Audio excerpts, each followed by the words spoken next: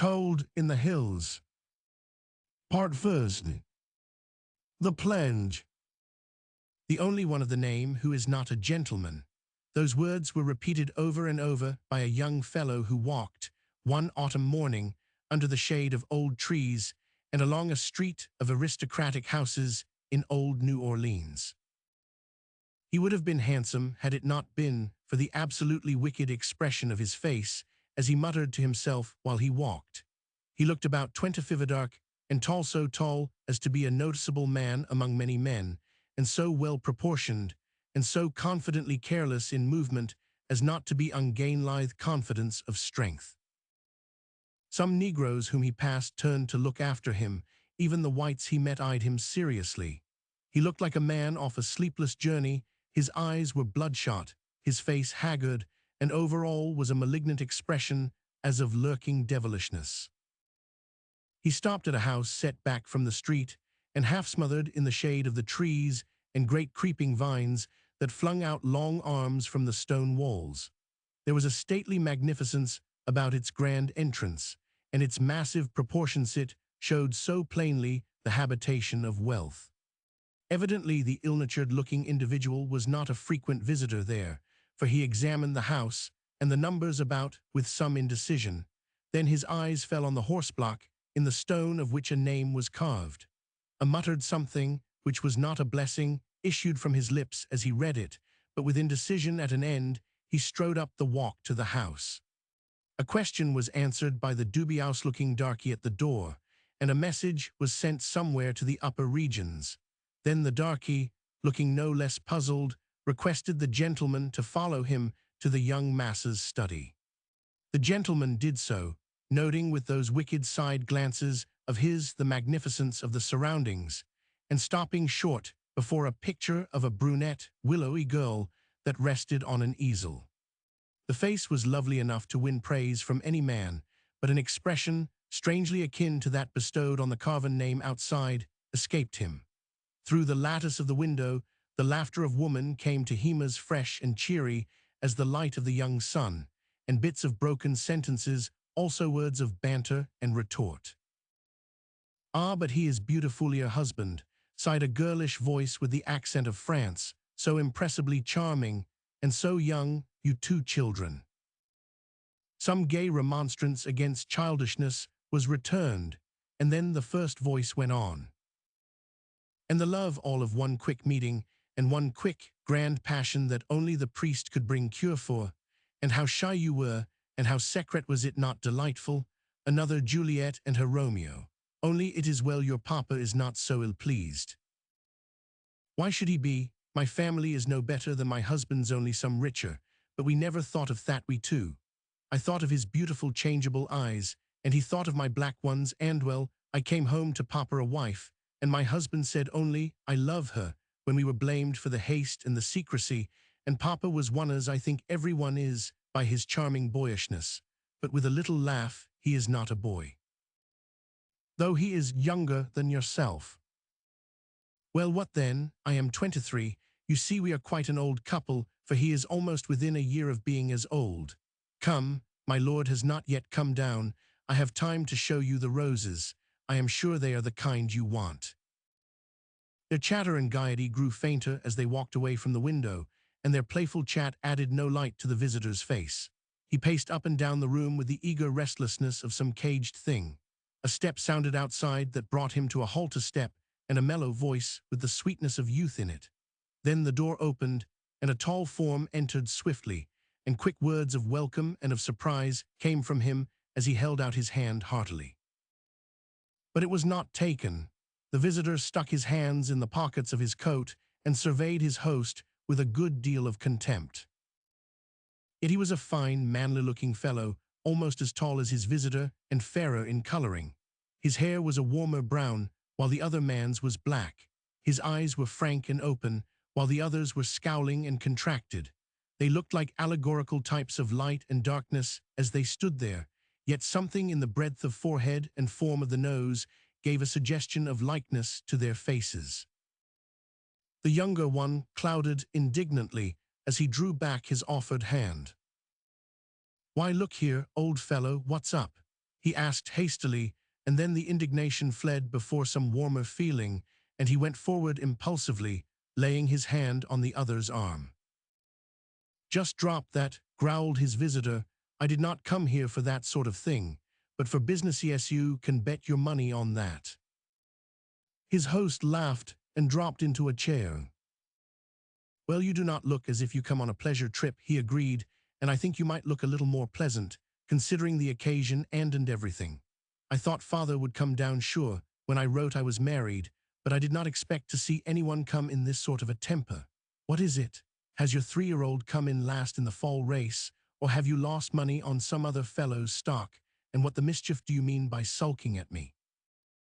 It is not the 3-year-old, and it is not money lost, and the dark eyes were watching every feature of the frank young face. "The business I have come on issue. Look here," and the young fellow straightened up with the conviction that he had struck the question.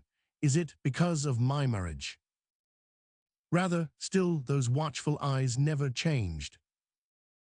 Well, and the fair face flushed a little. "I suppose it was not just the correct thing, but you are not exactly the preacher for correct deportment, are you?" And the words, though ironical, were accompanied by such a bright smile that no offense could be taken from them. "But I will tell you how it happened. Sit down. I would have sent word before if I would suspected it myself, but I did not. Now do not look so glum, old fellow. I never imagined you would care. You see, we were invited to make up a yachting party and go to Key West. We never had seen each other until the trip, and, well, we made up for the time we had lost in the rest of our lives, though I honestly did not think of getting married any more than you would. And then, all at once, what little brains I had were upset. It began in jest, one evening in Key West, and the finale of it was that before we went to sleep that night we were married.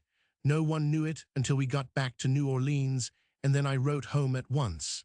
Now I am ready for objections. When you left home, you were to be back in 2 months. It is 4 now. Why did not you come? Well, you know, I was offered the position of assistant here to Dr. Grenier. That was too good to let go.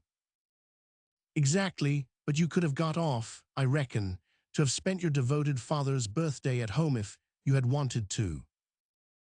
He was your father first, was the good-humored retort. Why did not you come home? There was a hesitation in the younger face. For the first time, he looked ill at ease. I do not know why I should give you any reason except that I did not want to, he returned, and then he arose, walking back and forth a couple of times across the room and stopping at a window with his back to his visitor. But I will, he added impulsively. I stayed away on account of Annie. The dark eyes fairly blazed at the name. Yes. I was a fool when I was home last spring, continued the young fellow, still with his face to the window. I had never realized before that she had grown up or that she was prettier than anyone I knew, until you warned me about it, you remember. I reckon I do, was the grim reply. Well, I tried to be sensible. I did try, he protested, though no contradiction was made. And after I left, I concluded I had better stay away until we were both a little older and more level-headed. It's a pity you did not reach that idea before you left, said the other significantly. What? And before you turned back for that picture, you had forgotten. What do you mean? And for the first time, a sort of terror shone in his face, a dread of the dark eyes that were watching him so cruelly. Tell me what it is you mean, brother. You can just drop that word, was the cold remark. I have not any relatives to my knowledge. Your father told me this morning I was the only one of the name who was not a gentleman. I reckon I will get along without either father or brother for the rest of my life. The thing I came here to see about is the homestead. It is yours and mine will be someday. What do you intend doing with your share?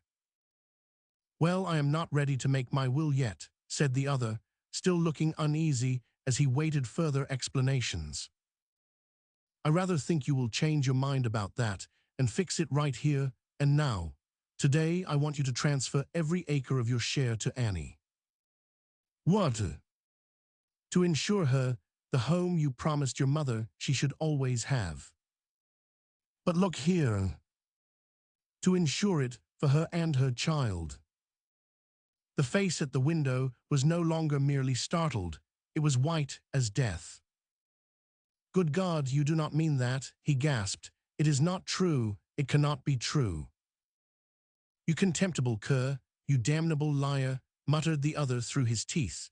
"You sit there like the whelp that you are, telling me of this woman you have married, with not a thought of that girl up in Kentucky that you had a right to marry. Shooting you would not do her any good, or I would not leave the work undone. Now I reckon you will make the transfer." The other had sat down helplessly, with his head in his hands. "I cannot believe it, I cannot believe it," he repeated heavily. "Why did she not write to me?" "It was not an easy thing to write, I reckon," said the other bitterly, "and she waited for you to come back. She did send one letter, but you were out on the water with your fine friends, and it was returned. The next we heard was the marriage. Word got there 2 days ago, and Thench told me. You," and he really looked unsympathetic enough to exempt him from being chosen as confidant of heart secrets. "Yes, and she shall not be sorry for it if I can help it. What about that transfer?" "I will make it," and the younger man rose to his feet again with eyes in which tears shone. "I will do anything under God's heaven for her. I have never got rid of the sight of her face. It hoodooed me. I could not get rid of it or of remorse. I thought it best to stay away. We were so young to marry, and there was my profession to work for yet. And then on top of all my sensible plans, there came that invitation on the yachtan, so you know the whole story, and know what will become of her. You fix that transfer, and I will look after her. I do not deserve this of you, and—" "No, I do not reckon you do," returned the other tersely, "and when yaudem your conceit, catch me doing that or anything else on your account, just let me know. It is not for either one of you, for that matter. It's because I promised." The younger dropped his arms and head on the table. "You promised," he groaned.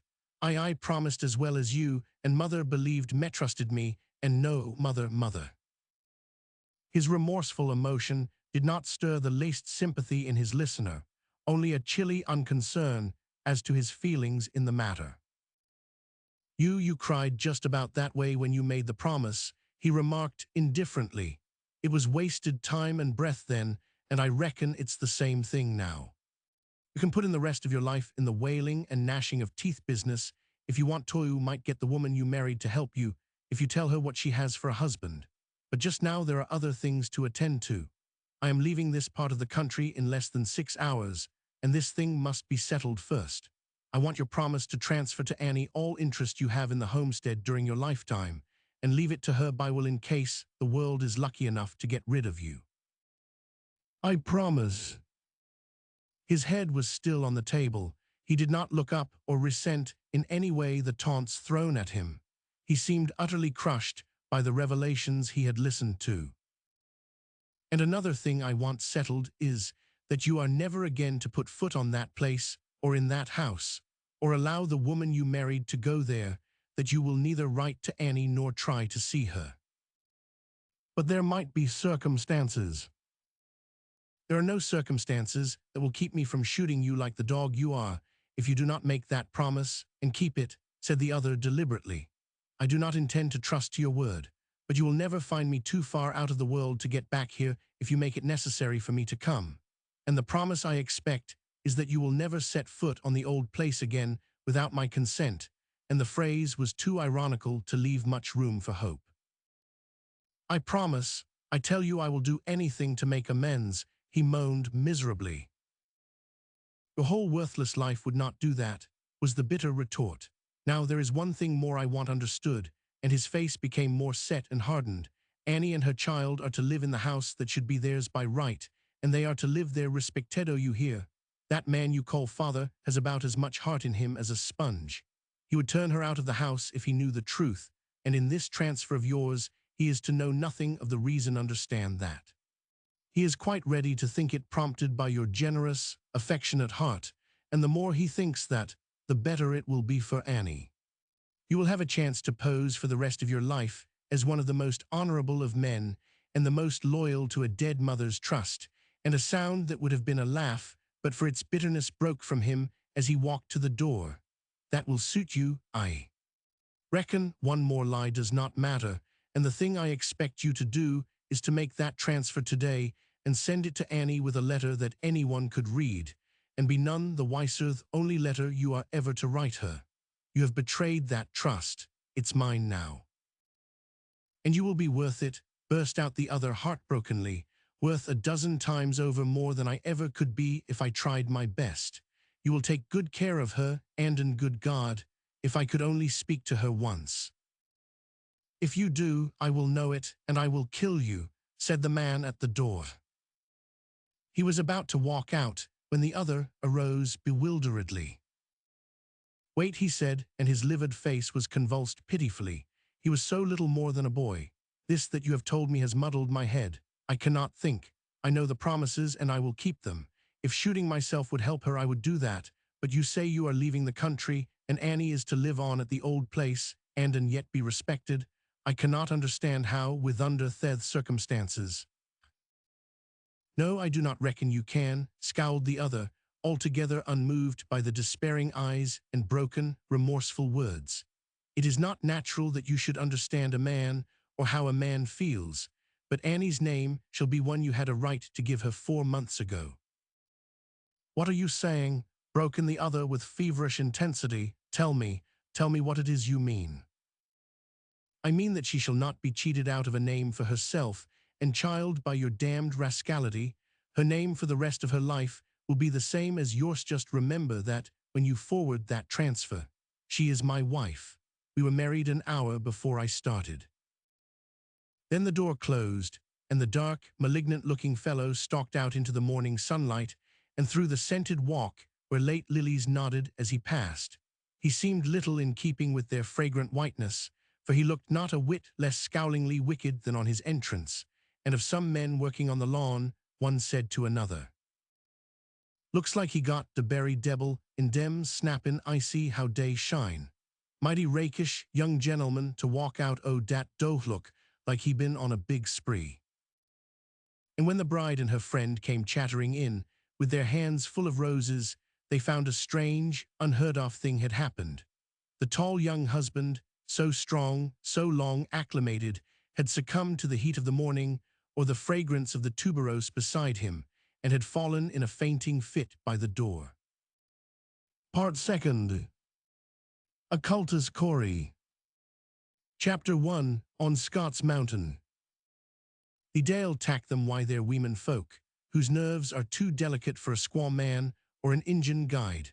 I would tack no heed o' them if I was well, and I will do less now I am plagued. Why this reminder o' that grizzly's hug? It gives me many's the twinge whilst out looking to the traps. Where's your gallantry, Mac Dougal? Asked a deep, rather musical voice from the cabin door, and your national love for the winsome sex, as I have heard you call it. If ladies are with them, you cannot refuse. Can I not? Well, I can that same now, said the first speaker, emphasizing his speech by the vim with which he pitched a broken-handled skillet into the cupboard, a cupboard made of a wooden box. Mayhaps you think I have not seen a white woman these 6 months. I will be a breaking my neck to get to their camp across there.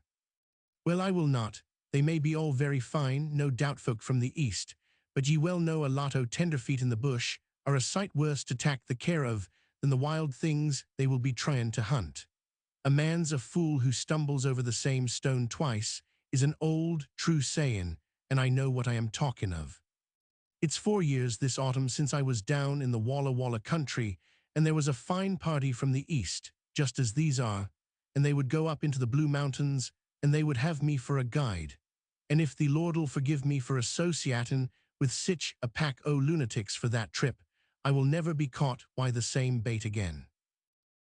What did they do to you? Asked the voice, with a tinge of amusement in it. To me, they did not to me, but pester me why questions of insane divisin'. Scarce a man o' them could tether a beast or lasso one that was astray. They had a man-servant, a sort o' flunky, to wait on them, and he just sat around like a bump on a log and looked fearsomely for Injuns and grizzlies. They would palaver until all hours in the night about the scientific causes of all things we came across. Many a good laugh I might have had if I had not been disgusted why the pretenses o' the poor bodies, why they knew not a thing but the learning o' books. They were from the east-on east, they said, that is, the southeast, I suppose they meant to say, and their flunky said they were well todo at home, and very learned, the poor fools. Well, I will weary myself why none others o' the same ilk. You are getting cranky, Mac, from being too much alone. And the owner of the voice lounged lazily up from the seat of the cabin door and stood looking in at the disgusted Scotchman, bending ever so slightly a dark, well-shaped head that was taller than the crosspiece above the door. Am I now? Asked the old man, getting up stiffly from filling a pan of milk for the cat. Well then, I have a neighbor across on the Maple Range that is subject o' late to the same complaint, but from a wide difference o' reason. And he nodded his head significantly at the man in the door, adding, and there's a subject for a debate, Jack Genesee, whether loneliness is worse on the disposition than the influence o' wrong company. Jack Genesee straightened out of his lounging attitude and stepped back from the doorway with a decision that would impress a man as meaning business. None o' that, MacDougall, he said curtly, dropping his hand with a hillman's instinct to the belt where his revolvers rested. I reckon you and I will be better friends through minding our own business and keeping to our own territory in future. And whistling to a beautiful brown mare that was browsing close to the cabin, he turned to mount her, when the old man crossed the floor quickly and laid a sinewy, brown hand on his arm. Bide a bit, Genesee, he said, his native accent always creeping upward in any emotion. Friends are rare and scarce in this Chinook land. You're a bit hasty in your way, and mayhaps I'm a bit curious in mine, but I will no let ye leave Davy MacDougall's like that just for the want o' saying I am regretful at having said more than I should owe you and yours. I canna lose a friend o' 4 years for a trifle like that. The frankness of the old man's words made the other man drop the bridle and turn back with outstretched hand. That's all right, Mac, he said, heartily, say no more about it. I am uglier than the devil to get along with sometimes, and you are about straight when you say I am a crank. Only well, it's nobody's fault but my own. No, o' course not, said MacDougall in a conciliatory tone, as he went back to his dishwashing at the table. Dishes were tin pans and cups, and the dishpan was an iron pot, be sure not. But the half-breeds are pison in a man's cabin, and that talapa, why the name that's got from a prairie wolf in the Injun Dale, is well called a full-blood Injun is easier to manage, my lad. And then, he added quizzically, I am but giving ye the lay o' the land where I have fought myself, and mayhaps got wounded. The lad, who was about 35, laughed heartily at this characteristic confession. There was evidently some decided incongruity between the old Scotchman's statement and his quaint housewifery, as he wrapped a cloth reduced to strings around a fork and washed out a coffee pot with the improvised mop. Something there was in it that this man Genesee appreciated, and his continued laughter drew the beautiful mare again to his side, slipping her velvety nose close to his ear and muzzling there like a familiar spirit that had a right to share her master's emotions. All right, Moitza, he said in a promising tone, we will hit the bush by and by, but old Sulky here is slinging poisoned arrows at our Klukeman. We cannot stand that, you know. We do not like cooking our own grub, do we, Moitza? Shake your head and tell him Haleth that's right. Skookum Kiatan, Skookum Moitza. And the man caressed the silky brown head and murmured to her the Indian jargon of endearment and praise, and the mare muzzled closer and whinnied an understanding of her master. MacDougall put away the last pan, threw a few knots of cedar on the bit of fire in the stone fireplace, and came to the door just as the sun, falling back of the western mountains, threw a flood of glory about the old cabin of the mountaineer. The hillgrass back of it changed from uncertain green to spears of amber as the soft September winds stole through it. Away below in the valley, the purple gloom of dark spruces was burying itself in night's shadows.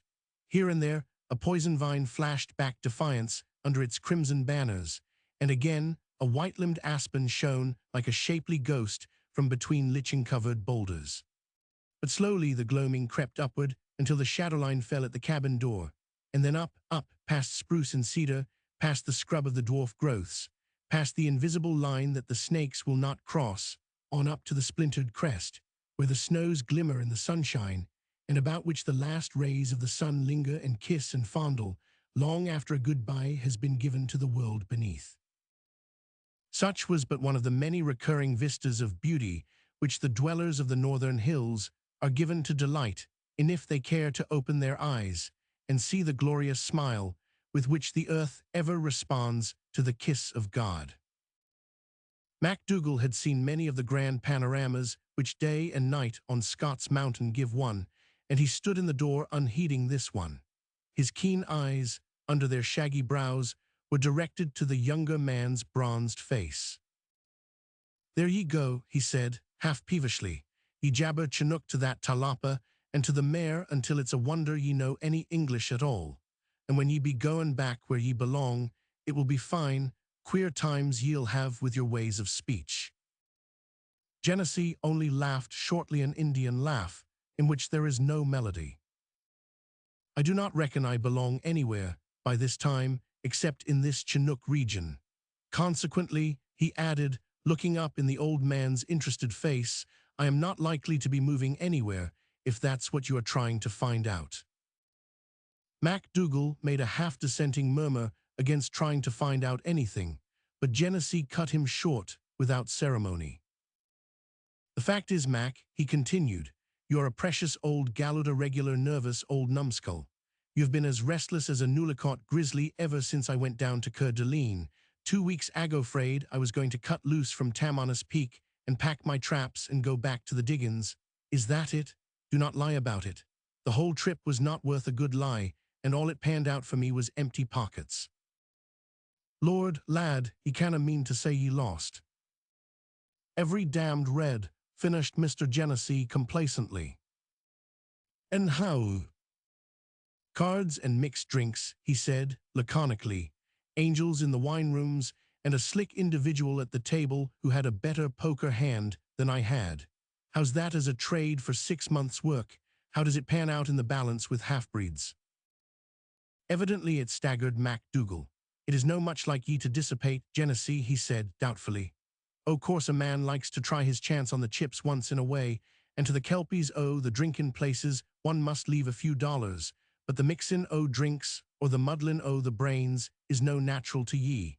It may be a divotion after the hill life, but there's many a kind that's healthier." "You are a confounded old humbug," said Genesee coolly. "You preach temperance to me, and get drunk as a fiddler all alone here by yourself. Not much Scotch in that way of drinking, I can tell you. Hello, who's that?" MacDougall leaned forward and peered down the path, where the sound of a horse's feet were heard coming around the bend. "It's that man O'Hardy's comment again about a guide, I have no doubt. I will send him across 7 Mile Creek to Taikamooks. They can get a Siwash guide from him, or they can lose themselves for all me," he said, grumpily, incited thereto, no doubt, by Genesee's criticism of his habits. He often grumbled that his friend from the Maple Range was mighty tetchy about his own faults, and mighty cool in his opinions of others. A dark, well-built horse came at an easy, swinging pace out of the gloom of the spruce boughs and over the green sward toward the cabin.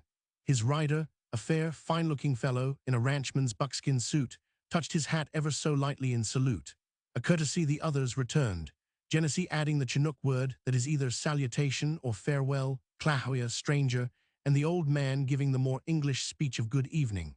"Will not ye light, stranger?" "No, obliged to you, but have not time. I suppose I am speaking to Mr. MacDougall," and he took his eyes from the tall, dark form of Genesee to address his speech to the old trapper. "Yes, I am Davy MacDougall, and I give a guess you are from the new sheep ranch that's located down Kootenai Park. You are one of Hardy's men." "No, I am Hardy." "Are ye now?" queried the old fellow in surprise. "I expected to see an older manonly by the cause of hearing you were married, I suppose. Well now, I am right glad to meet why a new neighborto think of a ranch, but a bit of 10 miles from Scott's Mountain, and a white family on it too. Will ye no light and have a crack at a pipe and a glass?"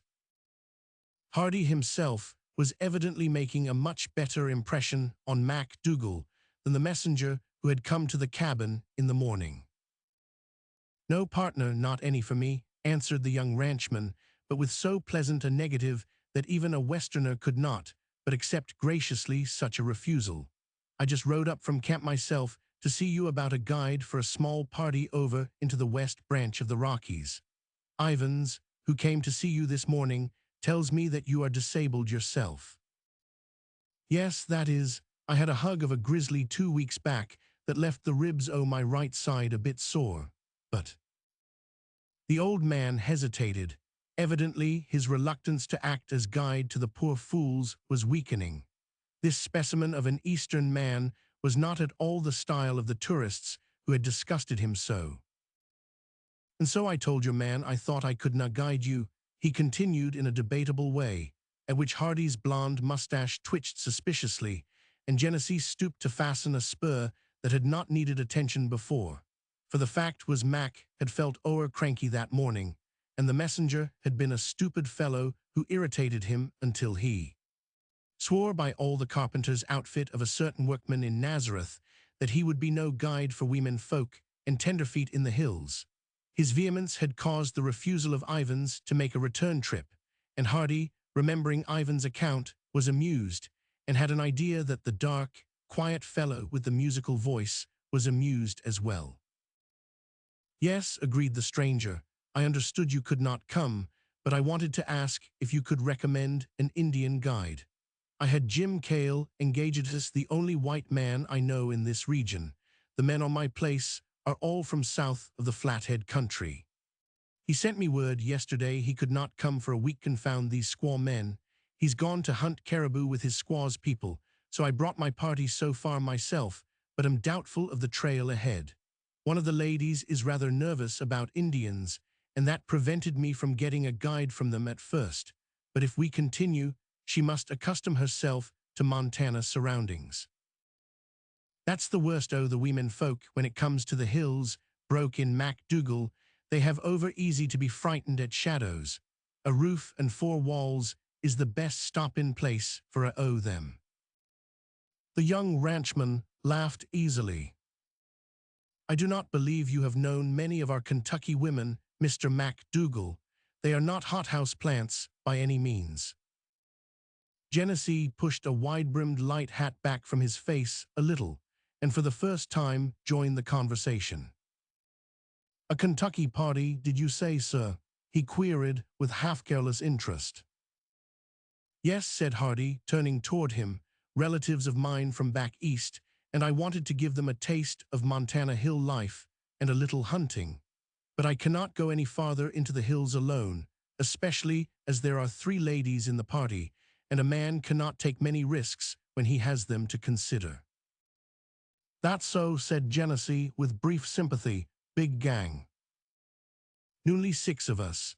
My sister and her husband and a cousin, a young lady, are the strangers. Then one of the men off my ranch who came to look after the pack mules, and my wife and self. I have an extra horse for a guide if I can pick one up." "I should not be surprised if you could," said Genesee reflectively. "The woods are full of them if you want Indian guides, and if you don't, well, it does not seem the right thing to let visitors leave the country disappointed, especially ladies, and I reckon I might take charge of your outfit for a week or so." Mac Dougal nearly dropped his pipe in his surprise at the offer. "Well, I will be," he began, but Genesee turned on him. "What's the matter with that?" he asked, looking at Mac levelly with a glance that said, "Keep your mouth shut. If I want to turn guide and drop digging in that hill back there, why should not I? It will be the diversion you were suggesting a little while back, and if Mr. Hardy wants a guide, give me a recommend, cannot you?" "Do you know the country northwest of here?" asked Hardy eagerly. It was plain to be seen he was pleased at his find. "Do you live here in the Chinook country? You may be a neighbor of mine, but I have not the pleasure of knowing your name." "That's Mac's fault," said the other fellow coolly. "He's master of ceremonies in these diggins and has forgotten his business. They call me Genesee Jack mostly, and I know the Kootenai Hills a little." "Indeed then he does, Mr. Hardy," said Mac Dougal, finding his voice. Ye'll find no Siwash born on the hills who knows them better than does Genesee, only he's been bewitched like by picks and shovels and a gulch in the Maple Range. For so long it's a bit strange to see him actin' as guide. But you are a lucky man to be gettin' him, Mr. Hardy, I will tell ye that much. I am willing to believe it, said Hardy frankly. Could you start at once with us in the morning? I reckon so. I will furnish you a good horse, began the ranchman, but Genesee interrupted, shaking his head with a gesture of dissent. No, I think not, he said in the careless, musical voice that yet could be so decided in its softness, and he whistled softly as a cricket chirrups, and the brown mare came to him with long, cat-like movements of the slender limbs, dropping her head to his shoulder. This bit of horseflesh is good enough for me, he said, slipping a long, well-shaped hand over the silky cheek, and where I go, mo it's a go-say pet. The mare whinnied softly as acknowledgment of the address, and Hardy noticed with admiration the fine points in her sinewy, supple frame. Moetza, he repeated, that in Chinook means the deer, does it noter the elk? Which is it? I have not been here long enough to pick up much of the jargon. Well then, ye'll be hearin' enough of it from Genesee, broke in MacDougall. He will be forgettin' his native language in it if he lives here 5 years longer, and there you have said enough, suggested Genesee. After giving a fellow a recommend for solid work, do not spoil it by an account of his fancy accomplishments. You are likely to overdo it. Yes, Moetza means a deer, and this one has earned her name. We will both be down at your camp by sunup tomorrow. Will that do? It certainly will, answered Hardy in a tone of satisfaction, and the folks below will be mighty glad to know a white man is to go with us. Jim Cale rather made them doubtful of squaw men, and my sister is timid about Indians as steady company through the hills. I must get back and give them the good news. At sunup tomorrow, Mr. Genesee. At sunup tomorrow. Chapter 2, As the Sun Rose. Do you know the region of the Kootenai that lies in the northwest corner of a most northwestern state where the bunchgrass of the grazing levels bends even now under a chance wild stallion and his harem of silken-coated mates, where fair upland parks spread back from the cool rush of the rivers, where the glittering peaks of the mountains glow at the rise and fall of night like the lances of a god invincible, that lift their grand silence as a barrier against the puny strife of the outside world? Do you know what it is to absorb the elastic breath of the mountains at the awakening of day, to stand far above the levels and watch the faint amethystine peaks catch one by one their cap of gold flung to them from an invisible sun, to feel the blood thrill with the fever of an infinite possession as the eyes look out alone over a seemingly creatureless scene of vastness, of indefiniteness, of all vague promise in the growing light of day. To feel the cool crispness of the heights, tempered by the soft Chinook winds, to feel the fresh wet dews of the morning on your hands and on your face, and to know them in a dim way odorous with the virginity of the hillsop, the day dawn, with all the sweet things of form or feeling that the new day brings into new life.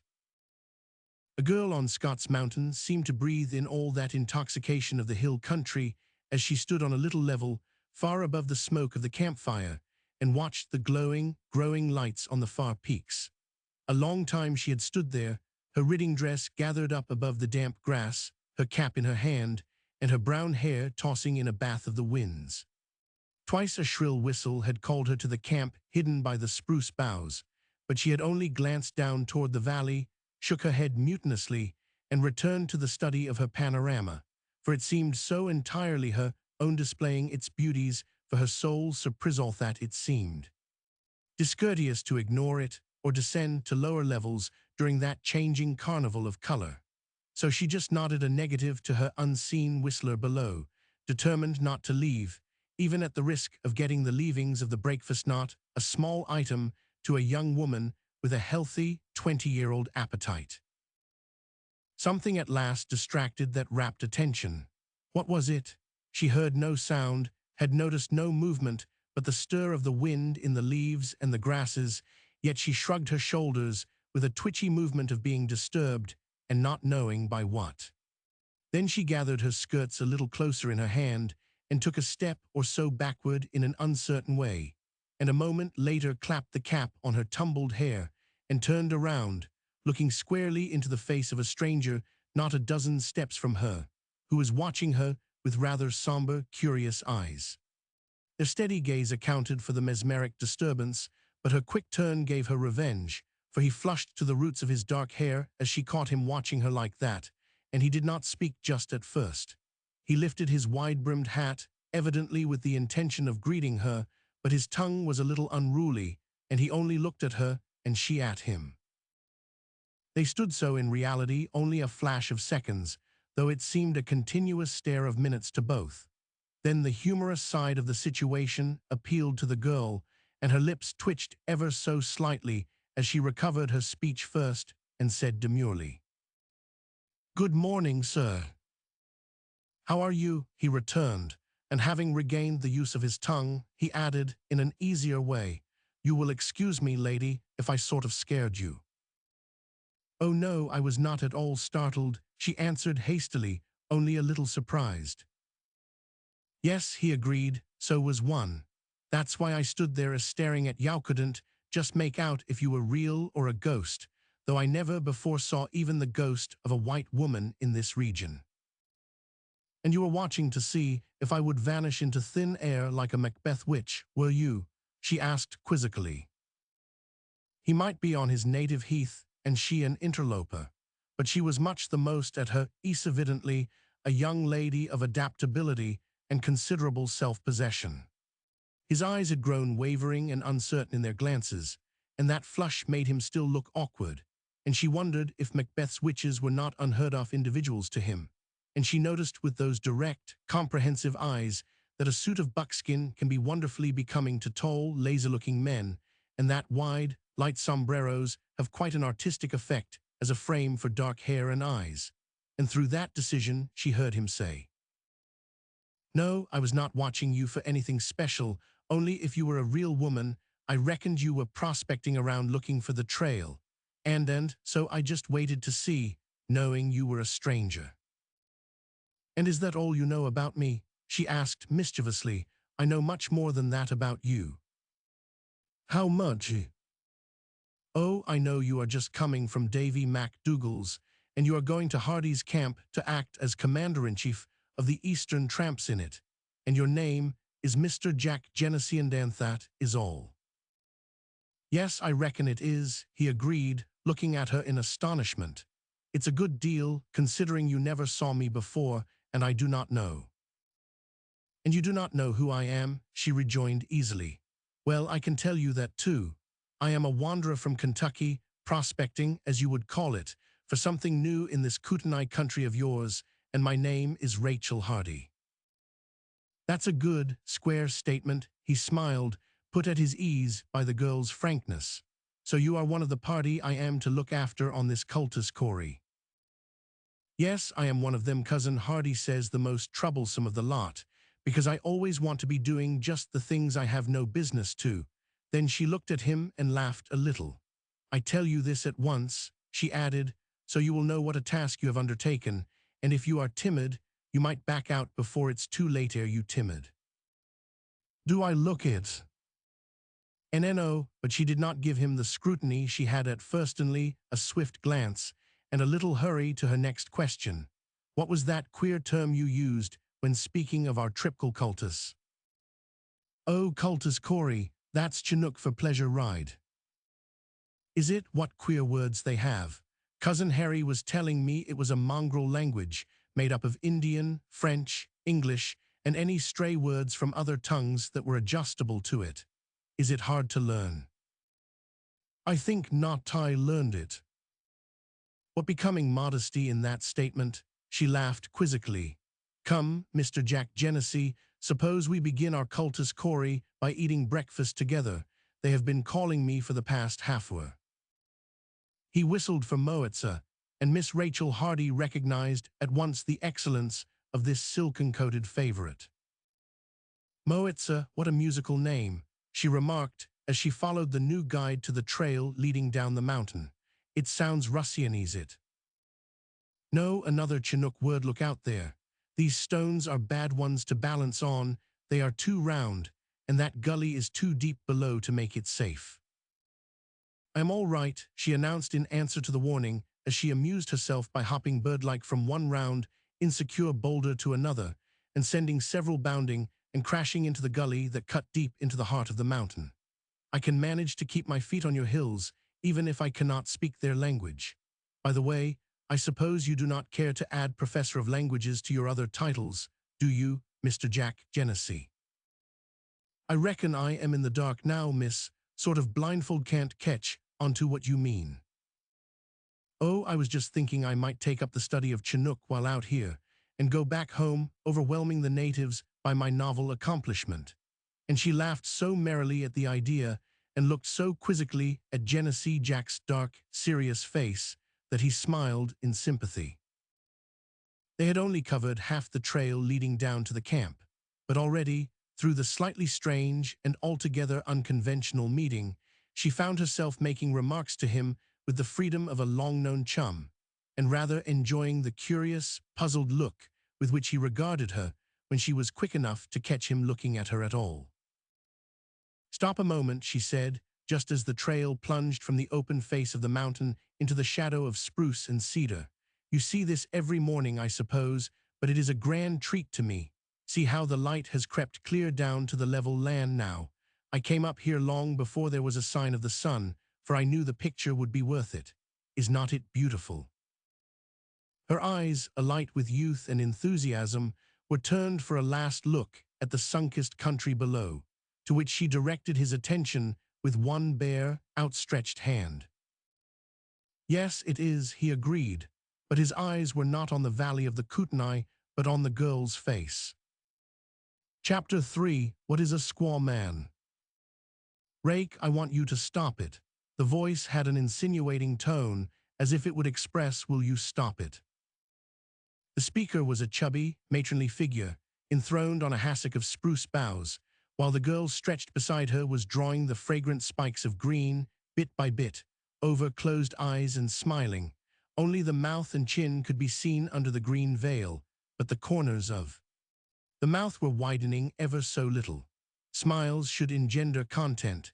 They are supposed to be a voucher of sweet thoughts, but at times they have a tendency to bring out all that is irritable in human nature, and the chubby little woman noted that growing smile with rising impatience. "I am not jesting," she continued, as if there might be a doubt on that question, "and I wish you would stop it. You have not given it a name yet. Say, Clara, that sounds like an invitation to drink, does not it? A Western invitation." But her fault-finder was not going to let her escape the subject like that. "I am not sure it has a name," she said curtly. "No one seems to know whether it is Genesee Jack or Jack Genesee, or whether both are not alias in fact, the most equivocal sort of companion for a young girl over these hills." "What a tempest you raise about nothing, Clara," said the girl good-humoredly. "One would think that I was in hourly danger of being kidnapped by Mr. Genesee. Jack, the name is picturesque in sound, and suits him, do not you think so? But I am sure the poor man is quite harmless, and stands much more in awe of me than I do of him." "I believe you," assented her cousin tartly. "I never knew you to stand in awe of anything masculine from your babyhood. You are a born flirt, for all your straightforward, independent ways. Oh, I know you." "So I hear you say," answered Miss Hardy, peering through the screen of cedar sprays, her eyes shining a little wickedly from their shadows. "You have a hard time of it with me, have not you, dear? By the way, Clara, who prompted you to this lecture, Hen?" No, Hen did not. Neither he nor Alec seemed to have eyes or ears for anything but deer and caribou. They are constantly airing their newfound knowledge of the country. I had to beg Alec to come to sleep last night, or I believe they would have gossiped until morning. The one redeeming point in your Genesee Jack is that he does not talk." "He is not my Genesee Jack," returned the girl, "but he does talk, and talk well, I think. You do not know him, that is all, and you never will with those starchy manners of yours. Not talk, why, he has taught me a lot of Chinook, and told me all about a miner's life and a hunter's. Not talk, I have only known him a little over a week, and he has told me his life for 10 years back. Yes, with no little encouragement from you, I will wager. Well, my bump of curiosity was enlarged somewhat as to his life, acknowledged the girl. You see, he has such an unusual personality, unusually interesting, I mean. I never knew any man like him in the East. Why, he only needs a helmet instead of the sombrero, and armor instead of the hunting suit, and he would make an ideal Lancelot. Good gracious, Rake, do stop raving over the man, or I shall certainly have Hen discharge him and take you back to civilization at once. But perhaps I will not go backward then, and perhaps Hen could not be able to see your reason for getting rid of a good guide, said the girl coolly, knowing she had the upper hand of the controversy. And as to the raving, you know I never said a word about him until you began to find fault with everything, from the cut of his clothes to the name he gives, and then, well, a fellow must stand up for his friends, you know. Of course a fellow must, agreed someone back of them, and the young ranchman from the east came down under the branches from the campfire just kindled. That is a manly decision, Rake, and does you credit. But what's the argument? Oh, Clara thinks I am taking root too quickly in the soil of loose customs out here, explained the girl, covering the question, yet telling nothing. She does not approve of our savage mode of life, does she? He queried, sympathetically, and she has not seen but a suggestion of its horrors yet. Too bad Jim Cale did not come. She could have made the acquaintance of a specimen that would no doubt be of interest to Hera Squaw Man with all his native charms intact. Hen, said the girl, rising on her elbow, I wish you would tell me just what you mean by a squaw man. Is it a man who buys squaws, or sells them, or eats them, or, well, what does he do? He marries them sometimes, was the laconic reply, as if willing to drop the question. But Miss Rake, when interested, was not to be thrust aside until satisfied. Is that all? She persisted. Is he a sort of Mormon, then an Indian Mormon? And how many do they marry? I never knew them to marry more than one, hazarded Mr. Hardy. But to tell the truth, I know very little about their customs. I understand they are generally a worthless class of men, and the term squaw man is a stigma. In a way, most of them are rather ashamed of it, I believe. I do not see why, began Rake. No, I do not suppose you do, broke in her cousin Hardy with a relative's freedom. And it is not necessary that you should. Just confine your curiosity to other phases of Missoula County that are open for inspection and drop the squaw men. I have not picked up any of them yet, returned the girl, rising to her feet, but I will the first chance I get. And I give you fair warning, you might as well tell me all I want to know, for I will find out. I will wager she will, sighed Clara, as the girl walked away to where their traps and satchels were stacked under a birch tree, and while she turned things topsy-turvy looking for something, she nodded her head sagaciously over her shoulder at the two left behind. To be sure she Wilsh is one of the girls who are always stumbling on just the sort of knowledge that should be kept from them. And this question of your horrid social system out here, well, she will know all about it if she has to interview Ivans or your guide to find out. And I suppose it is an altogether objectionable topic. The intonation of the last words showed quite as much curiosity as the girl had declared, only it was more carefully veiled. Oh, I do not know as it is, returned her brother, except under well circumstances. But some way a white man is mightily ashamed to have it known that he has a squaw wife. Ivans told me that many of them would as soon be shot as to have it known back east where they came from. Yes, remarked a gentleman who joined them during this speech, and whose brand-new hunting suit bespoke the gota-regardless tourist. It is strange, do not you think so? Why, back east we would hear of such a marriage and think it most romantic, but out here, well, it seems hard to convince a Westerner that there is any romance about an Indian. And I do not wonder, Alec, do you? Asked Mrs. Houghton, turning to her husband as if sure of sympathy from him. All the squaws we have seen are horribly slouchy, dirty creatures. I have yet to see the Indian maiden of romance. In their original state, they may have possessed all the picturesque dignities and chivalrous character ascribed to them, answered Mr. Houghton doubtfully. But if so, their contact with the white race has caused a vast degeneration. Which it undoubtedly has, returned Hardy decidedly. Mixing of races always has that effect, and in the Indian country it takes a most decided turn. The Siwash or Indian men of this territory may be a thieving, whiskey-drinking lot, but the chances are that 9/10 of the white men who marry among them become more worthless and degraded than the Indian. There are, I suppose, exceptions, remarked Houghton. Well, there may be, answered Hardy, but they are not taken into consideration, and that is why a man dislikes to be classed among them. There is something of the same feeling about it that there is back home about a white man marrying a Negro. Then why do they do it, if they are ashamed of it? Queried Mrs. Houghton with logical directness.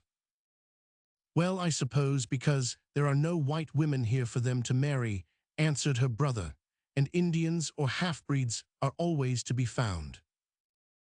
If ministers are not, added Houghton. Exactly. Oh, good gracious, ejaculated the little matron in a tone of disgust. No wonder they are ashamed, Evan. The wood-honest ones are likely to incur suspicion, because, as you say, the exceptions are too few for consideration. A truly delightful spot you have chosen. The moral atmosphere would be a good field for a missionary. I should say it you would come here. Yes, and I am going to stay, too, said Hardy, in answer to this sisterly tirade. We see or know but little of those poor devils or their useless livesonly. We know by hearing that such a state of things exists. But as for quitting the country because of that, well, no, I could not be brought back to the East after knowing this glorious climate. Why, Tilly and I have picked out a tree to be buried under a magnificent fellow that grows on the plateau above our house just high enough to view the formal park from. She is as much in love with the freedom of these hills as I am. Poor child, said his sister commiseratingly, to think of her being exiled in that park, 20 miles from a white woman. Did not you say it was 20? Yes, and her brother leaned his back against the tree and smiled down at her. It's 20.5, and the white woman whom you see at the end of the trip keeps a tavern, runs it herself, and sells the whiskey that crosses the bar with an insinuating manner that is all her own. I have heard that she can sling an ugly fist in a scrimmage. She is a great favorite with the boys. The pet name they have for her is Holland Gin. Ah, horrible, and Shesh allows them to call her so. Certainly, you see it is a trademark for the house. Her real name is Jane Holland. Holland Gin, repeated his sister with a shudder. Tilly, come here. Have you heard this? Hen has been telling me of your neighbor, Holland Gin. How do you expect to live always in this out-of-the-way place?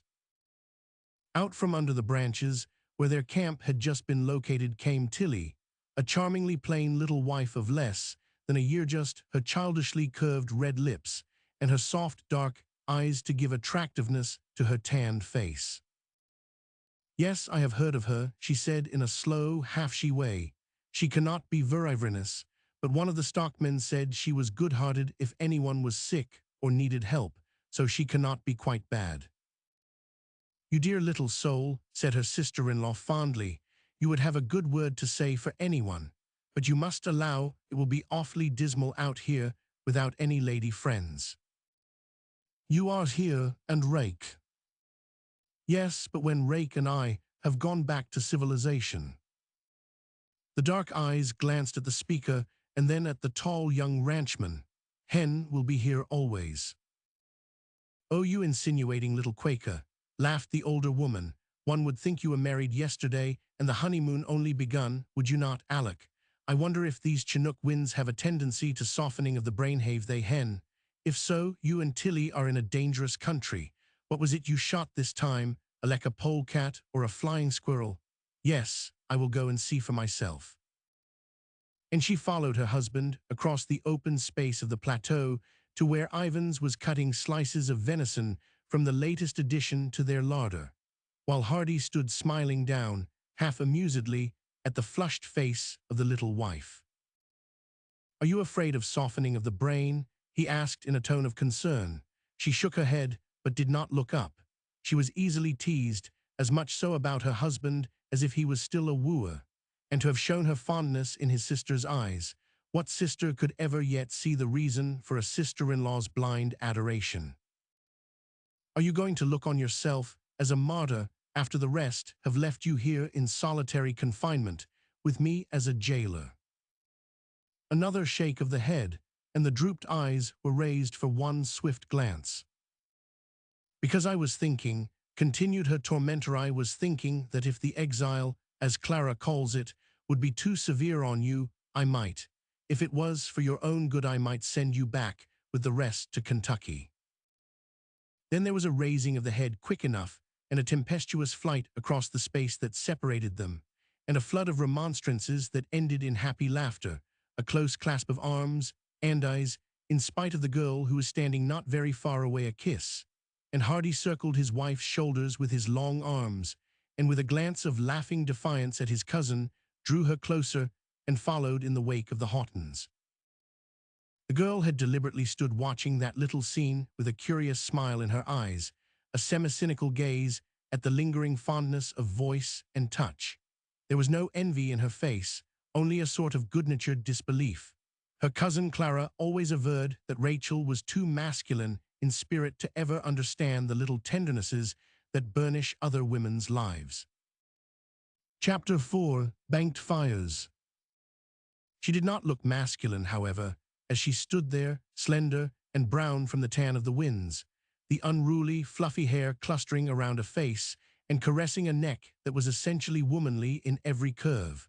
Only, slight as the form seemed, one could find strong points in the depth of chest and solid look of the shoulders. A veteran of the roads would say those same points in a bit of horseflesh would denote capacity for endurance, and added to the strong-looking hand and the mockery latent in the level eyes, they completed a personality that she had all her life heard called queer. And with a smile that reflected that term, she watched those two married lovers stroll arm in arm to where the freshly killed deer lay. Glancing at the group, she missed the face of their guide, a face she had seen much of since that sunrise in the Kootenai. Across the sward, a little way, the horses were picketed, and Moitz's graceful head was bent in search for the most luscious clusters of the bunchgrass, but Moitz's master was not to be seen. She had heard him speak, the night before, of signs of grizzlies around the shank of the mountain, and wondered if he had started on a lone hunt for them. She was conscious of a half-resentful feeling that he had not given her a chance of going along, when he knew she wanted to see everything possible in this out-after life in the hills. So in some ill humor, she walked aimlessly across the grass where Clara's lecture on the conventionalities had been delivered, and pushing ahead under the close-knit boughs, she was walking away from the rest, led by that spirit of exploration that comes naturally to one in a wilderness, and, parting a wide-spreading clump of laurel, was about to wedge her way through it, when directly on the other side of that green wall she saw Genesee, whom she had supposed was alone after a grizzly. Was he asleep? He was lying face downward under the woven green roof that makes twilight in the cedars. The girl stopped, about to retrace her steps quietly, when a sudden thought made her look at him more closely, with a devout prayer in her heart that he was asleep, and asleep soundly, for her quick eyes had measured the short distance between that resting place and the scene of the conversation of a few minutes ago. She tried wildly to remember what Clara had said about him, and most of all, what answers Clara had received. She had no doubt said things altogether idiotic, just from a spirit of controversy, and here the man had been within a few feet of them all the time. She felt like saying something desperately, expressively masculine, but instead of easing her feelings in that manner, she was forced to complete silence and a stealthy retreat. Was he asleep or only resting? The uncertainty was aggravating, and a veritable psyche, she could not resist the temptation of taking a last, sharp look. She leaned forward ever so little to ascertain, and thus lost her chance of retreating unseen, for among the low-hanging branches was one on which there were no needles of green bare, straggling limb with twigs like the fingers of black skeletons. In bending forward, she felt one of them fasten itself in her hair, tugging blindly and wildly.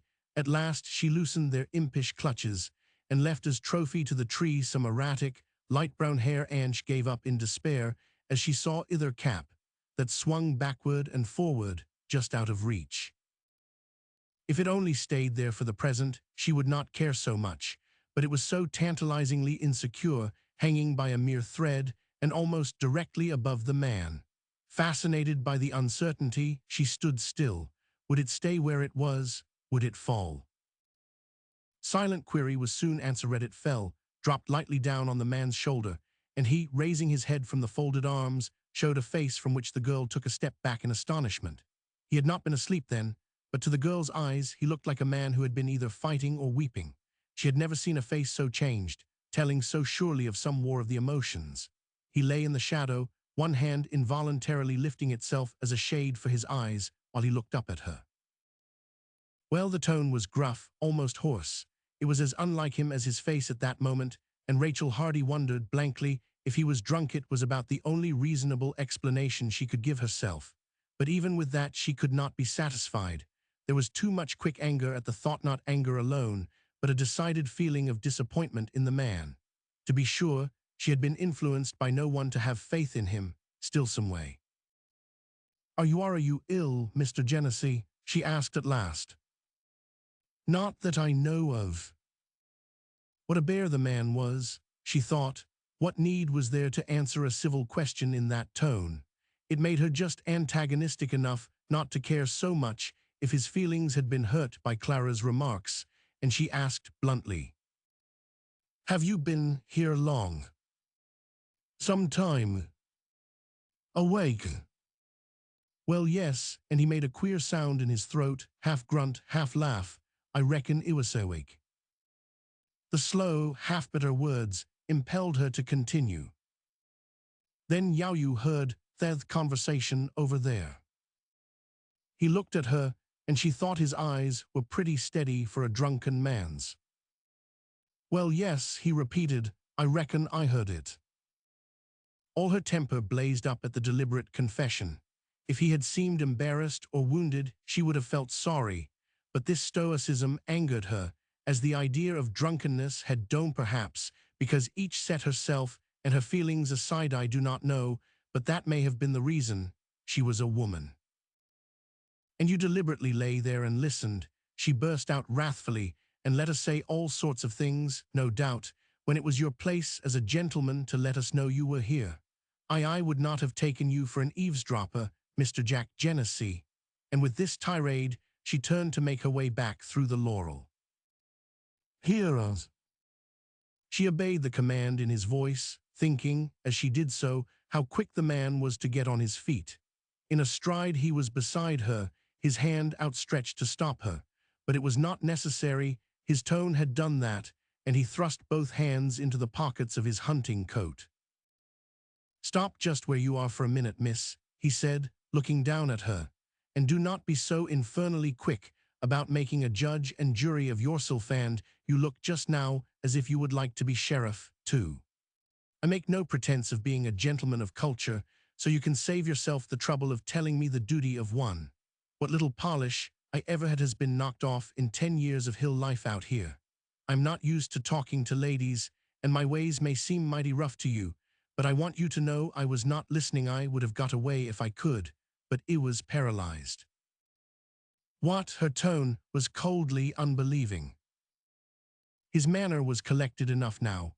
He was talking soberly, if rather brusquely, but that strange look in his face at first, and the eyes that burned as if for the lack of tears, those were things not yet understood. "Yes," he continued, "that's what I was, I reckon. I heard what she said. She is right, too, when she says I am no fit company for a lady. I had not thought of it before, and it started me to thinking fast, and I just lay still there and forgot everything, only those words. And then I heard the things you said, mighty kind they were, too, but I was not thinking of them much, only trying to see myself as people of your sort would see me if they knew me as I do, and I concluded I would pan out pretty small. Then I heard something else that was good for me, but bitter to take. and then his voice grew uncertain. He was not looking at the girl, but straight ahead of him, his features softened, his eyes half closed at some memory. And then what, Genesee? She felt a little sorry for him, as he was speaking a little kinder, since he had owned his own unworthiness.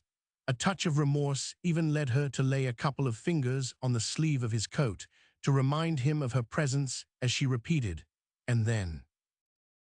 He glanced down at the fingers. The glance made the hand drop to her side very quickly, and then he coolly brushed his sleeve carefully with the other hand.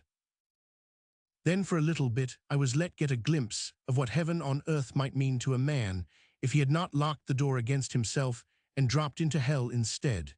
This is a blind trail I am leading on, is it, Miss Old Solo? Well, it does not matter.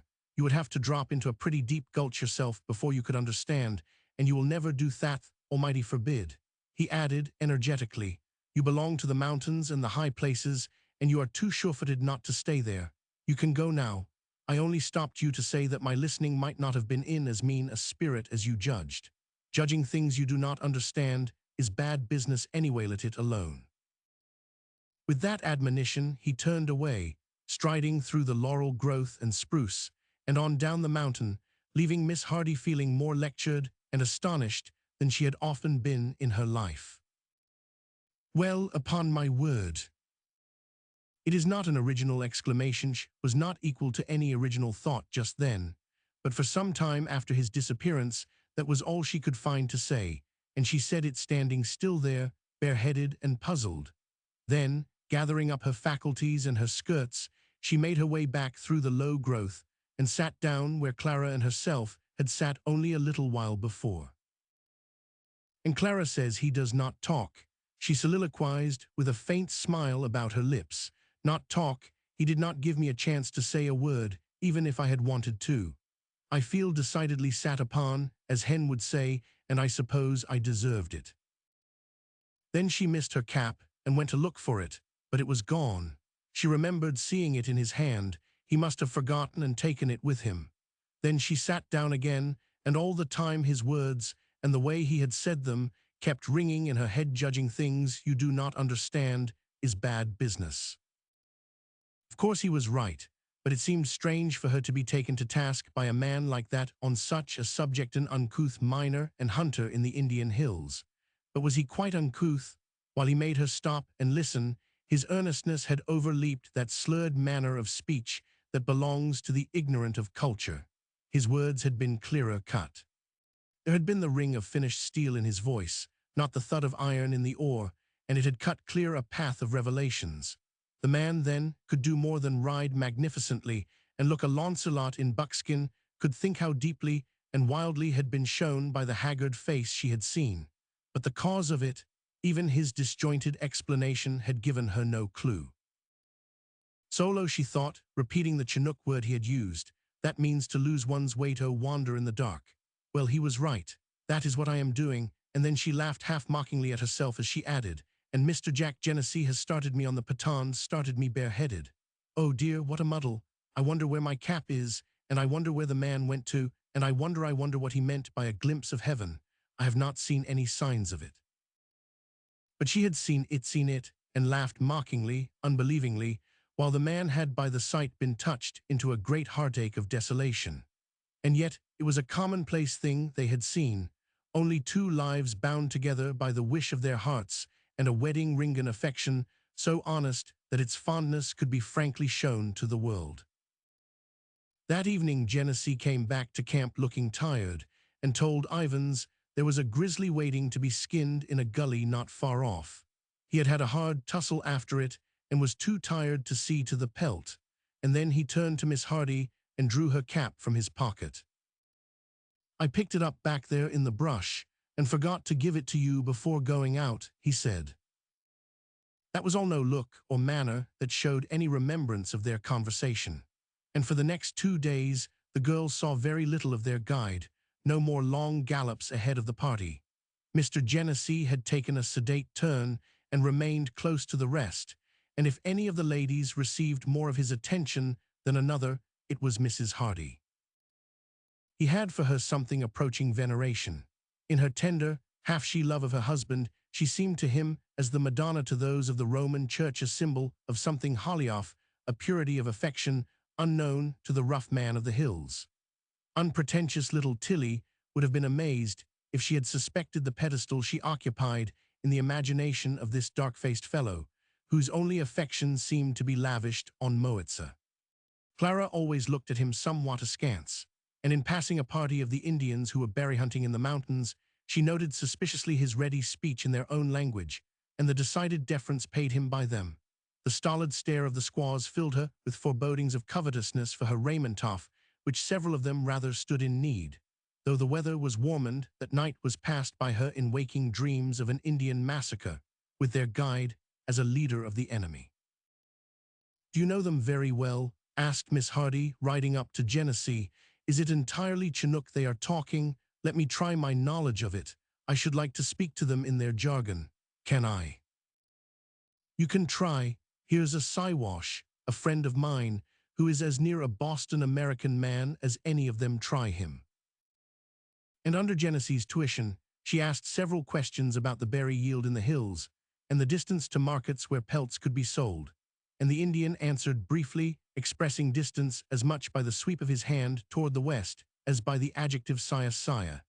And Miss Hardy, well satisfied with her knowledge, would have liked to add to her possessions the necklace of bear's claws that adorned the bronze throat of the gentleman who answered her questions. The squaws slouched around the camp, curious and dirty, here and there a half-breed showing the paler blood through olive skin.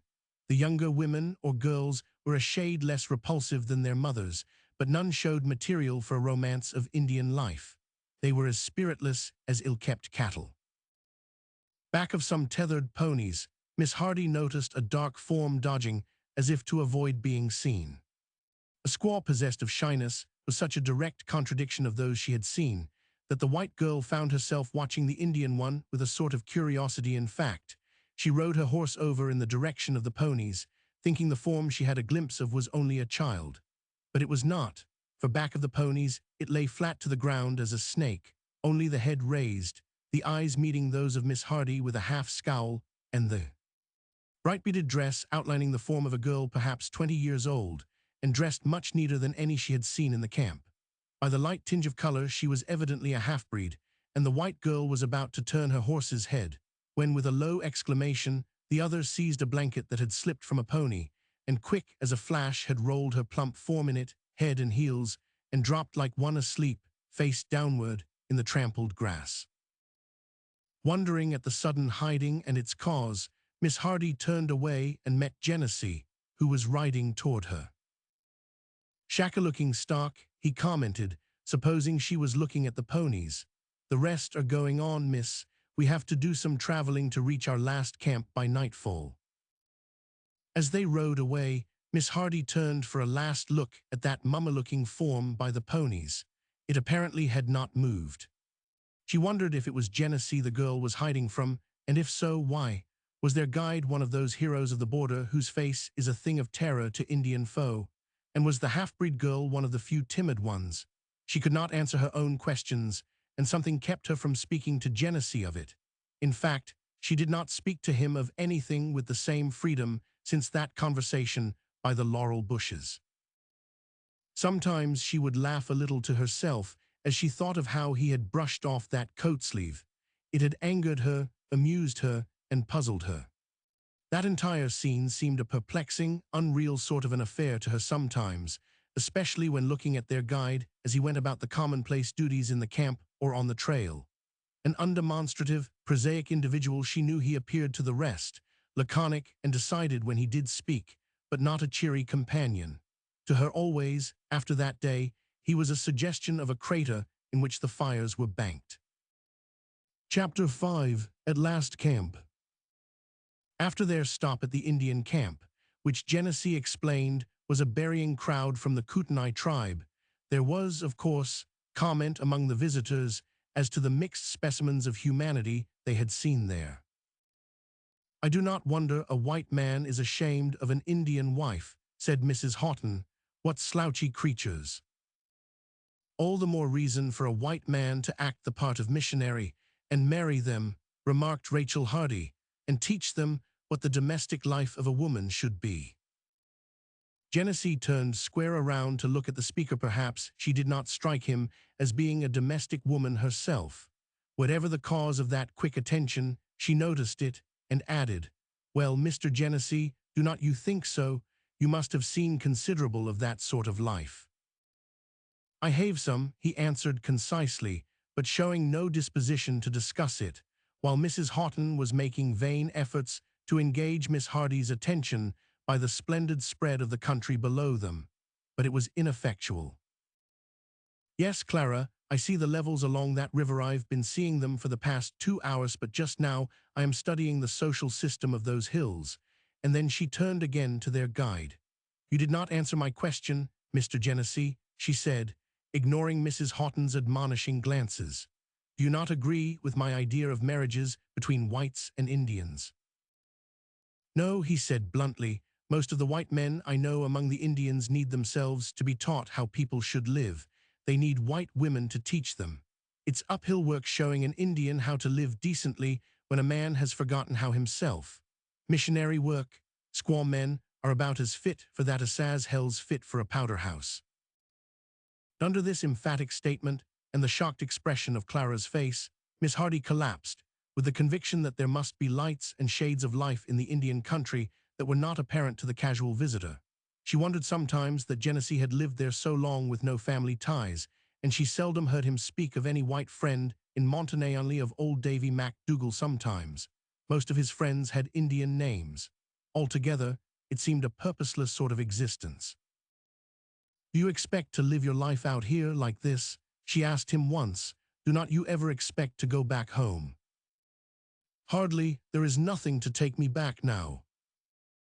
"And only a horse and a gun to keep you here," she smiled. "And something besides, miss, I have got a right smart of a ranch on the other side of the Maple Range. It's running wild, no stock on it, but in Tamanus Hill there's a hole I have been digging at for the past 4 years. MacDougall reckons I am witched by it, but it may pan out all right some of these days." "Gold hunting?" "No, miss, silver, and it's there. I have got tired more than once and given it the Klatawa the Gobi, but I would always come back, and I reckon I always will until I strike it." "And then?" "Well, I have not got that far yet." And thus any curiosity about the man's life or future was generally silenced.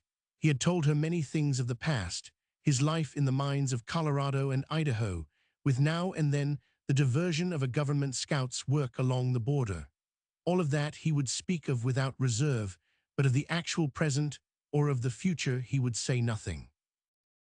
"I have read somewhere in a book of a man without a past," remarked the girl to Mrs. Hardy, "but our guide seems a man utterly without a future."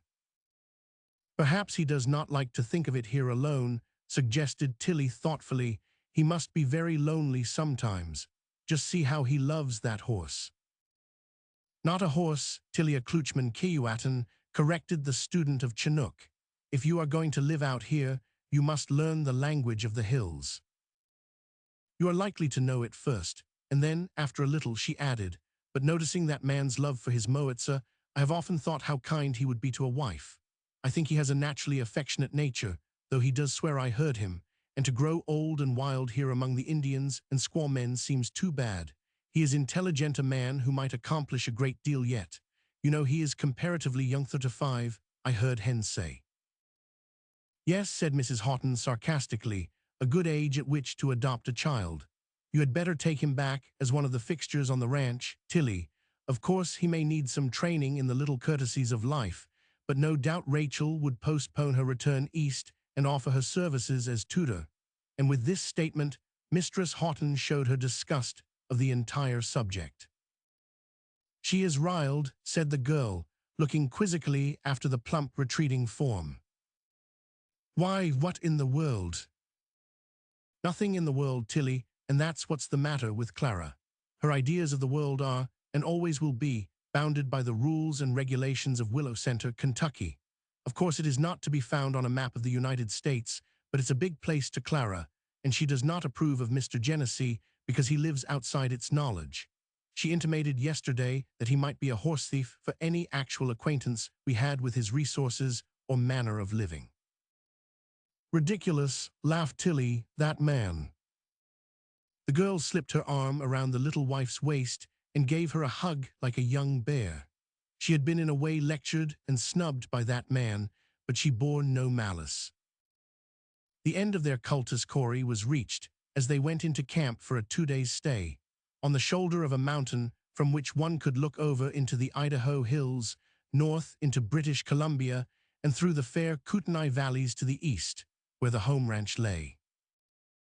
Houghton and Hardy each had killed enough big game to become inoculated with the taste for wild life, and the ladies were delighted with the idea of having the spoils of the hunt for the adornment of their homes, and altogether the trip was voted a big success. Is there anything more appetizing, after a long ride through the mountains, than to rest under the cedars at sunset and hear the sizzle of broiled meat on the red coals, and have the aroma of coffee borne to you on the breeze that would lull you to sleep if you were not so hungry? I could have eaten 5 meals during every 24 hours since we started, acknowledged Rachel, as she watched with flattering attention the crisping slices of venison that were accumulating on a platter by the fire. And she looked as if both the appetite and the wild living had agreed with her. Clara complained that Rachel really seemed to pride herself on the amount of tan she had been able to gather from the wind and the sun, while Hardy decided that only her light hair would keep her from being taken for an Indian. But for all the looks that were gaining a tinge of wildness, and the appetites that would persist in growing ravenous, it was none the less a jolly, pleasant circle that gathered about the evening meal, sometimes eaten on a large flat stone, if any were handy, and again on the grass, where the knives and small articles of tableware would lose themselves in the tall spears. But whatever was used as a table, the meal in the evening was the domestic event of the day. At midday, there was often but a hasty lunch. Breakfast was simply a preparation for travel, but in the evening all were prepared for rest and the enjoyment of either eatables or society. And until the darkness fell, there was the review of the day's hunt by the men Hardy and Houghton vying with each other in their recital soa, as Ivans expressed it, swappin' lease around the fire. Sometimes there would be singing, and blended with the notes of night-birds in the forest would sound the call of human throats echoing upward in old hymns that all had known sometime in the East. And again Tilly would sing them a ballad or a love song in a sweet, fresh voice, or with Clara, Hardy, and Houghton, a quartet would add volume to some favorite, their scout a silent listener. Rachel never sang with the rest. She preferred whistling herself. And many a time, when out of sight of her on the trail, she was located by that boyish habit she had of echoing the songs of many of the birds that were new to her, learning their notes, and imitating them so well as to bring many a decoyed answer from the woods. Between herself and the guide there was no more their former camaraderie.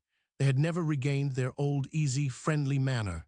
Still, she asked him that night at last camp of the music of the Indians. Had they any? Could he sing? Had there ever been any of their music published? Etc. And he told them of the airs that were more like chants, like the echoes of whispering or moaning forests set to human words, of the dusky throats that without training yet sang together with never a discord, of the love songs that had in them the minor cadences of sadness. Only their war songs seemed to carry brightness, and they only went echoes of victory.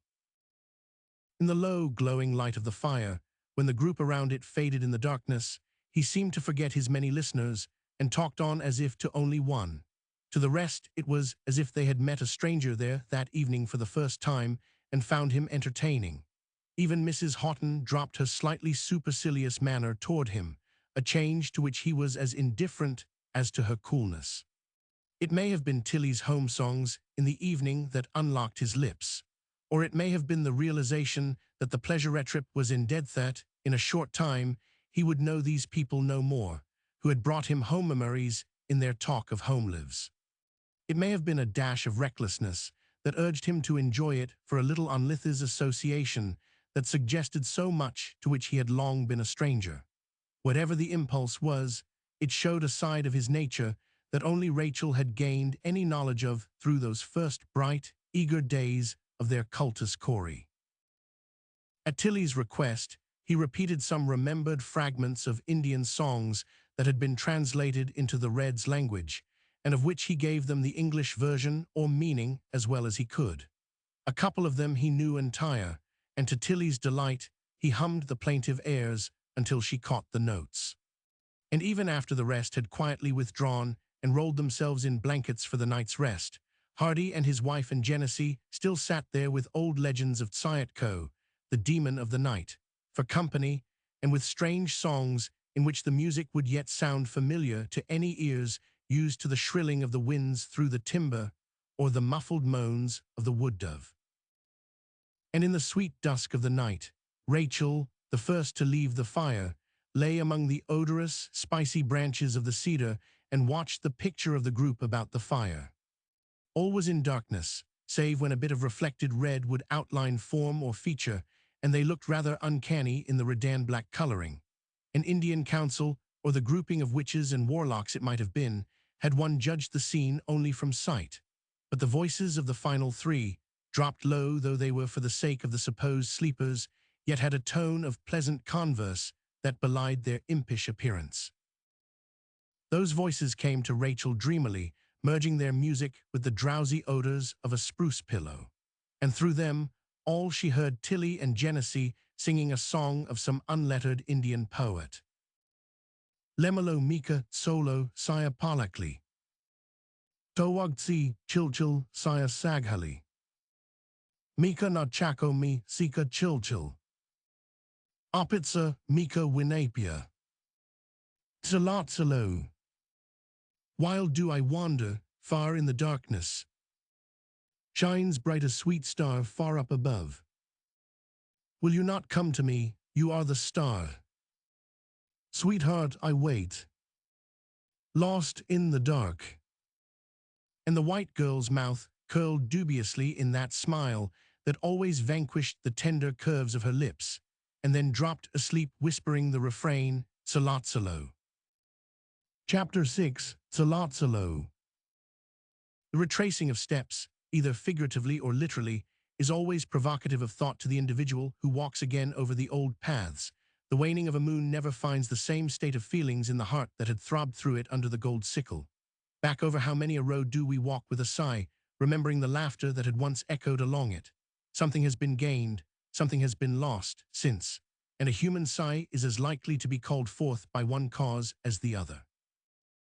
Miss Rachel Hardy, who usually laughed at sighs of sentiment, did not indulge in them as one by one the landmarks of the past 3 weeks rose in sight. But different natures find different vents for feeling, and she may have got rid of hers by the long gallops she took alone over the now-known trail, priding herself on her ability to find her way miles ahead of the slower-moving party, and resting herself and horse in some remembered retreat would await their coming. Through these solitary rides, she began to understand the fascination such a free, untrammeled existence would have for a man. One must feel a very atom in the midst of this virginity of soil and life of the hills. She had not Tilly's domestic ideas of life, else the thought of an Eve might also have occurred to her. But though she wasted no breath in sighs over the retraced cultus chori, neither did she in the mockery that had tantalized Clara in the beginning. Lady did not find her self-imposed duty of chaperone nearly so arduous as at first, since, from the time the other ladies awakened to the fact that their guide had a good baritone voice and could be interesting, the girl forgot her role of champion, also her study of mongrel languages, for she dropped that ready use of Chinook of which she had been proud, especially in her conversation with him, and only used it if chance threw her in the way of Indians hunting or gathering olali berries in the hills. Genesee never noticed by word or action the changed manner that dropped him out of her knowledge. Once or twice, in crossing a bit of country that was in any way dangerous to a stranger, he had said no one must leave the party or go out of hearing distance. And though the order was a general one, they all knew he meant Rachel, and the ladies wondered a little if that generally headstrong damsel would heed it, or if she would want willfully to take the bit in her teeth and go, as she pleased a habit of hers, but she did not. She rode demurely with the rest, showing the respect of a soldier to the orders of a commander. Along the last bit of bad country, he spoke to her of the enforced care through the jungle of underbrush, where the Chetwood black bear was likely to be met and prove a dangerous enemy, at places where the trail led along the edge of ravines and where a fright to a horse was a risky thing. "It's hard on you, miss, to be kept back here with the rest of us," he said, half apologetically. "You are too used to riding free for this to be any pleasure, but—" "Do not distress yourself about me," she answered easily, but without looking at him. "I have felt a little lazy today, so has Betty, and have been satisfied to loaf.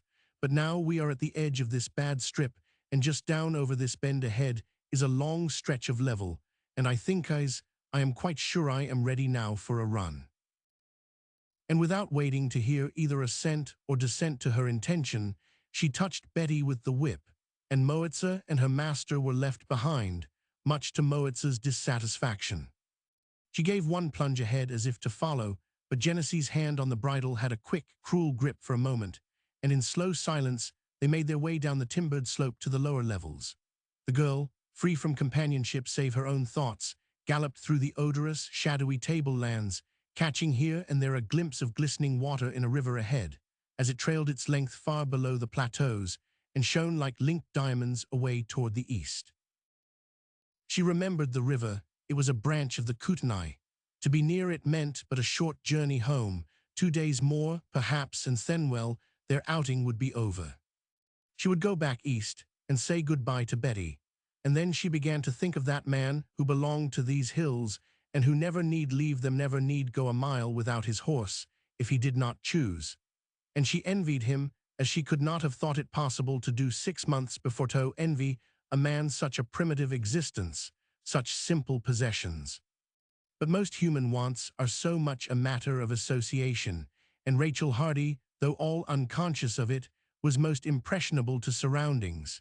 Back of her coolness and carelessness was a sensitive temperament in which the pulses were never stilled. It thrilled her with quick sympathies for which she was vexed with herself, and which she hid as well as she could. She had more than likely never tried to analyze her emotions. They were seldom satisfactory enough for her to grant them so much patience, but had she done so, she would have found her desires molded as much by association and sentiment as most other human nature of her age.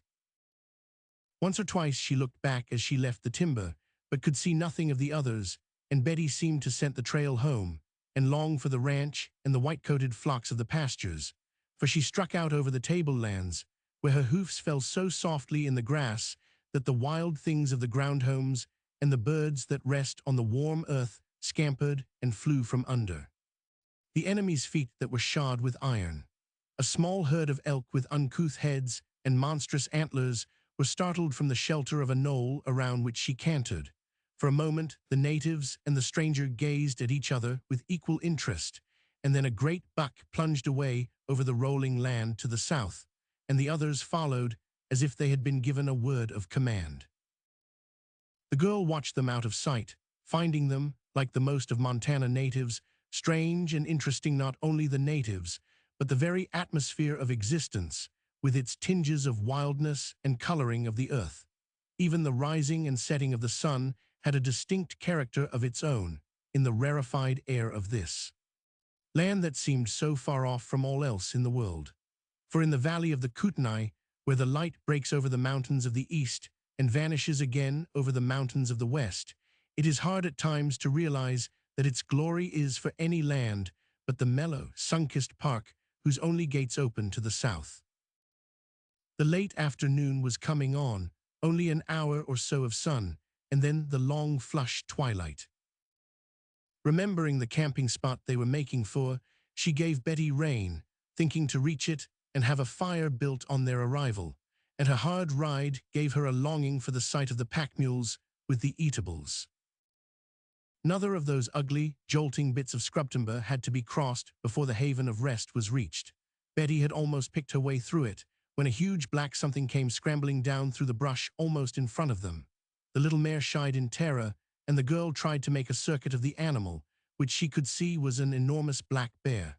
It did not seem to notice her, but was rolling and pitching downward as if on a trail, no doubt that of honey in a tree.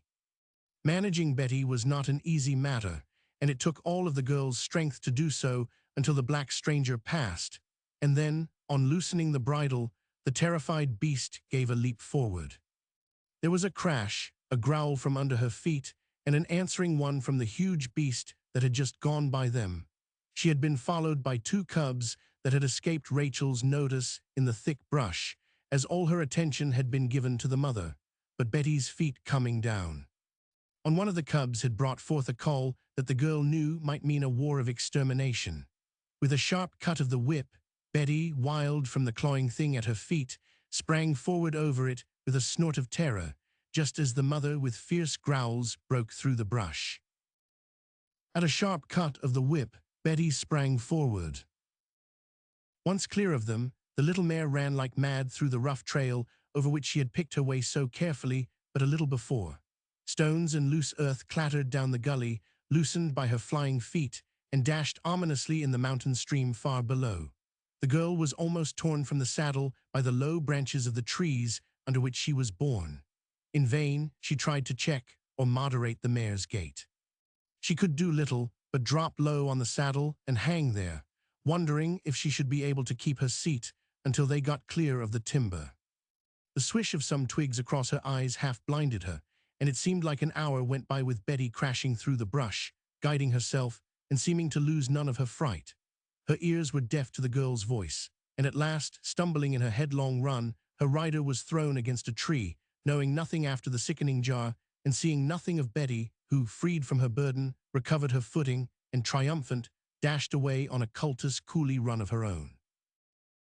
When Rachel recovered her powers of reasoning, she felt too lazy, too tired to use them. She ached all over from the force of the fall, and though realizing that the sun was almost down, and that she was alone there in the timber, all she felt like doing was to drag herself into a more comfortable position and go to sleep. But real sleep did not come easily, only a drowsy stupor, through which she realized she was hungry and wondered if the rest were eating supper by that time, and if they had found Betty, and if no, rather, when would they find her? She had no doubt just yet that they would find her. She could half imagine how carefully and quickly Moitza would cover the ground after they missed her. Of course, there were other horses in the party, but Moitza was the only one she happened to think of. She did not know where she was. The mare had struck into a new trail for herself and had dropped her rider on a timbered slope of one of the foothills where there were no remembered landmarks, and the closeness of night would prevent her from seeking them. Twice she roused herself and tried to walk, but she was dizzily sick from the wild ride and the fall that had stunned her, and both times she was compelled to drop back on her couch of grass. The stars began to creep out in the clear, warm sky, and up through the timber the shadows grew black, and it all seemed very peaceful and very lovely. She thought she would not mind sleeping there if she only had a blanket, and some hot coffee, for through the shadows of the lower hills the dew falls quickly, and already the coolness made itself felt with a little shiver. She searched her pocket for some matches, not a match, therefore no fire. A sound in the distance diverted her thoughts from disappointment, and she strained her ears for a repetition of it. Surely it was a shot, but too far off for any call of hers to answer it. She could do nothing but listen and wait, and the waiting grew long, so long that she concluded it could be no one on her trail, perhaps some of the Indians in the hills. She would be glad to see even them, she thought, for all she met had seemed kindly disposed. Then she fell to wondering about that half-breed girl who had hid back of the ponies. Was it Genesee she was afraid of, and if so, why? Suddenly a light gleamed through the woods above her. A bent figure was coming down the hill carrying a torch, and back of it a horse was following slowly. "Genesee," called a glad voice through the dusk. "Genesee."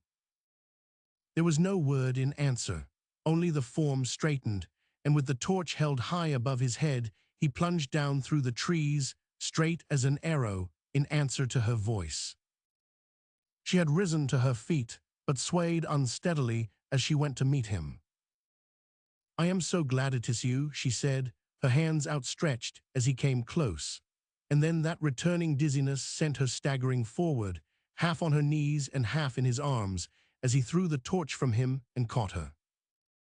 She did not faint, though the only thing she was still conscious of was that she was held in strong arms and held very closely, and the beat of a heart that was not her own throbbed against her rather nerveless form.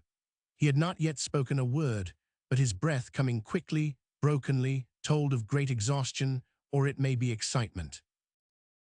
Opening her eyes, she looked up into the face that had a strange expression in the red light from the torch-high's eyes, seemed searching her own so curiously.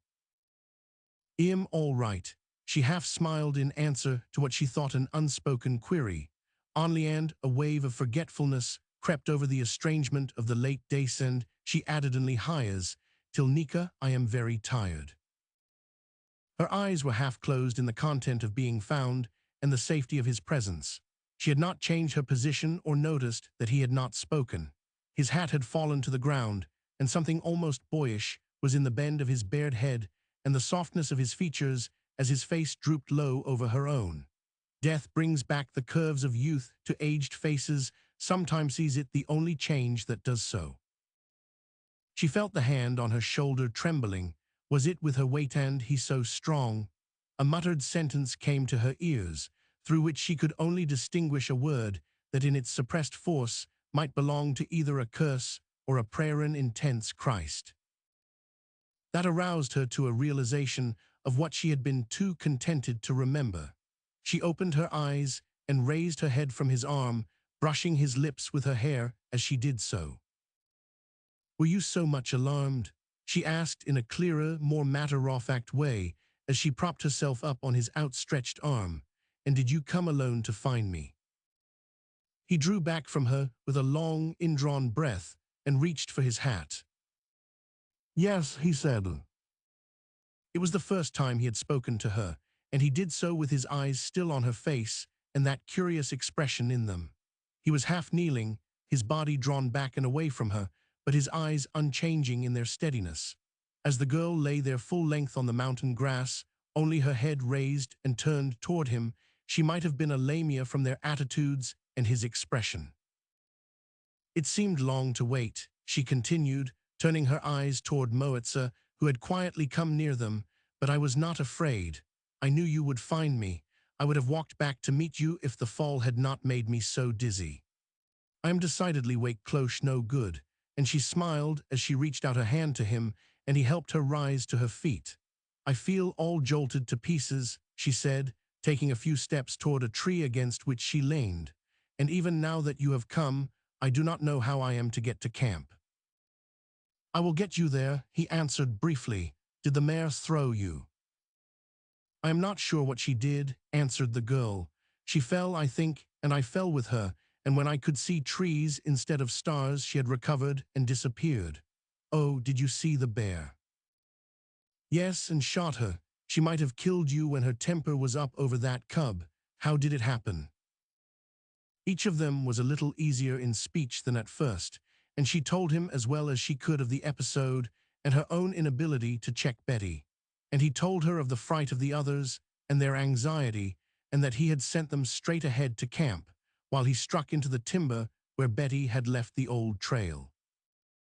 "I promised them to have word of you soon," he added, "and I reckon they will be mighty glad you can take the word yourself. It's more than they expected.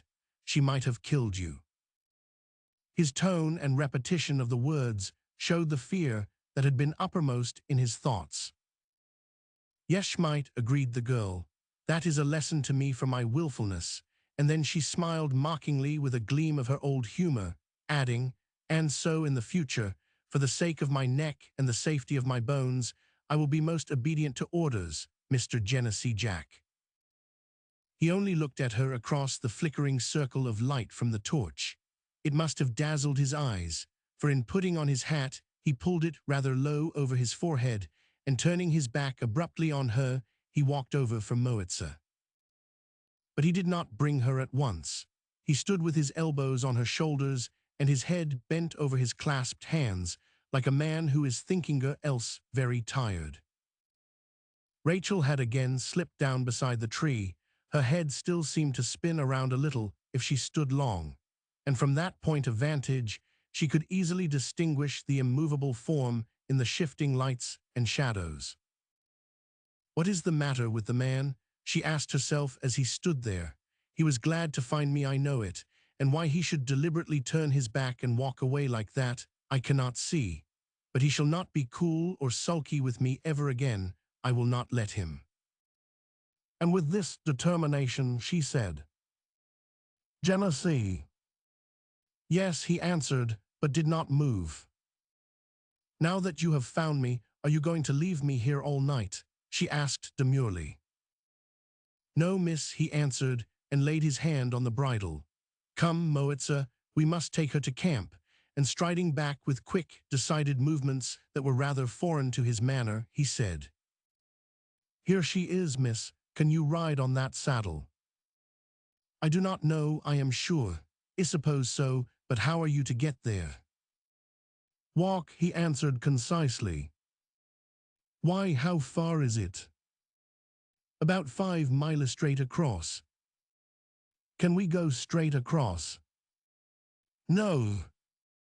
She looked up at him and laughed, half vexed. "Mr. Genesee Jack," she remarked, "you can be one of the most aggravatingly noncommittal men I ever met. It has grown as dark as a stack of black cats, and I know we must have an ugly trip to make with only one horse between us. Do you suppose I have no natural curiosity as to how we are to get there and when? Do not be such a lock-and-key individual. I cannot believe it is natural to you. It is an acquired habit, and hides your real self often." "And a good thing it does, I reckon," he returned. "Locks and keys are good things to have, miss. Do not quarrel with mine or my ways tonight.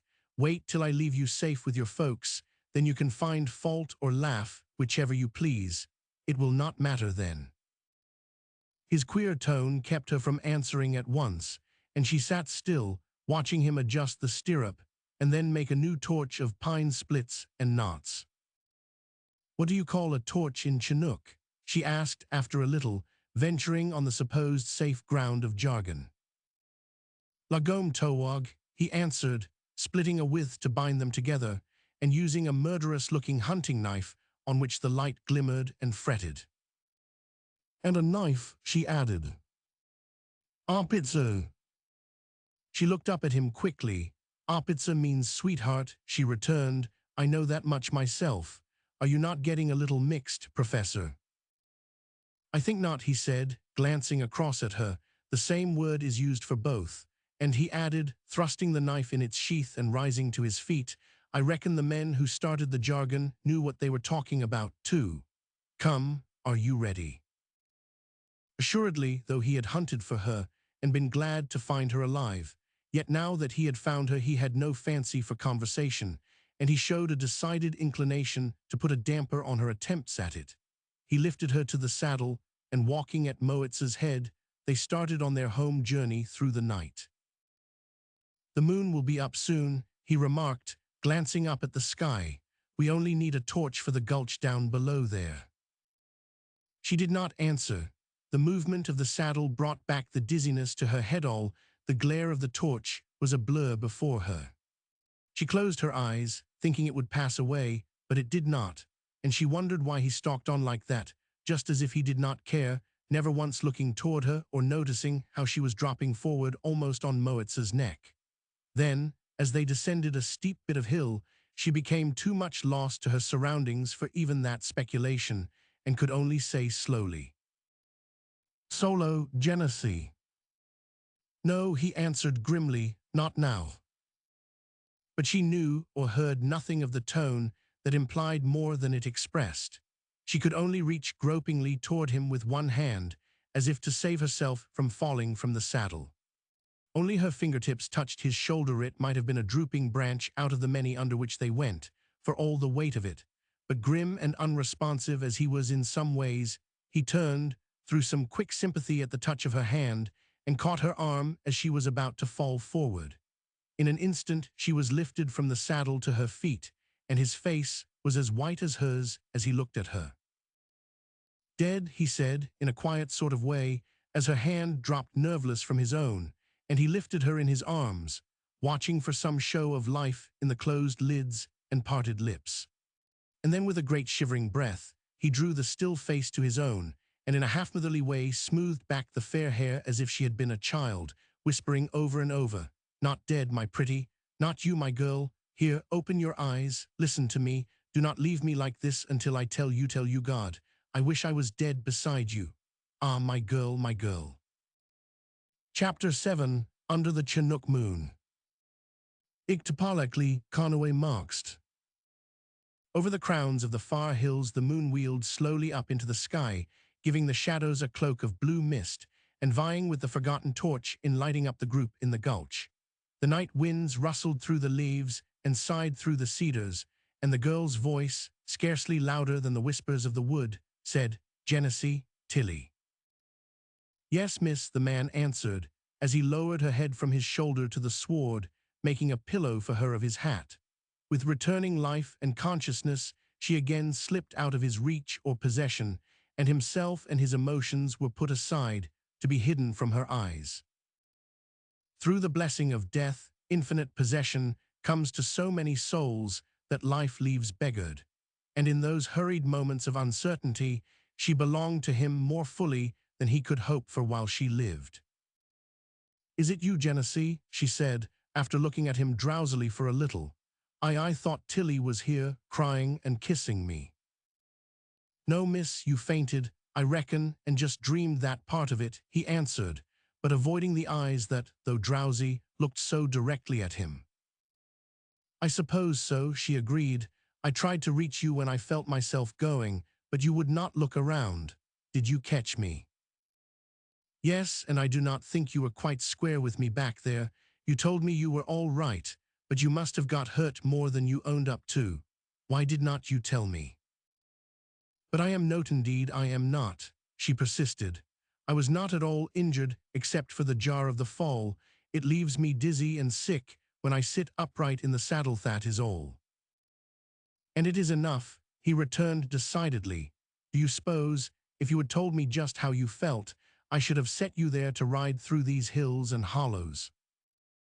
"What else could you do?" she asked. "You could not bring a carriage for me." "Maybe not, but I could have ridden Moitza myself and carried you." "That would be funny," she smiled. "Poor Moitza, could she carry double?" "Yes," he answered curtly. Perhaps the situation did not strike him in a humorous light. "Yes, she can, and that's what she will have to do. Let me know when you feel able to start." "I think I do now," she said, raising herself from the ground. "I am a little shaky, but if I do not have to sit upright, I can keep my wits about me, I believe. Will you help me, please?" He lifted her into the saddle without a word, and then mounting himself, he took her in front of him, circling her with one arm and guiding Moitza with the other, with as much unconcern as if he had carried damsels in like cavalier fashion all his life. They rode on in silence for a little through the shadows of the valley, where the moon's light only fell in patches. His eyes were straight ahead, on the alert for gullies and pitfalls along the blind trail. He seemed to have no glances for the girl whose head was on his shoulder, but whom he held most carefully. Once he asked how she felt, and if she was comfortable, and she said yes, thank you, very demurely, with that mocking smile about her lips. She felt like laughing at the whole situation, all the more so because he looked so solemn, almost grim. She always had an insane desire to laugh when in circumstances where any conventional woman would be gathering up her dignity. It had got her into scrapes often, and she felt as if it was likely to do so now. The movement of the horse no longer made her ill, since she did not have to sit upright. She was only a little dizzy at times, as if from the rocking of a swing, and lazily comfortable with that strong arm and shoulder for support. "I am afraid I am getting heavy," she remarked after a while. "If I could get my arm around back of you and hold either the saddle or reach up to your shoulder, I might not be such a dead weight on your arm." "Just as you like," was the brief reply that again aroused her desire to laugh. It did seem ridiculous to be forced into a man's arms like that, and the humorous part of it was heightened, in her eyes, by his apparent sulkiness over the turn affairs had taken. She slipped her arm across his back, however, and up to his shoulder, thus lightening her weight on the arm that circled her, an attempt to which he appeared indifferent. And so they rode on out of the valley into the level land at the foot of the hills, and then into the old trail where the route was more familiar and not so much care needed. The girl raised her head drowsily as she noted some old landmarks in the misty light. Poor Moitza, she said. She did not have such a load when she came over this road before. It was the day after you joined us, do you remember? Yes. Remember, it had been the gateway through which he had gained a glimpse into a new world, those days that were tinged with the delightful suggestions of dawn. He smiled rather grimly at the question, but she could not see his face very well under the shadow of his wide hat. Has Moitza ever before had to carry double? There was a little wait after her question. Perhaps he was trying to remember. Then he said, Yes. She wanted to ask who and under what circumstances, but someway was deterred by his lock and key manner, as she called it. She rather commended herself for her good humor under its influence, and wondered that she only felt like laughing at his gruffness. With any other person, she would have felt like retaliating, and she lay there looking up into the shadowy face with a mocking self-query as to why he was made an exception of. Genesee, she began, after one of those long spells of silence, and then the utterance of the name suggested a new train of thought. Be the way, is your name Genesee? He did not answer at Ansua's, he trying to remember that also. I wish you would tell me, she continued, more gently than was usual with her. I am going away soon. I should like to know by what real name I am to remember you when I am back in Kentucky. Is your name Jack Genesee? No, he said at last.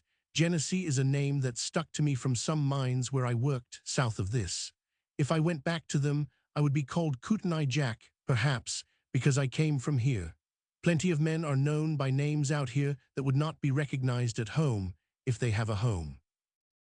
But your name is Jack, she persisted.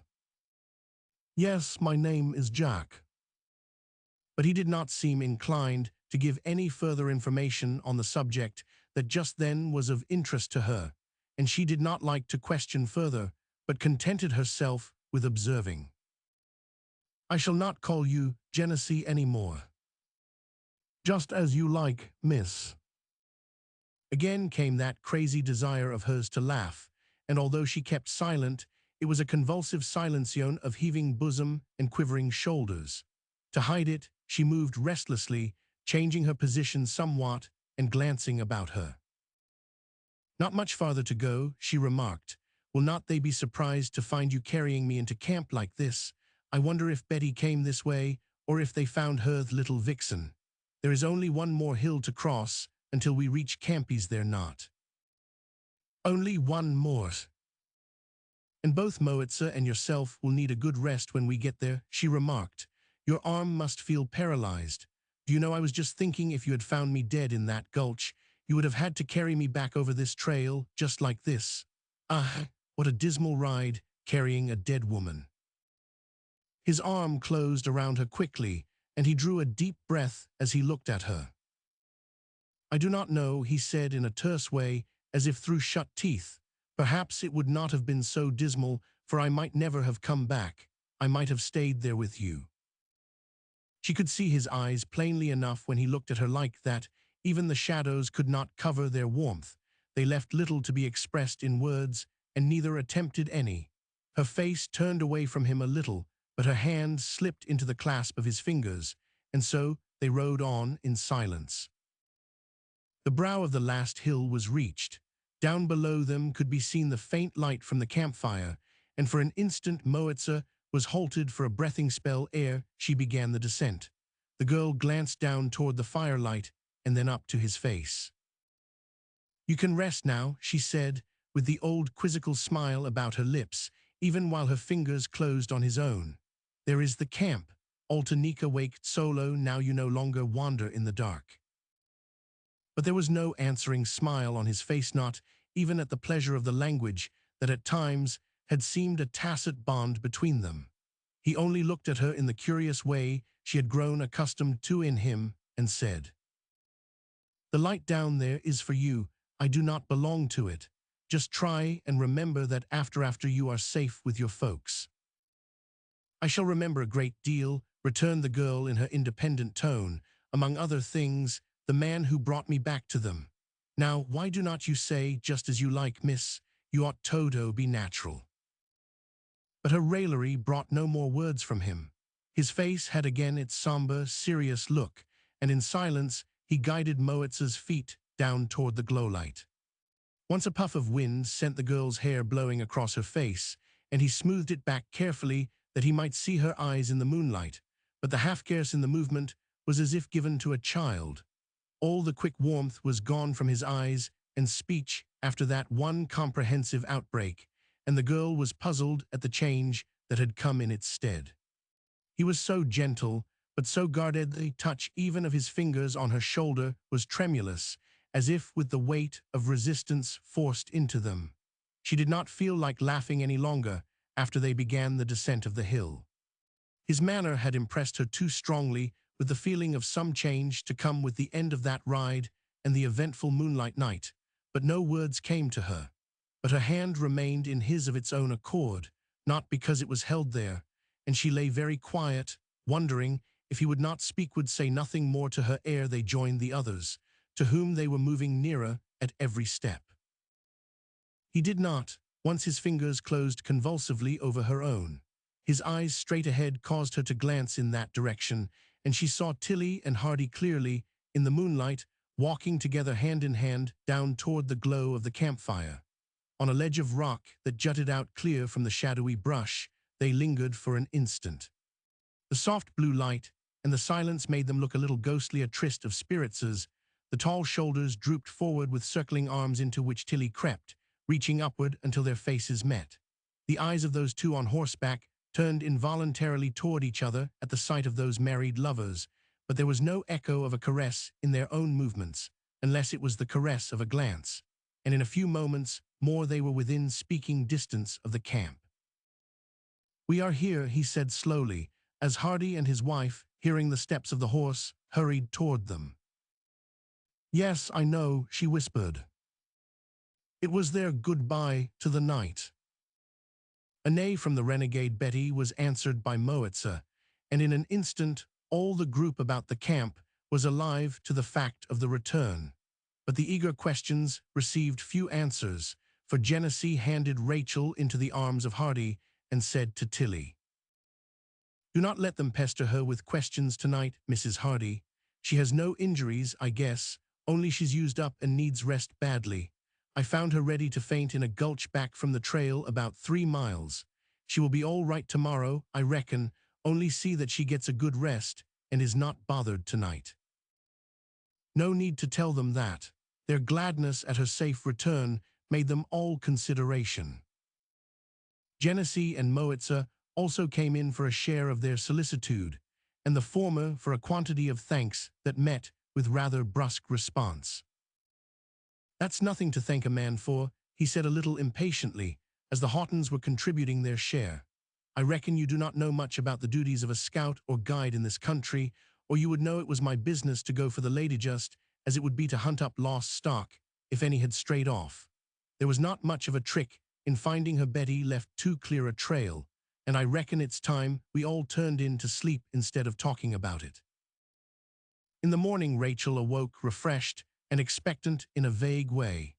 The incidents of the night before came crowding to her memory, sending the blood tingling through her veins as she thought of their meeting, of the ride, of those few significant words of his, and his face as he had spoken.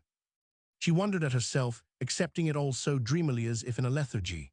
She was far from a stupor at the thought of it in the light of the early day, as she watched the blue mists rising up from the valleys. Was he watching them too? Was he thinking as she was of that ride and its revelations? Would he meet her again with that queer, distant manner of his? Would he? Her ruminations were cut short by Tilly, who thought to awaken her with the proffer of a cup of hot coffee, and who was surprised to find her awake. "Yes, I am awake, and hungry too," she said briskly. "You did not give me nearly enough to eat last night. Is breakfast all ready? I wonder how poor Moitza is this morning after her heavy load. Say, Tilly, did we look altogether ridiculous?" "No, you did not," said Tilly stoutly, It was wonderfully kind of him to bring you so carefully. I always said he had a great deal of heart in him, but he is gone already." "Gone where?" And the cup of coffee was set on the grass, as if the hunger and thirst were forgotten. "Where?" "We do not know," said Tilly helplessly. "Clara says back to his tribe, but she always has something like that to say of him. It's the queerest thing, even Hen is puzzled. He was wakened this morning about dawn by Genesee, who told him his time was up with the party, that we could follow the trail alone well enough now, and that he had to join some Indian hunters away north of this tonight, so had to make an early start. I guess he forgot to speak of it last night, or else was too tired. He left a goodbye for Hen to deliver for him to the rest of us, and a clahwia to you." "Did he?" asked the girl with a queer little laugh. "That was thoughtful of him. May his hunting be prosperous and his findings be great." "Dear me," said Tilly weakly, "you are just as careless about it as Clara, and I did think you would be sorry to lose him. I am, and so is Hen," but evidently persuasions were of no avail. He said he could not even wait for breakfast, that he should have gone last night. And the queerest thing about it is that he utterly refused any money from Hen, on the plea that the whole affair had been a pleasure ride, not work at all, and so he's gone. "And so he's gone," said the girl, mimicking her tone. "What a tragical manner over a very prosaic circumstance. Tilly, my child, do not be so impressible, or I shall have to tell Hen that our guide has taken your affections in lieu of greenbacks." "Rachel." "Matilda," said the other mildly, looking teasingly over the rim of the coffee cup she was slowly emptying. "Do not startle me with that tone before breakfast, and do not grieve over the exodus of Mr. Genesee Jack.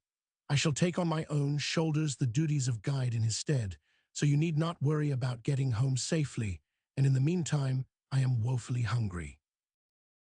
She was still a little dizzy as she rose to her feet, and very stiff and sore from her ride. But joking over her rheumatic joints, she limped over to where the breakfast was spread on a flat rock. "There is one way in which I may not be able to take Mr. Genesee Jack's place, in your estimation," she said lowly to Tilly as they were about to join the others. "I shall not be able to tell you stories of Indian conjurers or sing you Indian love songs. I cannot do anything but whistle." Hen, she was not the least bit interested about him leaving like that, said Tilly confidentially to her husband a few hours later. "She never does seem to have much feeling for anything, but after he brought her back so carefully, and after the chumminess there was between them for a while, one would naturally think." "Of course one would," agreed her husband laughingly, "especially if one was an affectionate, matchmaking little person like yourself, and altogether a woman." But Rake and his glance wandered ahead to where the slim figure of the girl was seen stubbornly upright on Bettywell. Rake never was like the rest of the girls at home, and I fancy she will never understand much of the sentimental side of life. She is too level-headed and practical. Chapter 8. The Storm and After. Olopitsky Yaka ships. 2 weeks later, storm clouds were flying low over the Kootenai Hills and chasing shadows over the faces of two equestrians who looked at each other in comic dismay. "Jim, we are lost," stated the one briefly. "I allow we are, Miss Hardy," answered the other, a boy of about 15, who gazed rather dubiously back over the way they had come and ahead, where a half-blind trail led up along the mountain. "Suppose we pitch pennies to see what direction to take," suggested the girl, but the boy only laughed. "Have not much time for that, miss," he answered. "Look how them clouds is crowdin' us. We have got to hunt cover or get soaked. This trail goes somewhere, may be to an Injun village. I allow we would better freeze to it." "All right, we will allow that we had," agreed Miss Hardy. "Betty, get around here and get up this hill. I know every step is taking us farther from the ranch, but this seems the only direction in which a trail leads. Jim, how far do you suppose we are from home?" "About 15 miles, I guess," said the boy, looking blue. "And we have not found the lost sheep?" "No, we have not." "And we have got lost?" "Yes." "Jim, I do not believe we are a howling success," as sheep farmers. I do not care a darn about the sheep just now, declared Jim. What I want to know is where we are to sleep tonight. Oh, you want too much, she answered briskly. I am content to sit up all night, if I only can find a dry place to stay in. Do you hear that? As the thunder that had grumbled in the distance now sounded its threats close above them. Yes, I hear it, and it means business too. I wish we were at the end of this trail, he said, urging his horse up through the scrubby growth of laurel. The darkness was falling so quickly that it was not an easy matter to keep the trail, and the wind hissing through the trees made an open space a thing to wish for. Jim, who was ahead, gave a shout as he reached the summit of the hill where the trail crossed it. We are right, he yelled that she might hear his voice above the thunder and the wind. There's some sort of a shanty across there by a big pond. It's half a mile away, and the rain's acoming come on. And on they went in a wild run to keep ahead of the rain cloud that was pelting its load at them with the force of hail. The girl had caught a glimpse of the white sheen of a lake or pond ahead of them. The shanty she did not wait to pick out from the gloom, but followed blindly after Jim at a breakneck gait, until they both brought up short, in the shadow of a cabin in the edge of the timber above the lake. Jump off quick and in with you, called Jim, and without the ceremony of knocking, she pushed open the door and dived into the interior. It was almost as dark as night. She stumbled around until she found a sort of bed in one corner and sat down on it, breathless and wet. The rain was coming down in torrents, and directly Jim, with the saddles in his arms, came plunging in, shaking himself like a water spaniel. Great guns, but it's coming down solid, he gasped. Where are you? Here, I've found a bed, so somebody lives here. Have you any matches? I allow I have, answered Jim. If they only ain't wet, no, by George, they are all right. The brief blaze of the match showed him the fireplace and a pile of wood beside it, and a great osier basket of broken bark. Say, Miss Hardy, we have struck great luck, he announced while on his knees, quickly starting a fire and fanning it into a blaze with his hat. I wonder who lives here and where they are. Stickin' to that old trail was a pay streaky. In the blaze of the fire, the room assumed quite a respectable appearance. It was not a shanty, as Jim had at first supposed, but a substantial log cabin, furnished in a way to show constant and recent occupation. A table made like a wide shelf jutted from the wall under the one square window. A bed and two chairs that bespoke home manufacture were covered by bearskins. On the floor beside the bed was a buffalo robe, and a large locked chest stood against the wall. Beside the fireplace was a cupboard with cooking and table utensils, and around the walls hung trophies of the hunt. A bow and quiver of arrows and a knotted silken sash hung on one wooden peg, and added to a pair of moccasins in the corner, gave an Indian suggestion to the occupancy of the cabin, but the furnishing in general was decidedly that of a white person. To the rafters were fastened some beaver paws and bear claws, and the skins of 3 rattlesnakes were pendant against the wall. Well, this is a queer go, ain't it? Remarked Jim as he walked around taking a survey of the room. I would like to know who it all belongs to. Did you ever hear folks about here speak of old Davy MacDougall? Yes, I have, answered the girl, sitting down on the buffalo robe before the fire to dry her shoulders at the blaze. Well, I believe this is his cabin, and we are about 10 miles from home, decided the boy. I did not think we would stray as far north as Scott's Mountain, but I allow this is it. Well, I wish he would come home and get supper, said the girl, easily adapting herself to any groove into which she happened to fall. But perhaps we should have sent him word of our visit. What did you do with the horses, Jim? Put 'em in a shed at the end, o' the house, a bang-up place, right on the other side o' this fireplace. Whoever lives here keeps either a horse or a cow. I hope it's a cow and that there's some milk to be had. Jimmy, I wonder if there is anything to eat in that cupboard. I have been thinkin' o' that myself, said Jim in answer to that insinuating speech. Suppose you do something besides think, suppose you look, suggested the more unscrupulous of the foragers. I am hungry. So am I, acknowledged her confederate. You and me is most alike about our eatin', ain't we? Mrs. Houghton said yesterday I had a terrible appetite. The boy at once began making an examination of the larder, wondering, as he did so, what the girl was laughing at. The rain was coming down in torrents through the blackness of the night. Now and then the lightning would vie with the fire in lighting up the room, while the thunder seemed at home in that valley of the mountain, for its volleys of sound and their echoes never ceased. Small wonder that anyone's house would seem a home to the two, or that they would have no compunction in taking possession of it.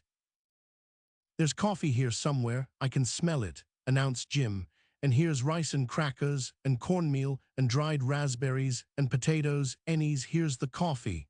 Say, Miss Hardy, we will have a regular feast. I should say so, remarked that lady, eyeing Jim's find approvingly. I think there is a bed of coals here at this side of the fireplace that will just fit about 6 of those potatoes. Can you eat 3, Jim? 3 will do if they are big enough, said Jim, looking dubiously at the potatoes, but these ain't as good-sized as some I have seen. Then give me 2 more. That makes 5 for you and 3 for me. Had not you better shove in a couple more? Asked Jim with a dash of liberality. You know Mac Dougal may come back hungry, and then we can spare him 2. That makes 10 to roast. 10 it is, said the girl, burying 2 more in the ashes as the share of their host. Jim, see if there is any water in here to make coffee with. Yes, a big jar full, reported the steward. And here is a little crock half full of eggs. I guess can you make a pone? I think I can, and the cook at once rolled up the sleeves of her riding dress, and Jimmy brought out the eggs and some bits of salt meat, evidently bear meat, that was hung from the ceiling of the cupboard. At once there began a great beating of eggs and stirring up of a corn pone. Some berries were set on the coals to stew in a tin cup, the water put to boil for the coffee, and an iron skillet with a lid utilized as an oven. And the fragrance of the preparing eatables filled the little room and prompted the hungry lifting of lids many times ere the fire had time to do its work. That pone's a dandy, said Jim, taking a peep at it. It's gettin' as brown as your hair, and them berries is done, and ain't it time to put in the coffee? Acting on this hint, the coffee, beaten into a froth with an egg, had the boiling water poured over it and set bubbling and aromatic on the red coals. You mayn't be much use to find strayed-off stock, said Jim deliberately, with his head on one side, as he watched the apparent ease with which the girl managed her primitive cooking apparatus. But I tell yow you ain't no slouch when it comes to gettin' grub ready and gettin' it quick. Better keep your compliments until you have tried to eat some of the cooking, suggested Miss Hardy, on her knees before the fire. I believe the pone is done. Then we will dishup in double quick, said Jim, handing her 2 tin pans for the pone and potatoes. We will have to set the berries on in the tin. Be George, what's that? That was the neigh of Betty in the shed by the chimney, and an answering one from somewhere out in the darkness. Through the thunder and the rain they had heard no steps, but Jim's eyes were big with suspense as he listened. My horse has broke loose from the shed, he said angrily, reaching for his hat, and how the dickens I am to find him in this storm, I do not know. Do not be so quick to give yourself a shower bath, suggested the girl on the floor. He will not stray far off, and may be glad to come back to the shed. And then again, she added, laughing, it may be Mac Dougal. Jim looked rather blankly at the supper on the hearth, and the girl who seemed so much at home on the buffalo robe. By George, it might be, he said slowly, and for the first time the responsibility of their confiscations loomed up before him. Say, he added uneasily, have you any money? Money, she repeated inquiringly, and then seeing the drift of his thoughts, oh no, I have not a cent. They say Mac Dougal is an old crank, he insinuated, looking at her out of the corner of his eye to see what effect the statement would have on her, but she only smiled in an indifferent way. On an F, he wants the money cash down for this lieutenant. He glanced comprehensively over the hearthrug. I do not know what to say. That's easily managed, said the girl coolly. You can leave your horse in pawn. And foot it home 10 miles, not if I know it, burst out Jim, and besides it's Hardy's horse. Well then, leave the saddle, and ride home bareback. I guess not, protested Jim, with the same aggressive tone. That's my own saddle. After this unanswerable reason, there was an expectant silence in the room for a little while, that was finally broken by Jim saying ruefully, if that is MacDougall, he will have to have them 2 potatoes.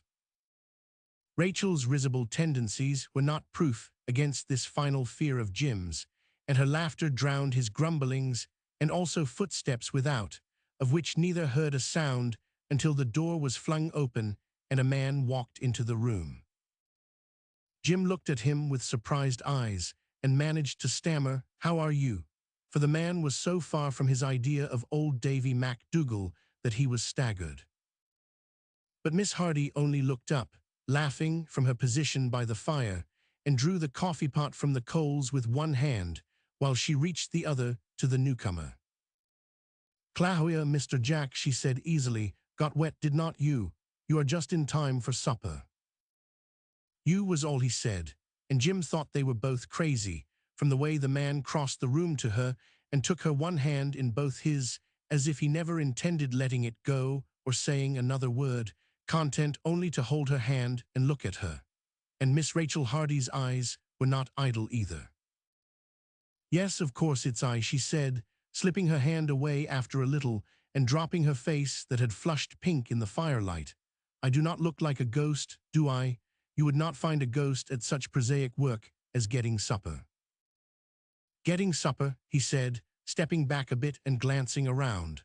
For the first time he seemed to notice Jim or have any remembrance of anything but the girl herself. "You mean that you two have been getting supper alone?" "Yes, Jim and one. Mr. Jack, this is my friend Jim from the ranch. We tried to guide each other after sheep and both got lost, and as you did not get here in time to cook supper, of course we had to do it alone." "But I mean, was there no one else here?" He still looked a little dazed and perplexed, his eyes roving uneasily about the room. Young Indian." "No," interrupted the girl eagerly. "Do you mean the Indian boy who brought me that black bear's skin? I knew you had sent it, though he would not say a word, looked at me as if he did not understand Chinook when I spoke." "Maybe he did not understand yours," remarked Jimmy, edging past her to rake the potatoes out of the ashes. "But he was not here when we came," continued Miss Hardy. "The house was deserted and in darkness when we found it, just as the storm came on in earnest."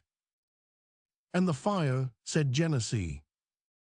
"There was none," answered the boy. "The ashes were stone-cold.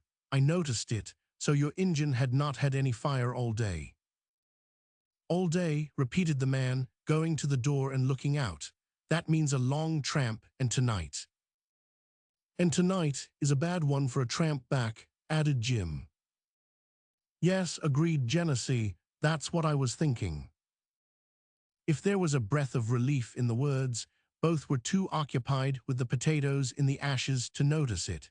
He shut the door directly as the wind sent a gust of rain inside, and then turned again to the pirates at the fireplace. "What did you find to cook?" he asked, glancing at the layout, as Jim called it.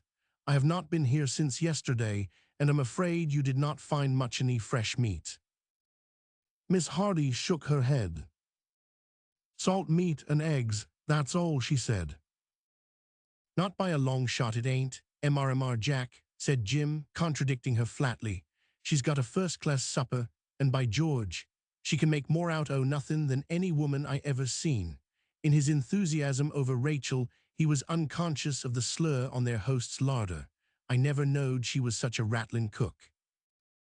"I know I have never been given credit for my everyday, wearing qualities," said the girl, without looking up from the eggs she was scrambling in the bake-oven of a few minutes before. The words may have been to Jim, but by the man's eyes He evidently thought they were at Genesee such a curious, pained look as that with which he watched her every movement, every curve of form and feature that shone in the light of the fire. Once she saw the look, and her own eyes dropped under it for a moment, but that independence of hers would not let it be for long. "Do you want a share of our supper?" she asked, looking up at him quizzically. "Yes," he answered, but his steady, curious gaze at her showed that his thoughts were not of the question or answer. Not so Jim. That young gentleman eyed dubiously first the layout and then Genesee's physique, trying to arrive at a mental estimate of his capacity and the probable division of the pone and potatoes. "How about that saddle now, Jim?" asked the girl, whereupon Jim began a pantomime enjoining silence back of the chair of the man, who appeared more like a guest than host perhaps, because it was so hard to realize that it was really his hearth where that girl sat as if at home. She noticed his preoccupation and remarked dryly, "You really do not deserve a share of our cooking after the way you deserted us before. Not even a clahoya when you took the trail." "You are right, I reckon, but do not you be the one to blame me for that," he answered, in a tone that made the command a sort of plea, and Miss Hardy industriously gave her attention to the supper. "It's all ready," announced Jim, as he juggled a pan of hot pone from one hand to another on the way to the table. "Ouch, but it's hot. Say, would not some fresh butter go great with this?" "Did not you find any?" asked Genesee, waking to the practical things of life at Jim's remark. "Find any? No, is there any?" asked that little gourmand, with hope and doubt chasing each other over his rather thin face. "I do not know there ought to be," and lifting a loose board in the floor by the cupboard, he drew forth a closely woven reed basket, and on a smooth stone in the bottom lay a large piece of yellow butter, around which Jim performed a sort of dance of adoration. What a supper that was, in the light of the pitchpine and the fierce accompaniment of the outside tempest. Jim vowed that never were there potatoes so near perfection, in their brown jackets and their steaming, powdery flakes, and the yellow pone, and the amber coffee, and the cool slices of butter that Genesee told them was from an Indian village 30 miles north. And to the table were brought such tremendous appetites, at least by the cook and steward of the party, and above all, what a delicious atmosphere of unreality pervaded the whole thing. Again and again Genesee's eyes seemed to say, "Can it be you?" and grew warm as her quizzical glances told him it could be no one else. As the night wore on and the storm continued, he brought in armfuls of wood from the shed without, and in the talk round the fire his manner grew more assured, more at home with the surroundings that were yet his own. Long they talked, until Jim, unable to think of any more questions to ask of silvermaning and bear hunting, slipped down in the corner with his head on a saddle and went fast asleep. "I will sit up and keep the fire going," said Genesee at this sign of the late hour, "but you had better get what rest you can on that bunk, there you'll need it for your ride in the morning." "In the morning," repeated the girl coolly. "That sounds as if you are determined our visit shall end as soon as possible, Mr. Genesee Jack." "Do not talk like that," he said, looking across at her. "You do not know anything about it." And getting up hastily, he walked back and forward across the room, once stopping suddenly, as if with some determination to speak. And then, as she looked up at him, his courage seemed to vanish, and he turned his face away from her and walked to the door. The storm had stilled its shrieks, and was dying away in misty moans down the dip in the hills, taking the rain with it. The darkness was intense as he held the door open and looked into the black vault, where not a glimmer of a star or even a gray cloud could be seen. "It's much nicer indoors," decided Miss Hardy, moving her chair against the chimney-piece and propping herself there to rest. "Jim had better lie on the bed. He is so sleepy, and I am not at all so. This chair is good enough for me, if you do not mind." He picked the sleeping boy up without a word, and laid him on the couch of bearskins without waking him. "There is not much I do mind," he said, as he came back to the fireplace. "That is, if you are only comfortable." I am very much so, she answered, and would be entirely so if you only seemed a little more at home. As it is, I have felt all evening as if we are upsetting your peace of mind in some way, not as if we are unwelcome, mind you, but just as if you are worried about us. That's so, he queried, not looking at her. That's curious. I did not know I was looking so, and I am sure you and the boy are mighty welcome to my cabin or anything in the world I can do for you. There was no mistaking the heartiness of the man's words, and she smiled her gratitude from the niche in the corner, where, with her back toward the blaze, only one side of her face was outlined by the light. Very well, she said amicably, you can do something for me, just open the door for a little while. The room seems close with being shut up so tight from the rain, and then make yourself comfortable there on that buffalo robe before the fire. I remember your lounging habits in the camp, and a chair does not seem to quite suit you. Yes, that looks much better, as if you were at home again. Stretched on the robe, with her saddle on which to prop up his shoulders, he lay, looking in the red coals, as if forgetful of her speech or herself. But at last he repeated her words. At home again. Do you know there's a big lot of meaning in those words, miss, especially to a man who has not known what home meant for years. And tonight, with white people in my cabin and a white woman to make things look natural, I tell you it makes me remember what home used to be, in a way I have not experienced for many a day. Then I am glad I strayed off into the storm and your cabin, said the girl promptly, because a man should not forget his home and home folks, especially if the memories would be good ones. People need all the good memories they can keep with them in this world. They are a sort of steering apparatus in a lifeboat and help a man make a straight journey toward his future. That's so, he said, and put his hand up over his eyes as if to shield them from the heat of the fire. He was lying full in the light, while she was in the shadow. He could scarcely see her features, with her head drawn back against the wall like that, and the very fact of knowing herself almost unseen, a voice, only, speaking to him gave her courage to say things as she could not have said them at another time. Do you know, she said, as she sat there watching him with his eyes covered by his hand, you know that once or twice, when we have been together, I have wished I was a man, that I could say some things to you that a woman or a girl, that is, most girls can't say very well. One of the things is that I should be glad to hear of you getting out of this life here. There is something wrong about it to you, something that does not suit you. I do not know what it is, but I can see you are not the man you might be ought to be. I have thought of it often since I saw you last, and sometimes I've been sorry for my ugly manner toward you. White people, when they meet in these out-of-the-way places in the world, ought to be as so many brothers and sisters to each other. And there were times, often, when I might have helped you to feel at home among us, when I might have been more kind. More kind, good God, whispered the man. And I made up my mind, continued the girl courageously, that if I ever saw you again, I was going to speak plainly to you about yourself, and the dissatisfaction with yourself that you spoke of that day in the laurel thicket. I do not know what the cause of it is, and I do not want to, but if it is any wrong that you have done in the past, a bad way to atone is by burying oneself alive, along with all energy and ambition. Now, you may think me presuming to say these things to you like this, but I have been wishing somebody would say them to you, and there seems no one here to do it but me, and so. She stopped, not so much because she had finished, as because she felt herself failing utterly in saying the things she had really intended to say. It all sounded very flat and commonplace in her own ears, not at all the words to carry any influence to anyone, and so she stopped helplessly and looked at him. I am glad it is you that says them, he answered, still without looking at her, because you have got the stuff in you for such a good, square friend to a man's sort of woman a person could go to in trouble, even if they had not the passport of a saint to take with them.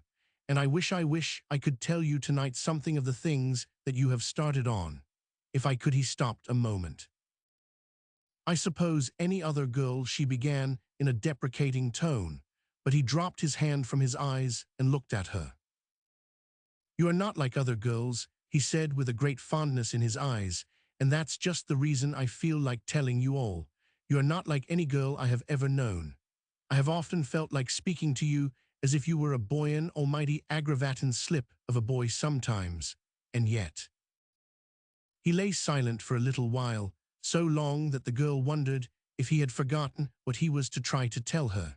The warmth after the rain had made them neglect the fire, and its blaze had dropped low and lower, until she was entirely in the shadowy across the hearth, and his form did the light fall.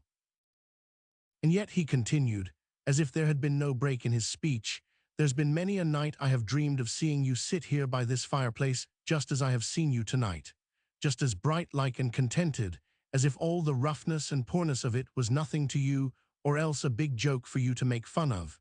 And then, well, at such times you did not seem like a boy, but—" Again he stopped. "Never mind what I am like," suggested the girl, "that does not matter. I guess everyone seems a different person with different people, but you wanted to tell me something of yourself, did not you?" "That's what I am trying to get at," he answered, "but it is not easy. I have got to go back so far to start at the beginning, back 10 years, to reckon up mistakes. That's a big job, my girl, me girl." The lingering repetition of those words opened the girl's eyes wide with a sudden memory of that moonlit night in the gulch. Then she had not fancied those whispered words. They had been uttered, and by his voice, and those fancied tears of Tilly's and the kisses. So thick came those thronging memories that she did not notice his long, dreamy silence. She was thinking of that night and all the sweet, vague suggestion in it that had vanished with the new day. She was comparing its brief charm with this meeting of tonight that was ignoring it so effectually.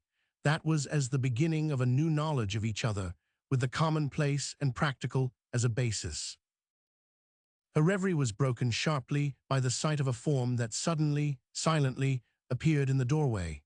Her first impulse of movement or speech was checked as the faint, flickering light shifted across the visage of the newcomer, and she recognized the Indian girl who had hidden behind the ponies. A smile was on the dark face as she saw Genesee lying there, asleep he must have looked from the door, and utterly oblivious of her entrance. Her soft moccasins left no sound as she crossed the floor and dropped down beside him, laying one arm about his throat. He clasped the hand quickly and opened his half-shut eyes. Did he, for an instant, mistake it for another hand that had slipped into his that one night? Whatever he thought, his face was like that of death as he met the eyes of the Indian girl. "Talapa," he muttered, and his fingers closing on her wrist must have twisted it painfully by the quick change in her half-Indian, half-French face. He seemed hardly conscious of it. Just then he looked at her as if she was in reality that Indian deity of the inferno from whom her name was derived. "Hayak Nika Kelepai." I returned quickly, she whined, as if puzzled at her reception and darting furious sidelong glances from the black eyes that had the width between them that is given to serpents. "Nah," she ejaculated angrily as no answer was made to her, and freeing her hand, she rose to her feet. She had not once seen the white girl in the shadow. Coming from the darkness into the light, her eyes were blinded to all but the one plainly seen figure. But as she rose to her feet, and Genesee with her, Rachel stooped to the pile of wood beside her, and throwing some bits of pine on the fire, sent the sparks flying upward, and a second later a blaze of light flooded the room. The action was a natural, self-possessed one. It took a great deal to upset Miss Hardy's equanimity, and she coolly sat down again, facing the astonished Indian girl and Genesee. But her face was very white, though she said not a word. "There is no need for me to try to remember the beginning, is there?" said Genesee bitterly, looking at her with somber, moody eyes, "since the end has told its own story. This is Mimi." Did he say wife? She never could be quite sure of the word, but she knew he tried to say it. His voice sounded smothered, unnatural, as it had that day in the laurel thicket when he had spoken of locking himself out from a heaven. She understood what he meant now. "No, there is no need," she said, as quietly as she could, though her heart seemed choking her and her hands trembled. "I hope all will come right for you sometime, and I understand now." Did she really understand, even then, or know the moral lie the man had told, the lie that, in his abasement, he felt was easier to have her believe than the truth. Talapa stood drying her moccasins at the fire, as if not understanding their words, but the slow, cunning smile crept back to her lips as she recognized the white girl, and no doubt remembered that she and Genesee had ridden together that day at the camp. He picked up his hat and walked to the door after her kindly words, putting his hand out ahead of him in a blind sort of way, and then stopped, saying to her gently, "Get what rest you can to, anyway, you will need it." And then, with some words in Indian to Talapa, he went out into the night. His words to Talapa were in regard to their guest's comfort, for that silent individual at once began preparations for bed-making on her behalf, until Rachel told her in Chinook that she would sleep in her chair where she was. And there she sat through the night, feeling that the eyes of the Indian girl were never taken from her as the motionless form lay rolled in a blanket on the floor, much as it had rolled itself up on the grass that other day. Jim was throned in royal state, for he had the bed all to himself, and in the morning opened his eyes in amazement as he smelled the coffee and saw the Indian girl moving about as if at home. "Yes, we have got a new cook, Jim," said Miss Hardy from the window, "so we are out of work, you and one sleep well." "Great," said Jim, yawning widely. "Where's Mr. Jack?" "Out somewhere," returned the girl comprehensively. She did not add that he had been out all night, and Jim was too much interested with the prospect of breakfast to be very curious. He had it as he had the bedol to himself. Miss Hardy was not hungry, for a wonder, and Talapa disappeared after it was placed on the table. The girl asked Jim if that was Indian etiquette, but Jim did not know what etiquette was, so he could not tell. Through that long vigil of the night, there had returned to the girl much of her light, ironical manner, but the mockery was more of herself and her own emotions than aught else, for when Genesee brought the horses to the door and she looked in his face, any thought of jesting with him was impossible. The signs of a storm were on him as they were on the mountains in the morning light. "I will guide you back to the home trail," he said as he held Betty at the door for her to mount. "Go in and get some breakfast," was all the answer she made him, but he shook his head and reached his hand to help her. "What's the matter with everyone this morning?" asked Jim. "There has not been a bite of breakfast eaten, only what I got away with myself." Genesee glanced in at the table. "Would you eat nothing because it was mine?" he asked in a low tone.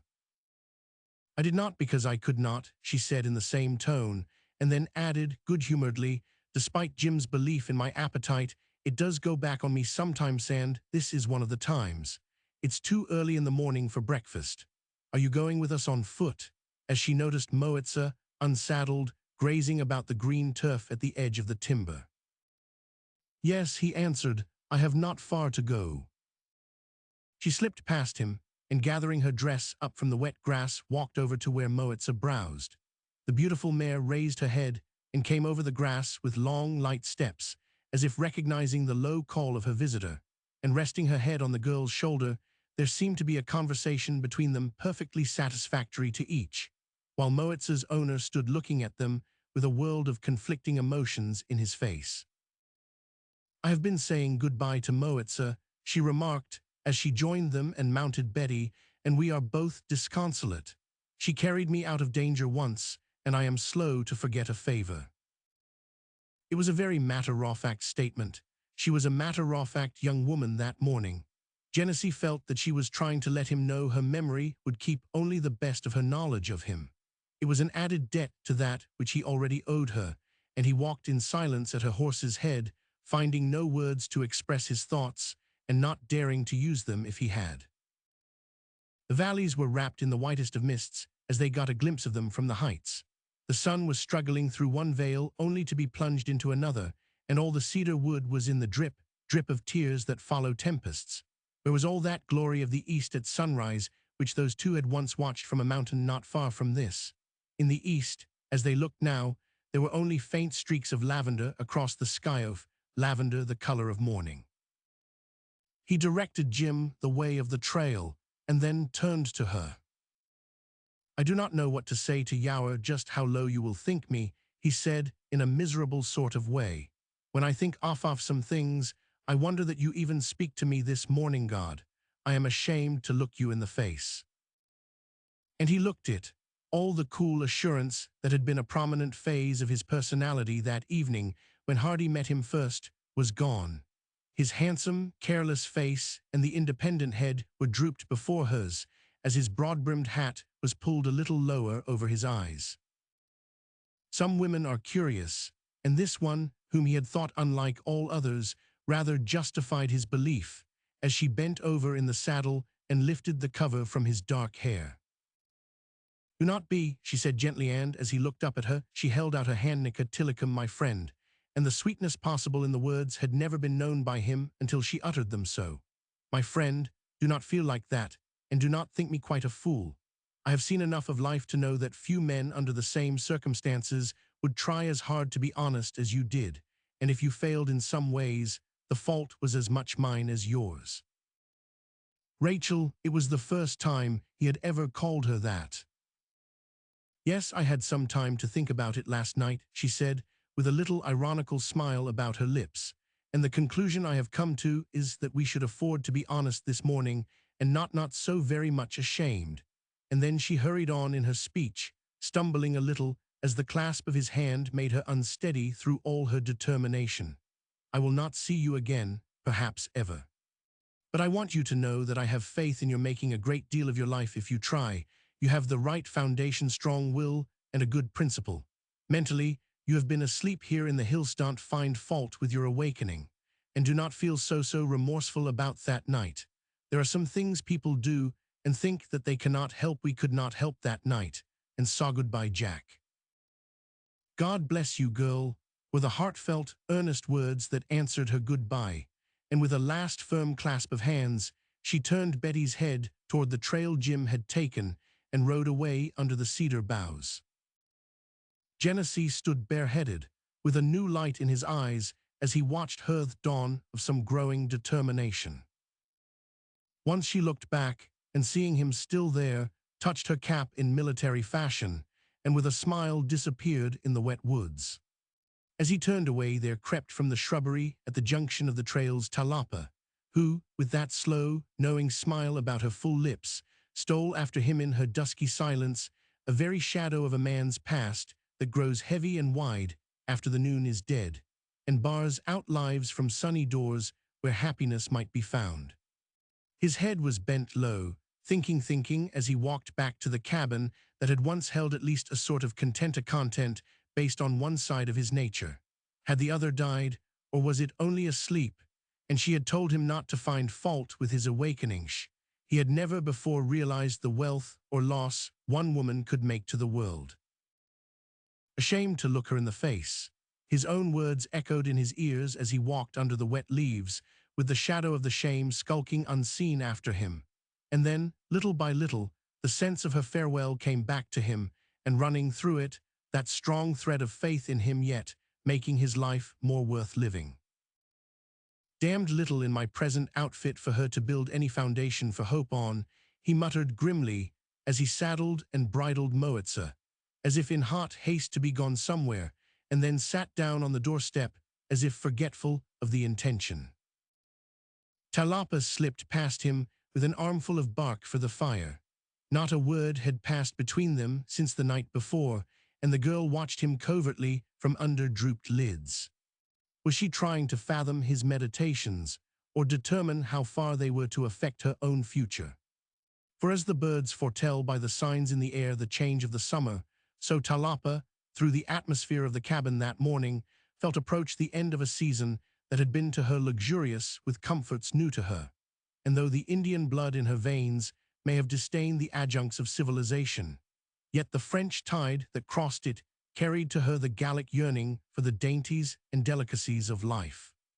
To be sure, one would not find many of those in a backwoodsman's cabin, but all content is comparative, and Talapa's basis of comparison was the earthen floor of a thronged teepee or wigwam, where blows had been more frequent than square meals, and being a Thing feminine, her affections turned to this white man of the woods, who could give her a floor of boards and a dinner pot never empty. And moreover, being of the sex feminine, those bonds of affection were no doubt securely fastened bonds welded in a circlingless. At least those attributes, vaguely remembered, are usually conceded to the more gentle half of humanity, and I give Talapa the benefit of the belief, as her portrait has been of necessity set in the shadows and has need of all the high lights that can be found for it. Whatever she may have lacked from a high church point of view, she had at least enviable self-possession. Whatever tumult of wounded feeling there may have been in this daughter of the forest, she moved around sedately, with an air that in a white woman would be called martyr-like, and said nothing. It was as well, perhaps, that she had the rare gift of silence, for the man at the door, with his chin resting grimly on his fists, did not seem at all sympathetic or in the humor to fit himself to anyone's moods.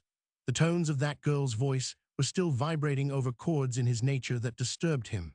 He did not even notice Talapa's movements until she ceased them by squatting down with native grace by the fireplace, and then, "Get up off that," he roared, in a voice that hastened Talapa's rising considerably. That was the buffalo robe on which the other girl had thrown herself the night before, and what a picture she had made in the firelight. Genesee in 2 strides crossed the floor, and grabbing the robe, flung it over his shoulder. No, it was not courteous to unseat a lady with so little ceremony. It may not even have been natural to him. So many things are not natural to us human things that are yet so true. "And why so?" asked Talapa sullenly, her back against the wall as if in a position to show fight. "That is," she said peccata, but, for the benefit of the civilized reader, the ordinary English is given. "And why so?" Genesee looked at her a moment from head to foot, but the scrutiny resulted in silencing no remark. At length he walked back to the chest against the wall, and unlocking it, drew out an account book, between the leaves of which were some money orders. 2 of them he took out, putting the rest in his pocket. Then, writing a signature on those 2 note the name of Jack Genesee, by the way turned to Mistress Talapa, who had slid from the wall down on the floor minus the buffalo robe. "Here," he said tersely, "I am going away. Clatoa Saito, you understand?" And then, fishing some silver out of his pocket, he handed it to her with the notes. "Take these to the settlemento, the bank store. They will give you money to live all winter. Live in the cabin if you want. Only get out in the spring, do you hear? I will want it myself then, and I want it alone." Without comment, Talapa reached up and took the money, looking curiously at the notes, as if to decipher the meaning in the pictured paper, and then, "Nika wake taikig Talapa," she queried, but with nothing in her tone to tell if she cared whether he wanted her or not. "Not by a," he began energetically, and then, "You are your own boss now," he added more quietly. "Go where you please, only you would better keep clear of the old gang, for I will not buy you from them agging cumtucks." Talapa nodded that she understood, her eyes roving about the cabin, possibly taking note of the wealth that she had until spring to revel in or filch from. Genesee noticed that mental reckoning. "Leave these things alone," he said shortly. "Use them, but leave them here. If any of them are gone when I get back, well, I will go after them." And throwing the robe over his arm again, he strode out through the door, mounted Moitza, and rode away. It was not a sentimental finale to an idyll of the wood, but by the time the finale is reached, the average human specimen has no sentiment to waste, had they possessed any to begin with. It was hard to tell whether Talapa was crushed by the cold cruelty of that leave-taking, or whether she was indifferent. That very uncertainty is a charm exerted over us by those conservative natures that lock within themselves wrath or joy, where we ordinary mortals give expression to ours with all the language possessed by us, and occasionally borrow some adjectives that would puzzle us to give a translation of. Talapa sat where he left her, not moving except once to shy a pine knot at a rat by the cupboard and hit it, too, though she did belong to the sex divine. So she sat, pensively dribbling the silver coin from hand to hand, until the morning crept away and the sun shone through the mists. What was it that at last awakened her from an apparent dreamland note of that bird whistling in the forest in very gladness that the sun shone again? Evidently so, and the Indian blood in her veins had taught her the secret of sympathy with the wild things, for she gave an answering call, half voice, half whistle. Silence for a little, and then again from the timber came that quavering note, with the rising inflection at the finish that was so near an interrogation. It brought Talapa to her feet, and going to the door, she sent a short, impatient call that a little later was answered by the appearance of a comely buckoon of the Order of Red Men who lounged down the little incline with his head thrust forward, as if to scent danger if any was about. But a few words from the girl assuring him that the coast was clothed fort, unguarded gave him more an air of assurance, as he stepped across the threshold and squatted down on the side of the bed. "Genesee gone?" he queried in the musical medley of consonants. Talapa grunted an assent, with love in her eyes for the noble specimen on the bed. "Gone far gone all time till spring," she communicated, as if sure of being the giver of welcome news. "House all mini verithing minial winter." "Ugh" was all the sound given in answer to the information, but the wide mouth curved upward ever so slightly at the corners, and coupled with the interrogative grunt, expressed, no doubt, as much content as generally falls to the lot of individual humanity. One of his boots hurt him, or rather the moccasins which he wore with leggings, and above them old blue pantaloons and a red shirt. The moccasin was ripped, and without ceremony he loosened it and kicked it toward Talapa. "Mamuk Tipshin," he remarked briefly, and by that laconic order to sew his moccasin, skulking Brave virtually took possession of Genesee's cabin and Genesee's squaw. Through the gray shadows of that morning, Rachel and Jim rode almost in silence down the mountain trail. The memory of the girl was too busy for speech, and the frequent yawns of Jim showed that a longer sleep would have been appreciated by him. "Say," he remarked at last, as the trail grew wide enough for them to ride abreast, "everything was jolly back here at Mr. Jack's last night, but I am blessed if it was this morning. The breakfast was not anything to brag of, and the fire was no good, and the fog made the cabin as damp as rain when the door was open, and he was glum and quiet, and you was not much better. Say, was it that Injun cook his you was afeard to eat after?" "Not exactly," she answered with a little laugh. "What an observer you are, Jim. I suppose the atmosphere of the cabin was the effect of the storm last night." "What? Well, the storm was not much worse to plow through last night than the wet timber this morning," he answered morosely. "But say, here's the sun coming out at last, be George. How the wind lifts the fog when it gets started. Look at it." And then, as the sunlight really crept in a great shimmer through the pines, he added, "It might just as well have come earlier, or else kept away altogether, for we are as wet now as we can get. Be thankful that it shines at all, Jim." "Oh, the shine's all right, but it shines too late." "Yes," agreed the girl, with a memory of shamed, despairing eyes flitting through her brain. "Yes, it always shines too late for someone." "It's for two of us this time," replied grumbling Jim, taking her speech literally. "We have had a nick of a time anyway this trip. Why, that storm had to wait until just the day we got lost, so as we would get wet and straggle home dead beaten without the sheep I cannot see."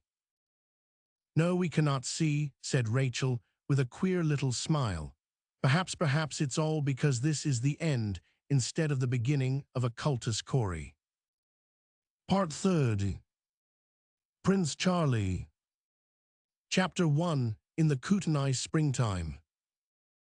In the spring that followed, what a spirit of promise and enterprise was abroad on the Hardy Ranch.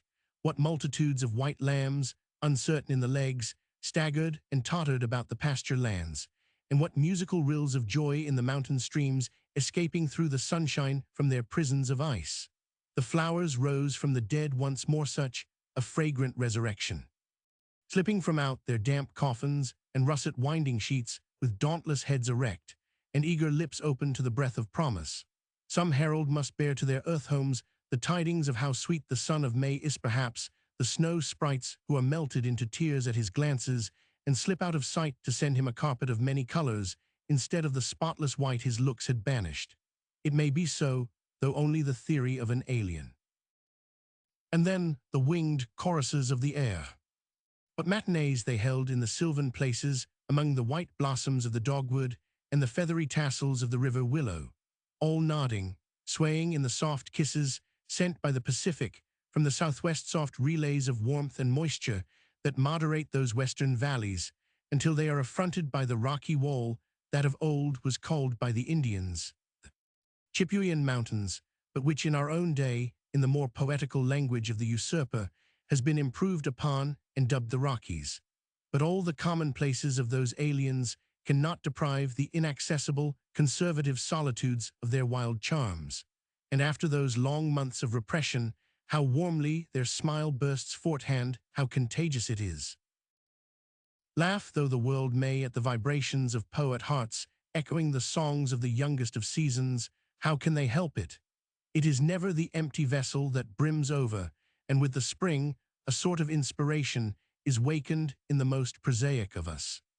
The same spirit of change that thrills the saplings with fresh vitality sends through human veins a creeping ecstasy of new life, and all its insidious, penetrating charm seemed abroad there in the northernland escaped from under the white cloak of winter. The young grass, fresh from the valley rains, warmed into emerald velvet in the sunshine, bordered and braced with yellow buttons of dandelion, while the soil was turned over with the plows, and field and garden stocked with seed for the harvest. Energetic, busy days those were after the long months of semi-inaction. Even the horses were too mettlesome for farm drudgery, intoxicated, no doubt, by the bracing, free winds that whispered of the few scattered droves away off to the north that bore no harness and owned no master. All things were rebellious at the long restraint and were breaking into new paths of life for the new season. Even a hulking Siwash, with his squaw and children, came dragging down the valley in the wake of the freshets, going to the reservation south, content to go any place where they could get regular meals, with but the proviso to be good Injun. They loafed about the ranch 2 days, resting, and coming in for a share of rations from the hearty table, and the little barefooted hostiles would stand about the gate and peer in around the posts of the porch, saying in insinuating tones, "Pale papoose." Yes, the spirit of the hills and grazing lands had crept under the rafters and between the walls, and a new life had been given to the world, just as the first violets crept sunward. And of course, no other life was ever quite so sweet, so altogether priceless as this little mite, who was already mistress of all she surveyed, and Auntie Lucifer, one female servant, declared. "Them eyes o' hers certainly do see everything in reach of 'em. She's a mighty pert chilly, I am tellin' ye." Even Jim had taken to loafing around the house more than of old, and showing a good deal of nervous irritation if by any chance she was allowed to test her lungs in the slightest degree. The setter pups paled into insignificance, and a dozen times a day he would remark to Ivans that it was the darndest, cutest little customer he ever saw. "Even you have become somewhat civilized," Rachel, since baby's arrival, remarked Tilly in commendation. Yes, Rachel was still there. At the last moment, a few appealing glances from Tilly and some persuasive words from Hen had settled the question, and a rebellion was declared against taking the home trail, and all the words of the Houghtons fell on barren soil, for she would not and she would not. "They will never miss me back there in Kentucky," she argued. "There are so many girls there. But out here, femininity is at a premium. Let me alone, Clara, I may take the prize." "And when am I to tell the folks you will come back?" asked Mrs. Houghton, with the purpose of settling on a fixed time and then holding her to it. "Just tell them the truth, dear, say you do not know," answered the girl sweetly. "I may locate a claim out here yet and develop into a stock grower. Do not look so sulky. I may be of use here. No one needs me in Kentucky." "What of Nard Stevens?" was a final query, at which Rachel no longer smiled, she laughed. "Oh, you silly Clara," she burst out derisively. "You think yourself so wise, and you never see an inch beyond that little nose of yours. Nard needs me no more than I need Himless the boy. He's a good fellow, But you cannot use him as a trump card in this game, my dear. Yes, I know that speech is slangy. Give my love to Nard when you see him well, then, my kind regards and best wishes if the other term conflicts with your proper spirit, and tell him I have located out here to grow up with the country. And through the months that followed, she assuredly grew to the country at all events, the comparative mildness of the winters proving a complete surprise to her, as hearing of the severe weather of the north, she had not known that its greatest intensity extends only to the eastern wall of the great mountain range, and once crossing the divide, the Chinook winds or currents from the Pacific give the valleys much the temperature of our middle states, or even more mild, since the snowfall in the mountains is generally rain in the lowlands. Sometimes, of course, with the quick changes that only the wind knows, there would come a swoop downward of cold from the direct north, cutting through the basins and driving the Pacific air back coastward in a fury, and those fitful gusts were to be guarded against by man and beast, and wise were growing those eastern prophets in their quickness to judge from the heavens whether storm or calm was to be with them.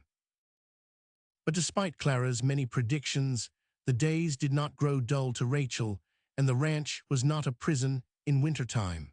She had too clearly developed the faculty of always making the best of her surroundings and generally drawing out the best points in the people about her. It was that trait of hers that first awakened her interest in that splendid animal, their guide from the Maple Range. He had disappeared, gone from the Kootenai country, so they told her, but where or for what, that none could answer. Her memory sometimes brought her swift flushes of mortification when she thought of him, of their associations so pregnant with some sympathy or subtle influence that had set the world so far beyond them at times. Now that he was gone, and their knowledge of each other perhaps all over, she tried to coolly reason it all out for herself, but found so much that contained no reason, that had existed only through impulses not easy to realize once outside the circle of their attending circumstances. Those memories puzzled her own weakness when she lay in his arms, and her own gift of second sight that gave her an understanding of him that morning when she turned champion for him against himself. Was it really an understanding of him, or was it only that old habit of hers of discovering fine traits in characters voted worthless, discoveries laughed at by her friends, until her spectacles of imagination were sometimes requested if some specimen of the genus Homo without any redeeming points was under discussion? Was it so in this case? She had asked herself the question more than once during the winter, and if she had been at all pliable in her opinions, she would long ere spring have dropped back to the original impression that the man was a magnificent animal with an intellect and with spirituality and morality sleeping. But she was not. A certain stubbornness in her nature kept her from being influenced, as the others were, by the knowledge that after all they had had a veritable squaw man as a guide. Hardy was surprised, and Tilly was inconsolable. "I never will believe in an honest face again," she protested. "Nonsense," laughed Rachel. "Pocahontas was an Indian, and Rolfe was not hustled out of society in consequence." "And no," assented Tilly, eyeing Rachel doubtfully, "but then, you see, Rolfe married Pocahontas." "Yes." And Ivans told Hen he heard that the squaw you saw at Genesee's was only a sort of slave. Did he tell you and Jim that she was his wife?" I do not know," and Rachel suddenly sat down on a chair near the window and looked rather hopelessly at the questioner. "No, I do not believe he said so, but the circumstances and all, well, I took it for granted. He looked so ashamed." "And you thought it was because of a marriage ceremony, not for the lack of one?" "Yes," acknowledged the girl, inwardly wondering why that view of the question had not presented itself to her. Had she after all imagined herself sighting an eagle, and was it on nearer acquaintance to develop into a vulture, worse still, a buzzard, a thing reveling only in carrion, and knowing itself too unclean to breathe the same air with the untainted? So it seemed, so Tilly was convinced, so she knew Clara would have thought. In fact, in all the range of her female acquaintances, she could think of none whose opinion would not have been the same, and she had an impatient sort of wonder with herself for not agreeing with them. But the memory of the man's face that morning and the echo of that "God bless you, girl" always drifted her away from utter unbelief in him. She heard considerable about him that winter, that he was thought rather eccentric and belonged more to the Indians than the whites, sometimes living with a tribe of Kootenais for weeks, sometimes disappearing, no one knew where, for months, and then settling down in the cabin again and placidly digging away at that hole in the hill by the little Laketh Hill itself, called by the Indians Tamanus, meaning bewitched or haunted. And his persistence in that work was one of the eccentric things that made some people say significantly, they allowed Genesee was a good man, but a little touched on the silver question. And for Tilly's benefit, Hen had to explain that the term good had nothing whatever to do with the man's moral or spiritual worth. Its use was in a purely physical sense. After the snows fell in the mountains, there were but few strangers found their way to the new ranch. Half locked in as it was by surrounding hills, the passes were likely to be dangerous except to the initiated, and there were not many who had business urgent enough to push them through the drifts or run their chances with landslides. But if a stray hunter did come their way, his call was not allowed to be a short one. They had already become too thoroughly Western in their hospitality to allow the quick departure of a guest, a trait of which they had carried the germs from old Kentucky. What cheery evenings there were in the great sitting-room, with the logs heaped high in the stone fireplace. An uncarpeted room, with long cushioned settees along two sides of it, and mighty restful they were voted by the loungers after the day's work. A few pictures on the wall, mostly engravings. The only color given the furnishing was in the pink and maroon chintz curtains at the windows, or cushions to the oak chairs. There in the firelight of the long evenings were cards played, or stories told, or magazines read aloud, Rachel and Hen generally taking turn about as reader. And Tilly, in the depths of the cushioned rocker, knitting soft wool stuffs, was a chatelaine, the picture of serene content, with close beside her a foil in the form of black Auntie Luce, whom only devotion to her young miss would ever have tempted into those wilds. And after the work was over for the night, it was a usual thing to see her slipping in and snuggling down quietly to listen to the stories told or read, her big eyes glancing fearfully toward windows or doors if the Indian question was ever touched on, though occasionally, if approached with due ceremony and full faith shown in her knowledge, she would herself add her share to the stories told, her donation consisting principally of sure hoodoos and the doings of black witches and warlocks in the land of bayous. For Auntie Luce had originally come from the swamps of Louisiana, where the native religion and superstitions have still a good following, and old Auntie's reminiscences added to the variety of their evening's bill of entertainment. A mail courier unexpectedly sprang up for them in the winter, in the person of a young half-breed called Calatin, or the Arrow. He had another name. His father, an Englishman, an agent for Fur Company, had happened to be around when his swarthy offspring was ushered into the world, and he promptly bestowed on him his own name of Thomas Alexander. But it was all he did bestow on him, and that only by courtesy, not legality, and Alexander Jr. had not even the pleasure of remembering his father's face, as his mother was soon deserted. She went back to her tribe and reared her son as an Indian. Even his name in time was forgotten, as by common consent the more characteristic one of Calatin was given him because of the swiftness of foot that had placed him among the best runners or messengers in the Indian country, and the average speed of a runner will, on a long march, outdistance that of cavalry. At the military post at Fort Missoula, Calatin's lines had first fallen among those of Genesee, and for some unexplained reason his adherence to that individual became as devoted as Moitz's own.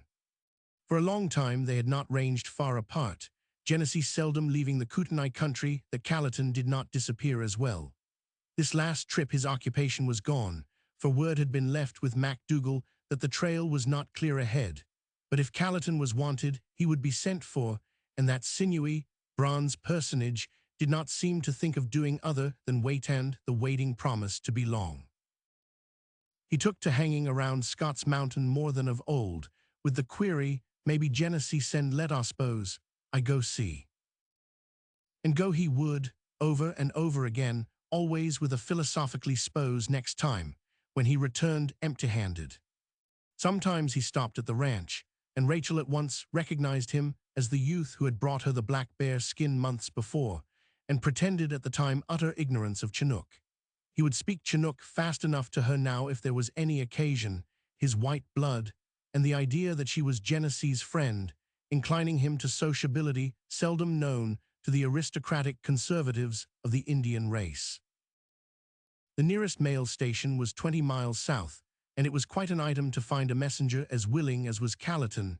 Storm or calm, he would make the trip just the same, carrying his slip of paper on which all the names were written and which he presented as an order to the postmaster.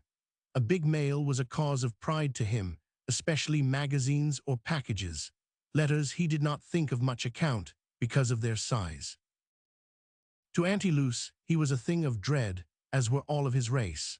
She was firmly convinced that the dusky, well-featured face belonged to an imp of the evil one, and that he simply slid over the hills on the cold winds without even the aid of a broomstick.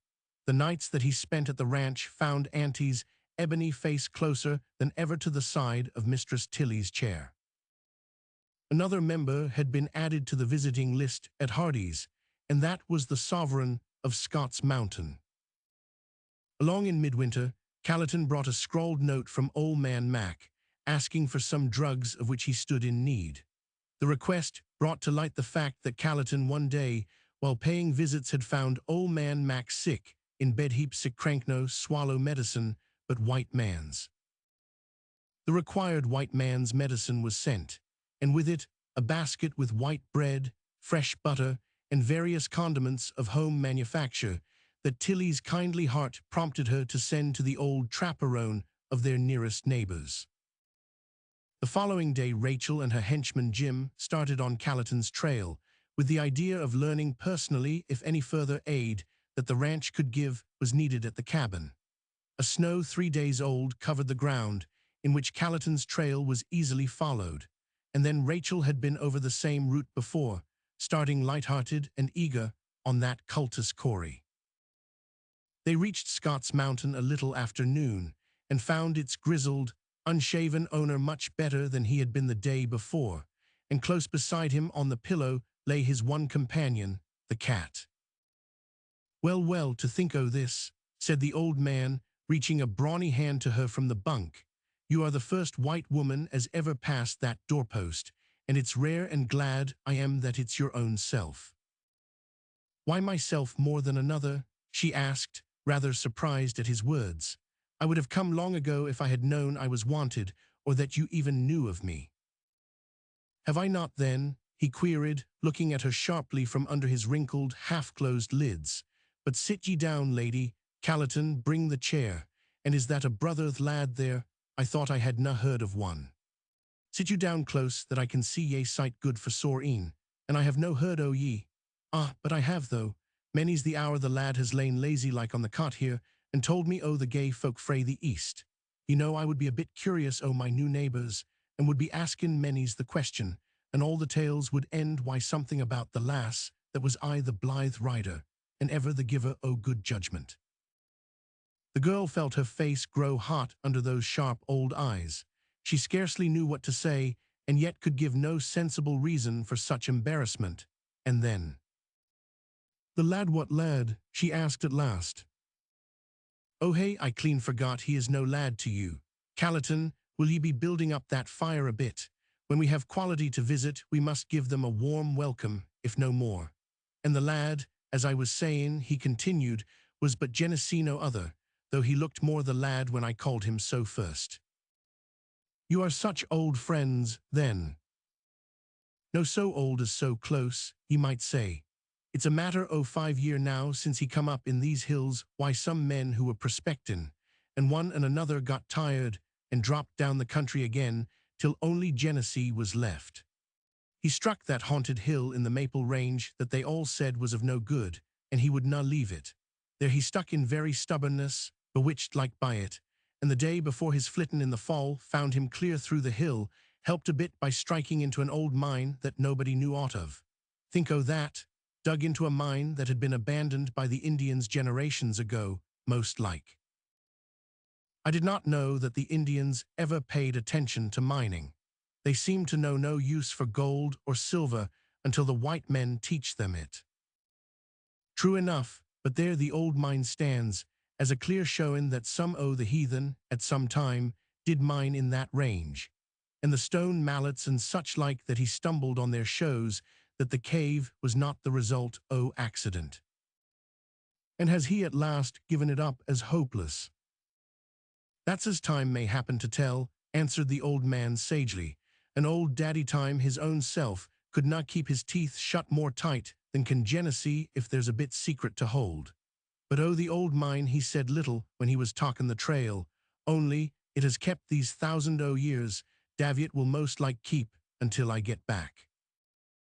From that speech, Rachel gathered the first intimation that Genesee's absence from the Kootenai country was only a transient one. Was he then to come back and again drop his life into its old lines? She did not like to think of either to question. But that winter visit to Old Man Mac, as Callerton called him, was the beginning of an avowed friendship between the old hermit of the northern hills and the young girl from the southern ones.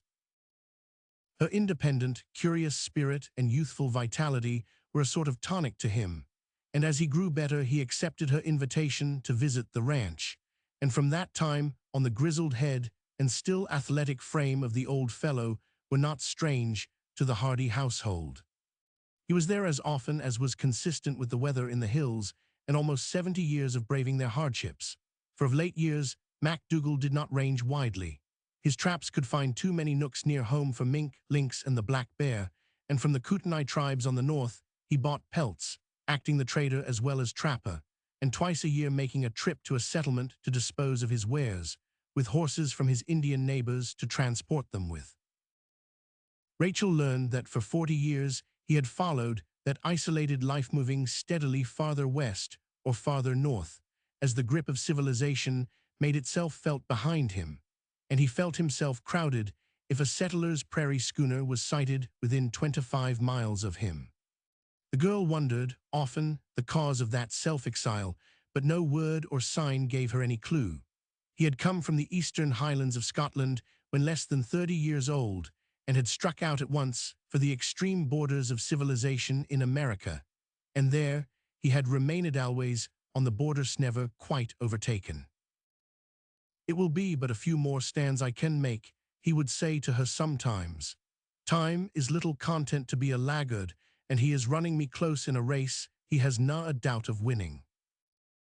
With advancing years, the barrier, whatever the foundation, that he had raised between himself and the world was evidently weakening somewhat, and first through Genesee, and now through this girl, had come a growing desire for intercourse with his own race once more.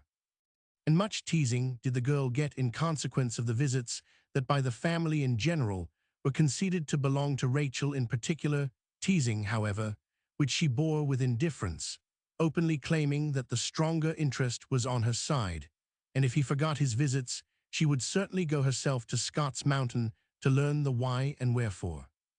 This she did more than once, through the season, when indoor life grew at all monotonous, sometimes with Jim as a companion, and sometimes with Callerton trotting at her mare's head, and guiding very carefully Betty's feet over the dangerous places anti-loose, always watching such a departure, with prophecies of Miss Rake's seep ahingin round the neck that red nigger some these days, I am Aitlin yeah. Despite prophecies, Callerton proved a most eager and careful guardian, seeming to feel rather proud when he was allowed to be her sole companion. Sometimes he would say, "Suppose you hear where Genesee is may be," and at her negative he, like a philosopher of unlimited patience, would content himself with, "Sometime he sure come, s'pose waum ilihi," meaning the summertime, and Rachel, noting his faithfulness to that one idea, wondered how many seasons his patience would endure. At last, about the middle of April, he stalked into the ranch door one morning early, scaring Auntie loose out of her 7 senses, or as many extra ones as she laid claim to. Rachel Hardy was all he deigned to address to that personage, so inborn in the Indian is the scorn of a slave or those of slavish origin. And Callerton, who had lived almost entirely with his tribe, had many of the aristocratic ideas of race that so soon degenerate in the Indian of the settlements or haunts of the white man. Once Auntie Luce, not understanding his ideas of caste, thought to propitiate him with some kindly social inquiry as to the state of his health and well-being, and had beat an ignominious retreat to the floor above at the black look of indignation on his face at being questioned by a slave. When Rachel took him to task for such a ferocious manner, he answered, with a sullen sort of pride, "I, Calliton, am of a race of chiefs, not a dog to be bidden by black blood." And she had noticed then, and at other times, that any strong emotion, especially anger, gave an elevated tone and manner of speech to him and his race, lifting it out of the slurred commonplaces of the mongrel jargona. Direct contradiction of their white brother, on whom anger generally has an effect exactly contrary. After that one venture of Auntie's at timorous friendliness, she might have been a dumb woman so far as Calliton ever had further knowledge, for her conversations in his presence were from that date carried on entirely in pantomime, often to the annoyance, though always to the amusement, of the family. Calliton's abrupt entrance and query that April morning was answered by a comprehensive nod and wave of pudgy black hands toward the sitting-room, into which he walked without knocking, that, also perhaps, being deemed a prerogative of his lordly race. "Why, Calliton, so early?" said Rachel in surprise. "Are you trying to outrun the sun? What is it?" For her eyes, accustomed to the usual calm of his countenance, recognized at once that some new current of emotion was struggling for supremacy in him that morning. He did not answer at once, but seated himself in impressive silence on the edge of one of the settees, and after a dramatic pause that he considered a fitting prelude to the importance of his communication, he addressed himself to Rachel, the only woman, by the way, whom he was ever known to meet or converse with on terms of equality, as Indian chivalry does not extend to their exaltation of the gentler sex. "Rachel Hardy," he said, in a mingling of English and Chinook, "I, Calliton, the arrow, shoot to the south. Genesee has sent in the talking paper to old man Mac that the reservation Indians south have dug up the hatchet. Genesee is taking the trail from the fort with rifle and many men, and he wants an arrow that can shoot out of sight of any other, so he wants Calliton." And having delivered himself of this modest encomium on his own worth, there was a stage wait of about a minute that might have been relieved by some words conceding his superiority, but was not. Rachel was looking out of the window as if in momentary forgetfulness of the honor done her in this statement of facts. Calliton rose to his feet. "Old man Mac come Town Valley, may be in 2 days. I stopped to tell you and say like white man Clahuya." And with the Indian word of farewell, he turned to the door when Rachel stopped him. "Wait, Calliton," she said, holding out her hand to stop him. "You are going south into the hostile country. Will the arrow carry a message as it flies?" "Let Rachel Hardy speak. Calliton is swift. A message is not heavy from a friend." "That is it, Calliton. It is to your friend Genesee." Rachel ejaculated Tilly, who had been a silent auditor of this queer little scene, with its ceremony and its ludicrous ludicrous to any not knowing the red man's weakness for forms and a certain pomposity that seems a childish love of display and praise. But Rachel never ridiculed it. Instead, she simply let herself drop into his tone and thus enhanced very much his opinion of her. And at Tilly's voice, she turned impatiently. "Well, why not?" she asked, and her combative air at once reduced Tilly to withdrawing as easily as she could from the discussion. "But dear, the man's reputation, and really you know he is nothing we thought he was. He is scarcely fit for any lady to speak to. It is better to leave such characters alone. One never can tell how far they may presume on even recognition." "Yes, after all, Tilly, I believe you are very much of the world worldly." Did he stop to ask if I was entirely a proper sort of person before he started to hunt for me that time in the Kootenai Hills? "Nonsense, of course not, but the cases are totally unlike. Naturally, he is a man, I am a woman, but if the cases were reversed, though I might preserve a better reputation, I doubt much if, in some respects, I should equal the stubborn strength of character I have seen that man show at times. Oh, I might have known better than to advise you, Rachel, if I wanted to influence you, remarked Tilly helplessly. You are like an Irishman, always spoiling for a fight, and hunt up the most ridiculous, impossible theories to substantiate your views. But I am so disappointed in that man, seemed such a fine fellow. But when we are assured of our mistake, it is time, especially, Rachel, for a girl to drop all acquaintance with him. I wish I was not a girl, then I would not have to be hedged in forever. You would not think it so terrible if Hen or Ivans, or any of the men, were to meet him as usual or send word to him if they chose. But that is different. And I am sick of the differences. The more I see the narrowness of social views, the less I wonder at old MacDougall and Genesee taking to the mountains, where at least the life, even the life's immoralities, are primitive. Primitive, oh good Lord, ejaculated Tilly in serio-comic despair. What would you suggest as an improvement on their simplicity? And then, both being rather good-natured women, the absurdity of their vehemence seemed to strike them, and looking at each other for a second, they both burst out laughing. All this time Callerton stood, showing his silent disdain of this squaw-wow with the impassive gaze that went straight over their heads at the opposite wall, not seeing the debaters, as if it were beneath his dignity to open his ears to their words. In fact, his dignity had been enhanced several degrees since his visit to the ranch, some 10 days before, because of that talking paper, no doubt, that had come from the fort, and his full Indian dress for he would scorn to wear the garb of his father was decked with several additional trinkets, borrowed or stolen from the tribe, that were likely to render his appearance more impressive. And Rachel, glancing at him, was reminded by that manner of dignified toleration that she had kept him waiting no doubt 5 minutes in the flight of an arrow is a lifetime. Tell Jack Genesee, she said, turning to him in complete negligence of arguments just used, that Rachel Hardy sends to him greetings you understand, that she is glad to hear where he is. A soldier's life is a good one for him, and she will always have faith in his fighting well and trying to fight on the right side. Is that message much to remember? Callerton poetically answered in Chinook to the effect that his heart was in his ears when she spoke, and would be in his tongue when he met Genesee, and with that startling statement he made his exit, watched by Auntie Luce from the stairs on which she had taken refuge.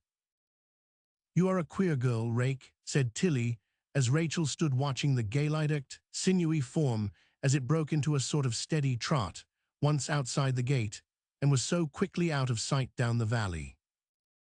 Am I try and say something more original, she suggested. I believe you would make a good missionary, continued Tilly debatably. Your theory of civilizing people seems to be all right, but while it may work capitally with those savages born in heathendom, I fear its results when applied to enlightened mortals who have preferred dropping into degraded lives. Your laudable energy is likely to be wasted on that sort of material. What a learned diagnosis for you to make, my child, said Miss Hardy approvingly. Auntie Luce confided to me she was going to make a batch of sugar cookies this morning, and you shall have the very first one as a reward for delivering your little speech so nicely. Chapter 2, A Recruit from the World. Oh, cam ye hear the fight to shun? Or heard the sheep why me man? Spring, with its showers and promises, drifted into the dim perspective, as summer, with flaunting assumption, took possession of the foreground. All through the changing weeks rumors came from the south and east, telling of disaffection among the hereditary lords of the soil, and petty troubles in different localities that, like low mutterings of far-off thunder, promised storms that might be remembered. Some rust on the wheels of the slow-moving machinery of government had caused a delay in the dealings with the people on the reservations. Treaties ignored through generations, in both letter and spirit, are not calculated to beget faith in the hearts of the red nations or teach them belief in the straightness of our tongues. Was it the fault of the Department of the Interior at Washington or the dishonesty of their local agents, the chicanery of the party in office, or the scheme of some political ring that wanted to get in by bringing forward a cause for condemnation of the existing regime.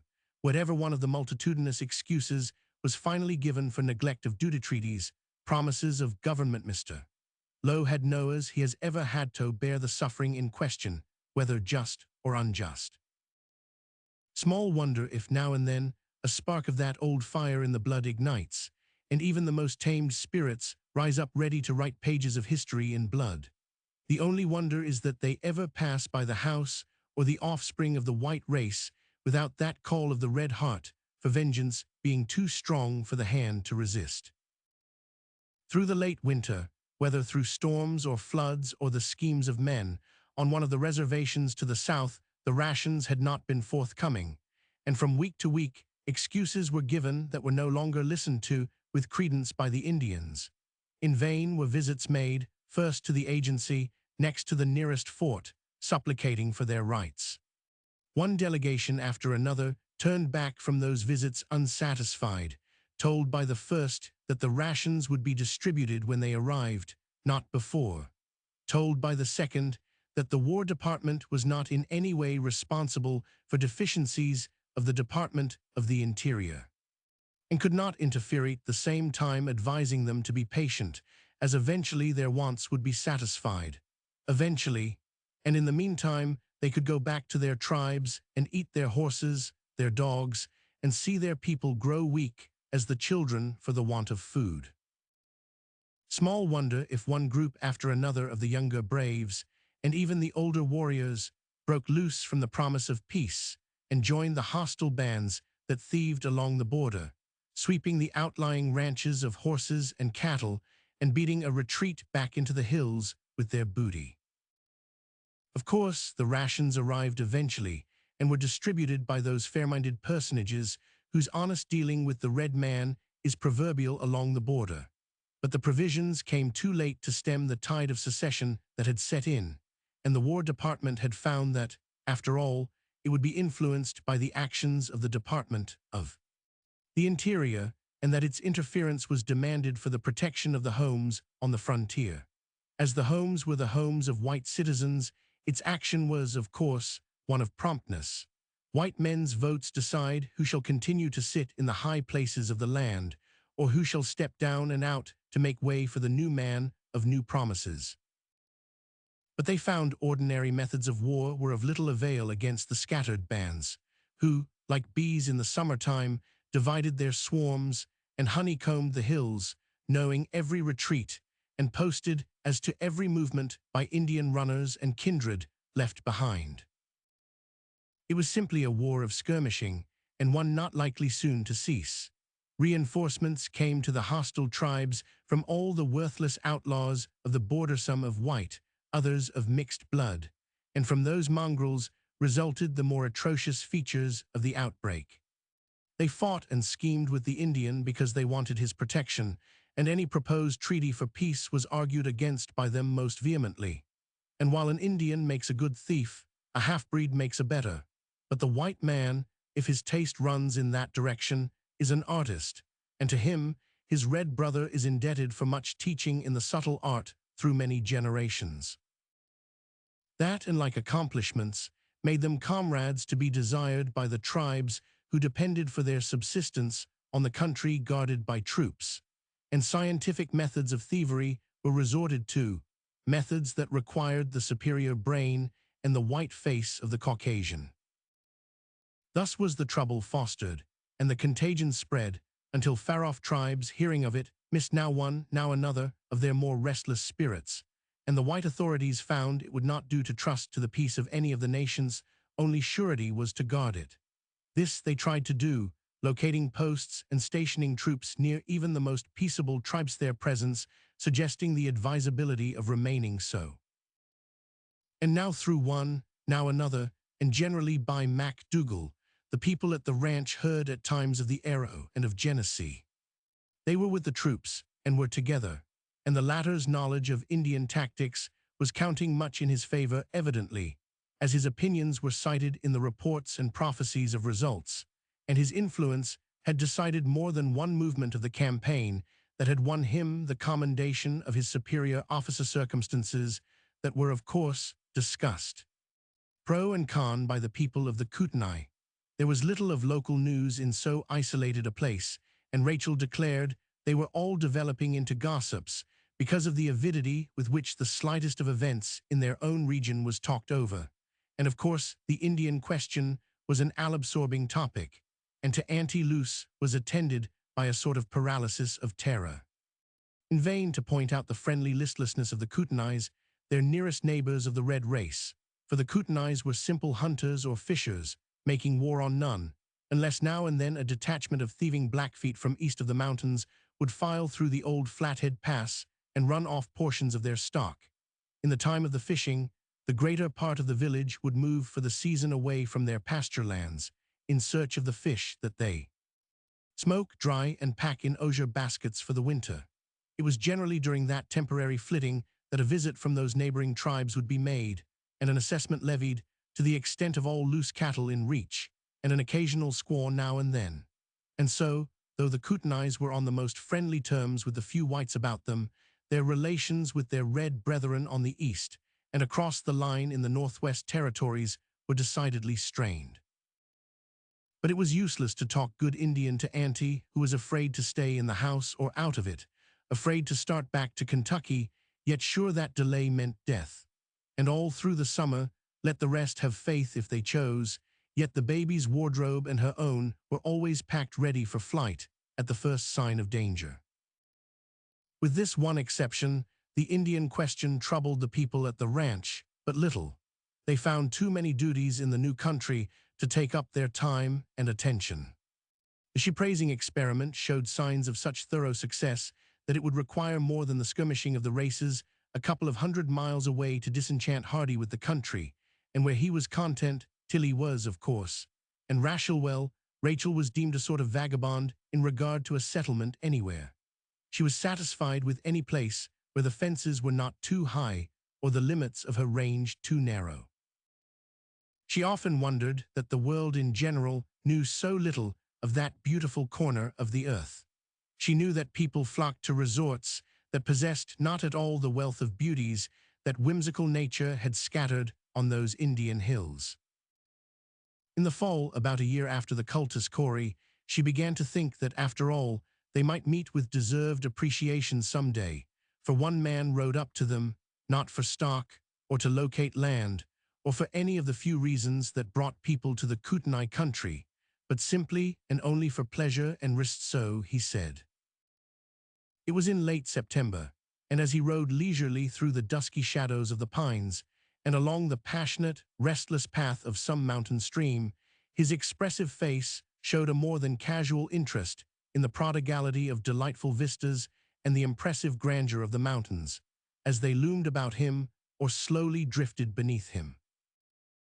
All the beauty of autumn was around him, yet he himself looked like one of the people who belong only to summer, judging from his eager eyes and the boyish laugh that broke on the still air as he watched the pranks of some squirrels making holiday in their own domain.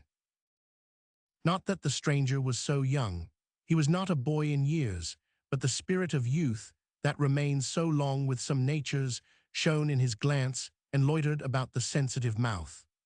In seeing him smile, one would forget the thread of premature silver that shone through the bronze of his hair. He was almost beautiful in face, yet his stature, which was much above the average, and his exceptionally complete proportions saved him from the beauty that is effeminate, but whatever beauty he possessed, however, was in every way refined. It was noon when stragglers of sheep met his gaze, dotting with white the green and amber grasses of the great park, and showing, as he forded Missoula Creek, a picture before him, framed in the high wall of the hills, and restful with pastoral peace that was a striking contrast to the untamable wilds through which he had passed. Almost there, he whispered eagerly as he rode along the corrals and was greeted by a tumbling lot of sheepdogs. "Will it be of use?" Before he reached the gate, he was met by Hardy, who, bareheaded, had left the dinner table to welcome a visitor whom, from the porch, all had decided was a stranger. The host scattered the dogs. There were a few words, a shake of hands, and they could hear Hardy's hearty invitation to dismount. Meanwhile, Auntie Luce was bustling about as fast as her stout, short form would allow her, arranging a place at the table for the late guest, and thanking her stars that a real gentleman was to be company for them. Once more her opinion that he was a gentleman having foundation in the fact that he wore store clothes instead of the trappings of buckskin affected by the natives of the Kootenai. They found he was possessed of more decided points due the idea of a gentleman, both in breeding and education, and before many remarks were exchanged, the rest of the family, as well as Auntie, were congratulating themselves on this acquisition from the world. "Yes, I am altogether a stranger up here," he said pleasantly in answer to a query, "and at Holland's they told me there was one of my statesmen up in this park. So I asked the way and started west instead of north, as I had thought of doing." "Doing a bit o' prospectin' then," was Mac Dougall's query. It was a visiting day of his, and he had been watching the newcomer's face with scrutinizing eyes ever since the first words of self-introduction, in which the visitor's name had been overlooked. "Wellies," answered the other slowly, as if he was not decided or had not anticipated the question. "I thought as much, since ye carry no hunting gear," remarked the trapper, "and in this country a man is likely to be the one thing or the other." "And in this case it is the other," smiled the stranger, "as I have not as yet found any vocation. I have come out here to forget I ever had one prospecting for a rest." "Well, there is plenty of room here to rest in," said Hardy hospitably. "Yes, or work in," added Rachel, "and a new country needs the workers." Tilly threw an admonishing glance as payment for the uncivil speech, and the stranger turned his attention to the speaker. The contour of her face must have been pleasing, since he looked at it interestedly, as if forgetting in its contemplation the words uttered, and then, "Indeed," he said at last, "well, who knows but that I may develop into a worker? Is industry contagious here?" And Rachel, whose tone had been more uncivil than her intention, felt herself put at a disadvantage by the suavity that was not a feature of Kootenai character. "Indeed then," said MacDougall, "it's gettin' to be a brisk, busy country these late days, and ye canna go a matter o' 20 mile without trippin' up on a settlement. And ye come from Hollands without a guide. That's pretty good for a stranger in the parts, as I doubt na ye be, mister," and he stopped suggestively. The stranger laughed and drew a card from his pocket. "I told Mr. Hardy my name at the gate," he observed, but evidently it escaped his memory. "He introduced me only as a stranger." "It does not matter, however, what a man is called out here," returned Hardy. "It is the man that is valued in the West, not the name given him. Now, back home they weighed about equal." "And in my country," said MacDougall, looking up from the card, "here's a name that would carry ye many a mile, and bespeak ye goodwill from many an old heart, Charles Stewart. It's a name to take unco good care of, my man." "I try to take good care of the owner of it, at all events," answered the stranger, "but it is not an uncommon name in America. There are few parts of the country in which I am not able to find a namesake." "Indeed then, and I have run across none o' the name these 7 odd year," said MacDougall. "And then it was a man in the Bitter Root Mountains, who spelt it with the U instead of the U, and had never e'en heard tell o' Prince Charlie." "And you have known no one in this country by the name of Stewart?" asked the stranger, his eyes seeming to watch at the same time both Hardy and the old man. Ivans and Jim had left the table and lounged out to the stables to smoke. "No," answered Hardy, "we are comparatively newcomers here, but all the settlers within a radius of 50 miles are already known to us by name. It is not so difficult where white men are so scarce, and I have never heard of any Stewarts among them." "Then I have dropped literally into a strange country," said Stewart, rising and walking to the end of the porch, "and from what I have seen of it, a decidedly interesting one. Hunting good."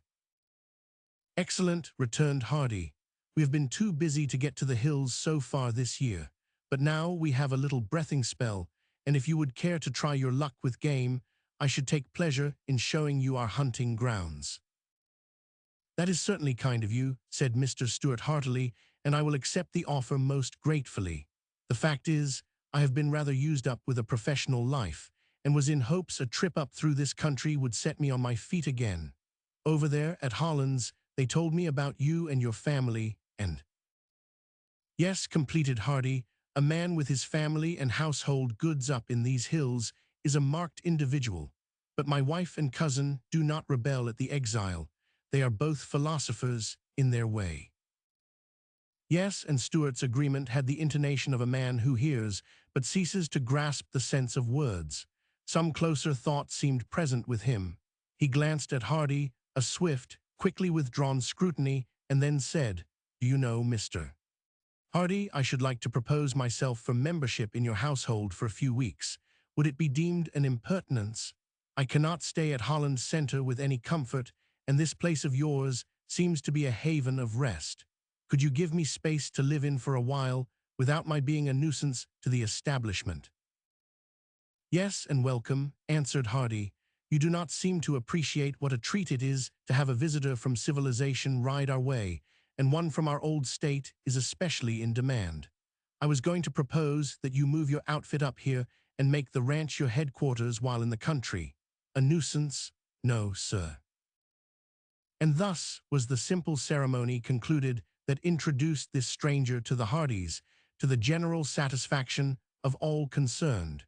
Rachel was the only member who did not seem especially delighted. "Oh yes, he is clever and entertaining," she agreed to Tilly, "and his manner is so charmingly insinuating that I may end by falling in love with him. But I am beginning with an unreasonable desire to say snappy things to him. I should say it was unreasonable, a thorough gentleman of fine family connections.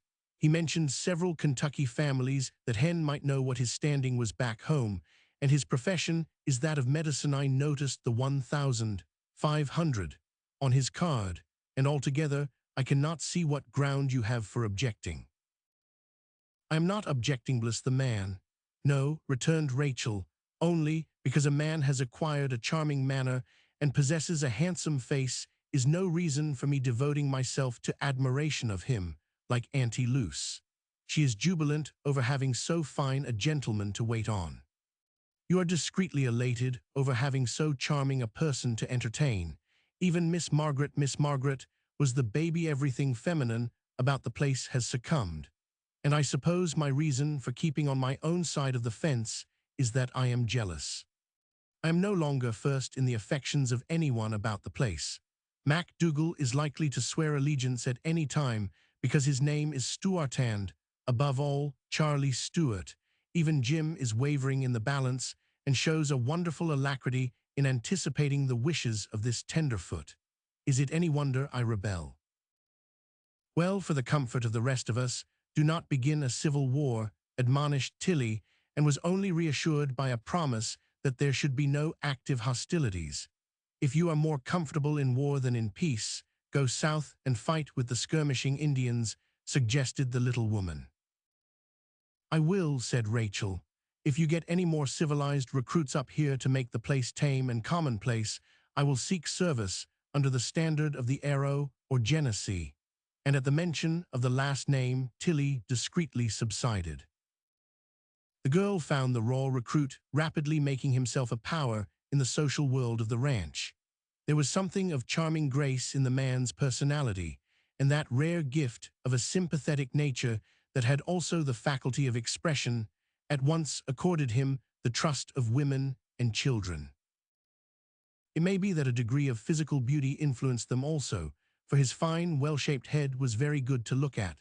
The poise of the erect, tall figure bespoke serene self-confidence. The curves of his lips, slightly hidden by a mustache, gave a sweetness of expression to the lower part of his face, while the wide brows and fine eyes gave an intellectual cast to a personality that did not lack attractive points. "The lad has the old grace o' the Stuarts," MacDougall affirmed, sticking to his fancy of connecting the old bloodreel with the slip of the name grown on alien ground. and it is much the same free-handed manner o' the old stock-free o' their smiles, and winning o' hearts by the clasp o' the hand. But there's a bit about this one that is a rare puzzle to me. I think like enough it's the eyes, they are main handsome ones, but I am always arrogant o' my brains to tell where I have seen them before. Rachel, to whom this speech was made, only laughed. He has never been west until now, so you cannot have seen them, she argued, but her tone made the old man regard her with attention. What do you mean by that, lass? Oh, nothing, only he says so, and then she went into the house, leaving her guest sitting on the bench of the porch.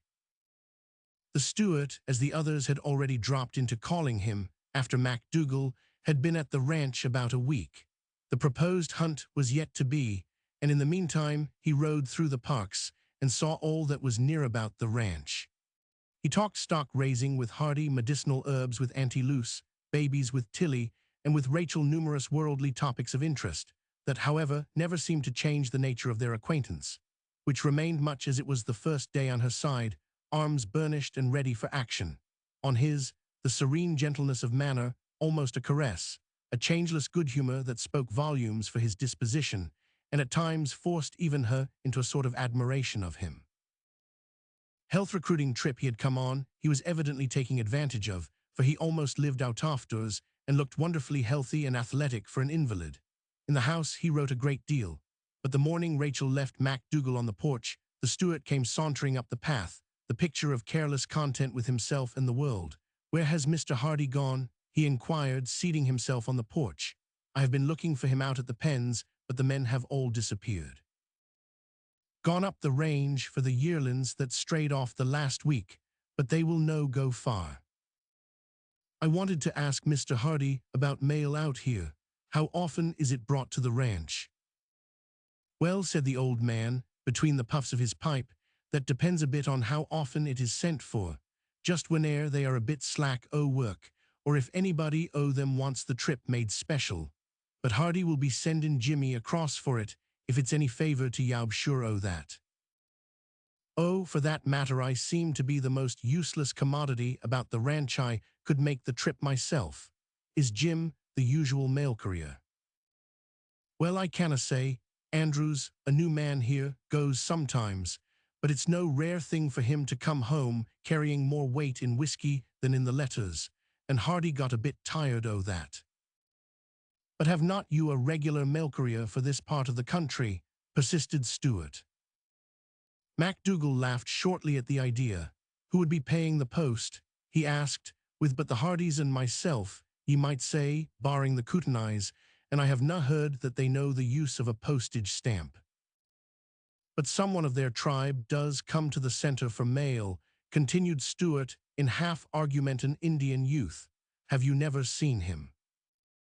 From the Kootenais? Well, I have not then. It may be of late, there are white men among them, but canna say, I see little o' any o' them this long time. And no, other white people in this region. No, lad, not for a long time, said the old man with a half-sigh. The listener rose to his feet. I think, he said, as if a prospect of new interest had suddenly been awakened in his mind, I think I should like to make a trip up into the country of the Kootenais. It is not very far, I believe, and would be a new experience. Yes, if I could get a guide, I would go. Well, said MacDougall dryly, seeing I have lived next door to the Kootenais for some time, I might be able to take ye a trip that way myself. Rachel, riding inside the window, heard the conversation and smiled to herself. Strange that Callerton should have slipped MacDougall's memory, she thought, but then he may have been thinking only of the present and the Stewart of months back. So he does know some things of people in the Kootenai for all his blind ignorance, and he would have learned more if he had not been so clever and waited until the rest were gone to question. I wonder what he is hunting for in this country. I do not believe it is forfeited game. Chapter 3. At cross purposes. Their tricks and craft ha put me daft. They have ta'en me in, and a that. And so you got back unharmed from the midst of the hostiles? Asked Rachel in mock surprise, when, a week later, Hardy, Stewart, and MacDougall returned from their pilgrimage, bringing with them specimens of deer they had sighted on their return. Hostels is about the last name to apply to them, I should imagine, remarked Stewart. They are as peaceable as sheep. But they can fight too, said MacDougall, and used to be reckoned hard customers to meet. But the Blackfeet ha well nigh been the finish o' them. The last o' their war chiefs is an old, old man now, and there's small chance that any other will ever walk in his moccasins. I have been told something of the man's character, said Rachel, but have forgotten his name. Bald Eagle. Grey Eagle, and there's more character in him worth the tellin' of than you will find in any Siwash in these parts. I doubt na Genesee told you tales o' him. He took a rare, strange liking to Genesee from the first made him some presents, and went through a bit o' ceremony by which they adopt a warrior. Was this Genesee of another tribe? Asked Stewart, who was always attentive to any information of the natives. Yes, said Rachel quickly, anticipating the others, of a totally different tribone, of the most extensive in America at present. A youth, a half-breed. No, she replied, an older man than you and of pure blood. Hen, there is Miss Margaret pummeling the window for you to notice her. Davy MacDougall, did you bring me nothing at all as a relic of your trip? Well, I must say times are changing when you forget me for an entire week. Both the men looked a little amused at Rachel's truthful, yet misleading replies, and thinking it just one of her freaks, did not interfere, though it was curious to them both that Stewart, living among them so many days, had not heard Genesee mentioned before. But no late news coming from the southern posts had made the conversations of their troops flag somewhat, while Stewart, coming into their circle, brought new interests, new topics that had for the while superseded the old, and Genesee's absence of a year had made them. Count him no longer as a neighbor. Then it may be that, ere this, Rachel had warded off attention from the subject. She scarcely could explain to herself why she did it. It was an instinctive impulse in the beginning, and sometimes she laughed at herself for the folly of it. Never mind, she would reassure herself by saying, even if I am wrong, I harm no one with the fancy, and I have just enough curiosity to make me wonder what that man's real business is in these wilds, for he is not nearly so careless as his manner, and not nearly so light-hearted as his laugh. Well, did you find any white men among the Kootenays? She asked him abruptly the day of his return. His head bent that Miss Margaret could amuse herself with it as a toy of immense interest, raised suddenly. Much in the girl's tone and manner to him was at times suggestive. This was one of the times. His usually pale face was flushed from his position, and his rumpled hair gave him a totally different appearance as he turned on her a look half-compelling in its direct regard. What made you ask that? He demanded in a tone that matched the eyes. She laughed. To see him throw off his guard of gracious suavity was victory enough for one day. My feminine curiosity prompted the question, she replied easily. Did you? No, he returned, after a rather steady look at her. None that you could call men. A specimen, then. Heaven help the race, if the one I saw was accepted as a specimen, he answered fervently. A filthy, unkempt individual, living on the outskirts of the village, and much more degraded than any Indian I met, but he had a squaw wife. Yes, the most of them have-wives or slaves.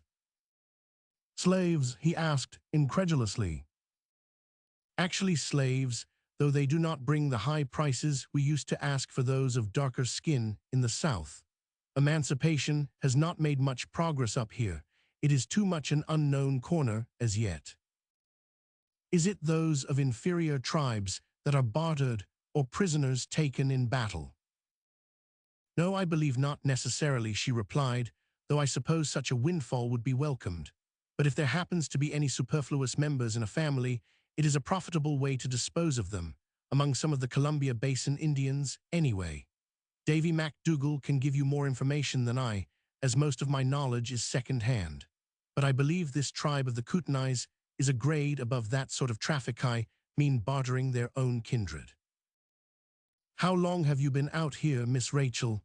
he asked, as abruptly as she had questioned him of the white men. "About a year, a little over." "And you like it?" "Yes, I like it." In response to several demands, he had enthroned Miss Margaret on his lap by this time, and even there she was not contented. His head seemed to have a special fascination for her babyship, and she had such an insinuating way of snuggling upward that she was soon close in his arms, her hands in easy reach of his hair, which she did not pull in infantile fashion, but dallied with and patted caressingly. There was no mistaking the fact that Stuart was prime favorite here at all events, and the affection was not one-sided by any means unless the man was a thorough actor. His touch, his voice even, acquired a caressing way when Miss Margaret was to be pleased or appeased. Rachel, speaking to Tilly of it, wondered if his attraction was to children in general or to this one in particular, and holding the baby so that her soft, pink cheek was against his own, he seemed ruminating over the girl's replies, and after a little, "Yes, you must, of course," he said thoughtfully, "else you could never make yourself seem so much a part of it as you do." During the interval of silence, the girl's thoughts had been wandering. She had lost the slight thread of their former topic and looked a little at sea. "A part of what?" she asked. "Why, the life here. You seem as if you had always belonged to eat a bit of local color in harmony with the scenes about us." "How flattering," charmingly expressed, murmured Miss Hardy derisively. "A bit of local color. Then, according to Mr. Stuart's impressions, I may look forward to finding myself catalogued among greasy squaws and picturesque squaw men." "You seem to take a great deal of delight in turning all I say or do into ridicule," he observed. "You do it on the principle of the country that guy's a tenderfoot, and that is just one of the things that stamp you as belonging to the life here. I try to think of you as a Kentucky girl transplanted, but even the fancy eludes me. You impress one as belonging to this soil, and more than that, showing a disposition to freeze out newcomers." "I have not frozen you out." "Not thanks to my temperament that refuses to congeal. I did not leave all my warmth in the South." "Meaning that I did." "Meaning that you, for some reason, appear to have done so." "Dear me, what a subtle personage you make of me. Come here, Margaret. This analyst is likely to prejudice you against your only auntie." "Let her be with me," he said softly, as the baby's big blue eyes turned toward Rachel and then were screened by heavy white lids. "She is almost asleep, little darling. Is she not a picture? See how she clings to my finger so tightly," and then he dropped his face until his lips touched the soft cheek. "It is a child to thank God for," he said lovingly. The girl looked at him, surprised at the thrill of feeling in his tones. "You spoke like a woman just then," she said, her own voice changed slightly, like "Ah, mother apparent." "Did I?" he asked, and arose with the child in his arms to deliver it to Auntie Luce. "Perhaps I felt so. Is that weakness an added cause for trying to bar me out from the Kootenai Hills?" But he walked away without giving her a chance to reply. She saw nothing more of him until evening, and then he was rather quiet, sitting beside Tilly and Miss Margaret, with occasional lotant remarks to them, but not joining in the general conversation. What a queer remark that was for a man to make, thought Rachel, looking at him across the room, a young man especially, and that started her to thinking of his age, about which people would have widely different opinions. To see him sometimes, laughing and joking with the rest, he looked a boy of 20. To hear him talking of scientific researches in his own profession and others, of the politics of the day or literature of the age, one would imagine him at least 40. But sitting quietly, his face in repose, yet looking tired, his eyes so full of life, yet steeped in reveries, the rare mouth relaxed, unsmiling, then he looked what he probably was, thought the girl about 30, but it was seldom that he looked like that. Therefore, reasoned this feminine watcher, it is seldom that we see him as he really is, query we. Perhaps I felt as a parent feels, how frank his words had been, and how unlike most men he was, to give utterance to that thought with so much feeling, and how caressing to the child. Rachel had to acknowledge that he was original in many ways, and the ways were generally charming. His affections were so warm, so frankly bestowed, yet that gracious, tender manner of his, even when compared with the bluntness of the men around him, never made him seem effeminate. Rachel, thinking of his words, wondered if he had a sweetheart somewhere that made him think of a possible wife or children longingly, and, if so, how that girl must love him. So, despite her semi-warlike attitude and her delight in thwarting him, she had appreciation enough of his personality to understand how possible it was for him to be loved deeply. Jim, under Miss Hardy's tuition, had been making an attempt to rope in an education, and that night was reading doubtfully the history of our glorious republic in its early days, garnishing the statements now and then with opinions of his own, especially the part relating to the character of the original lords of the soil. "Say, Miss Rake, you're giving me a straight tip on this layout," he said at last, shutting the book and eyeing her closely. The question aroused her from the contemplation of the Hermes-like head opposite, though she had, like Hardy, been pretending to read. "Do you mean, is it true?" she asked. "No," answered Jim, with the intonation of supreme disgust. "I hain't no call to ask that, but what I am curious about is whether the galoot as wrote the truck lied by accident someone sort o' playin' it on him. He seer whether he thought the rest o' creation was chumps from a way back, and he just naturally laid himself out to sell them cheap, no say, which is it?" In vain his monitor tried to impress on his mind the truth of the chronicles, and the fact that generations ago the Indian could be truly called a noble man, until his childlike faith in the straight tongue of the interloper had made a net for his feet, to escape which they had recourse only to treachery and the tomahawk, thus carving in history a character that in the beginning was not his, but one into which he was educated by the godly people who came with their churches and guns, their religion and whiskey, to civilize the credulous people of the forests. Jim listened, but in the supercilious disbelief in his eyes Rachel read the truth. In trying to establish historical facts for his benefit, she was simply losing ground in his estimation at every statement made. "And you," he finally remarked, after listening in wonderful silence for him, "and you have read it all, then?" "Yes, most of it." "And swallowed it as gospel?" "Well, not exactly such literal belief as that, but I have read not only this history, but others in support of those facts." "Ye have ye?" remarked her pupil with a sarcastic contempt for her book learning. "Well, I allow this one will do me a lifetime, for I have seen flatheads and diggers and snakes." Thus ended the first lesson in history. "Do not you think," said Tilly softly to Stuart, "that Rachel would win more glory as a missionary to the Indians than among her own race? She is always running against stumbling blocks of past knowledge with the progressive white man." Rachel cast one silencing glance at the speaker. Tilly laughed. "Never mind," she said reassuringly. "I will say nothing about your other attempt, and I only hope you will be willing to confine yourself to the Indians near home, and not start out to see some flatheads and diggers and snakes for yourself." "Lord bless ye, honey," spoke up Auntie Luce, whose ears were always open to anything concerning their red neighbors. "Don yo go to puttin' no sech thoughts in her haid.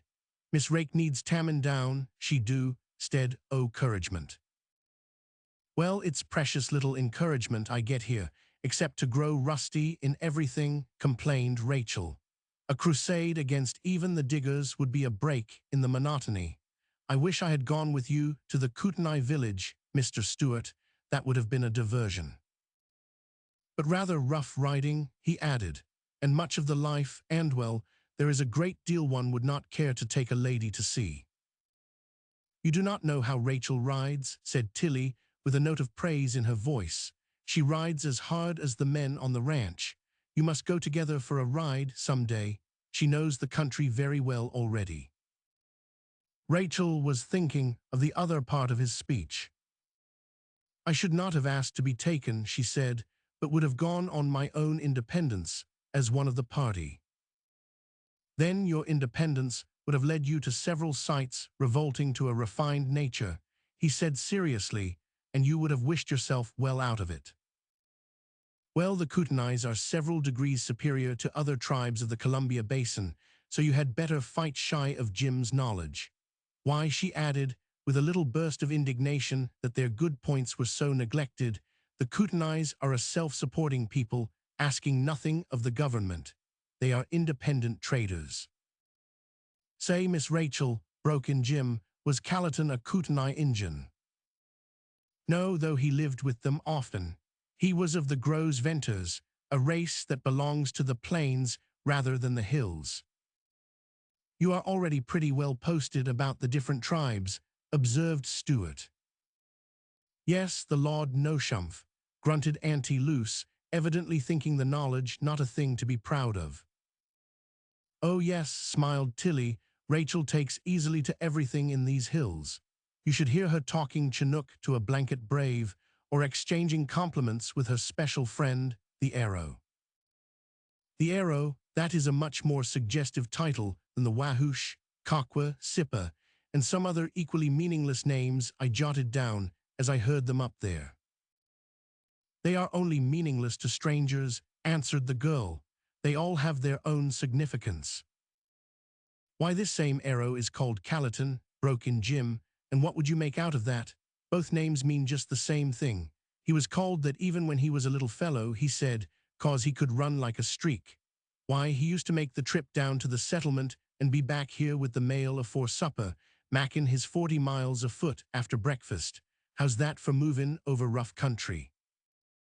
The swiftness did not seem to make the desired impression, his listener catching, instead, at the fact of their having had an Indian mail courier. And where is your Indian messenger of late? He asked. He has not visited you since my arrival, has he? No, he left this country months ago, said Rachel. Calatin is a bit of a wanderer, never long in one place. Davy MacDougall says he would a lose loaf around here if Genesee would, but he's sure to go trottin' after Genesee soon as he takes a trail. That is the Indian you spoke of this morning, is it not? Asked Stewart, looking at Rachel. What, roared Jim, and Hardy, who was taking a nap behind a paper, awoke with a start. Genesee an Injun? Well, that's good, and he broke into shrill, boyish laughter. Well, you ought to just say it to his face, that's all. Is he not? He asked, still looking at the girl who did not answer. Oh no, said Tilly, he is a white man. Ah well, he has lived with the Indians, I believe. I understood you to say he himself was an Indian, and Rachel felt the steady regard of those warm eyes while she tried to look unconscious and knew she was failing. Hardy laughed and shook himself rightly awake. Beg your pardon, he said, coming to the rescue, but she did not say so. She only gave you the information that he was pure-blooded, and I should say he is as much of a white man as you or one. Mine was the mistake, acknowledged Stewart, with his old easy manner once more, but Miss Rachel's love of a joke did not let me fall into it without a leader. And may I ask who he is, this white man with the Indian name, what is he? Rachel answered him then brusquely, you saw a white man with the Kootenais, did you not, on who lives as they do, with a squaw wife or slave? You described the specimen as more degraded than the Indians about him. Well, Genesee is one of the class to which that man belongs, a squaw man, and he is also an Indian by adoption. Do you think you would care for a closer acquaintance? Tilly opened her eyes wide at this sweeping denunciation of Genesee and his life, while even Hardy looked surprised. Rachel had always, before, something to say in his favor, but the man she questioned so curtly was the only one who did not change even expression. He evidently forgot to answer, but sat there looking at her with a little smile in his eyes. Once in bed, it did not keep her awake, and the gray morning crept in ere she opened her eyes, earlier than usual, and from a cause not usual, the sound in the yard of a man's voice singing snatches of song, ignoring the words sometimes, but continuing the air in low carols of music, such as speaks so plainly of a glad heart. It was not yet sun-up, and she rebelled drowsily at the racket as she rolled over toward the window and looked out. There he was, tinkering at something about his saddle, now and then whistling in mimicry of a bird swaying on a leafless reed in the garden.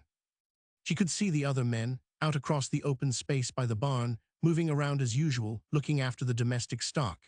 But until one has had a breakfast, no well-regulated individual is hilarious or demonstrative, and their movements, as she could see, were not marvels of fast locomotion.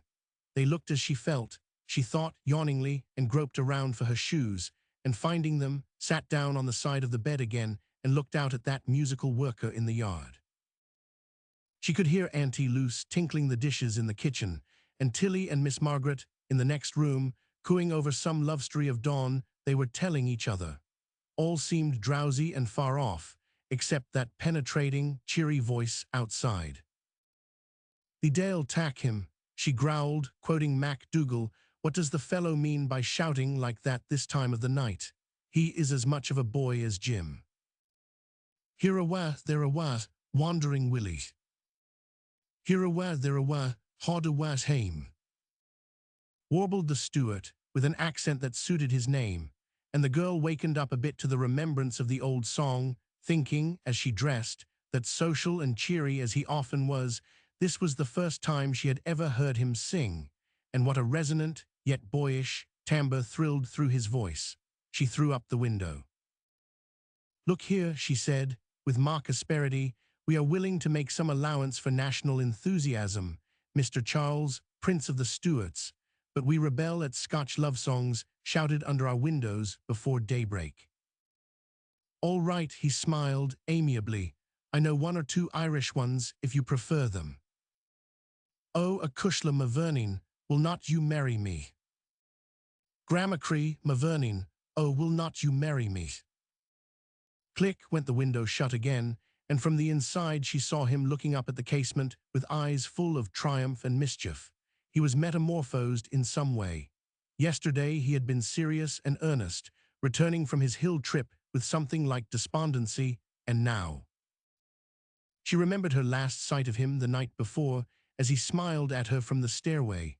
Ah, yes, yes, all just because he had felt jubilant over outwitting her, or rather over seeing a chance do the work for another. Was it for that he was still singing? Had her instincts then told her truly when she had connected his presence with the memory of that older man's somber eyes and dogged exile?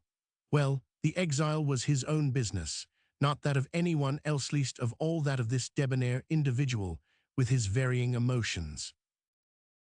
And she went down the stairs with a resentful feeling against the light-hearted melody of a cushla mavernin. "Be my champion, Mrs. Hardy," he begged at the breakfastable, "or I am tabooed forever by Miss Rachel." "How so?" "By what I intended as an act of homage, giving her a serenade at sunrise in the love songs of my forefathers." "Nonsense," laughed Rachel. "He never knew what his forefathers were until Davy MacDougall brushed up his history, and you have not thought much of the songs you were trying to sing, else you would know they belong to the people of the present and future as well as the past." "Trying to sing," was all the comment Mr. Stewart made, turning with an injured air to Tilly. "Learn some Indian songs," advised that little conspirator impressively. "In the Kootenai country, you must sing Chinook if you want to be appreciated." "There speaks one who knows," chimed in Hardy lugubriously. "A year ago I had a wife and an undivided affection, but I could not sing Chinook, and the other fellow could, and for many consecutive days I had to take a back seat." "Hen, how dare you?" "In fact," he continued, unrestrained by the little woman's tones or scolding eyes, "I believe I have to thank jealousy for ever reinstating me to the head of the family." "Indeed," remarked Stewart, with a tension impressively flattering. "May I ask how it was affected?" "Oh, very simply. Chance brought her the knowledge that there was another girl up the country to whom her hero sang Chinook songs, and presto, she has ever since found English sufficient for all her needs." And Tilly, finding she had enough to do to defend herself without teasing Rachel, gave her attention to her husband, and the girl turned to Stuart. "All this gives no reason for your spasms of Scotch expression this morning," she reminded him.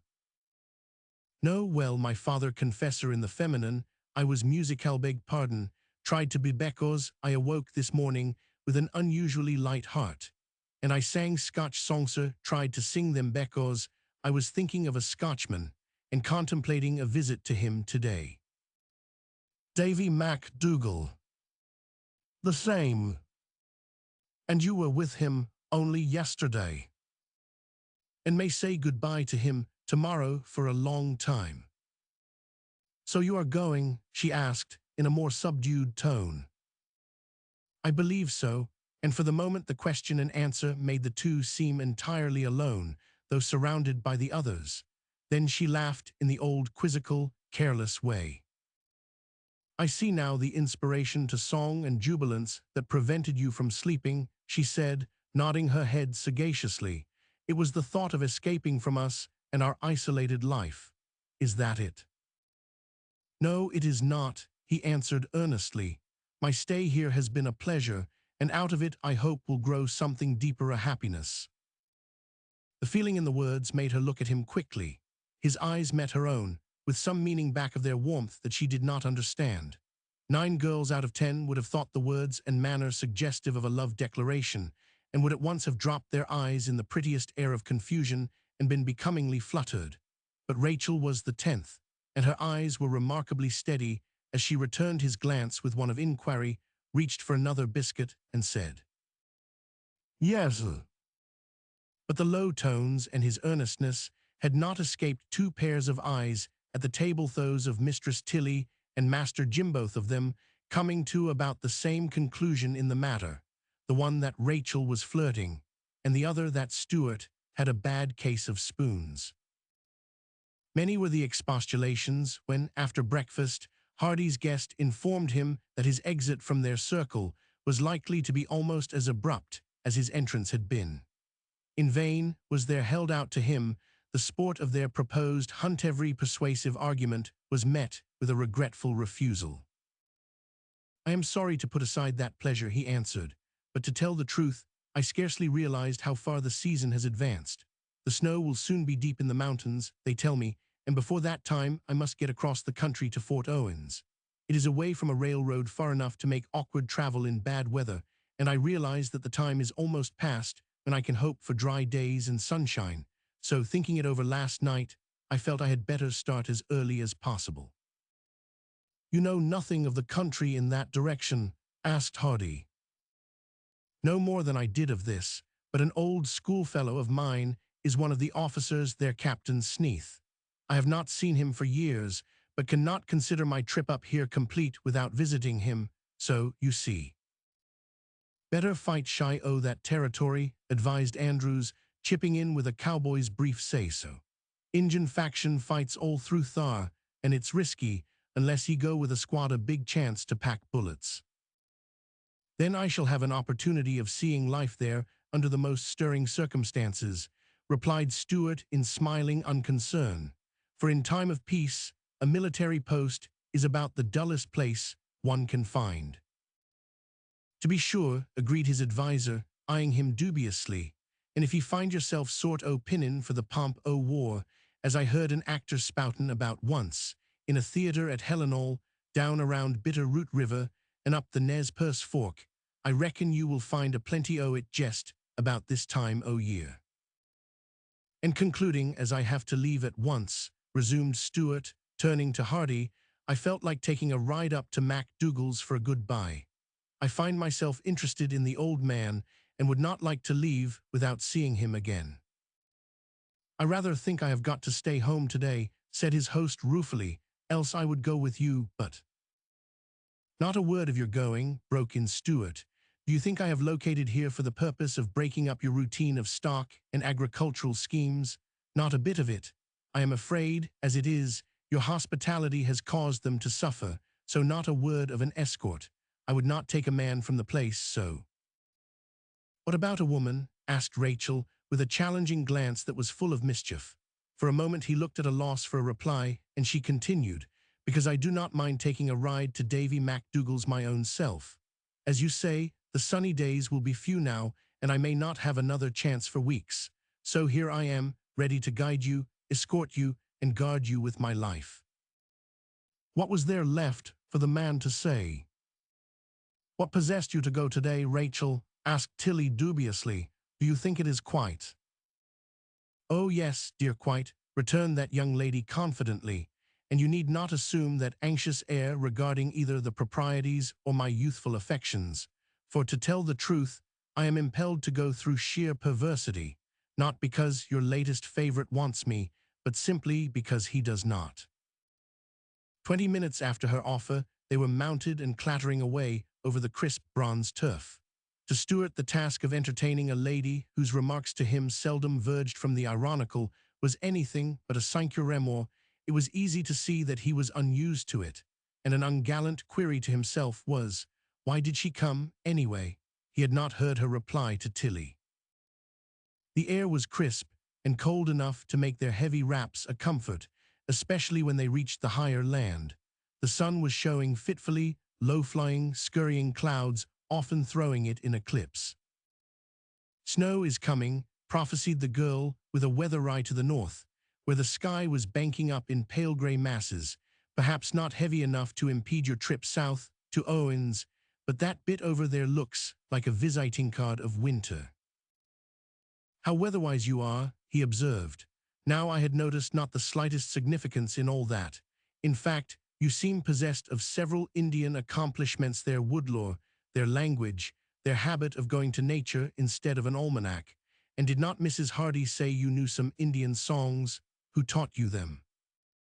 "Songs came near getting us into a civil war at breakfast," she observed, "and I am not sure that the ground is any more safe around Indian than Scotch ones." "There is something more substantial of the former race," he said, pointing ahead. It was the hulking figure of a Siwash, who had seen them first and tried to dodge out of sight, and failing, halted at the edge of a little stream. "Hostile?" queried Stuart, relying more on his companion's knowledge than his own, but she shook her head. "No, from the reservation, I suppose. He does not look like a blanket brave. We will see." Coming within speaking distance, she hailed him across the divide of the little stream, and got in reply what seemed to Stuart an inextricable mass of staccatos and gutturals. "He is a Kootenai," she explained, "and wants to impress on our minds that is a good Indian." "He does not look good for much," was the natural remark of the white man, eyeing Mr. Kootenai critically. "Even on his native heath, he is not picturesque." "Nopper imp," agreed the girl, "with winter so close. Their concern is more how they are to live than how they appear to people who have no care for them." She learned he was on his way south to the Flathead Reservation, so he had evidently solved the question of how he intended living for the winter, at all events. He was, however, short of ammunition. When Rachel explained his want, Stuart at once agreed to give him some. "Do not be in a hurry," advised his commander-in-chief. "Wait until we know how it is that he has no ammunition and so short a distance from his tribe. An Indian can always get that much if he is not too lazy to hunt or trap, or is not too much of a thief." But she found the noble red man too proud to answer many questions of a squaw. The fear, however, of hostilities from the ever-combative Blackfeet seemed to be the chief moving cause. "Rather a weak-backed reason," commented Rachel, "and I guess you can dig roots from here to the reservation. No powder, no shot." "Squapapusizik," he added, as a last appeal to sympathy. "Where?" He waved a dirty hand up the creek. "Go on ahead, show us where they are." His hesitation was too slight to be a protest, but still there was a hesitation, and the two glanced at each other as they noticed it. "I do not believe there is either squaw or papoose," decided Stuart. "Low is a romancer." But there was, huddled over a bit of fire, and holding in her arms a little bundle of bronze flesh and blood. It was, as the Indian had said, sick paroxysms of shivers assailing it from time to time. "Give me your whisker flask," Rachel said promptly, and dismounting, she poured some in the tin cup at her saddle and set it on the fire. The blue, sputtering flame sending the odor of civilization into the crisp air. Cooling it to suit baby's lips, she knelt beside the squaw, who had sat stolidly, taking no notice of the newcomers. But as the girl's hand was reached to help the child, she raised her head, and then Rachel knew who she was. Cooling it to suit baby's lips, she knelt beside the squaw. They did not speak, but after a little of the warm liquor had forced itself down the slight throat, Rachel left the cup in the mother's hands and reached again for the whiskey. "You can get more from Davy MacDougall," she said in a half-conciliatory tone, "at this wholesale confiscation, and you might give him some ammunition, not much." "What a vanishing of resolves," he remarked, measuring out an allowance of shot, "and all because of a copper-colored papoose. So you have a bit of natural, womanly weakness." The girl did not answer. There was a certain air of elation about her as she undid a scarf from her throat and wrapped it about the little morsel of humanity. "Go past the sheep ranch," she directed the passive warrior who stood gazing at the wealth in whiskey and powder. "Do you know where it is, Hardee's? Tell them I sent you. Show them that," and she pointed to the scarf. "Tell them what you need for squaw and papoose. They will find it." Skulking Brave signified that he understood, and then led Betty toward her. "He is not very hospitable," she confided to Stuart in the white man's tongue, "else he would not be in such haste to get rid of us."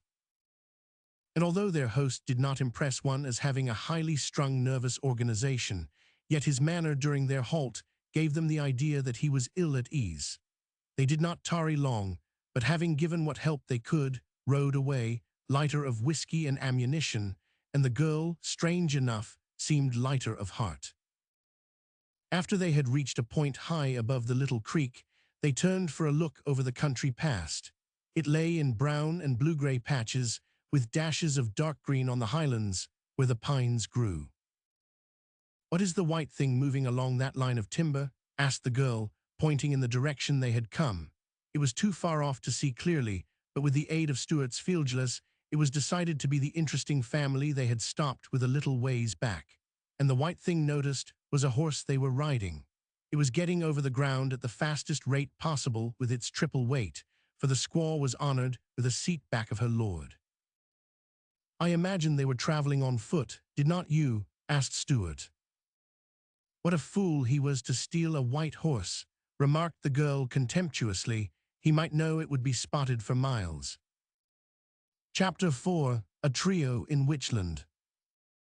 The noon was past when they reached the cabin on Scott's Mountain and found its owner on the point of leaving for the Maple Range. But quickly replacing his gun on its pegs, he uncovered the fire, set on the coffee pot, and with Rachel's help, in a very short time, had a steaming hot dinner of broiled bear steaks and corn dodgers, with the additional delicacy of a bowl of honey from the wild bees' store. "I have some laid by as a bit of a gift to Mr. Hardee's lady," he confided to Rachel. "I found this fellow, tapping the steak, in one o' the traps as I was accomin' my way home, and the fresh honey on his paws helped me smell out where he had spied it, and a good lot o' it there was that Mr. Grizzly had na reached." "See here," said Stuart, noting that, because of their visit, the old man had relinquished all idea of going to the woods. "We must not interfere with your plans, for at best we have but a short time to stay." And then he explained the reason. When the question of snow was taken into account, Davy agreed that Stuart's decision was perhaps wise, but he was main sorry o' the necessity. "And it's to Owens ye be taking the trail?" he asked. But that's curious now. I have a rare and good friend thereabouts that I would be right glad to send a word to, and I was just about to take a look at his tunnel in the cabin when ye come the day, just to see it was all as it should be ere the snows set in." "I should be delighted to be of any service to you," said Stuart warmly, "and to carry a message is a very slight one. Who is your friend?" It's just the man Genesee, who used to be my neighbor. But he's left me alone now these many months, about a year, and he turned to Rachel for corroboration. More than a year, she answered briefly. Well, it is now. I am lost in track o' dates these late days, but you are right, lass, and the winter would ha' been o'er lonely if it had not been for yourself.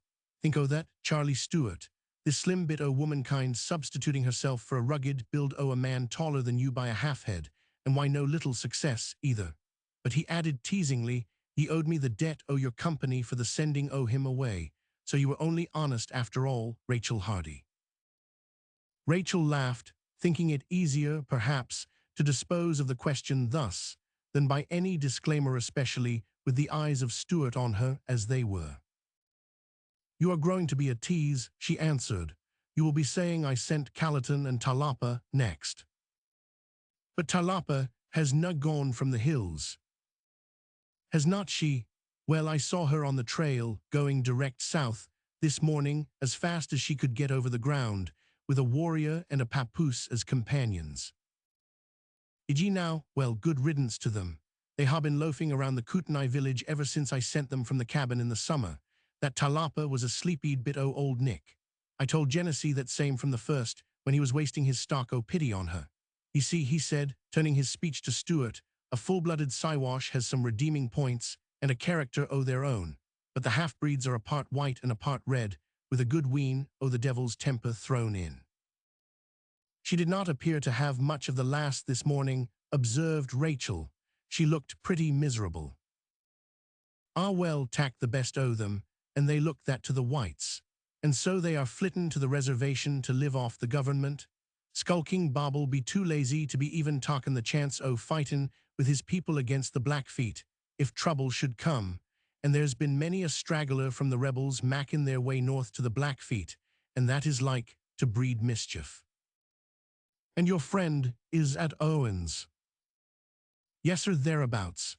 One o' the foremost o' their scouts, they tell me, and a rare good one he is, with no prejudice on either side o' the question. I should think, being a white man, his sympathies would lean toward his own race, observed Stewart. Well, that's as may chance. There's many the man who finds his best friends in strange blood. Genesee is thought no little of among the Kootenays, more, most like, than he would be where he was born and bred. Folk o' the towns know but little how to weigh a man. And is he from the cities? For the first time, Davy MacDougall looked up quickly.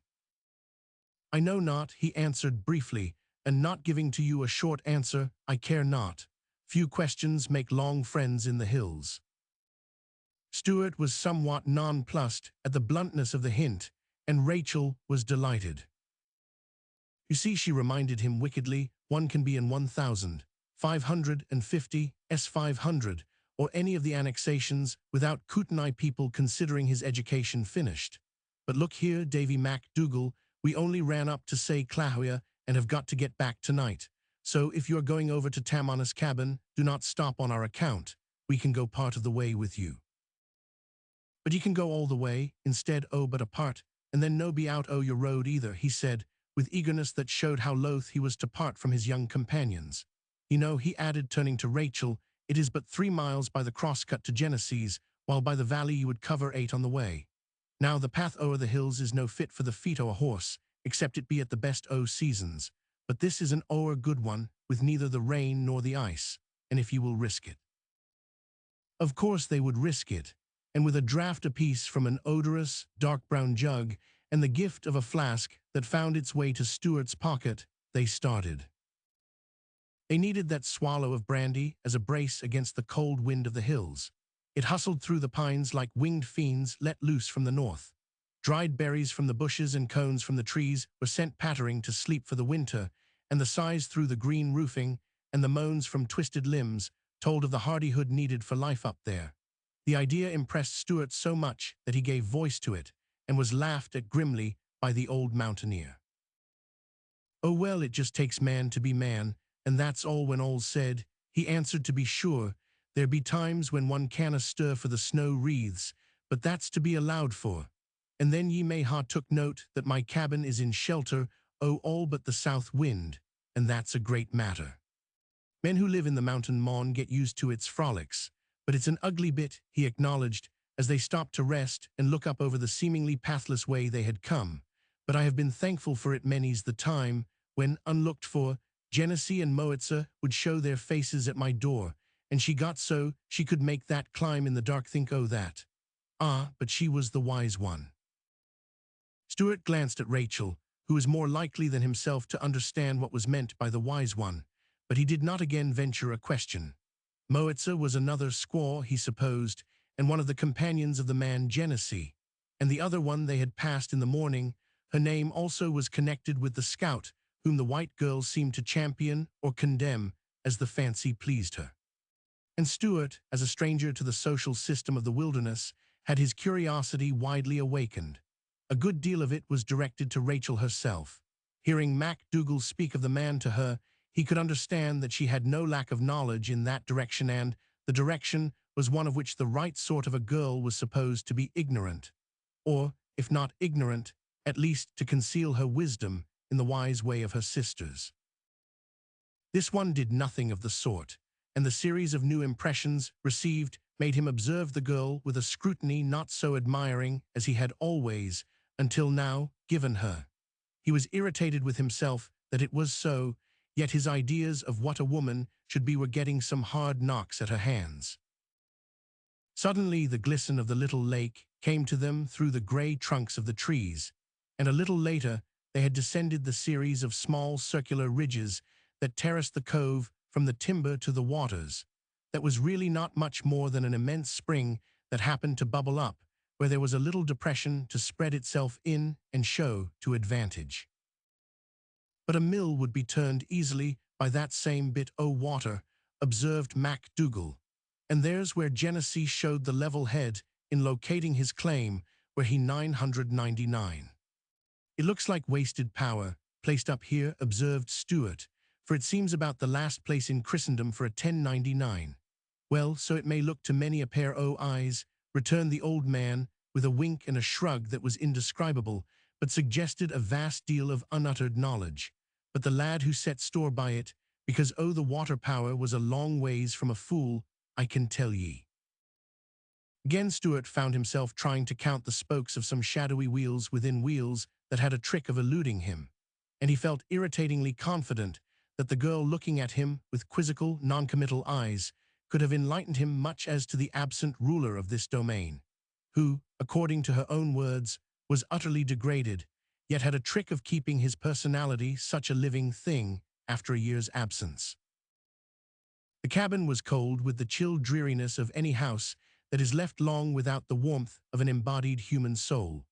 Only the wandering, homeless spirits of the air had passed in and out of its chinks, sighing through them for months, until on entrance one felt an intuitive, sympathetic shiver for their loneliness.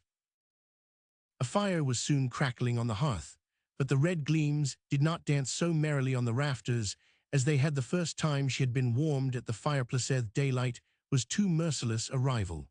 It penetrated the corners and showed up the rude bunk and some mining implements. From a rafter hung a roll of skins done up in bands of some pliable widths. Evidently Genesee's injunction had been obeyed, for even the pottery and reed baskets and bowls still shone from the box of shelves. It's a mystery to me those things are not stolen by the Indians, observed Stuart, noticing the lack of any fastening on the door, except a bar on the inside. There's no much danger o' that, said the old man grimly, unless it be by a Siwash who knows not o' the country. The Kootenai people would do no ill to Genesee, nor would any Injun when he lives in the Tamanus ground. What territory is that? Just the territory o' witchcraft no less. The old mine and the spring, with the circle o' steps down to it, they let well alone, I can tell ye. And as for stealin', they would no take the worth o' a tenpenny nail from between the two hills that face each other, and the rocks o' them gives queer echoes that they canna explain. Oh yes, they have their witches and their warlocks and enchanted places, and will no go against their belief either. But said Rachel, with a slight hesitation, Talapa was not afraid to live here. And did ye not know, then, that she was not o' Kootenai stock? Asked the old man. Well, she was not a bit o' it. Genesee bought her of a beast of a Blackfoot. Bought her? Asked Stewart, and even Rachel opened her eyes in attention perhaps, after all, not knowing so much as the younger man had angrily given her credit for. Just that, and dear, she would ha' been at most any price, but she was a braw thing to look at, and young enough to be sorry o' her. And so, when he come across her talkin' a beating like a mule, he could na stand it, and the only way he could be sure o' putting an end to it was by making a bargain, and that's just what he did, and a'most afore he had time to take thought. The girl was his, and he had to take her with him.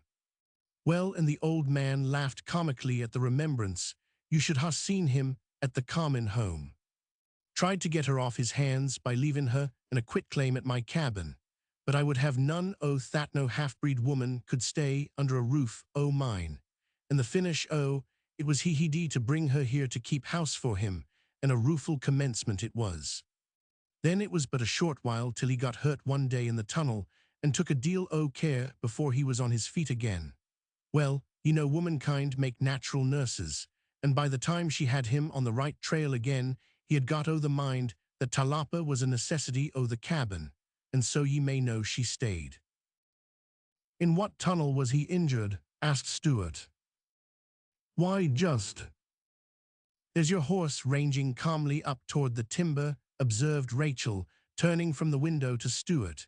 Do you want to walk to the ranch? Well, not today. And a moment later he was out of the door and running across the terraced meadow. Do not tell him too much about the tunnel, suggested the girl, when she and the old man were alone. Why, lass, he began, but she cut him short brusquely, keeping her eye on the form on the hillside. Oh, he may be all right, but it is not like you, Davy MacDougall, to tell all you know to strangers, even if they do happen to have Scotch names, you clannish old goose. But the lad's all right.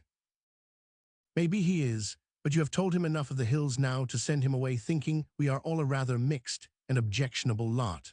Oh yes, he does too. As Davy tried to remonstrate, I do not care how much you tell him about the Indians, but that tunnel may have something in it that Genesee would not want Eastern speculators spying into while he's away, do you see? Evidently he did, and the view was not one flattering to his judgment, for in order to see more clearly, he took off his fur cap, scratched his head, and then replacing the covering with a great deal of energy, he burst out. Well, damn a fool, say one. Rachel paid not the slightest attention to this profane plea. I suppose he's all right, she continued. Only when somebody's interest is at stake, especially a friend's, we oughtn't to take things for granted, and keeping quiet hurts no one unless it be a stranger's curiosity. The old man looked at her sharply. You dinna like him, then? She hesitated, her eyes on the tall form leading back the horse. Just then there seemed a strange likeness to Moitza and Genesee in their manner, for the beast was tossing its head impatiently, and he was laughing, evidently teasing it with the fact of its capture. Yes, I do like him, she said at last. There is much about him to like, but we must not give away other people's affairs because of that.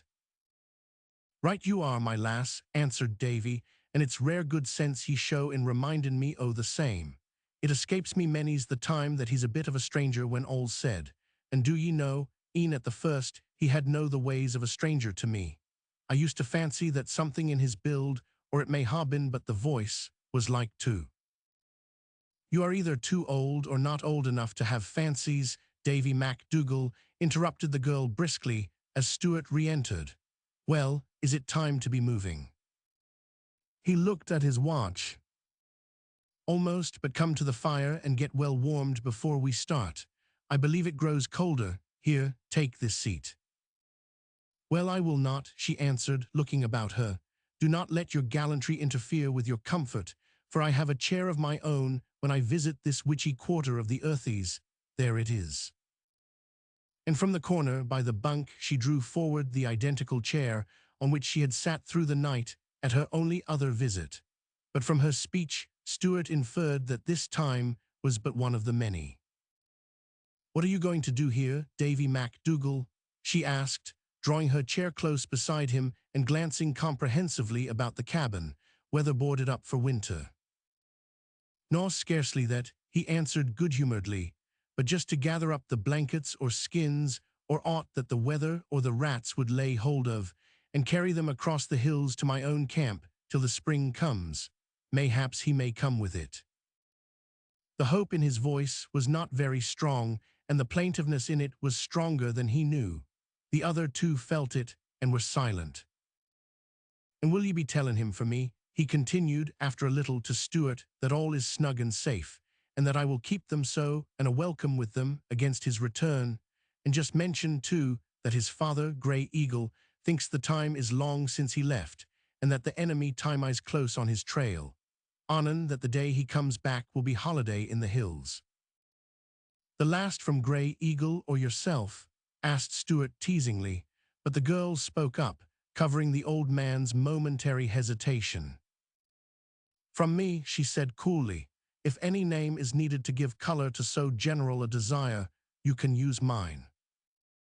His face flushed. He looked as if about to speak to her, but instead, his words were to MacDougall. "I will be very glad to carry the word to your friend," he said. "It is but a light weight." "Yes, I doubt now it seems so to the carrier, but I would no think it so light a thing to ha word o' the lad. We ha been neighbours, ye see, this 5 year, with but little else that was civilized to come near us. And there's a wide difference atween neighbours o' stone pavements and neighbours o' the hills, a fine difference." "Yes, there is," agreed the girl, and from their tones one would gather the impression that all the splendors of a metropolis were as nothing when compared with the luxuries of shack life in the bush. "Can you hit the trail down at the forks without me along?" asked MacDougall, with a sudden remembrance of the fact that Rachel did not know the way so well from the place of the Tammanyes as she did from Scott's Mountain. She nodded her head independently. "I can, Davy MacDougall, and you are paying me a poor compliment when you ask me so doubtfully. I have been prowling through the bush enough for this past year to know it for 50 miles around, instead of 20. And now if your highness thinks we have had our share of this fire, let us move our freight, hit the breeze, or any other term of the woolly west that means action, and get up and git." "I am at your service," answered Stewart, with a graciousness of manner that made her own bravado more glaring by contrast. He could see she assumed much for the sake of mischief and irritation to himself, and his tone in reply took an added intonation of refinement, but the hint was lost on Hirsch, only laughed. "I tell you what it is, Davy MacDougall," she remarked to that gentleman, "this slip of your nation has been planted in the wrong century.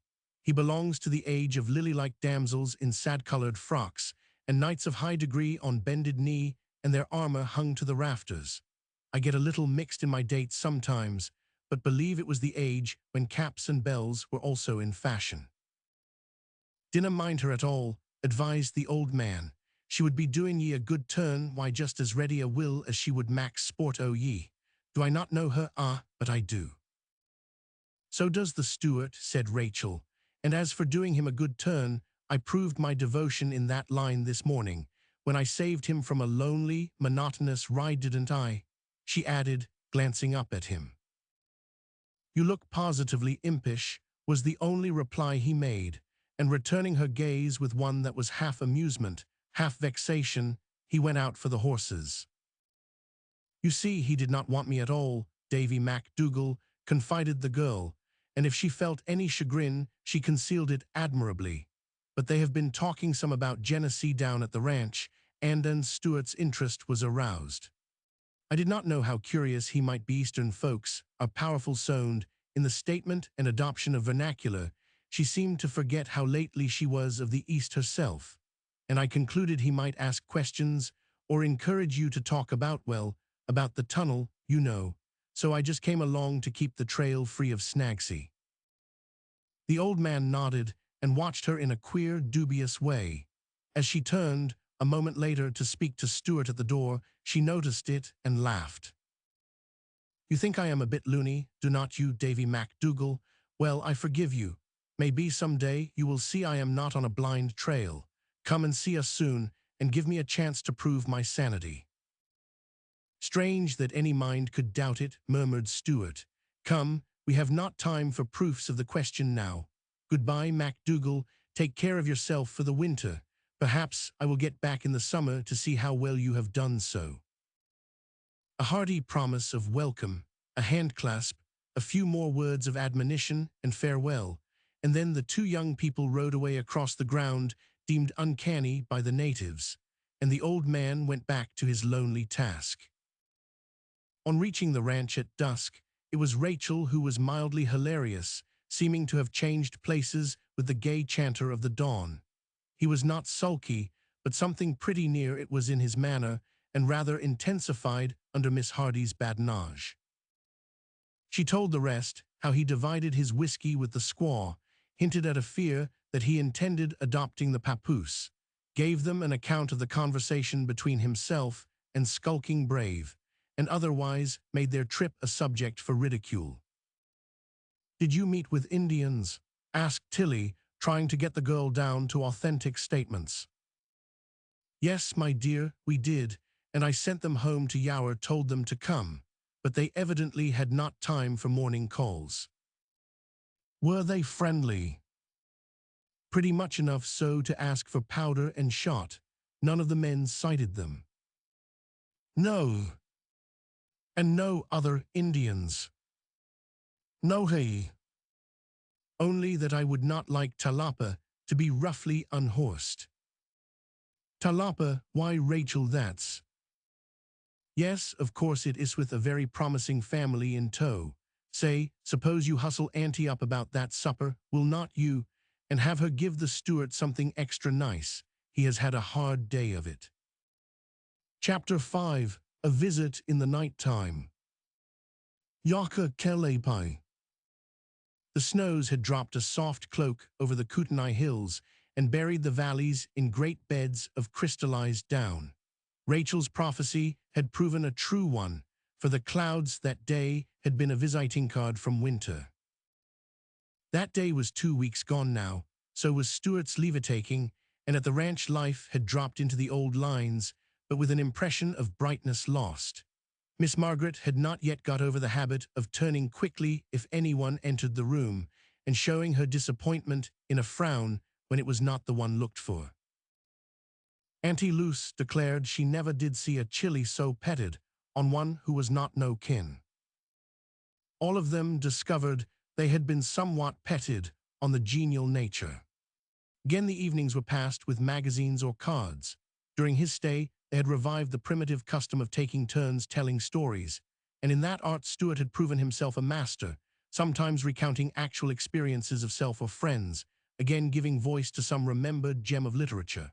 But whatever the theme, it was given life, through the sympathetic tendencies of the man who had so much the timbre of an actor, rather an artist, the spirit that tends to reproduce or create.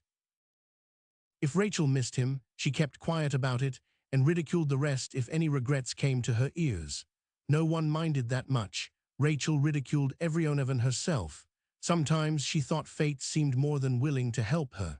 One night, 2 weeks after that ride from the place of the Tamanus, she was struck with a new conviction of the fact. Andrews had gone to Holland's for the mail and domestic miscellany. A little after sunup he had started, and the darkness was 3 hours old, and yet no sign or sound. The rest had finally given up the idea of getting any letters that night and had gone to bed. As usual, Rachel Nightle of the family was left the last guard at the warm hearth. Upstairs, she could hear Jim's voice in the boys' room, telling Ivan some exploit whose character was denoted by one speech that made its way through the ceiling of pine boards. "Yes, sir, my horse left his'n half a length behind every time it hit the ground." Ivans grunted. Evidently he had listened to recitals from the same source before and was too tired for close attention. Anyway, the remarks of this truthful James drifted into a monologue and finally into silence, and no sound of life was left in the house. She had been reading a book Stuart had sent back to her by Hardy the day he left. She wondered a little why, for he had never spoken of it to her. It was a novel, a late publication, and by an author whose name she had seen affixed to magazine work, and the charm in it was undeniable charm of quiet hearts and restful pictures that proved the writer a lover of the tender, sympathetic tones of life, rather than the storms and battles of human emotions. It held the girl with a puzzling, unusual interestone that, in spite of her, would revert from the expressed thoughts on the paper to the personality of the man who had sent it to her, and she found, in many instances, a mystifying likeness. She sat there thinking drowsily over it, and filled with the conviction that it was really time to go to bed. But the big chair was so comfortable, and the little simmer of the burning wood was like a lullaby, and she felt herself succumbing, without the slightest rebellion, to the restful influence. She was aroused by the banging of a door somewhere, and decided that Andrews had at last returned, and remembering the number of things he had to bring in, concluded to go out and help him. Her impulse was founded as much on economy as generosity, for the late hour was pretty good proof that Andrews was comfortably drunk, also that breakages were likely to be in order. It was cloudily, the snow gave light, the air was not cold, but had in it the softness of rain. Over it she walked quickly, fully awakened by the thought of the coffee, getting a bath of vinegar, or the male mucilage together with molasses. "Oh, here you are at last," she remarked, in that inane way people have when they care not whether you are here or in the other place. "You took your own time." "Well, I did not take any other fellow's," returned the man from the dark corner where he was unsaddling the horse. Andrews was usually very obsequious to Miss Rachel, and she concluded he must be pretty drunk. "I came out to help you with the things," she remarked from her post in the doorway. "Where are they?" "I have got 'em myself," came the gruff tones again from the corner. "I reckon I will manage without help. You would better skip for the house, you'll catch cold likely." "Why, it is not cold, are you? I guess Auntie left a lunch for you. I will go and warm the coffee." She started and then stopped. "Say, did you get any letters from me?" "No." With a grumble about her luck, she started back toward the house, the late arrival following a little ways behind with something over his shoulder. Once she looked back. "I rather think Andrews gets on dignified drunks," she soliloquized. "He is walking pretty straight anyway." She set the coffee pot on the coals and glanced at the bundle he had dropped just inside the door. It was nothing but a blanket and a saddle. "Well, upon my word," she began and rose to her feet, but she did not say any more, for, in turning to vent her displeasure on Andrews, she was tongue-tied by the discovery that it was not he who had followed her from the stable. "Genesee," she breathed, in a tone a little above a whisper, "a la mica Chaco." She was too utterly astonished either to move toward him or offer her hand, but the welcome in her Indian words was surely plain enough for him to understand. It was just like him, however, not to credit it, and he smiled a grim understanding of his own and walked over to a chair. "Yes, that's who it is," he remarked. "I am sorry for the sake of your hopes that it is not the other fellow, bother I am." He had thrown his hat beside him and leaned back in the big chair, shutting his eyes sleepily. She had never seen him look so tired. "Tillicum, I am glad to see you again," she said, going to him and holding out her hand. He smiled, but did not open his eyes. "It took you a long time to strike that trail," he observed. "What brought you out to the stable?" "I thought you were Andrews, and that you were drunk and would break things." "Oh, and I am glad to see you, Jack." He opened his eyes then. "Thank you, little girl. That is a good thing for a man to hear, and I believe you. Come here. It was a good thing for me to get that word from Callerton, too. I reckon you know all that, though, or you would not have sent it." She did not answer, but stooped to lift the pot of coffee back from the blaze. The action recalled him to the immediate practical things, and he said, "Think I can stay all night here?" "I do not know of any reason to prevent it." Moitzer was used up, and I wanted a roof for her, but I did not allow to come to the house myself. Where would you have slept? In my blanket, on the hay.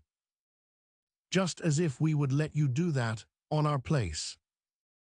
No one would have known it if you had kept away from the stable and in your bed where you ought to be. Shall I go there at once or pour your coffee first? A cup of coffee would be a treat. I am dead tired. The coffee was drank, and the lunch for Andrews was appropriated for Genesee. Have you come back to the Kootenai country for good? She asked, after furnishing him with whatever she could find in the pantry without awakening the rest. I do not know, it may be for bad, he replied doubtfully. I have taken the trail north to sound any tribes that are hostile, and if troops are needed, they are to follow me. Up into this country. I reckon so. Are you afraid of fighting? She did not answer. A new idea, a sudden remembrance, had superseded that of Indian warfare. How long since you left Fort Owens? She asked. 15 days. Why? A friend of MacDougall's started in that direction about 2 weeks ago. Davy sent a kind message by him, but you must have passed it on the way. Likely I have been in the Flathead country, and that's wide of the trail to Owens. Who was the man? His name is Stewart. He set the empty cup down and looked in the fire for a moment with a steadiness that made the girl doubt if he had either heard or noticed, but after a little he spoke. What was that you said? That the man's name was Stewart. Young or old? Younger than you. And he has gone to Fort Owens. Started for there, I said. Oh, then you have not much faith in a tenderfoot getting through the hostiles or snowbanks. How do you know he is a tenderfoot? He glanced up. She was looking at him with as much of a question in her eyes as her words. Well, I reckon I do not, he answered, picking up his hat as if to end the conversation. I knew a man called Stewart once, but I do not know this one. Now, have you any pressing reason for loafing down here any longer? If not, I will take my blanket and that lounge and get some sleep. I have been 36 hours in the saddle. In vain, she tried to prevail on him to go upstairs and go to bed right. This is right enough for me, he answered, laying his hat and gloves on a table and unfastening his spurs. No, I will not go up to the men's room. Good night. But Jack, look here. I can't too sleepy to look anywhere, or see if I did look, and his revolvers and belt were laid beside the growing collection on the table. But Hen will scold me for not giving you better lodging. Then he and another man will have a shooting match before breakfast tomorrow. Are you going? He was beginning to deliberately unfasten his neckgear of scarlet and bronze. She hesitated, as if to make a final protest, but failed and fled, and as the door closed behind her, she heard another half-laughing clahuia. Early in the morning, she was downstairs, to find Auntie Luce half-wild with terror at the presence of a stranger who had taken possession of the sitting-room during the night. Can't see his face for the blanket, honey, she whispered shrilly, but he's powerful big. Annan just peeped through the door at the guns and thinks it's war times right over again. Shoo, as I am tellin' yo, chilly. Be quiet, Auntie, and get breakfast. It's a friend of ours. I know all about them kind o' friends, honey, same kind as comes south in war times, a trampin' into houses o' quality folks and sleepin' while they liked, and callin' theyselves friends. He's a movin' now, less call the folks. The attempted yell was silenced by Rachel clapping her hand over the full lips and holding her tightly. Do not be a fool, she admonished the old woman impatiently. I let the man in last night, it's all right, go and get him a good breakfast. Auntie Luce eyed the girl as if she thought her a conspirator against the safety of the house, and despite precautions, managed to slip upstairs to Tilly with a much-gobbled account of thieves in the night, and war times, and tramps, and Miss Rake. Much mystified, the little woman dressed quickly, and came down the stairs to find her husband shaking hands quite heartily with Genesee. Instantly, she forgot the multitudinous reasons there were for banning him from the bosom of one's family, and found herself telling him he was very welcome. "I reckon in your country, a man would wait to hear someone say that before stowing his horse in their stables or himself in their beds," he observed. His manner was rather quiet, but one could see that the heartiness of their greeting was a great pleasure, and, it may be, a relief. "Do you call that a bed?" asked Tilly, with contemptuous warmth. "I do think, Mr. Genesee, you might have wakened some of us, and given us a chance to treat a guest to something better." "I suppose, then, I am not counted in with the family," observed Rachel meekly, from the background. "I was on hand to do the honors, but was not allowed to do them.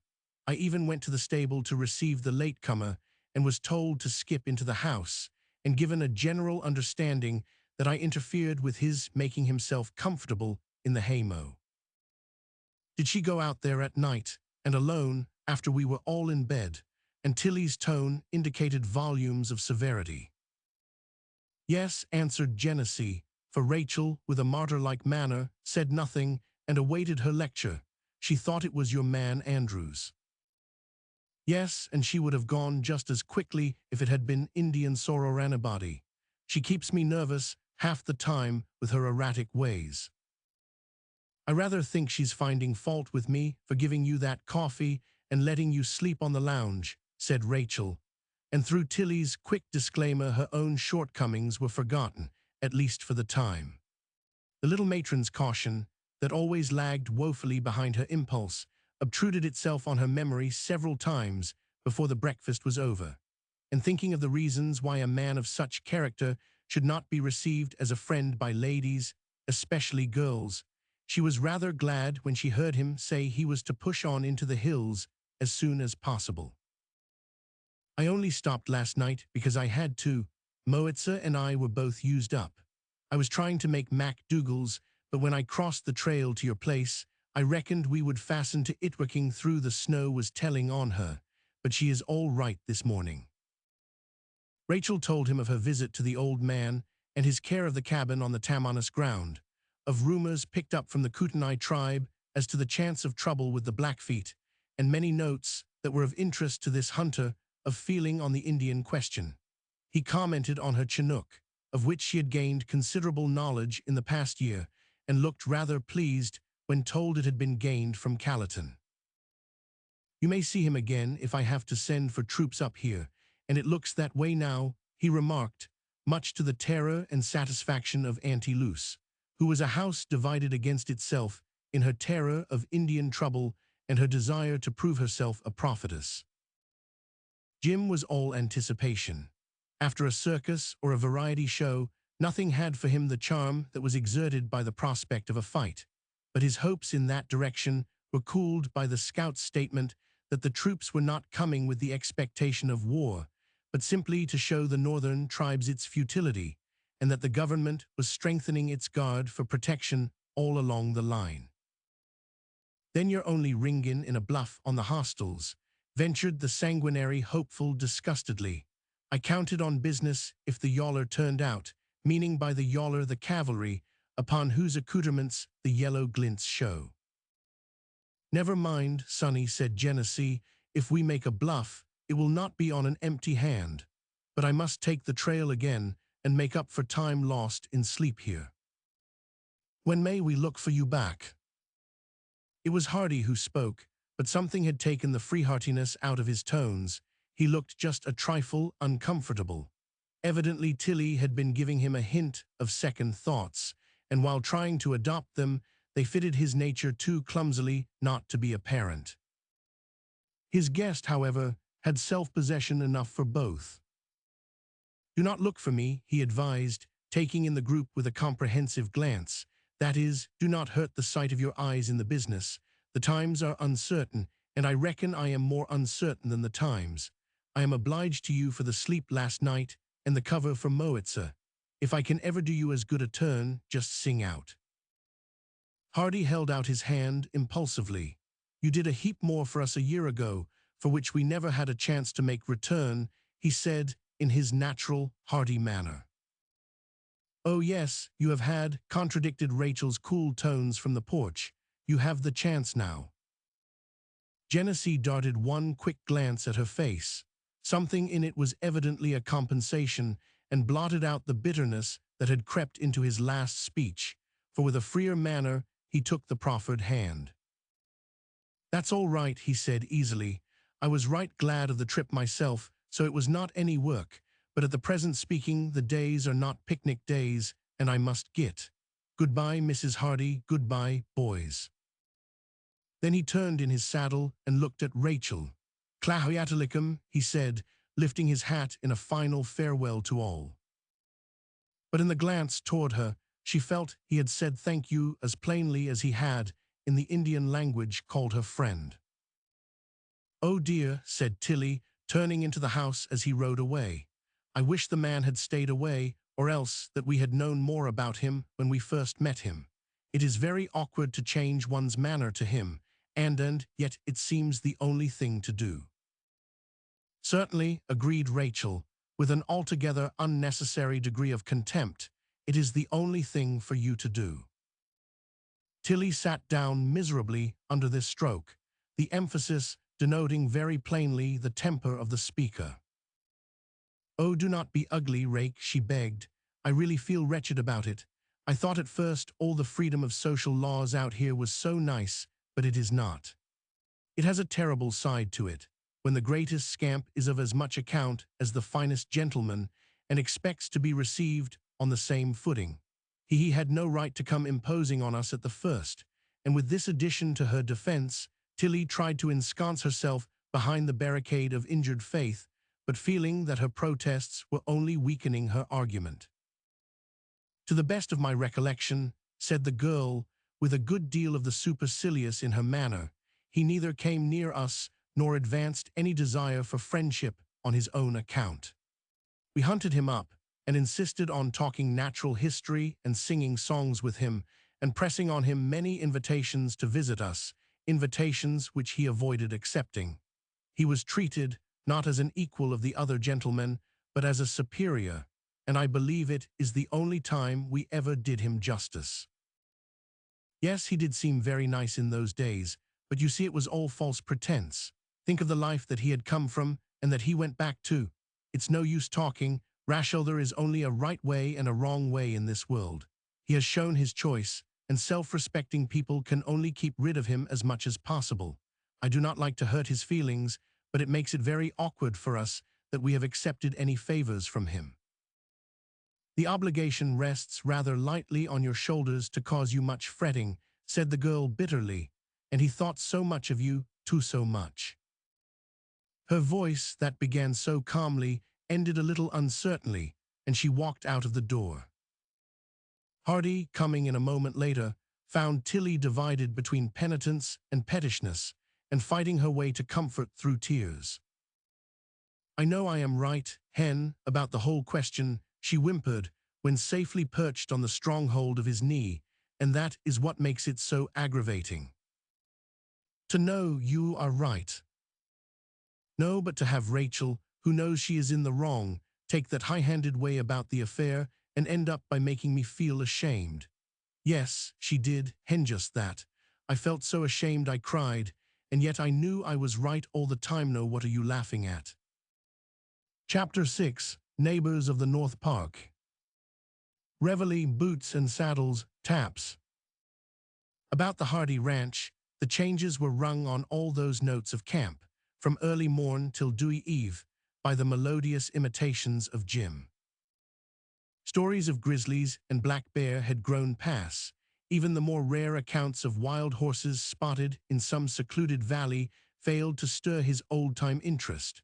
All else had drifted into nothingness to him, for the yaller had come. It had been stationed in the North Park for 10 days of wild commotion at the ranch, for North Park was only 2 miles away, following the little branch of Missoula Creek that flowed north to the Kootenai River.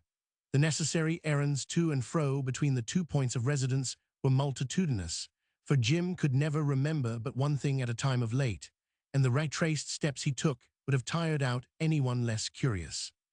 He was disappointed at first to find that only one company had been sent up to guard the gate into the Kootenai country. It did not look as if they feared any outbreak or active service, and if it had not been in the most miserable of seasons, they would have had much the appearance of a pleasure party. But the rains were in the valleys and the snows were on the hills, and camp life under those circumstances is a breeder of rayless monotony. "And your ranch up here has proved the oasis in our desert," declared Fred Dreyer in a burst of gratitude to Rachel, just as if the locating of the sheep farm in that particular part of the world was due to the sagacity and farsightedness of Miss Hardy. And when Mr. Stewart told us at the fort that we should have so charming a neighbor, I wanted to throw up my plate and give 3 cheers. We were at mess at dinner, I mean, but I restrained my enthusiasm because my leave to come along was only provisional at that time and depended on my good behavior. But once here, my first impulse was to give you a big hug instead of the conventional handshake, for there are no girls at the fort, and I was hungry for the sight of one. It was not, as one may suppose, one of the uniformed warriors of the camp who expressed himself with this enthusiasm, though several looked as if they would like to, but it was the most petite little creature in petticoats to her own disgust, and to mitigate the femininity of them as much as possible. They were of regular army blue, their only trimming belt and bands of the yaller, an adornment Jim openly envied her and considered senseless when wasted on a girl. She was Miss Frederick Dreyer, the daughter of Major Dreyer of the fort, and the sweetheart of most of the men in it, from the veterans down. "They all think they own me," she confided plaintively to Rachel, "just because I am little. It's only a year and a half since they quit calling me baby Fred. Think of that. When you are owned by a whole regiment, it's so hard to gather up any dignity or keep it if you do get hold of it. Do not you think so?" "I have had no experience in that line," answered Rachel. "You see, I have never been owned by a regiment, nor by anybody else." "How delightfully independent you are," and Miss Fred, encircled by comrades, seemed really to envy the other her loneness in the world. "No orderly forever on duty at your heels, and no lieutenant," put in Rachel, and then they both laughed, and the younger told the elder she was ridiculous, for the lieutenants were not a bit worse than the rest. "Worse, not at all. I could even imagine circumstances under which they might be preferable, and I am not gifted with much imagination, either." "I know someone who thinks you are, and an enviable imagination at that," laughed Miss Fred. Rachel opened her eyes a little in questioning, but did not speak. "Why, it was Mr. Stewart. He talked about you a good deal at the fort. You know, there are several officers who have their wives with them, and he was asking them lots of questions about typical Western girls, but they did not seem to know any, for at a military fort girls do not remain girls long unless they are half boys, like me. Someone always snaps them up and tacks Mrs. to their name, and that settles them." "Poor girls." "Oh, bless you, they would say that same thing of anyone who visited a fort and did not become married or engaged. Well, I should think so." "Do you come in for your share of commiseration?" asked Tilly, who was listening with interest to this gossip of military life that seemed strange for a woman to share. "Me, not a bit of it. I am not worth their notice in that respect. They have not begun to treat me as if I was grown up, yet. That's the disadvantage of being little. You never can impress people with a belief in your own importance. Yesterday, Lieutenant Murray had the impudence to tell me that, when all was said and done, I was only a camp follower hanging onto the coattails of the army, and likely to be mustered out of the regiment at the discretion of the superior officers, me lords and masters. What do you think of that?" "That you must have made things rather warm for the poor lieutenant to provoke a speech so unnatural to his usual courtesy," answered Rachel. "Whatever Mr. Stewart may credit me with, I have not imagination enough to conceive that speech being unprovoked." "Well, if you are going to champion his high mightiness, I will tell you nothing more. Mr. Stewart said you were so sympathetic, too." "I should say it was the Stewart who was imaginative," laughed Rachel, asked Tilly.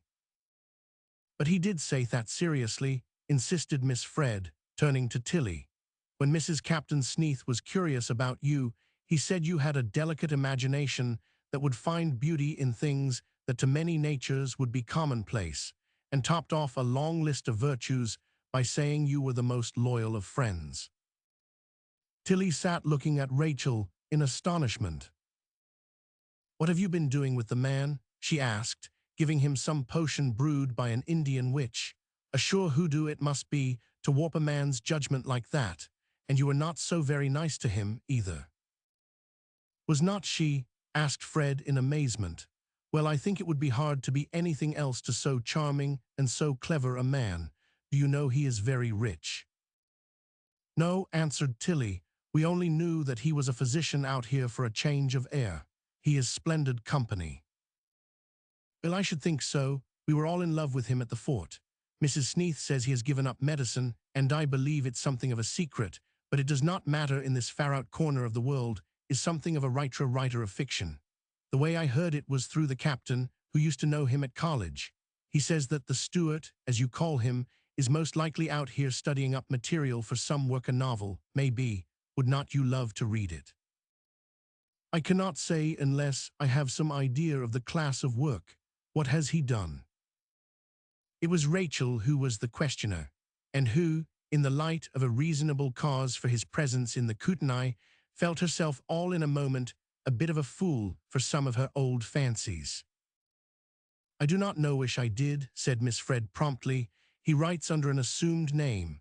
Mrs. Sneath would not tell me, for fear I would bother him about it, I suppose. But if he comes up here to camp, I will find out before he leavesy if I do not." "He is not likely to pay a visit up here in this season of the year," remarked Rachel. "I thought he was going east from Owens." "He did talk like that when he first went down there, and that's what made Captain Sneath decide he was studying up the country. For all at once, he said he might stay out west all winter, and seemed to take quite an interest in the Indian question, made friends with all the scouts down there, and talked probabilities with even the few good Indians about the place. He told me he might see me again if I was coming up with the company, so he is studying up something out Herriger." Nobody answering this speculation, she was silent a bit, looking at Rachel, who had picked up a book off the table, and then she began to laugh. Well, and Rachel glanced over at her, noting that she looked both amused and hesitating. "Well, what is it?" "I was only thinking how funny it would be if you happened to be that something." But Rachel's answering laugh, as she pushed the book away, signified that it was the least probable of all fancies. "It is you who should write romances, instead of the Stewart," she replied. "You and Tilly here. She has a good deal of the same material in her that of a matchmaker. She has spied out life partners for me in all sorts of characters out here, from Davy MacDougall down to Jim. They are wonderfully anxious to get rid of me."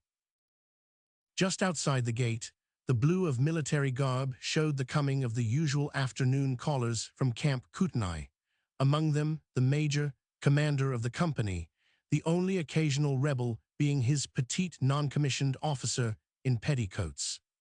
A tall young fellow in lieutenant's uniform halted on his way out to exchange greeting, and if the daughter complained of the young soldier's lack of deference, the father had no reason to, for in his eyes, as he saluted, shone something nearer affection than mere duty, a feeling that he shared with every man in the command, for Major Drea was a universal favorite.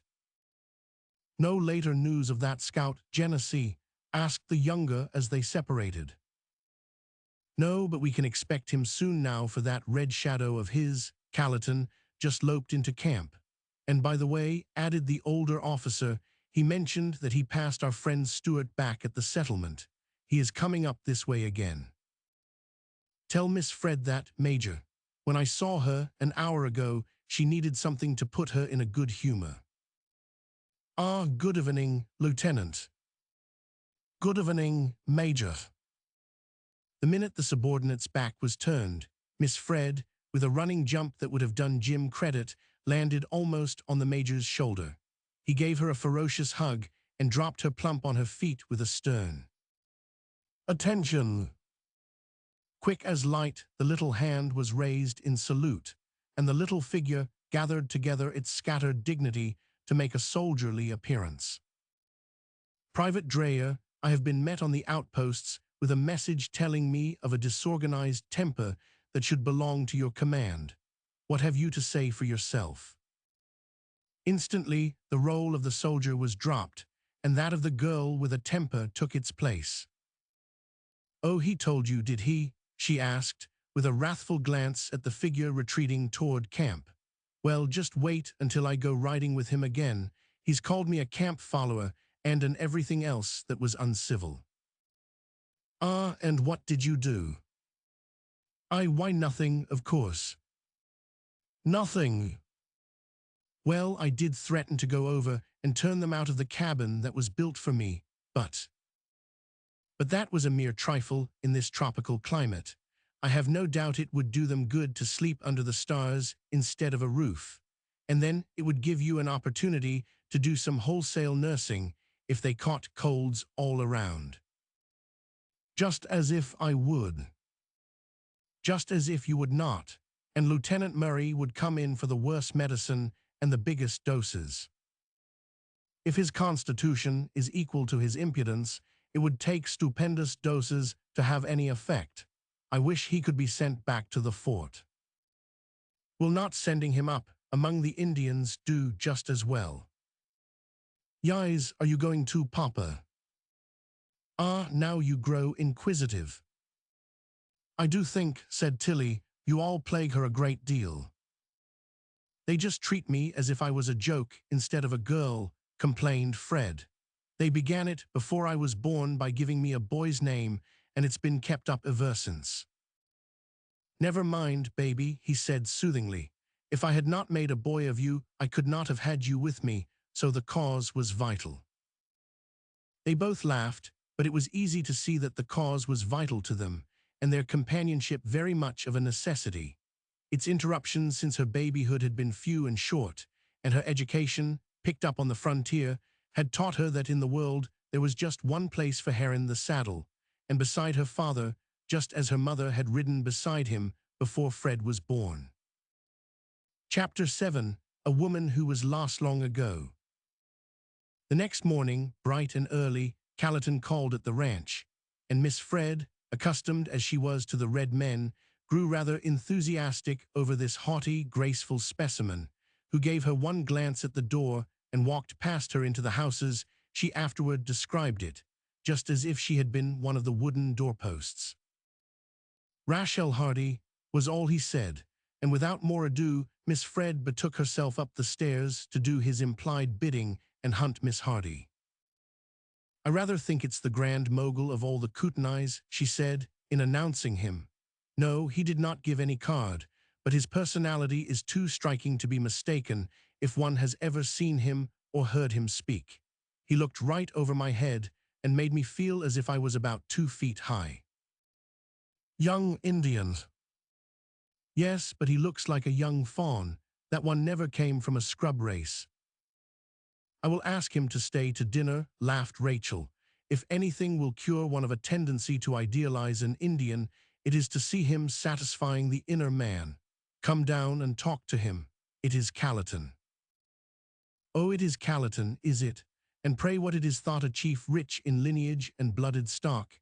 His assurance speaks of wealth and power, I should say, and his manner shows one of Fenimore Cooper's spirit come to life.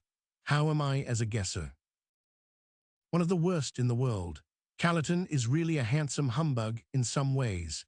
That superb manner of his is the only stock in trade he possesses beyond his swift feet, but the idea of importance he manages to convey speaks wonders for his strength of will.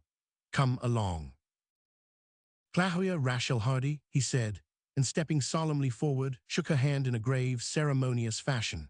Rachel told him the other lady was her friend, by way of introduction, and he widened his mouth ever so little in a smile, but that was the only sign of acknowledgement he gave, and when Rachel spoke to him in English he would not answer, but sat stolidly looking into the fire, until she saw what was wrong and addressed him in Chinook.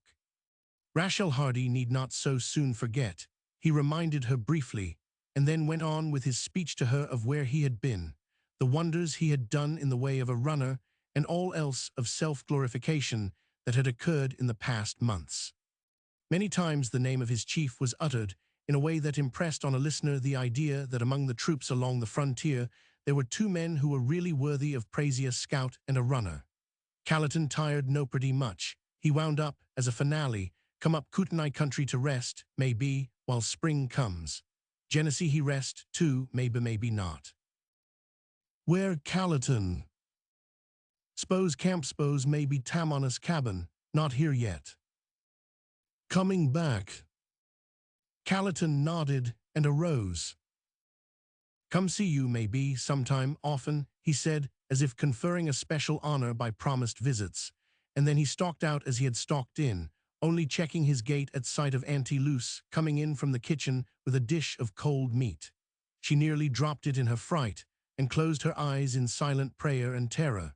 When she opened them, the enemy had left the porch. Good Lord, Miss Rake, she gasped. He's scared me before bad enough, but this, the first time he have stopped stock and glare at me. I's gwine to complain to the military, I is sure. You are a great old goose, said Rachel brusquely. He was not looking at you, but at that cold meat. There seemed a general gathering of the clans along the Kootenai Valley that winter. With the coming north of Genesee had come the troops, then Callerton, then their mercurial friend of the autumn, Stuart, and down from Scott's Mountain came Davy MacDougall one fair day to join the circle that was a sort of reunion. And among the troops were found many good fellows who were so glad of an evening spent at the ranch that never a night went by without a party gathered there. The heft o' them does everything but sleep here, complained Auntie Luce, and all the other ones look jealous, 'cause Mr. Stuart does that. For Hardy and his wife had insisted on his stopping with them, as before, though much of his time was spent at the camp. There was something about him that made him a companion much desired by men. Rachel had more opportunity to observe this now than when their circle was so much smaller. That gay good humor, with its touches of serious feeling, and the delicate sympathy that was always alive to earnest emotions, found that those traits were keys to the hearts of men as well as women. And a smile here, a kind word there, or a clasp of the hand, were the only arts needed to ensure him the unsought friendship of almost every man in the company. It's the gift that goes why the name, said MacDougall one day when someone spoke of the natural charm of the man's manner. It's just that, no less. No, o' course he does not strive for it, it's but a bit o' nature. A blessin', say you, miss? Well, mayhaps, but to the old stock it proved but a curse. It seems a rather fair life to connect the idea of a curse with, remarked the Major, but I rather think he has seen trouble too. Captain Sneath said something to that effect. I believe some sudden death of wife and children in an epidemic down in Mexico. Married, that settles the romance, said Fred, but he is interesting anyway, and I am going immediately to find out what he has written and save up my money to buy copies. I may save you that expense in one instance, and Rachel handed her the book Stuart had sent her. Tilly looked at her in astonishment, and Fred seized it eagerly. Oh, but you are sly, she said, with an accusing pout. You have heard me puzzling about his work for days and never gave me a hint. I only guessed it was his, he never told me, but this morning I charged him with it, and he did not deny. I do not think there is any secret about it, only down at the fort there were several ladies, I believe, and some of them curious. You are right, laughed the Major, they would have hounded him to death. Camp life is monotonous to most women, and a novelist, especially a young, handsome fellow, would have been a bonanza to them. As it was, they tried to spoil him, and look here, he said suddenly, see that you say nothing of his marriage to him, babe. As he does not mention it himself, it may be that the trouble, or well, just remember not to broach the subject. Just as if I would, said his daughter after he had left. Papa never realizes that I have at all neared the age of discretion. But does not it seem strange to think of Mr. Stuart being married? He does not look a bit like it. Does that state of existence impress itself so indelibly on one's physical self? Laughed Rachel. It does mostly, affirmed Fred. They get settled down and prosy or elsewhere dissipated. Good gracious, is that the effect we are supposed to have on the character of our lords and masters? Asked Mrs. Hardy unbelievingly. Fred's experience is confined to barrack life and its attendant evils. I do not think she makes allowance for the semi-artistic temper of the Stuart. He strikes me as having just enough of it to keep his heart always young and his affections too on tap, as it were. What queer ideas you have about that man, said Fred suddenly. Do not you like him? I would not dare say no, with so many opposing me. Oh, you do not know Rachel. She is always attributing the highest of virtues or the worst of vices to the most unexpected people, said Tilly. I do not believe she has any feeling in the question at all, except to get on the opposite side of the question from everyone else. If she would own up, I will wager she likes him as well as the rest of us. Do you, Rachel? But her only answer was a laugh. If you do, I cannot see why you disparage him. I did not. Well, you said his affections were always on tap.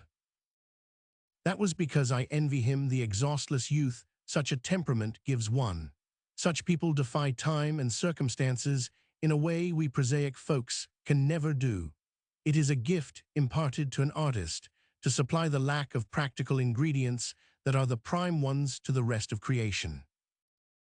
How you talk, why, Mr. Stuart is not an artist. Is not he? There are people who are artists, though they never draw a line or mix a color. But do not you think we are devoting a great deal of time to this pill peddler of literary leanings? You are prejudiced, decided Fred. Leanings indeed. He has done more than Lane in that direction, witness that book. I like to hear him tell a story, if he is in the humor, remarked Tilly, with a memory of the cozy autumn evenings. We used to enjoy that so much before we ever guessed he was a storyteller by profession. Well, you must have had a nice sort of a time up here, concluded Fred, a sort of Tom Moore episode. He would do all right for the poet princer, was it a king? But well, Rachel, you are not just one's idea of a lalla. You slangy little mortal, go and read your book.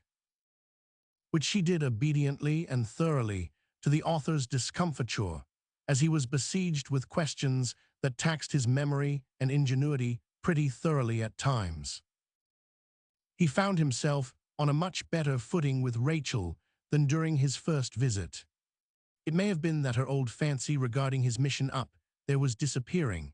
The fancy itself had always been a rather intangible affair of fabrication wrought by the shuttle of a woman's instinct. Or, having worn Genesee, had felt it was a warning there might have fallen from her shoulders some of the responsibility she had so gratuitously assumed. Whatever it was, she was meeting him on freer ground and found the association one of pleasure. I think Miss Fred, or your enlarged social circle, has had a most excellent influence on your temper, he said to her one day after a ride from camp together and a long, pleasant chat. You are now more like the girl I used to think you might be, the girl you debarred me from knowing. But think what an amount of time you had for work in those days that are forfeited now to dancing attendance on us women folk. I do not dance.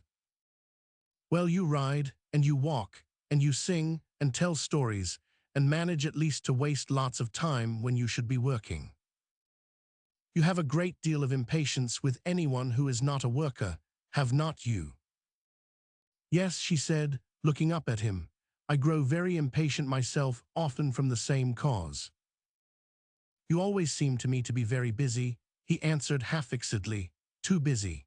You take on yourself responsibilities in all directions that do not belong to you, and you have such a way of doing as you please that no one about the place seems to realize how much of a general manager you are here, or how likely you are to overburden yourself. Nonsense. She spoke brusquely, but could not but feel the kindness in the penetration that had given her appreciation where the others, through habit, had grown to take her accomplishments as a matter of course. In the beginning, they had taken them as a joke. "Pardon me," he said finally. "I do not mean to be rude, but do you mind telling me if work is a necessity to you?" "Certainly not. I have none of that sort of pride to contend with, I hope, and I have a little money, not much, but enough to live on. So, you see, I am provided for in a way." "Then why do you always seem to be skirmishing around for work?" he asked, in a sort of impatience. "Women should be homemakers, not prospectors or adventurers," she finished up amiably. "But as I have excellent health, average strength and understanding, I feel they should be put to use in some direction. I have not found the direction yet, and am a prospector meanwhile, but a contented, empty life is a contemptible thing to me. I think there is some work intended for us all in the world." And she added, with one of those quick changes that kept folks from taking Rachel's most serious meanings seriously, "and I think it's playing it pretty low down on Providence to bluff him on an empty hand." He laughed. "Do you expect, then, to live your life out here helping to manage other people's ranches and accumulating that sort of Western logic in extenuation?" She did not answer for a little, then she said, "I might do worse." She said it so deliberately that he could not but feel some special thing was meant, and asked quickly, "What?" "Well, I might be given talents of benefit to people and fritter them away for the people's pastime. The people would never know they had lost anything or come so near a great gain, but I, the cheat, would know it. After the lights were turned out and the curtain down on the farce, I would realize that it was too late to begin anew, but that the same lights and the same theater would have served as well for the truths of Christ as the pranks of Pantaloon's choice lay only in the will of the worker." Her eyes were turned away from him, as if she was seeking for metaphors in the white stretch of the snowfall. He reached over and laid his hand on hers. "Rachel." It was the only time he had called her that, and the caress of the name gave voice to the touch of his fingers. "Rachel, what is it you are talking about? Look around here. I want to see you. Do you mean that you think of me like that'll me?" If Miss Fred could have seen them at that moment, it would have done her heart good, for they really looked rather lover-like. Each was unconscious of it, though their faces did not lack feeling. She drew her hands slowly away and said, in that halting yet persistent way in which she spoke when very earnest yet not very sure of herself, "You think me egotistical, I suppose, to criticize work that is beyond my own capabilities. Beautit was you I meant." "Well." His fingers closed over the arm of the chair instead of her hand. All his face was alight with feeling.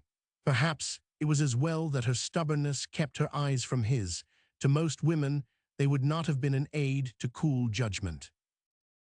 "Well, there is not anything more to say, is there?" she asked, smiling a little out at the snow. "It was the book that did it made me feel like that about you, that your work is well, surface work skimmed over for pastime. But here and there are touches that show how much deeper and stronger the work you might produce if you were not either lazy or careless. You give one heroic treatment and can be merciless. The story was written some time ago and written under circumstances that, well, you see, I do not sign my name to it, so I cannot be very proud of it." "Ah, that is it. Your judgment, I believe, is too good to be satisfied with it. I should not waste breath speaking if I was not sure of that. But you have the right to do work you can be proud of, and that is what you must do." Rachel's way was such a decided way that people generally accepted her musts as a matter of course. Stuart did the same, though evidently unused to the term, and her cool practicalities that were so surely noting his work, not himself, had the effect of checking that first impulse of his to touch her, to make her look at him. He felt more than ever that the girl was strange and changeable, not only in herself, but in her influence. He arose and walked across the floor a couple of times, but came back and stood beside her. "You think I am not ambitious enough, and you are right, I suppose. I have never yet made up my mind whether it was worth my while to write, or whether it might not be more wise to spare the public. But you have the desire, must feel confidence at times. How do you know or imagine so much of what I feel?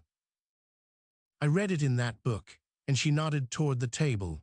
In it you seem so often just on the point of saying or doing, through the people, things that would lift that piece of work into a strong moral lesson. But just when you reach that point you drop it undeveloped.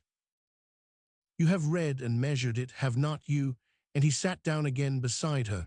I never thought off what you mention in it. A high moral lesson, he repeated, but to preach those a man should feel himself fit. I am not. I do not believe you. What do you know about it? He demanded so sharply that she smiled. It was so unlike him. But the sharpness was evidently not irritation, for his face had in it more of sadness than any other feeling. She saw it and did not speak. After a little he turned to her with that rare impetuosity that was so expressive. You are very helpful to me in what you have said. I think you are that to everyone, it seems so. Perhaps you are without work of your own in the world, that you may have thought for others who need help. That is the highest of duties, and it needs strong, good hearts. But do you understand that it is as hard sometimes to be thought too highly of as to be accused wrongfully? It makes one feel such a cheat, such a cursed liar. I rather think we are all cheats, more or less, in that respect, she answered. I am quite sure the inner workings of my most sacred thought could not be advertised without causing my exile from the bosom of my family, yet I refuse to think myself more wicked than the rest of humanity. Do not jest. Really, I am not jesting, she answered, and I believe you are oversensitive as to your own shortcomings, whatever they happen to be. Because I have faith in your ability to do strong work, do not think I am going to skirmish around for a pedestal or think I have found a piece of perfection in human nature, because they are not to be found, my friend. How old are you? He asked her suddenly. She laughed, feeling so clearly the tenor of his thought. 22 by my birthdays, but old enough to know that the strongest workers in the world have not been always the most immaculate. What matter the sort of person one has been, or the life one has lived if he come out of it with knowledge and the wish to use it well? You have a certain power that is yours to use for good or bad, and from a fancy that you should not teach or preach, you let it go to waste. Do not magnify peccadillos. You seem to take for granted the fact that all my acts have been trifling, that only the promises are worthy, he said impatiently. I do believe, she answered smiling brightly, that you would rather I thought you an altogether wicked person than an average trifler. But I do not believe it possible for you deliberately to do any wicked thing. You have too tender a heart, and you do not know anything about it, he repeated vehemently. What difference whether an act is deliberate or careless, so long as the effect is evil? I tell you, the greater part of the suffering in the world is caused not by wicked intents and hard hearts, but by the careless desire to shirk unpleasant facts, and the soft-heartedness that will assuage momentary pain at the price of making a lifelong cripple, either mentally, morally, or physically. 9 times out of 10, the man whom we call soft-hearted is only a moral coward. Ah, do not help me to think of that. I think of it enough. He brought his clenched hand down on the arm of the chair with an emphasis that was heightened by the knitted brow and compressed lips. He did not look at her. The latter part of the rapid speech seemed more to himself than to her. At least it admitted of no answer. The manner, as much as the words, kept her silent. Come, come, he added, after a little, as if to arouse himself as well as her. You began by giving me some good words of advice and suggestion. I must not repay you by dropping into the blues. For a long time I have been a piece of driftwood, with nothing to anchor ambition to. But a change is coming, I think, and if it brings me fair weather, I may have something then to work for. Then I may be worth your belief in me. I am not now. My intentions to be so are all right, but they are not always to be trusted. I said before that you had the faculty of making people speak the truth to you if they spoke at all, and I rather think I am proving my words. He arose and stood looking down at her. Since he had found so many words, she had seemed to lose hers. Anyway, she was silent. It cannot be very pleasant for you, he said at last, to be bored by the affairs of every renegade to whom you are kind, because of some fancied good you may see in him. But you are turning out just the sort of woman I used to fancy you might be, and I am grateful to you." "That's all right," she answered in the old brusque way. To tell the truth, a part of his speech was scarcely heard. Something in the whole affair, confidence and personal interest, and all had taken her memory back to the days of that cultus Corey, when another man had shared with her scenes somewhat similar to this. Was there a sort of fate that had set her apart for this sort of thing? She smiled a little grimly at the fancy, and scarcely heard him. He saw the ghost of a smile, and it made him check himself in something he was about to say, and walked toward the door. She neither spoke nor moved. Her face was still toward the window. Turning to look at her, his indecision disappeared, and in 3 steps he was beside her. "Rachel, I want to speak to you of something else," he said rapidly, almost eagerly, as if anxious to have it said and done with. I want to tell you what that anchor is I have been looking for, and without which I never will be able to do the higher class of work, and." "Yes." He had stopped, making a rather awkward pause after his eager beginning. With the one encouraging word, she looked up at him and waited. "It is a woman." "Not an unusual anchor for mankind," she remarked with a little laugh.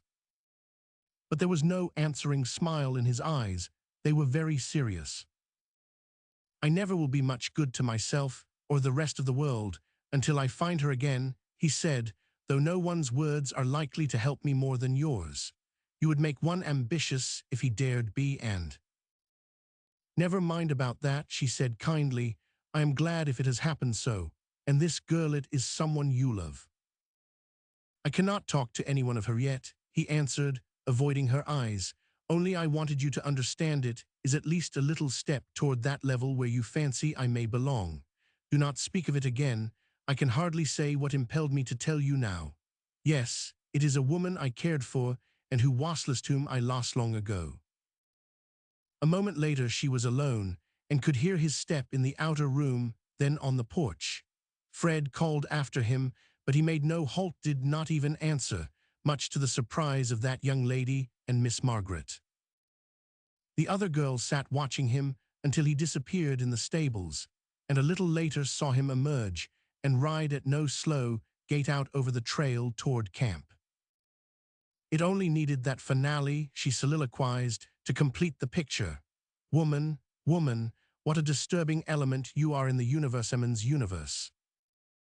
After this bit of trite philosophy, the smile developed into a noiseless laugh that had something of irony in it. "I rather think Talapa's entrance was more dramatic," was one of the reflections that kept her company. "Anyway, she was more picturesque, if less elegant, than Mrs. Stewart is likely to be." "Mrs. Stewart, by the way, I wonder if it is Mrs. Stewart? Yes, I suppose so. It, a woman whom I cared for and who was lost long ago, lost. Chapter 8, I Will Kill Him This Time. Rumors were beginning to drift into camp of hostile intents of the Blackfeet, and a general feeling of uneasiness became apparent as no word came from the chief of their scouts, who had not shown up since locating the troops. The major's interest was decidedly alive in regard to him, since not a messenger entered camp from any direction who was not questioned on the subject.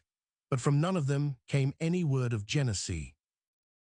Other scouts were there, good men, too, and in the southern country of much value, but the Kootenai corner of the state was almost an unknown region to them. They were all right to work under orders, but in those hills, where everything was in favor of the native, a man was needed who knew every gully and every point of vantage, as well as the probable hostile.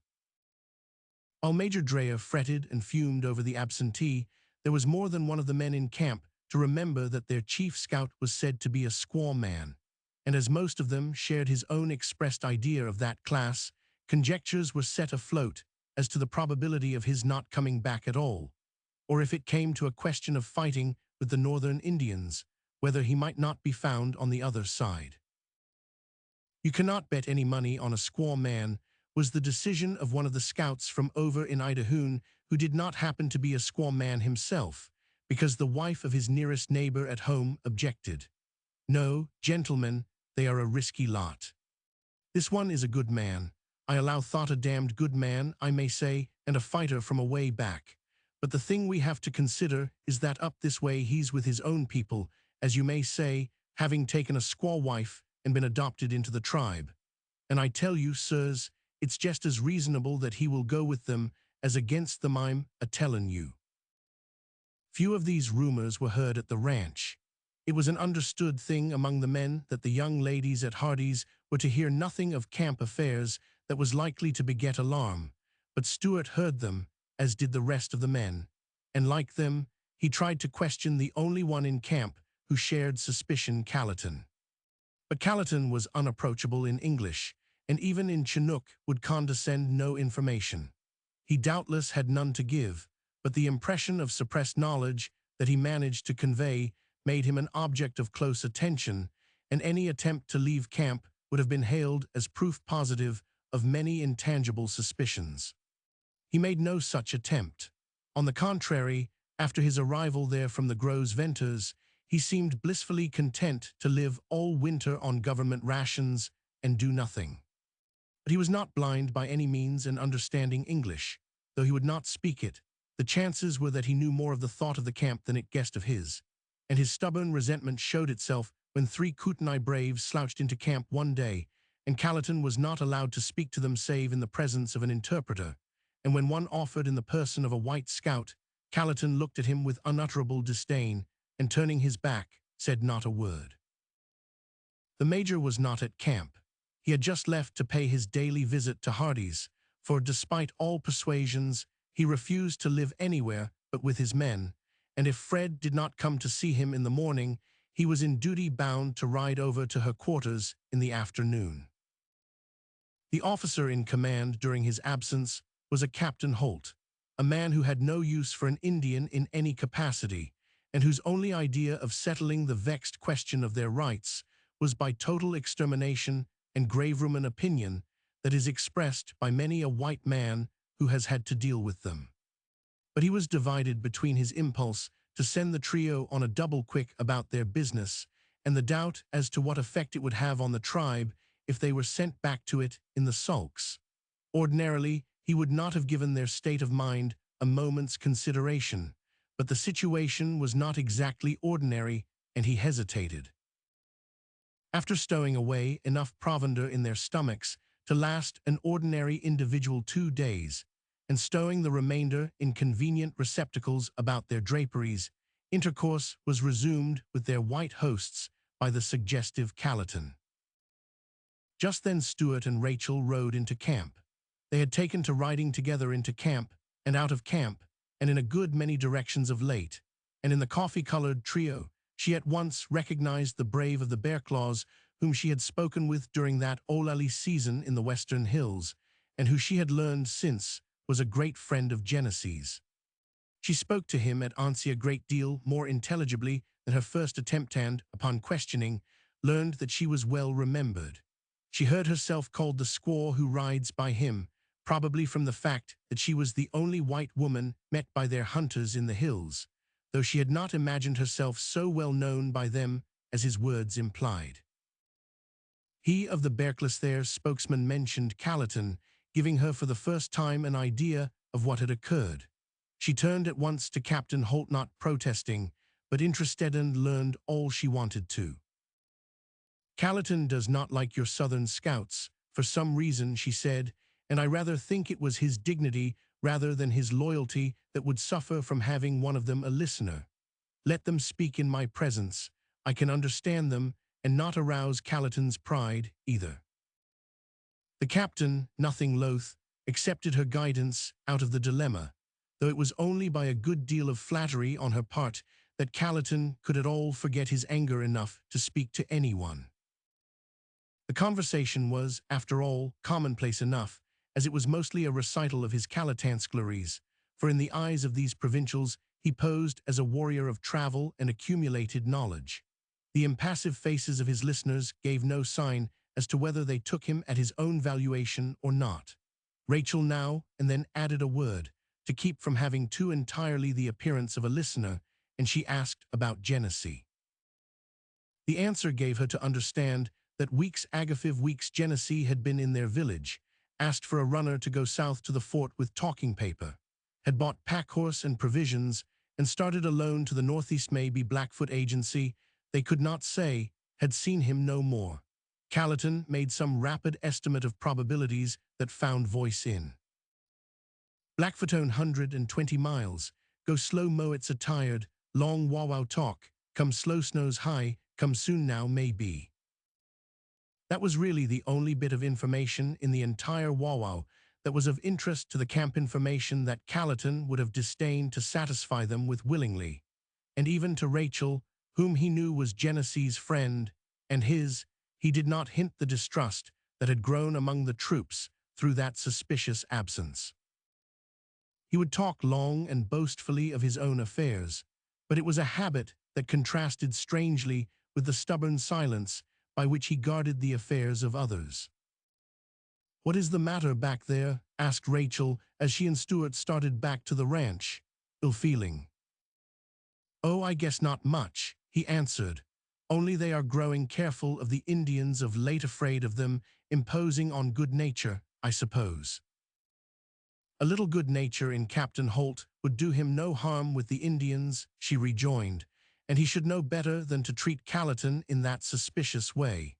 Major Dreyer would not do it, I feel sure, and Genesee will not like it." "Will that matter much to the company or the command?" He spoke thus only to arouse that combative spirit of hers, but she did not retort, as usually said quietly, "Yes, I think it would. Thee will find no man like him." They never again referred to that conversation that had been in a way a confession on his part. The question of the woman, at least, was never renewed, though he told her much of vague plans that he hoped to develop when the time comes. 3 days after the visit of Bearclaws and his brethren, Stuart and Rachel were again at the camp, this time accompanying Miss Fred, who thought it was a good enough day to go and see the boys.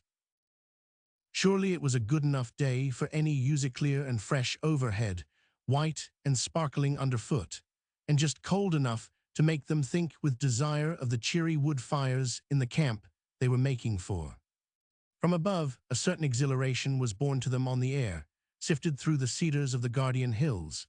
Even the horses seemed enthused with the spirit of it, and joyously entered into a sort of a Gossiopli's race that brought them all laughing and breathless down the length of the avenue, a strip of beaten path about 20 feet wide, along which the tents were pitched in 2 rows facing each other, and not very imposing-looking rows, either.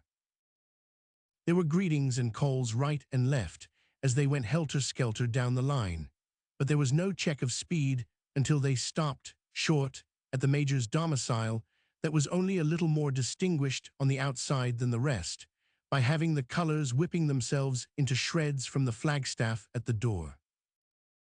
It was too cold for ceremony, and throwing the bridles to an orderly, they made a dash for the door, Miss Fred leading. "Engaged, is he?" she said good-humoredly to the man who stepped in her path. "I do not care if he is married. I do not intend to freeze on the place where his doorstep ought to be. You tell him so." The man on duty touched his cap and disappeared, and from the sound of the Major's laughter within, must have repeated the message verbatim, and a moment later returned. "Major Dreyer says you may enter." And then, laughing and shivering, the Major's daughter seized Rachel with one hand, Stuart with the other, and making a quick charge, darted into the ruling presence. "Oh, you bear," she said, breaking from her comrades and into the bear's embrace, "to keep us out there, and it's so cold, and I came over specially for—" And then she stopped. The glitter of the sun on the sun had made a glimmer of everything under a roof, and on her entrance she had not noticed a figure opposite her father until a man rose to his feet and took a step forward as if to go. "Let me know when you want me, Major," he said, and the voice startled those 2 muffled figures in the background, for both, by a common impulse, started forward, Rachel throwing back the hood of her jacket and holding out her hand. "I am glad you have come," she said heartily, and he gripped the offered member with a sort of fierceness as he replied, "Thank you, miss."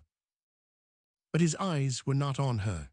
The man who had come with her, who still held her gloves in his hand, was the person who seemed to draw all his attention. "You two are old neighbors, are you not?" remarked the major. "Fred, my dear, you have met Mr. Genesee, our scout."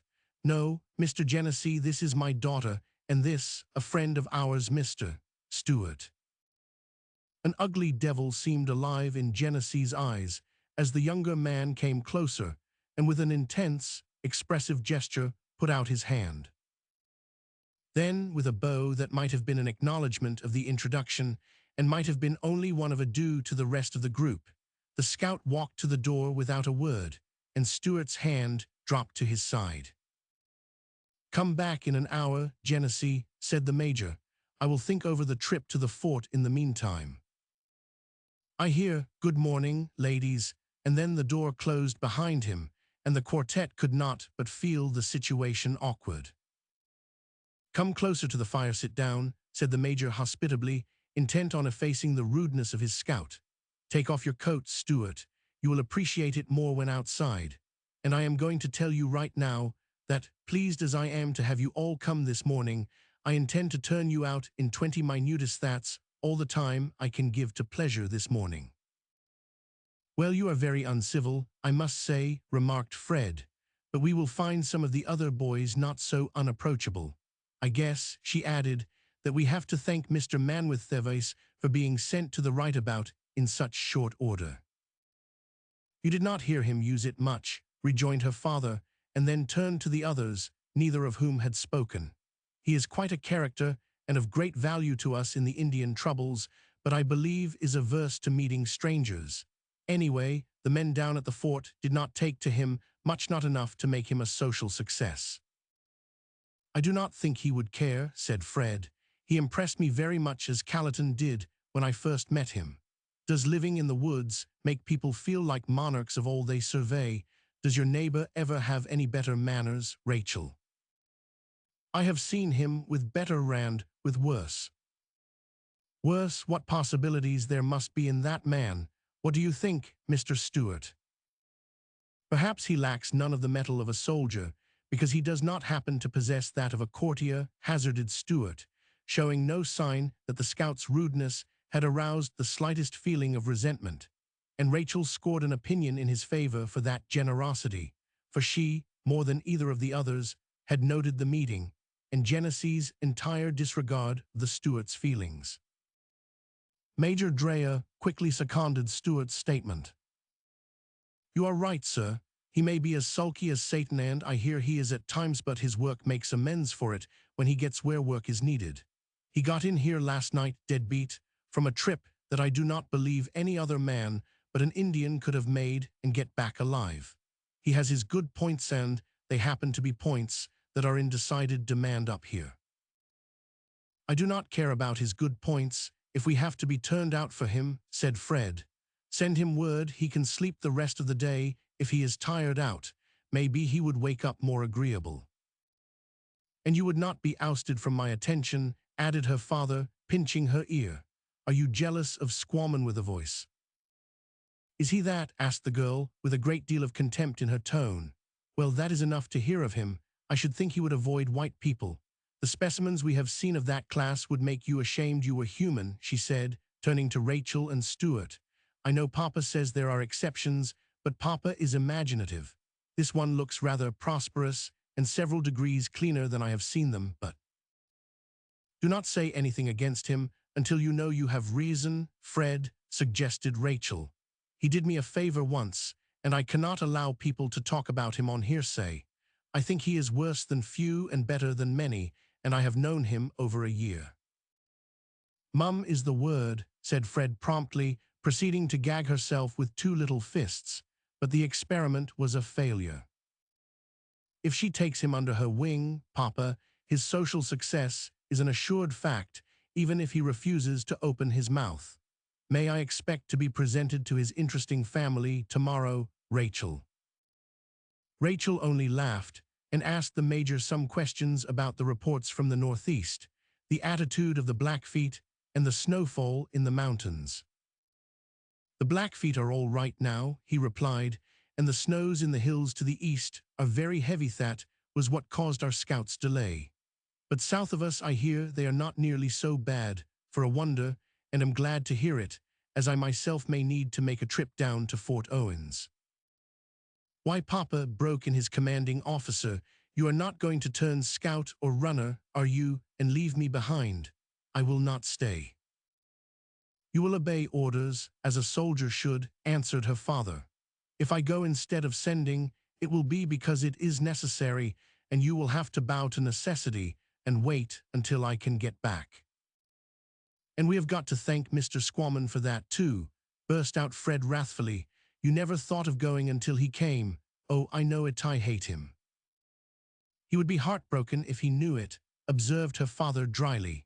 By the way, Miss Rachel, do you know if there is room in the ranch stables for another horse? They can make room if it is necessary. Why? Genesee's mare is used up even worse than her master by the long, hard journey he has made. Our stock that is in good condition can stand our accommodations all right, but that fellow seemed miserable to think the poor beast had not quarters equal to his own. He is such a queer fellow about asking a favor that I thought. And the thought does you credit, said the girl with a suspicious moisture in her eyes. Poor, brave Moitza, I could not sleep very soundly myself if I knew she was not cared for, and I know just how he feels. Do not say anything about it to him, but I will have my cousin come over and get her before evening. You are a trump, Miss Rachel, said the Major emphatically, and if you can arrange it, I know you will lift a load off Genesee's mind. I will wager he is out there in the shed with her at this moment, instead of beside a comfortable fire, and this camp owes him too much, if it only knew it, to keep from him any comforts for either himself or that plucky bit of horseflesh. Then the trio, under guard of the lieutenant, paid some other calls along the avenue, offered more dinners, if they would remain, than they could have eaten in a week, but in all their visits they saw nothing more of the scout. Rachel spoke of his return to one of the men, and received the answer that they reckoned he was putting in most of his time out in the shed, tying the blankets off his bunk around that mare of his.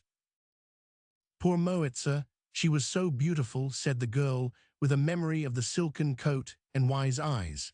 I should not like to see her looking badly.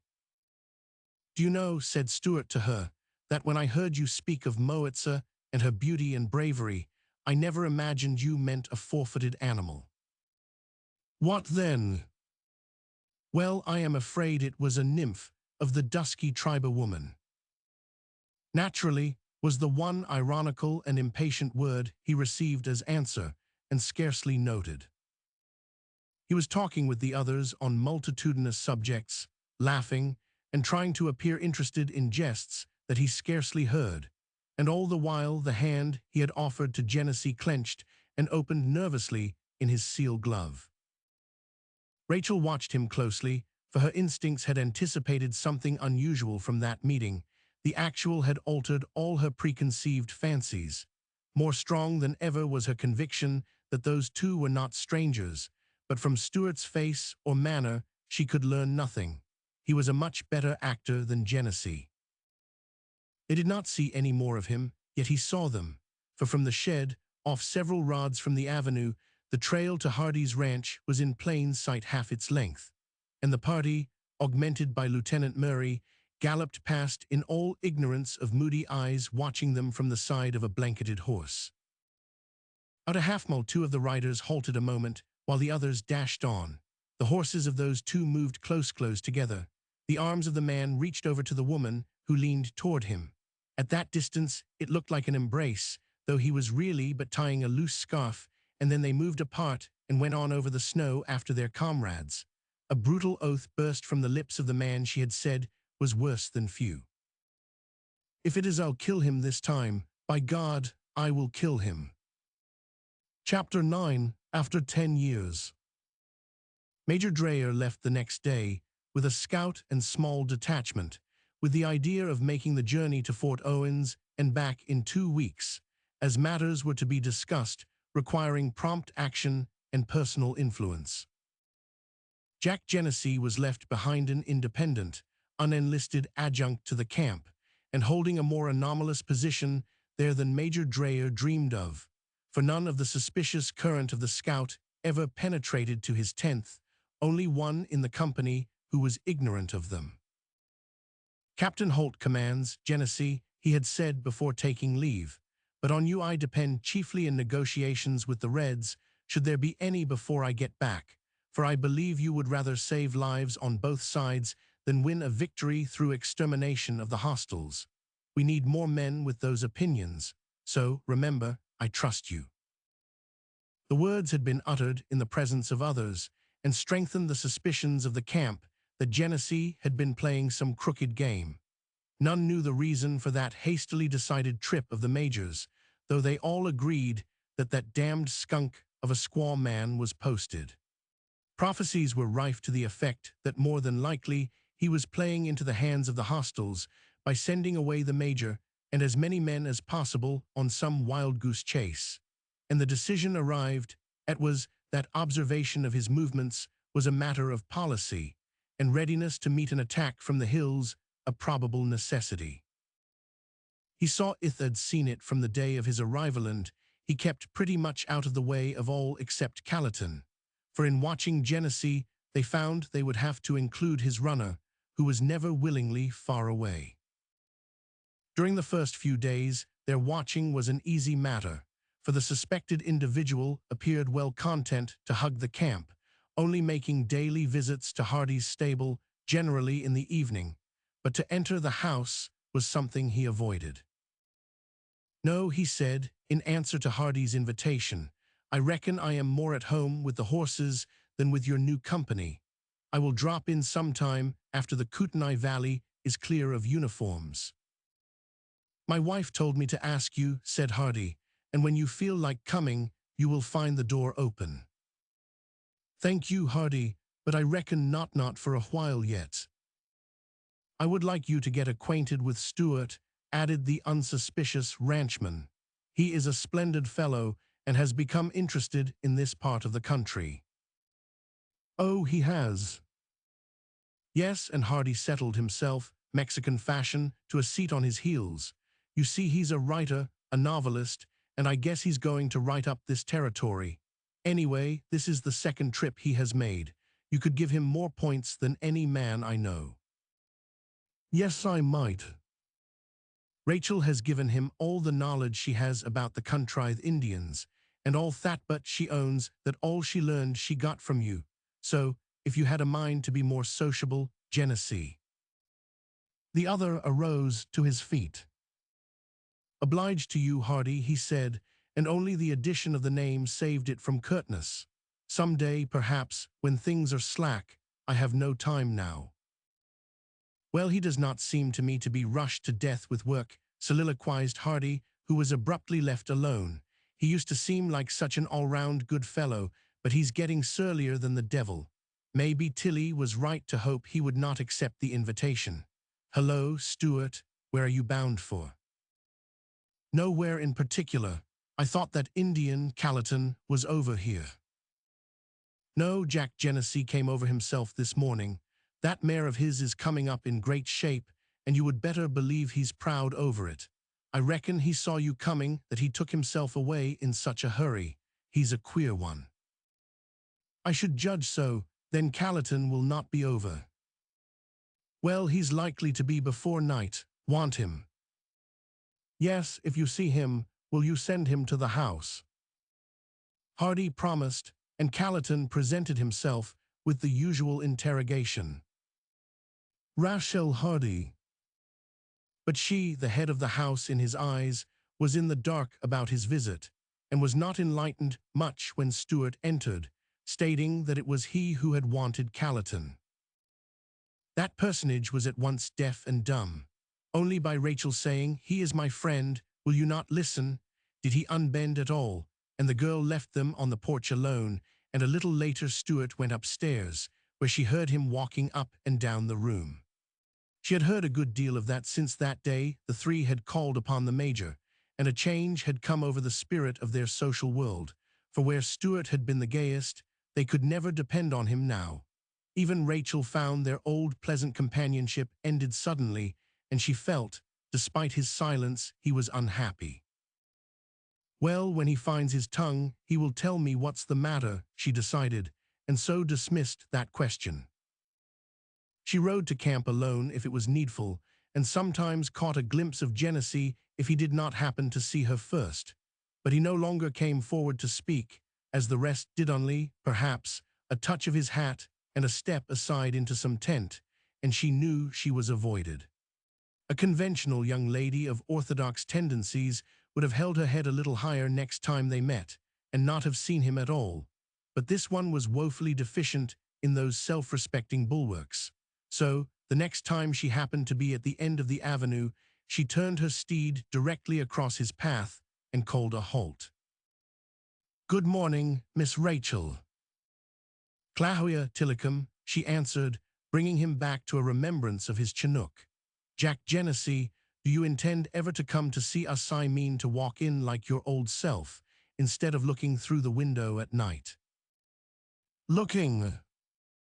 "Do not lie," she said coolly, "for I saw you, though no one else. 999. Now tell me what's wrong. Why will not you come in the house?"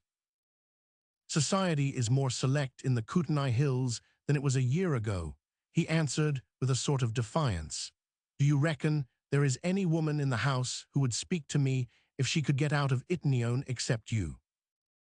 "Oh, I do not count. I had an invite this morning," he added grimly, "not because they wanted me, but because your new friend over there wanted someone to give him points about the country. So I have got him to thank for being wanted at all. Now do not look like Thater think I am kicking. It's a square enough deal so far as I am concerned, and it stands to reason a man of my stamp has not many people pining for him in a respectable house. For the matter of that, it will not do you any good to be seen talking to me this long. I am going." "All right, so M1, you can go along." "With you?" "Certainly." "I reckon not." "Do not be so stubborn. If you did not feel like coming, you would not have been at that window last night." His face flushed at this thrust, which he could not parry. "Well, I reckon I will not go there again." "No, come inside next time. Come, ride halfway to the ranch, and tell me about that trip of yours to the Blackfeet. Major Dreyer gave you great praise for your work there." He should have praised you, and her own color deepened at the significance of his words. "I met Callerton on his way to the ranch. As I came," she said in the most irrelevant way. He looked at her very sharply, but did not speak. "Well, are you going to escort me home, or must I go alone?" "It is daylight, you know, every foot of the way, and you do not need me," he said, summing up the case briefly. "When you do, let me know." "And you will not come," she added good-naturedly. "All right, Clahuia." She moved out of his way, touched Betty with the whip, and started homeward. She rather expected to meet Callerton again, but there was no sign of him on the road.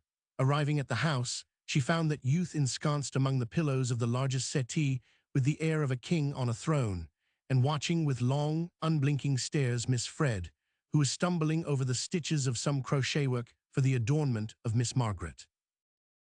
"I am so glad you have come," she breathed gratefully. "He has me so nervous I cannot count 6, and Mrs. Hardy is taking a nap, and Auntie Luce has locked herself upstairs, and I never was stared so out of countenance in my life." "I rather think that's a phase of Indian courtship," Rachel comforted her by saying, "so you have won a new admirer. What is it, Callerton?" He signified that his business was with the Manhalafs, the term by which he designated Stuart. "Mr. Stuart left the house just after you did," said Fred. "I thought perhaps to catch you." "No, he did not go my way." "Well, you look comfortable, Callerton, and if you had the addition of another crazy patch cushion for your left elbow, you might stand a little longer wait. Think so?" Callerton thought he could, and there he remained until Stuart arrived, flushed and rather breathless from his ride from somewhere.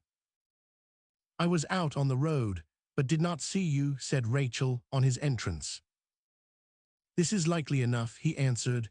"I did not want you to anyone else. I am not good company of late. I was trying to ride away from myself."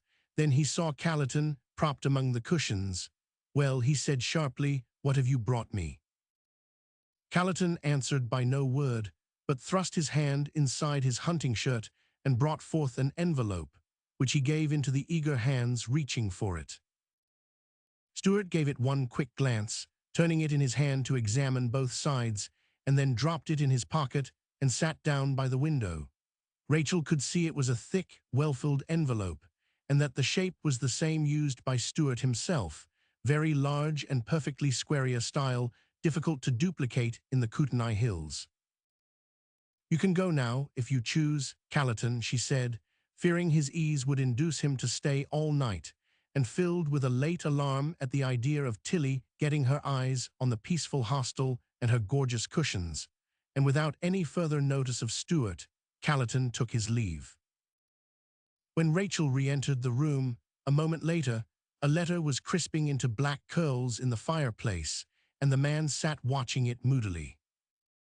All that evening, there was scarcely question or answer to be had from Stuart. He sat by the fire, with Miss Margaret in his armchair usual place of an evening, and through the storytelling and jollity he sat silent, looking, Jim said, as if he was working hard at thinking. "Tomorrow night you must tell us a story," said Miss Fred, turning to him. "You have escaped now for ever so many nights. I am afraid my stock is about exhausted." Out of the question, the flimsiest of excuses, she decided.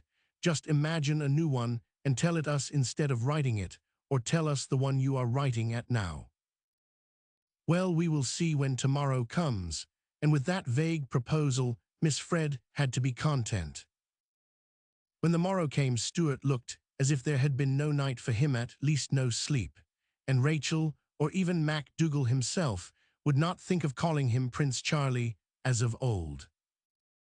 She was no longer so curious about him and that other man who was antagonistic to him. She had been fearful, but whatever knowledge they had of each other she had decided would not mean harm. The quiet days that had passed were a sort of guarantee of that. Yet they seemed to have nerved Stuart up to some purpose, for the morning after the burning of the letter, he appeared suddenly at the door of Genesee's shack, or the one Major Dreyer had turned over to him during his own absence. From the inside, Callerton appeared, as if by enchantment, at the sound of a hand on the latch. Stuart, with a gesture, motioned him aside, and evidently to Callerton's own surprise, he found himself stepping out while the stranger stepped in. For perhaps a minute the Indian stood still, listening, and then, no sounds of hostilities coming to his ears, an expressive guttural testified to his final acquiescence, and he moved away. His hesitation showed that Rachel had not been the only one to note the bearing of those two toward each other. Had he listened a minute longer, he might have heard the peace within broken by the voices that, at first suppressed and intense, rose with growing earnestness. The serious tones of Stuart sounded through the thin board walls in expostulation, and again, as if urging some point that was granted little patience. For above it the voice of Genesee broke in, all the mellowness gone from it, killed by the brutal harshness, the contemptuous derision, with which he answered some plea or proposition. "Oh, you come to me now, do you?" he said, walking back and forth across the room like some animal fighting to keep back rage with motion, if one can imagine an animal trying to put restraint on itself. And at every turn his smoldering, sullen gaze flashed over the still figure inside the door, and its manner, with a certain calm steadfastness of purpose, not to be upset by anger, seemed to irritate him all the more. "So you come this time to lay out proposals to me, eh? And think, after all these years, that I am to be talked over to what you want by a few soft words. Well, I will see you damned first, so you can strike the back trail as soon as you have a mind to." "I shall not go back," said Stuart deliberately, "until I get what I came for." The other answered with a short, mirthless laugh. "And you are located till doomsday," he retorted, "and doomsday in the afternoon. though I reckon that will not be much punishment, considering the attractions you managed to find up here and the advantages you carry with your handsome face, a gentleman's manners, and an honest name. Why, you are begging on a full hand, mister, and what are you begging to? A man that's been about as good as dead for years, a man without any claim to a name or to recognition by decent people, an outlaw from civilization. Not so bad as that, Jack, broke in Stuart, who was watching in a sort of misery the harsh self-condemnation in the restless face and eyes of Genesee. Do not be so bitter as that on yourself. You are unjust, don't I know?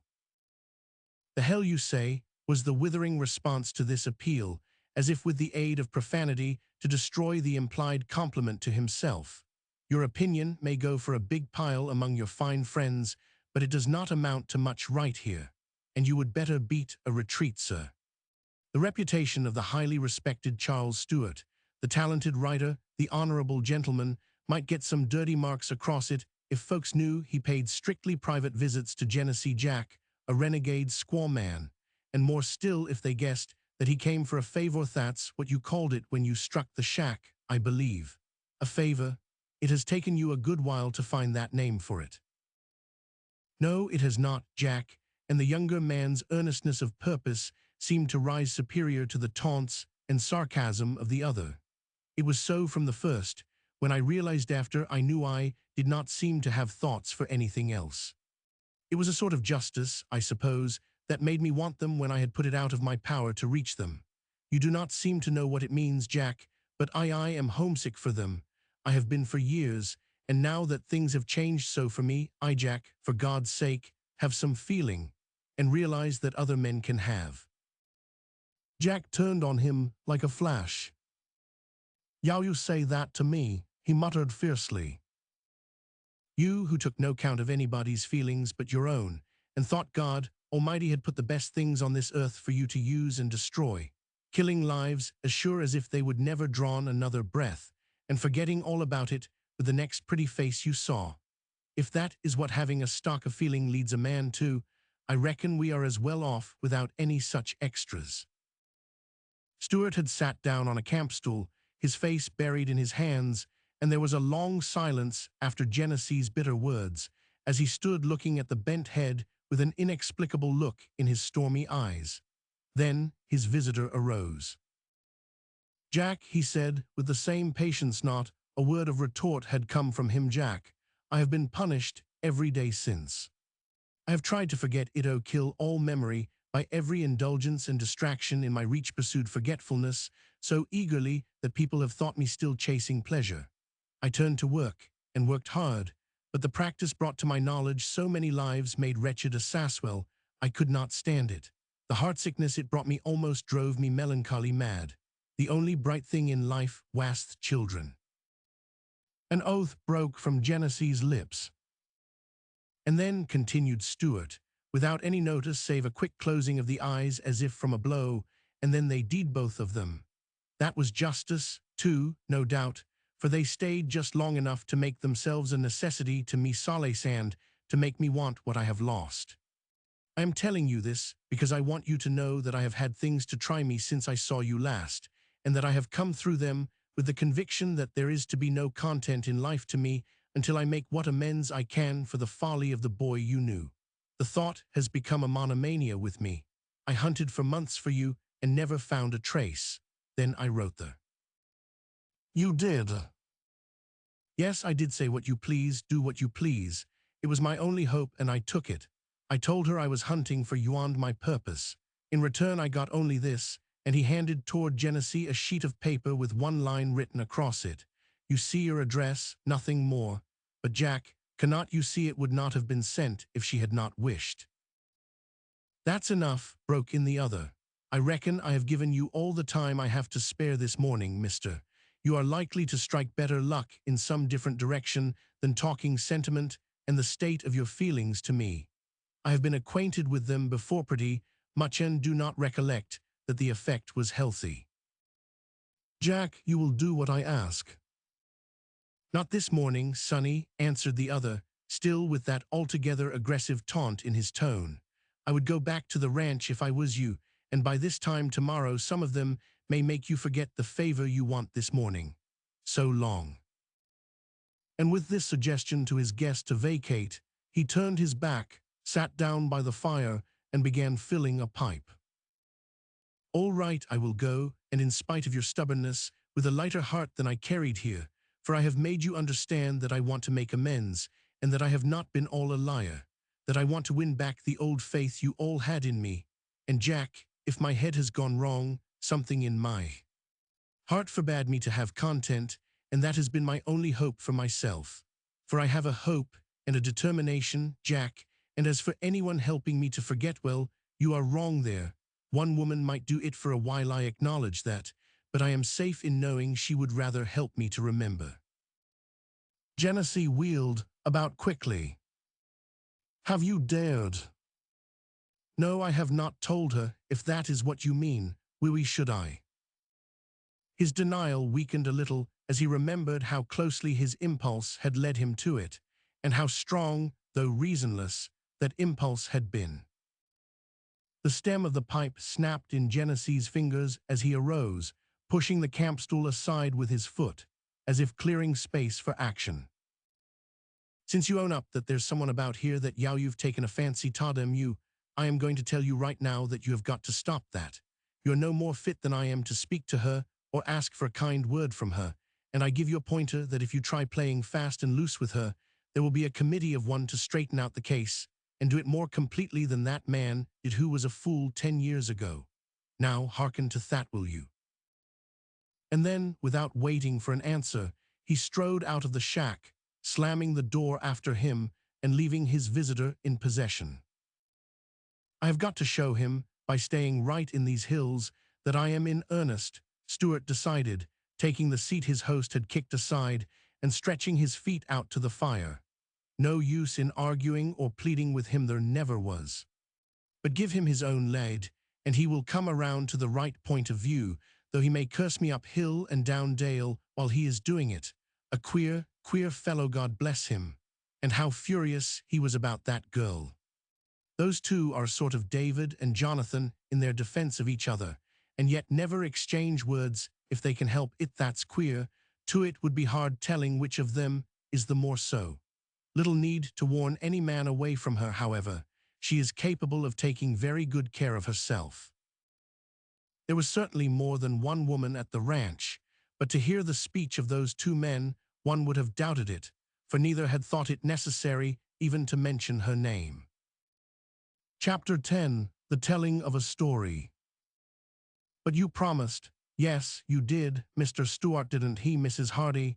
There, that settles it. So you see, this is your evening to tell a story." The protracted twilight, with its cool grays and purples, had finally faded away over the snow, long after the stars took up their watch for the night. The air was so still and so chill that the bugle call at sunset had sounded clearly along the little valley from camp, and Fred thought the nearness of sound made a house seem so much more homelike. After the bugle notes and the long northern twilight had come the grouping of the young folks about the fire, and Fred's reminder that this was to be a story night. "But," declared Stuart, "I can think of none, except a very wonderful one of an old lady who lived in a shoe, and another of a house marvelously constructed by a gentleman called Jack." Here a clamor arose from the rebels in the audience, and from Fred the proposal that he should read or tell them of what he was working on at present, and gaining at last his consent. "But I must bring down some notes in manuscript," he added, "as part of it is only mapped out, and my memory is treacherous." "I will go and get them," offered Fred. "No, do not you go. I am afraid to let you out of the room, lest you may remember some late business at camp and take French leave. Is the manuscript on the table in your room? I will bring it." And scarcely waiting either assent or remonstrance, she ran up the stairs, returning immediately with hands full of loose sheets and 2 rolls of manuscript. "I confiscated all there was in reach," she laughed. "Here they are. You pay no money, and you take your choice." She was such a petite, pretty little creature, her witchy face alight with the confidence of pleasure to come, and looking down at her, he remarked, "You look so much a spirit of inspiration, Miss Fred, that you had better not make such a sweeping offer. lest I might be tempted to choose you. And have a civil war on your hands, warned Rachel, with the whole camp in rebellion. Not much, they do not value me so highly, confessed Fred. They would all be willing to give me away. A willingness only seconded by your own. This from the gallant lieutenant on the settee. My child, this is not leap year, and in the absence of your parent Yes, I know, but as Captain Holt commands in Papa's absence, I do not see what extra responsibility rests on your shoulders. Now, Mr. Stewart, all quiet along the Kootenai, go ahead.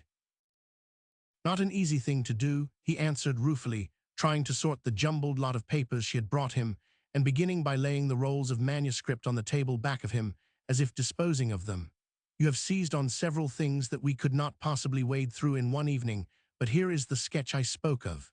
It is of camp life, by the way, and so open to criticism from you two veterans.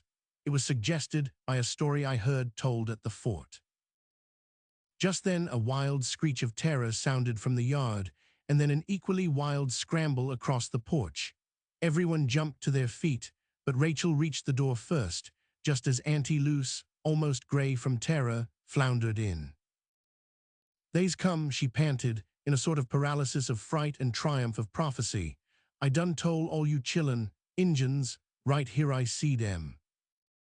Hardy reached for his gun, the others doing the same, but the girl at the door had darted out into the darkness. Rachel screamed Tilly, but no Rachel answered. Even Hardy's call was not heeded, and he followed her with something like an oath on his lips, and Stewart at his elbow.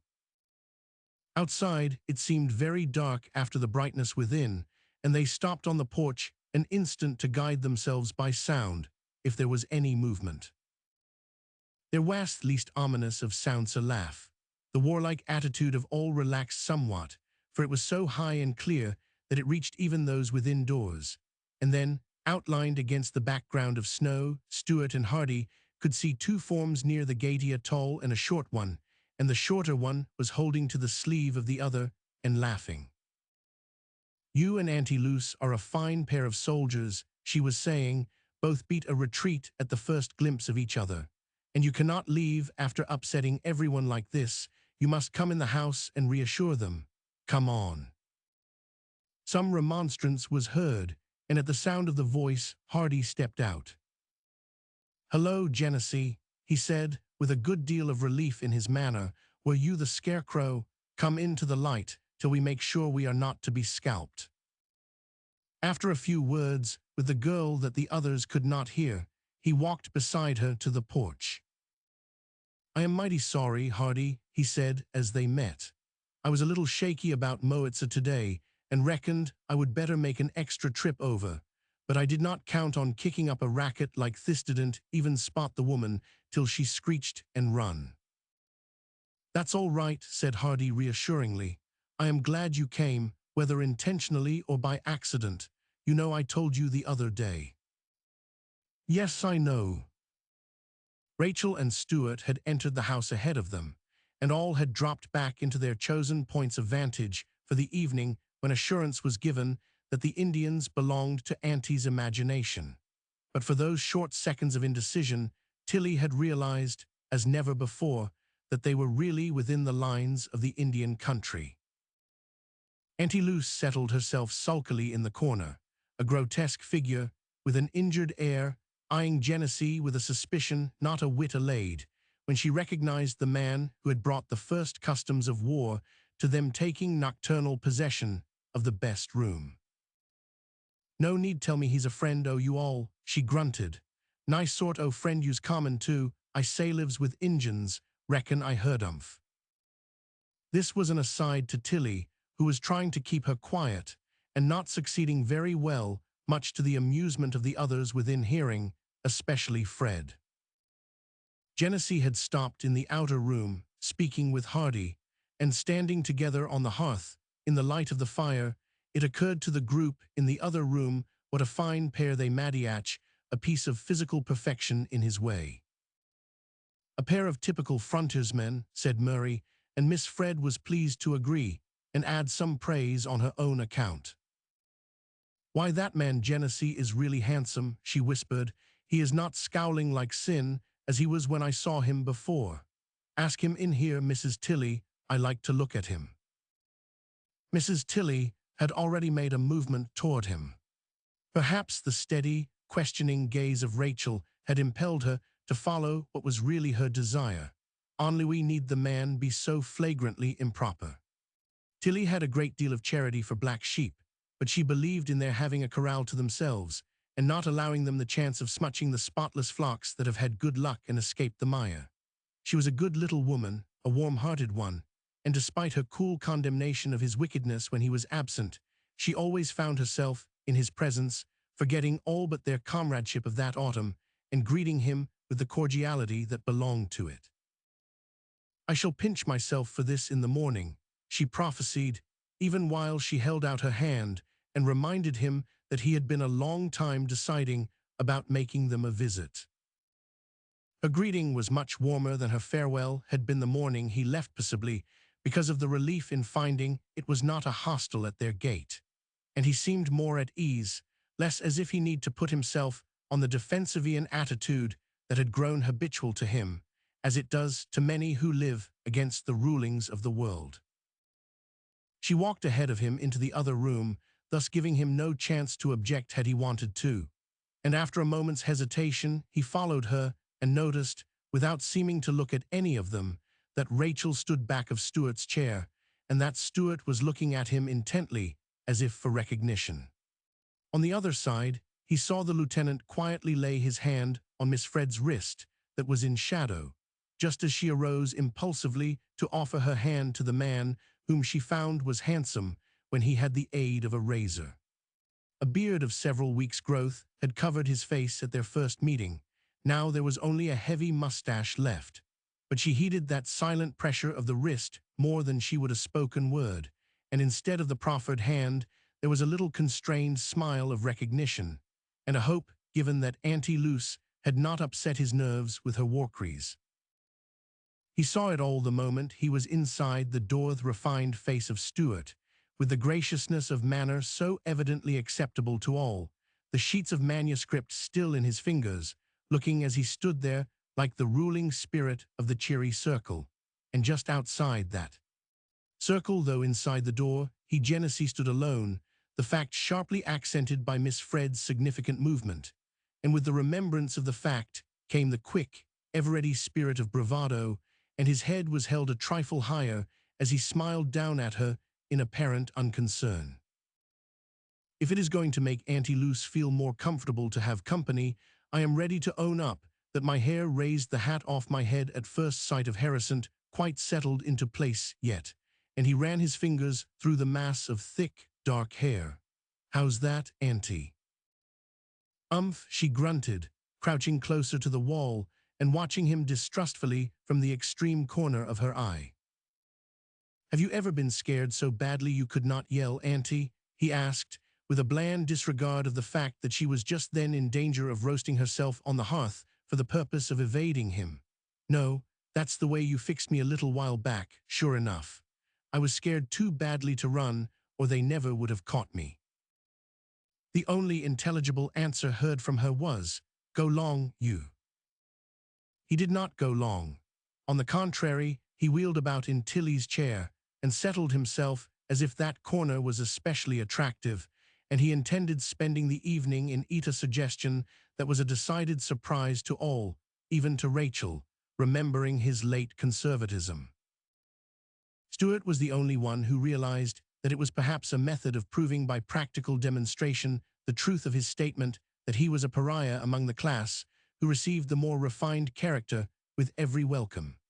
It was a queer thing for a man to court slights, but once inside the door, his total unconcern of that which had been a galling mortification to him was a pretty fair proof of Stuart's theory. He talked Indian wars to Hardy and Indian love songs to Hardy's wife. He coolly turned his attention to Lieutenant Murray, with whom his acquaintance was the slightest, and from the lieutenant to Miss Fred, who was amused and interested in what was, to her, a new phase of a squaw man, and her delight was none the less keen because of the ineffectual attempts in any way to suppress this very irregular specimen, whose easy familiarity was as silencing as his gruff curtness had been the day they met him first. Beyond an occasional remark, his notice was in no way directed to Rachel. In fact, he seemed to avoid looking at her. He was much more interested in the other two ladies, who by degrees dropped into a cordiality on a par with that of Auntie Luce, and he promptly took advantage of it by inviting Miss Fred to go riding with him in the morning. The man's impudence and really handsome face gave Fred a wicked desire to accept and horrify the lieutenant and Tilly, but one glance at that little matron told her it would not do. "I have an engagement to ride tomorrow," she said rather hurriedly, else I should be your cavalier," he laughed. "Ah, well, there are more days coming. I can wait." A dead silence followed, in which Rachel caught the glance Genesee turned on Stuart, a smile so mirthless, and with so much of bitter irony in it, that it told her plainly as words that the farce they had sat through was understood by those two men, if no others. And, puzzled and eager to break the awkward silence, she tried to end it by stepping into the breach. "You have totally forgotten the story you were to tell us," she said, pointing to the sheets of manuscript in Stuart's hand. "If we are to have it tonight, why not begin?" "Certainly the story, by all means," echoed Fred. "We had it scared out of our heads, I guess, but our nerves are equal to it now. Are you fond of stories, Marah Genesee?" "Uncommonly." "Well, Mr. Stuart was about to read us one just as you came in. One he wrote since he came up in these wilds at the fort. Did not you say, Mr. Stuart? You know," she added, turning again to Genesee, "you know Mr. Stuart is a writer romancer." "Yes," he answered slowly, looking at the subject of their discourse as if examining something rare and curious. "I should reckon he might be." The contempt in the tone sent the hot blood to Stuart's face, his eyes glittering as ominously as Genesee's own would in anger. An instant their gaze met in challenge and retort, and then the sheets of paper were laid deliberately aside. "I believe, after all, I will read you something else," he said, reaching for one of the rolls of manuscript on the table. "That is, with your permission. It is not a finished story, only the prologue. I wrote it in the South and thought I might find material for the completion of it up here. Perhaps I may." "Let us have that, by all means," urged Tilly. "What do you call it?" I had not thought of a title, as the story was scarcely written with the idea of publication. The theme, however, which is pretty fairly expressed in the quotation at the beginning, may suggest a title. I will leave that to my audience. And we will all put on our thinking caps and study up a title while you tell the story, and when it is ended, see which has the best one to offer. It will be a new sort of game with which to test our imaginations. Go on. What is the quotation, to begin with? To the surprise of the listeners, he read that old command from Deuteronomy, written of brother to brother. "Thou shalt not see thy brother's ox or his sheep go astray. Thou shalt in any case bring them again unto thy brother. And with all lost things of thy brother's, which he hath lost, and thou hast found, shalt thou do likewise. In any case, thou shalt deliver him the pledge again when the sun goeth down." Stuart ceased after those lines and looked for comment. He saw enough in the man's face opposite him. "Oh, go on," said Rachel. "Never mind about the suggestions in that heading, it is full of them. Give us the story." "It is only the prologue to a story," he reminded her, and with no further comment began the manuscript. Its opening was that saddest of all things to the living deathbed, that most binding of all vows of promise given to the dying. There was drawn the picture of a fragile, fair little lady, holding in her chilling fingers the destiny of the lives she was about to leave behind. Young Livesone, a sobbing, wondering girl of 10, and two boys, the older perhaps 18, an uncouth, strong-faced youth, who clasped hands with another boy several years younger, but so fair that few would think them brothers, and only the more youthful would ever have been credited as the child of the little woman who looked so like a white lily. The other was the elder son in Esau, however, who was favorite with neither father nor mother. with no one, in fact, who had ever known the sunny face and nature of the more youthful and impulsive, loving disposition that only shone the brighter by contrast with the darker-faced, undemonstrative one whom even his mother never understood. And the shadow of that misunderstanding was with them even at the deathbed, where the Jacob sobbed out his grief in passionate protests against the power that would rob him, and the Esau stood like a statue to receive her commands. Back of them was the father, smothering his own grief and consoling his favorite when he could, and the one witness to the seal that was set on the three young lives. Her words were not mannish, was so weak, but she motioned to the girl beside the bed. "I leave her to you," she said, looking at them both, but the eyes, true to the feeling back of them, wandered to the fairer face and rested there. "The old place will belong to you too, ere many years your father will perhaps come after me," and she glanced lovingly toward the man whom all the world but herself had found cold and hard in nature. "I promised long ago her mother did that she should always have a home, and now I have to leave the trust to you, my sons." "We will keep it," said the steady voice of Esau, as he sat like an automaton watching her slowly drifting from them, while Jacob, on his knees with his arms about her, was murmuring tenderly, as to a child, that all should be as she wished. Her trust was to be theirs always. "And if either of you should fail or forget, the other must take the care on his own shoulders. Promise me that too, because—" The words died away in a whisper, but her eyes turned toward the Esau. He knew too bitterly what it meant. Though only a boy, he was a wild one, people said, a bad one. His father had pronounced him the only one of their name who was not a gentleman. He gambled and he drank. His home seemed the stables, his companions, fast horses and their fast masters. And in the eyes of his mother he read, as never before, the effect that life had produced. His own mother did not dare trust the black sheep of the family, even though he promised at her deathbed. A wild, half-murderous hate arose in him at the knowledge of hate against his elegant, correctly mannered father, whose cold condemnation had long ago barred him out from his mother's sympathy, until even at her deathbed he felt himself a stranger. His little mother, and he had worshipped her as the faithful do their saints, and like them, afar off. But even the hate for his father was driven back at the sight of the wistful face, and the look that comes to eyes but once. I promise that so help me God," he said earnestly, and then bent forward for the first time, his voice breaking as he spoke. "Mother, mother, say just once that you trust, that you believe in me." Her gaze was still on his face.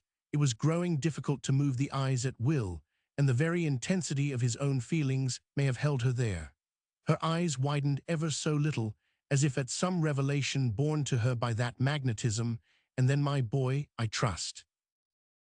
The words again died in a whisper, and raising his head with a long breath of relief, he saw his father drop on his knees by the younger son. Their arms were about each other and about her. A few broken, disjointed whispers, a last smile upward beyond them, a soft, sighing little breath, after which there was no other, and then the voice of the boy, irrepressible in his grief, as his love, broke forth in passionate despair, and was soothed by his father, who led him sobbing and rebellious from the bedside, both in their sorrow, forgetting that third member of the family who sat so stoically through it all. Until the little girl, their joint trust, half-blind with her own tears, saw him there so still and as pathetically alone as the chilling clay beside him. Trying to say some comforting words, she spoke to him, but received no answer. She had always been rather afraid of this black sheaf, was so morose about the house, and made no one love him except the horses, but the scene just past drew her to him for once without dread. "Brother," she whispered, calling him by the name his mother had left her, "dear brother, do not you sit there like that," and a vague terror came to her as he made no sign. "Yow, you frighten me." She slipped her hand about his neck with a child's caressing sympathy, and then a wild scream brought the people hurrying into the room. "He is dead," she cried as she dropped beside him, sitting there cold as stone, "and we thought he did not care, and he is dead." But he was not dead, the physicians soon assured them of that, It was only a cataleptic fit. The emotion that had melted the one brother to tears had frozen the other into the closest semblance to stone that life can reach and still be life. The silence was thrilling as Stuart's voice ceased, and he stooped for the other pages laid by his chair. A feeling that the story on paper could never convey was brought to every listener by the something in his voice that was not tears, but suggested the emotion back of tears. They had always acknowledged the magnetism of the man, but felt that he was excelling himself in this instance. Tilly and Fred were silently crying. Rachel was staring very steadily ahead of her, too steadily to notice that the hand laid on Genesee's revolver at the commencement of the story had gradually relaxed and dropped listless beside him. All the strength in his body seemed to creep into his eyes as he watched Stuart, trusting as much to his eyes as his ears for the complete comprehension of the object in or back of that story. In the short pause the author, with one sweeping glance, read his advantage that he was holding in the bonds of sympathy this man whom he could never conquer through an impersonal influence. The knowledge was a tenfold inspiration point to be gained was so great to him, and with his voice thrilling them all with its intensity, he read on and on. The story, its finish, was the beginning of this one, but it was told with a spirit that cannot be transmitted by ink and paper, for the teller depended little on his written copy. He knew it by heart, knew all the tenderness of a love story in it that was careless of the future, as the butterflies that coquette on a summer's day, passing and repassing with a mere touch of wings, a challenge to a kiss, and then darting hither and yon in the chase that grows laughing and eager, until each flash of white wings in the sun bears them high above the heads of their comrades, as the divine passion raises all its votaries above the commonplace. Close and closer, they are drawn by the spirit that lifts them into a new life, high and higher, until against the blue sky there is a final flash of white wings. It is the wedding by a kiss, and the coquettings are over, the sky closes in. They are a world of their own. Such a love story of summer was told by him in the allegory of the butterflies, but the young heart throbbing through it was that of the woman-child who had wept while the two brothers had clasped hands and accepted her as the trust of the dying, and her joyous teacher of love had been the fair-haired, fine-faced boy whose grief had been so great and whose promises so fervent. It is a very old story, but an ever-pathetic one, that tragedy of life, and likewise this one, without thought of sin, with only a fatal fondness on her part, a fatal desire for being loved on his, and a season's farewell to be uttered, of which they could speak no word, emotions that have led to more than one tragedy of soul. And one of the butterflies in this one flitted for many days through the flowers of her garden, shy, yet happy, whispering over and over, his wife, his wife. While traveling southward, the other felt a passion of remorse in his heart, and resolved on multitudinous plans for the following of a perfection of life in the future. All this he told too delicately to give offense, yet too unsparingly not to show that the evil wrought in a moment of idle pastime, of joyous carelessness, is as fatal in its results as the most deliberate act of preconceived wickedness. And back of the lives and loves of those two, with their emotional impulses and joyous union of untutored hearts, there arose, unloved and seemingly unloving, the quiet, watchful figure of the Esau.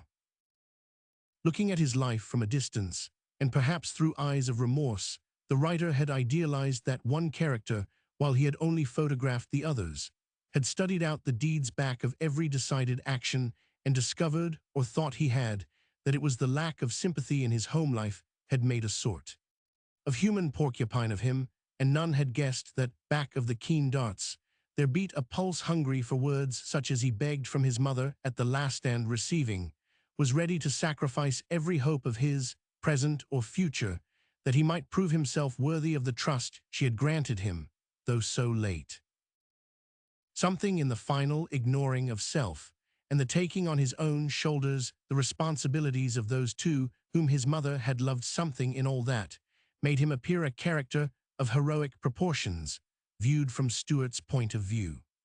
He walked through those pages as a live thing, the feeling in the author's voice testifying to his own earnestness in the portrayal, an earnestness that seemed to gain strength as he went along, and held his listeners with convincing power until the abrupt close of the scene between those two men in the old New Orleans house. Everyone felt vaguely surprised and disturbed when he finished. It was all so totally unlike Stuart's stories with which he had entertained them before. They were unprepared for the emotions provoked, and there was in it, and in the reading, a suggestion of something beyond all that was told. The silence was so long that Stuart himself was the first to lift his eyes to those opposite and tried to say carelessly, "Well." His face was pale, but not more so than that of Genesee, who, surprised in that intent gaze, tried to meet his eyes steadily, but failed, faltered, wavered, and finally turned to Rachel, as if seeking in some way his former assurance. And what he saw there was the reaching out of her hand until it touched Stuart's shoulder with a gesture of approving comradeship. "Good," she said tersely. "Do not ever again talk of writing for pastime. The character of that one man is enough to be proud of." "But there are two men," said Fred, finding her voice again with a sense of relief. "Which one do you mean?" "No," contradicted Rachel with sharp decision. "I can see only one, the Esau." Stuart shrank a little under her hand, not even thanking her for the words of praise, and, to her surprise, it was Genesee who answered her, his eyes steady enough, except when looking at the author of the story. "Do not be too quick about playing judge," he suggested, and the words took her back like a flash to that other time when he had given her the same curt advice. Maybe that boy had some good points that are not put down there. Maybe he might have had plans about doing the square thing and something upset them. Or he might have got tangled up in a lariat he was not looking for. It's just natural bad luck some men have of getting tangled up like that, and maybe Hethi's fell. Fred broke out laughing at his reasoning for the defense. "Why, Mr. Genesee," she said gleefully, "an audience of you would be an inspiration to an author or actor.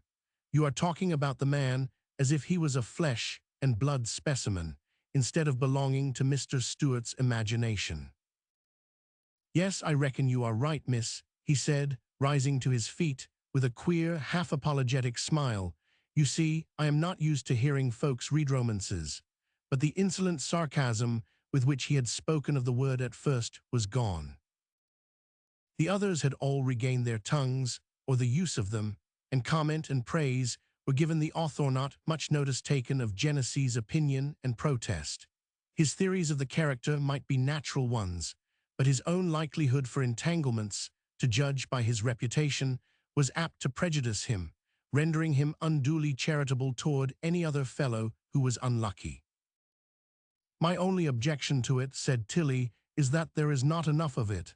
It seems unfinished." "Well, he warned us in the beginning that it was only a prologue," reminded her husband. "But there is a good deal in it, too, for only a prologue a good deal." "For my part," remarked the lieutenant, "I do not think I should want anything added to it. Just as it stands, it proves the characters of the two men. If it was carried further, it might gain nothing and leave nothing for one's imagination." "I had not thought of that," said Stuart. "In fact, it was only written to help myself in analyzing two characters I had in my head and could not get rid of until I put them on paper. Authors are haunted by such ghosts sometimes. It is Miss Fred's fault that I resurrected this one tonight thrust on me the accidental remembrance." "There are mighty few accidents in the world," was Genesee's concise statement as he pulled on his heavy buckskin gloves. "I'm about to cut for camp. Going," this to the lieutenant. After that laconic remark on accidents, no further word or notice was exchanged between Stuart and Genesee, but it was easily seen that the story read had smoothed out several wrinkles of threatened discord and discontent. It had at least tamed the spirit of the scout and left him more the man Rachel knew in him. Her impatience at his manner early in the evening disappeared as he showed improvement, and just before they left, she crossed over to him, asking something of the snows on the Scott Mountain Trail, his eyes warming at the directness of her speech and movement, showing to any who cared to notice that she spoke to him as to a friend, but his glance turned instinctively from her to Stuart. He remembered watching them that day as they rode from camp. "But what of Davy?" she repeated. "Have you heard any word of him?" "No, and I am ashamed to say it," he acknowledged. "I have not been to see him at all since I got back. I have had a lot of things in my head to keep track of, and did not even send. I will do it, though, in a day or so, or else go myself. I am afraid he may be sick. If the snow is not bad, it's a wonder he has not been down. I believe I will go." "I do not like you to go over those trails alone," he said in a lower tone. "Not just now, at any rate." "Why not now?" "Well, you know these Indian troubles may bring queer cattle into the country. The Kootenai tribe would rather take care of you than do you harm. But, well, I reckon you had better keep to the ranch." "And you do not reckon you can trust me to tell me why?" she said in a challenging way. "It might not do any good. I do not know, you see, that it is really dangerous, only I would rather you would keep on the safe side, and don't say I cannot trust you. I would trust you with my life's more than that if I had it." His voice was not heard by the others, who were laughing and chatting. It was so low, but its intensity made her step back, looking up at him. "Do not look as if I frighten you," he said quickly. "I did not come in here for that. You should not have made me come. Anyway, I belong to the outside. Coming in only helps me remember it." "So that was what put you in such a humor. I thought it was Stuart." "You did." "Yes, I know you do not like him, but I think you are prejudiced." "Oh, you do." And she saw the same inscrutable smile on his face that she had noticed when he looked at Stuart. "There," she laughed, throwing up her hand as if to check him. "Do not tell me again that I am too anxious to judge people, but he is a good fellow." "And you are a good girl," he said warmly, looking down at her with so much feeling in his face that Stuart, glancing toward them, was startled into strange conjectures at the revelation in it. It was the first time he had ever seen them talking together.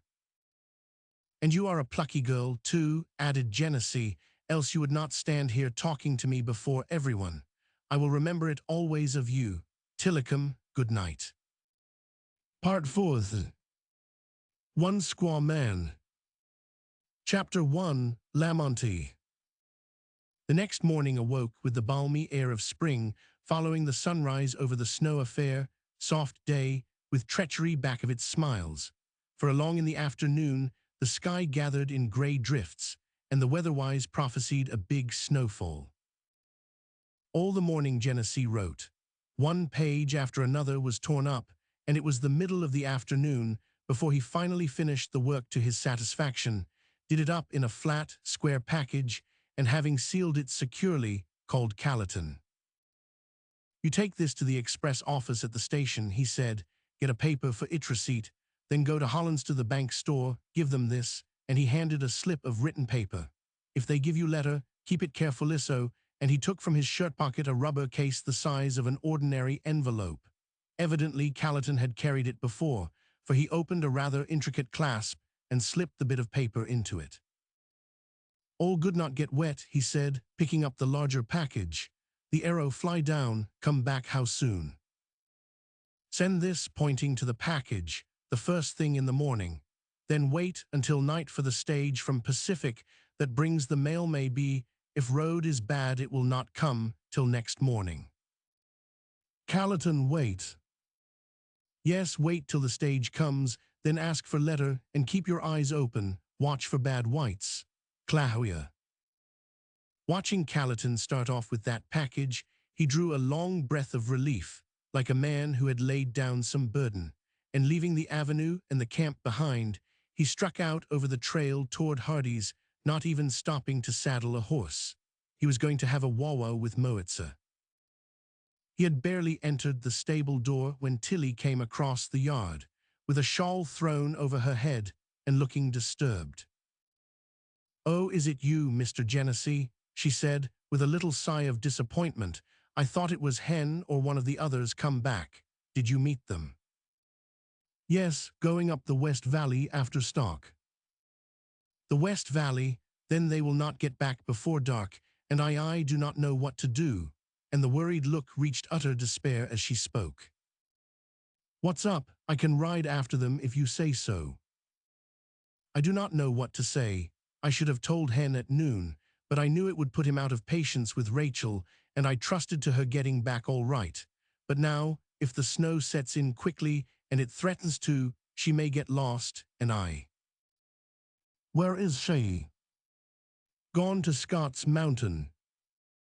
An energetic expletive broke from his lips, unchecked even by the presence of the little woman who had seemed a sort of Madonna to him in the days a year old. The Madonna did not look much shocked. She had an idea that the occasion was a warrant for condemnation, and she felt rather guilty herself. One of the Kootenai tribe came here this morning, and after jabbering Chinook with him, she told me Davy MacDougall was sick, and she was going to ride up there. Hen was out, and she would not listen to Miss Fred, and Medjust told us to keep quiet and not tell him where she was, and that she would get back for supper, so we have not said a word, and now the snow is coming, she may get lost. Tilly was almost in tears. It was easy to see she was terribly frightened and very remorseful for keeping Rachel's command to say nothing to Hardy. Did that Indian go with her? No, and she started him back first, up over that hill, to be sure he would not go over to the camp. I cannot see what her idea was for that. Genesee could it, was to prevent him from knowing she was going up into the hills despite his caution. There is not a man left on the place, except Jim, continued Tilly, or I would send them after her. But Jim does not know the shortcut trail that I have heard Rachel speak of, and he might miss her in the hills, and oh dear, oh dear. Genesee reached to the wooden peg where his saddle hung, and threw it across Moitz's back. In a moment Tilly understood what it meant, and felt that, capable as he might be, he was not the person she should send as guardian for a young girl.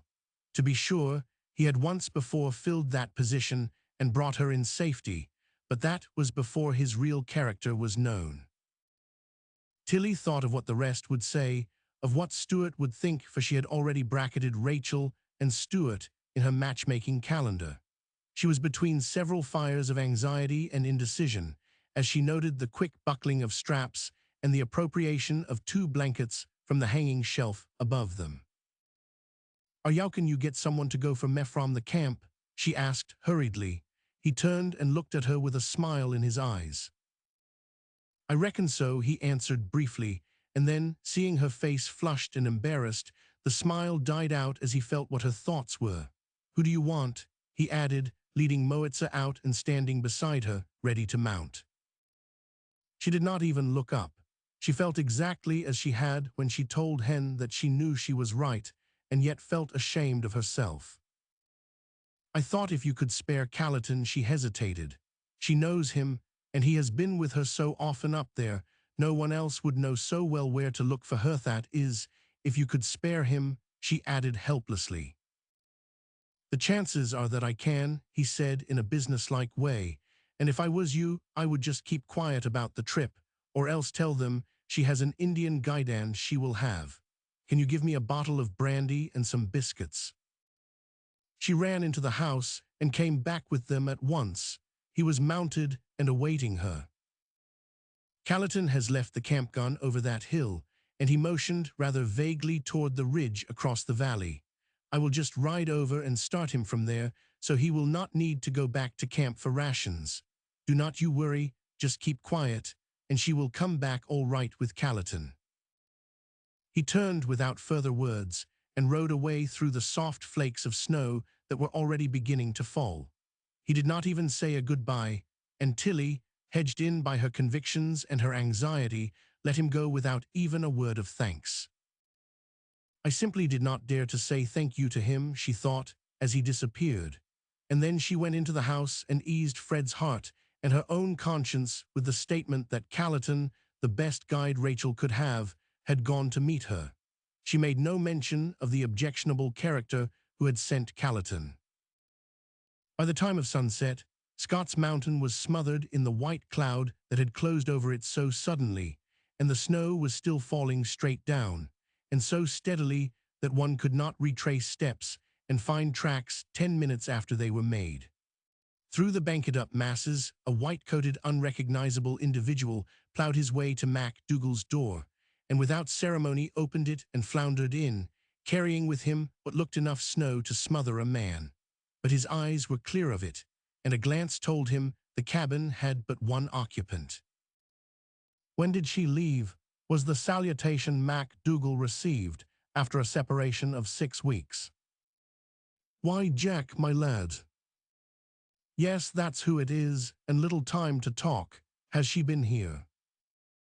"The lass Rachel, she has thought a sight for sore ice and set all things neat and tidy for me in no time," and he waved his hand toward the clean-swept hearth and the table with clean dishes and a basket with a loaf of new bread showing through. "But she didna stay long wy me. The clouds were comin' up heavy," she said, "and she must get home before the snow fell, and it snows now." "Well, rather, cannot you see out?" "I doubt na. I have had a nap since she left," and the old man raised himself stiffly from the bunk. "I got none the night, for the sore pain o' my back, but the lass helped me. She's a rare helpful one." "Which trail did she take?" asked Genesee impatiently. He saw the old man was not able to help him look for her and did not want to alarm him, but to stand listening to comments when every minute was deepening the snow and the darkness, well, it was a test to the man waiting. "I canna say for sure, but she spoke o' the trail through the maples being the quickest way home. Likely she took it."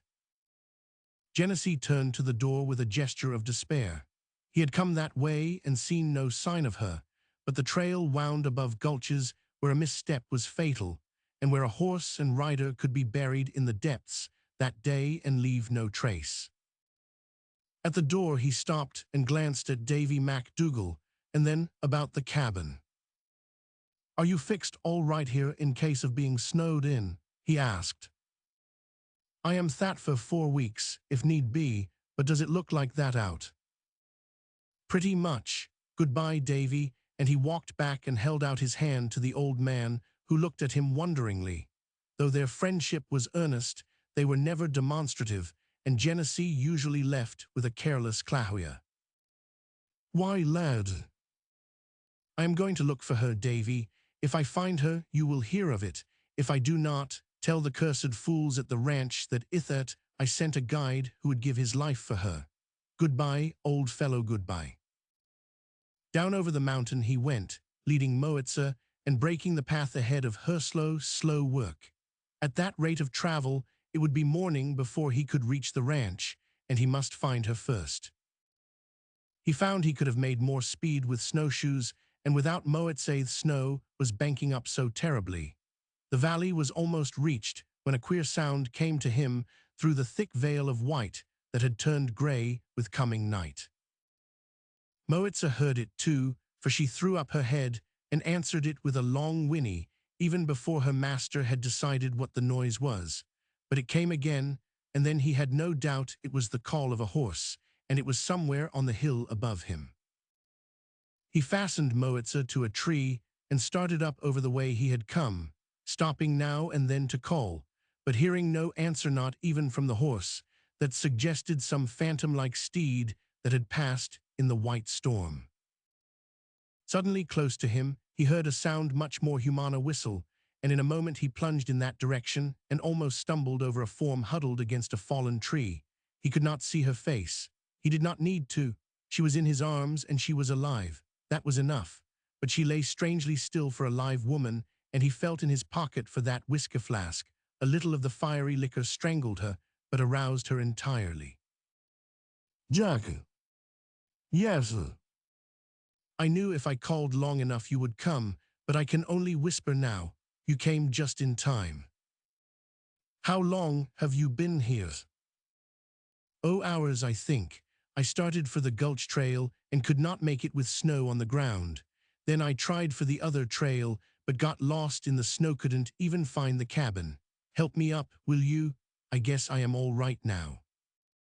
She was not quite, for she staggered woefully, and he caught her quickly to him and held her with one arm, while he fumbled for some matches with the other. "You are a healthy-looking specimen," was the rather depreciating verdict he gave at sight of the white, tired face. She smiled from the pillow of his shoulder, but did not open her eyes. Then the match flickered and went out, and he could see her no more. "Why did not you stay at home, as I told you to?" "Did not want to. Do not you know I am likely to catch my death of cold tramping here after you?" "No," with an intonation that sounded rather heartless, "you never catch cold." The fact that she had not lost her old spirit, if she had her voice, was a great point in her favor, and he had a full appreciation of it. She was tired out and hoarse, but still had pluck enough to attempt the trip to the ranch. "We have got to make it," she decided, when the subject was broached. "We can make it tonight as well as tomorrow, if you know the trail. Did you say you had some biscuits? Well, I am hungry." "You generally are," he remarked, with a dryness in no way related to the delight with which he got the biscuits for her, and insisted on her swallowing some more of the whiskey. "Are you cold?" "No, not a bit, and that seems funny, too. If it had not been such a soft, warm snow, I should have been frozen." He left her and went to find the mare, which he did without much trouble, and in leading her back over the little plateau, he was struck with a sense of being on familiar ground. It was such a tiny little shelf jutting out from the mountain. Swathed in snow as it was, and with the darkness above it, he felt so confident that he walked straight out to where the edge should be if he was right. Yes, there was the sudden shelving that left the little plot inaccessible from one side. "Do you know where we are, my girl?" he asked as he rejoined her. "Somewhere on Scott's Mountain," she hazarded. The possessive term used by him had a way of depriving her of decided opinions. "You are just about the same place where you watched the sun come up on May, be you remember?" "Yes." He had helped her up. They stood there silent what seemed a long time, then he spoke. "I have come here often since that time.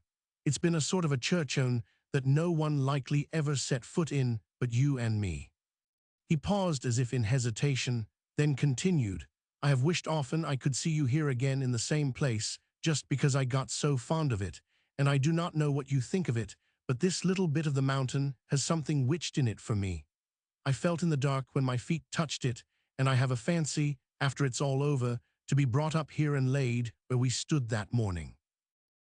Jack, and her other hand was reached impulsively to his. "What's the matter? What makes you speak like that now?" "I do not know. The idea came strong to me back there, and I felt as if Yaya were the only one I could tell it to, for you know nearly all know the bad in me, too, yet you have never been the girl to draw away or keep back your hand if you felt I needed it. Ah, my girl, you are 1 in 1,000. He was speaking in the calmest, most dispassionate way, as if it was quite a usual thing to indulge in dissertations of this sort, with the snow slowly covering them. Perhaps he was right in thinking the place witched. "You have been a good friend to me," he continued. "Whether I was near or far, MacDougall told me things that proved it, and if my time should come quick, as many a man's has in the Indian country, I believe you would see I was brought here, where I want to be." "You may be sure of it," she said earnestly, "but I do not like to hear you talk like that. It is not like you.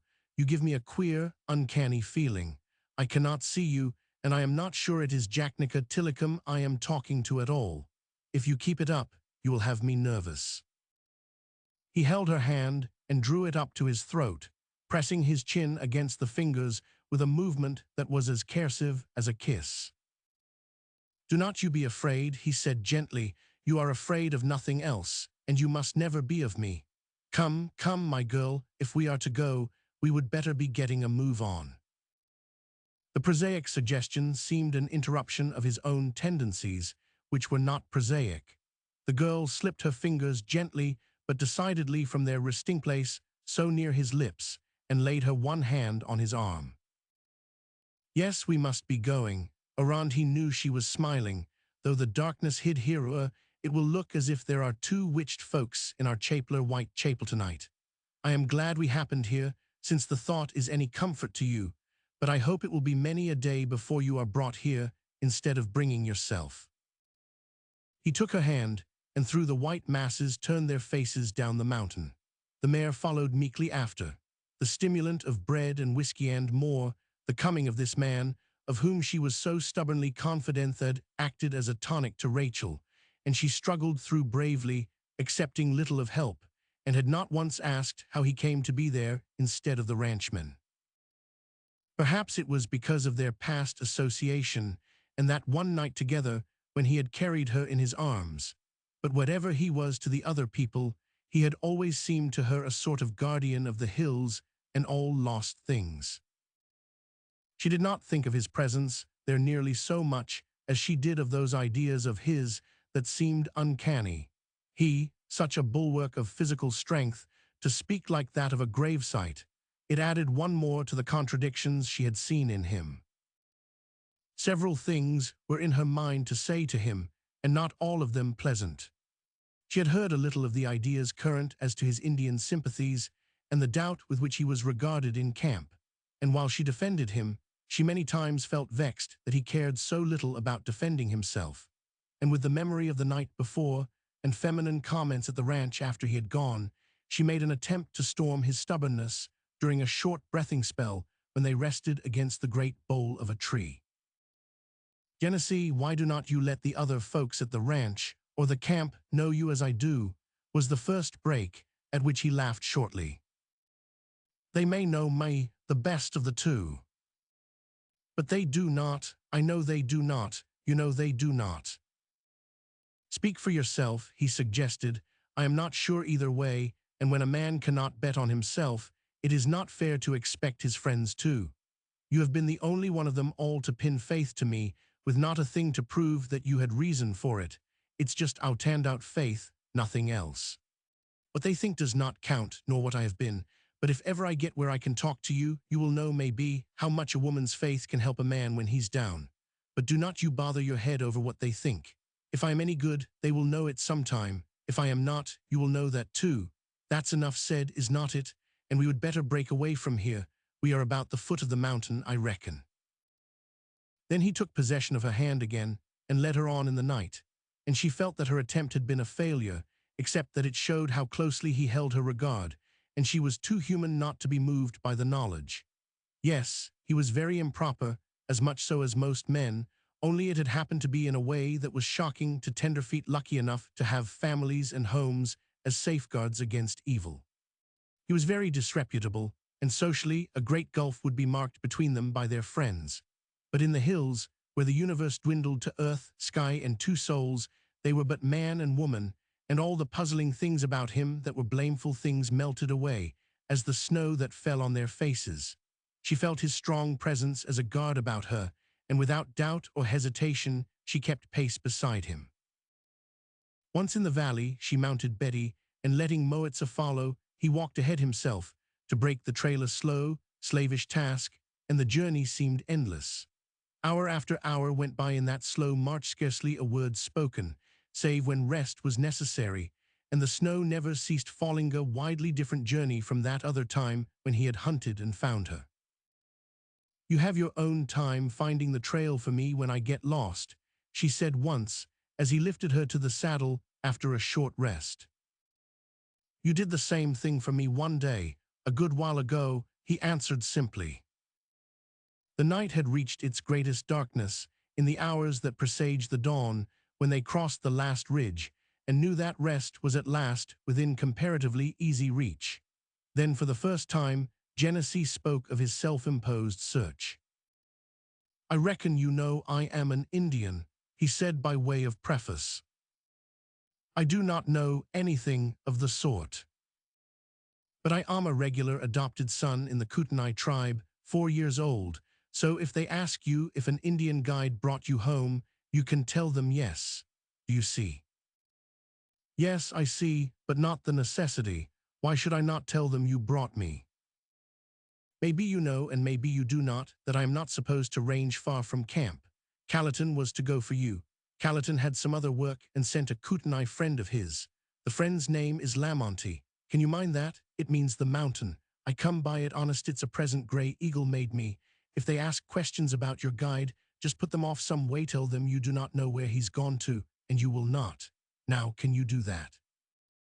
I can, of course, but I do not like to have you leave like this. You must be half dead, and I, Jack, what would I have done without you?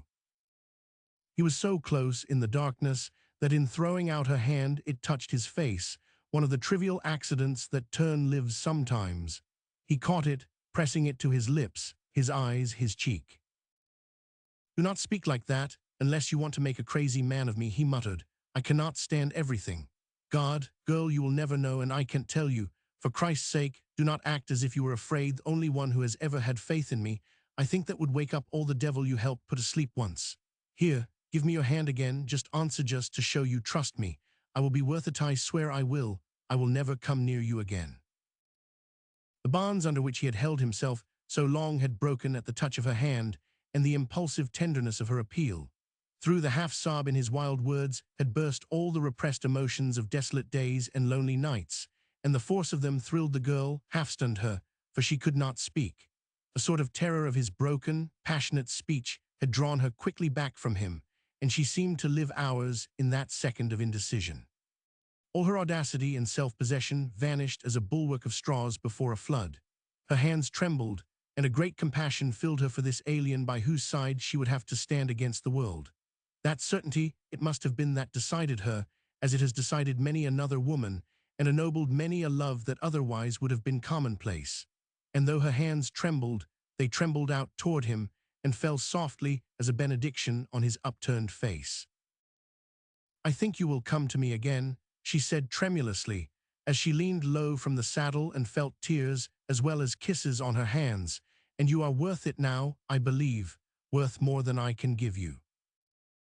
A half-hour later Rachel entered the door of the ranch and found several of its occupants sleepless and awaiting some tidings of her. In the soft snow, they had not heard her arrival until she stepped on the porch. I have been all night getting here, she said, glancing at the clock that told an hour near dawn, and I am too tired to talk, so do not bother me. See how hoarse I am. No, Callerton did not bring me. It was a Kootenai called Lamonty.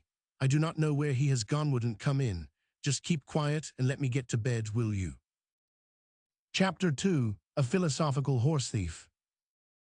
An hour before dawn the wind came, hurtling down through the mountains and moaning along the valleys, before it drove the flying snow in great chilly sheets, as it was lifted from the high places and spread in every nook that would warrant its safe keeping.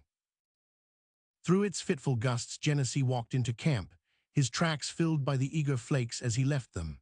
There seemed a strange alertness about the place, for so early an hour Revan through the commotion, blissful and despairing, in his own breast, he noticed it as the guard hailed him, and when he replied, he heard from that individual an excited exclamation of astonishment. By jolly, if it ain't Genesee. I reckon it is, he answered and passed on, too tired, yet elated by his night's work, to care whether or not his absence had been commented on.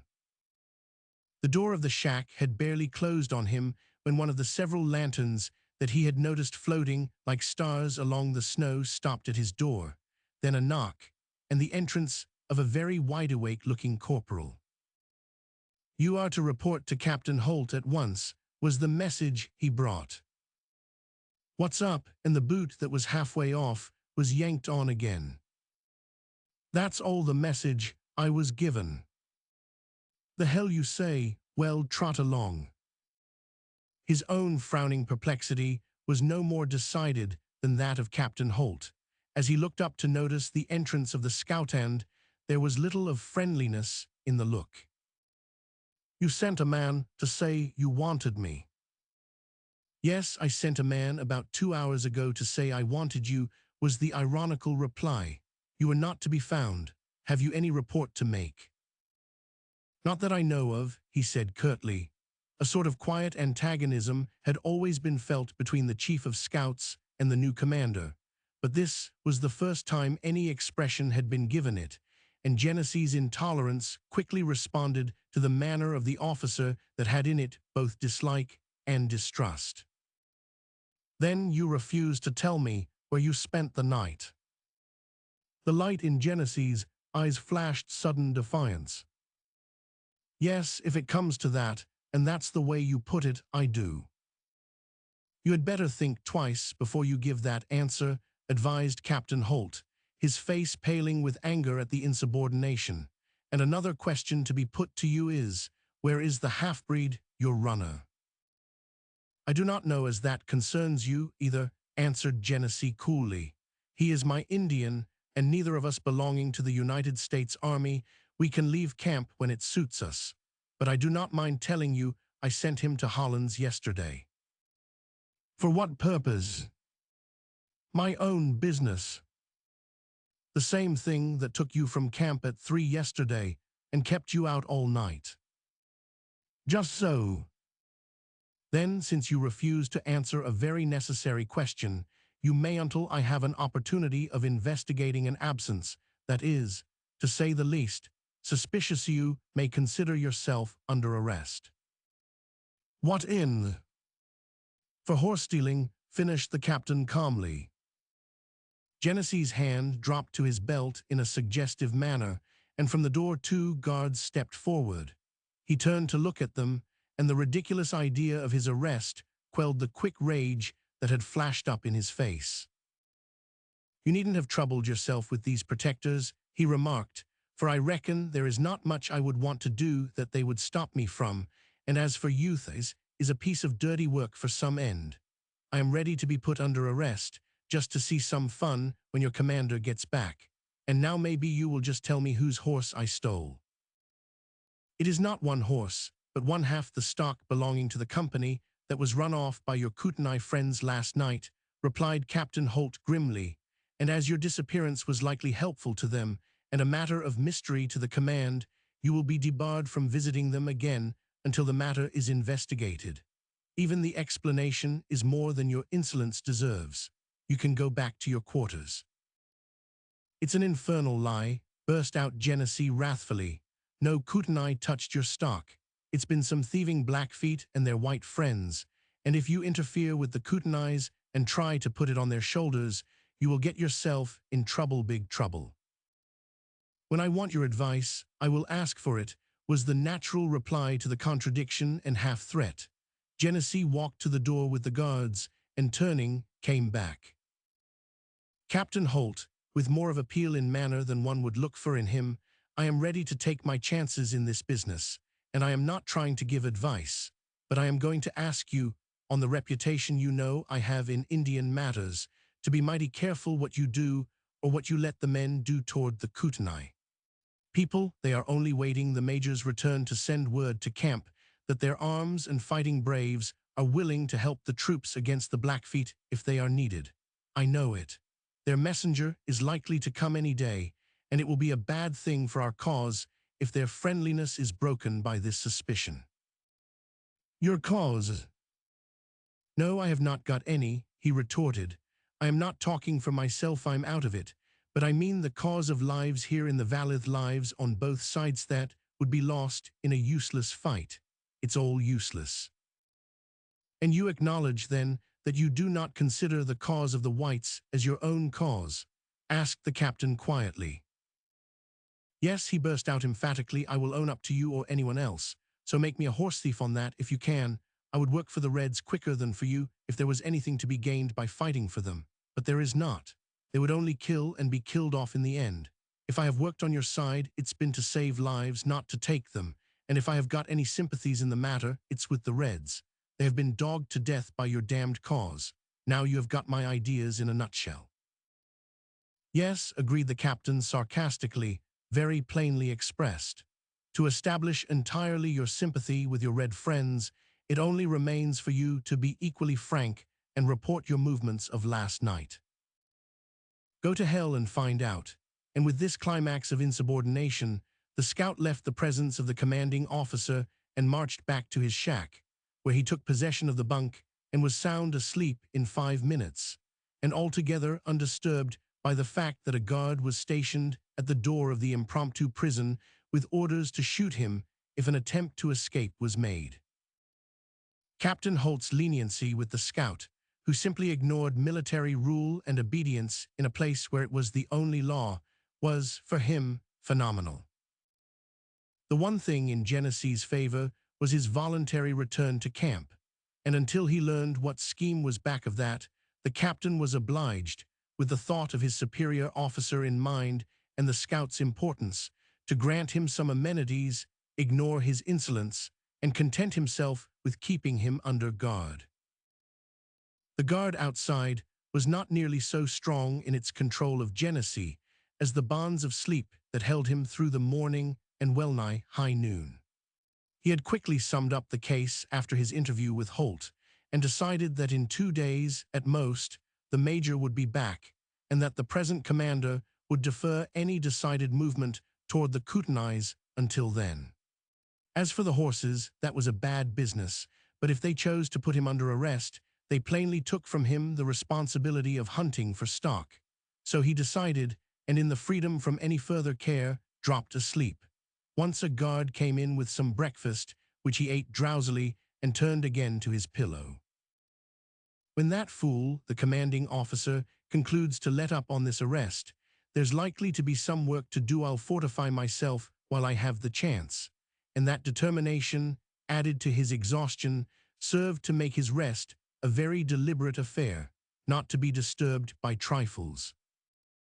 Several things occurred during that winter's morning that were far from trifling, yet no sound of them came to him, not even when a shot on the ridge echoed across the valley, and 10 minutes later was followed by several more, accompanied by yells, heard faintly, but clearly enough to tell that a skirmishing party was having a shooting match with someone across the hills. In 3 minutes every horse left in camp was mounted and scurrying fast as their feet could carry them through the drifts, while the horseless ones, whose stock had been run off in the muffled silence of the snowstorm, remained unwillingly behind. At the end of the avenue, Lieutenant Murray caught sight of Stewart and Hardy riding toward camp. There was a hallooed invitation to join, another of acceptance, and the civilians joined the irregular cavalcade and swept with them over the hill, where the sounds of shots were growing fainter, evidently a retreat and a chasse toward which they rode blindly. Through all of it, their chief of scouts slept unconcernedly.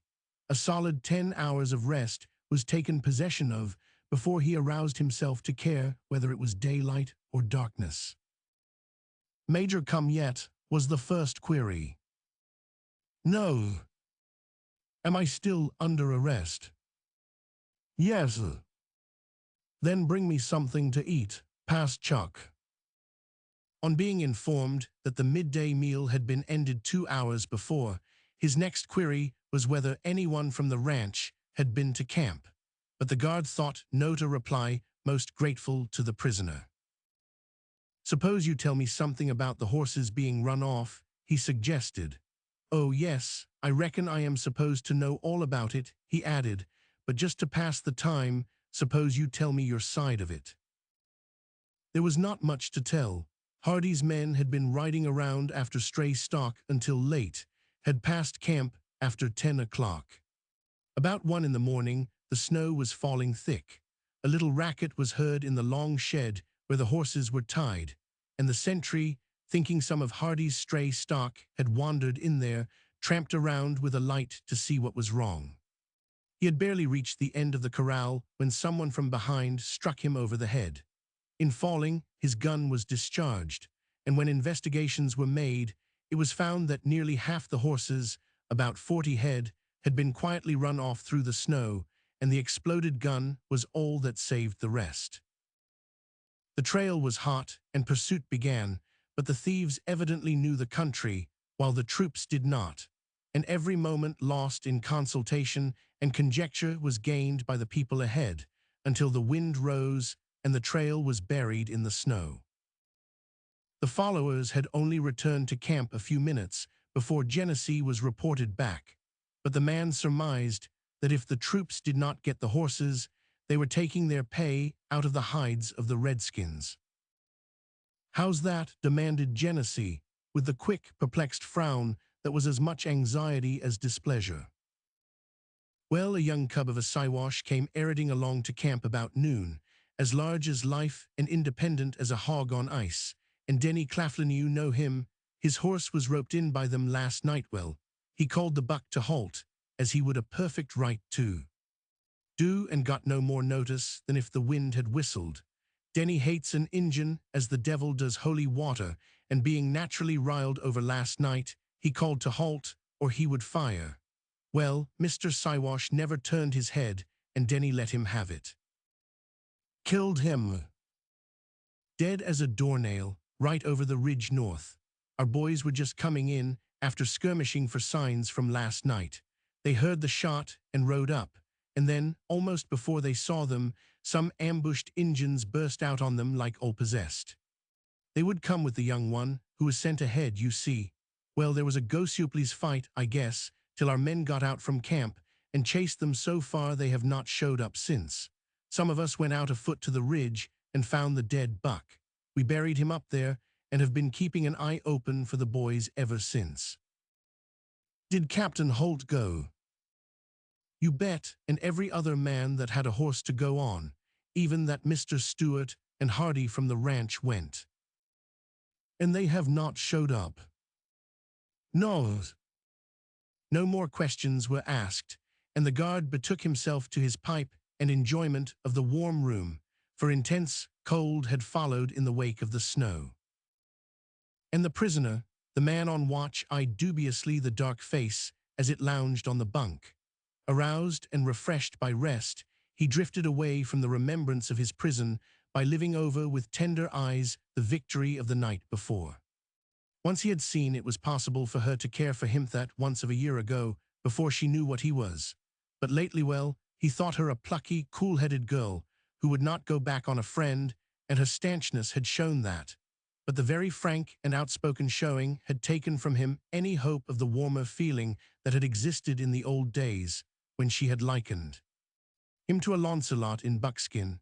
The hope, his teeth set viciously as he thought of it as a hope. What right had he for such a wish? What right had he to let go of himself as he had done, and show her how his life was bound up in hers? What a hopeless tangle it was, and if she cared for him, it meant plainly enough that he was to repay her by communicating its hopelessness to her. If she cared, in the prosaic light of day, he even attempted to tell himself that the victory of the night might have been in part a delusion, that she had pitied him and the passion she had raised, and so had stooped from the saddle. Might it not have been only that?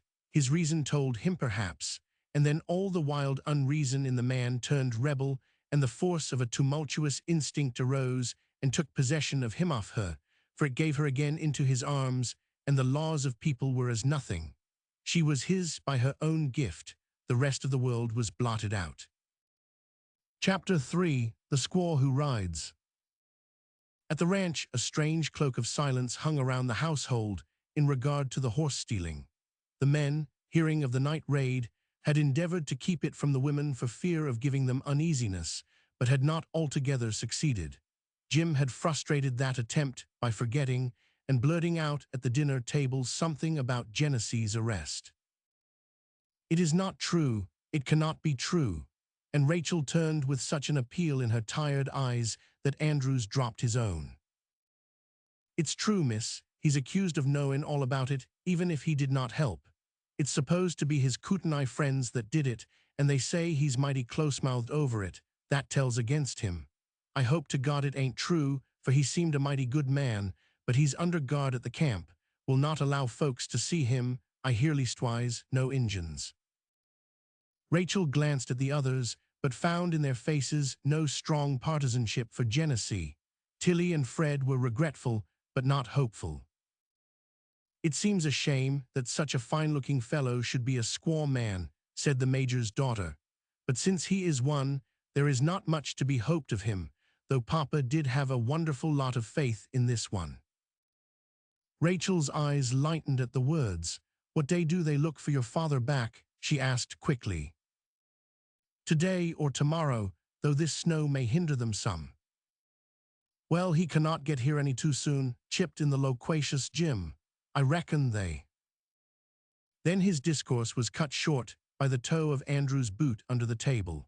Although the horse-stealing was known at the ranch, and now the suspicion of Genesee, yet there was one thing that Andrews and Ivans had maneuvered to keep quiet, and that was the absence of Hardy and Stewart, and the fact that hostile Indians had descended from the hills.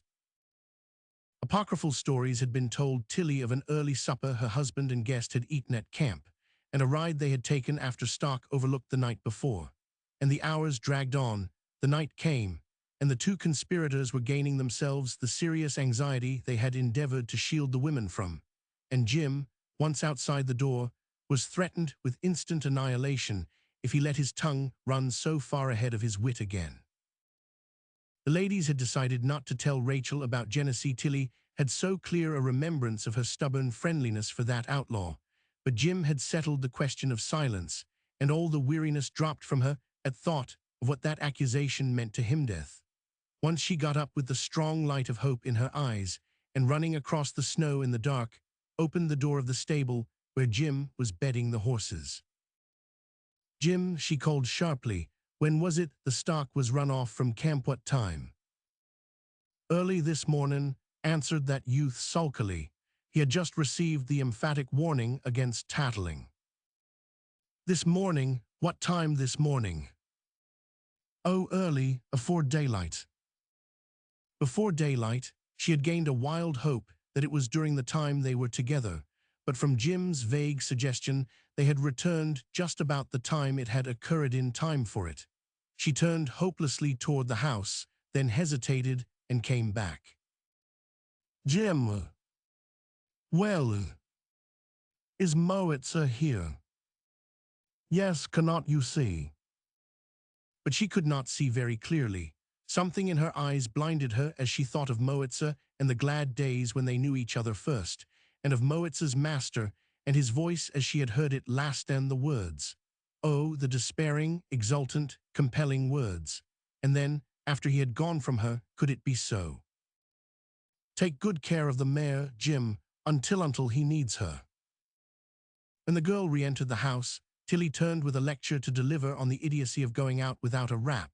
It was not spoken, for a glance into Rachel's eyes told she had been crying something so unusual as to awe the little woman into silence and perplex her mightily. Headstrong as the girl had been in her championship of Genesee, Tilly had always been very sure that the cause was mainly Rachel's contrariness, and to associate him with the tears never entered her mind.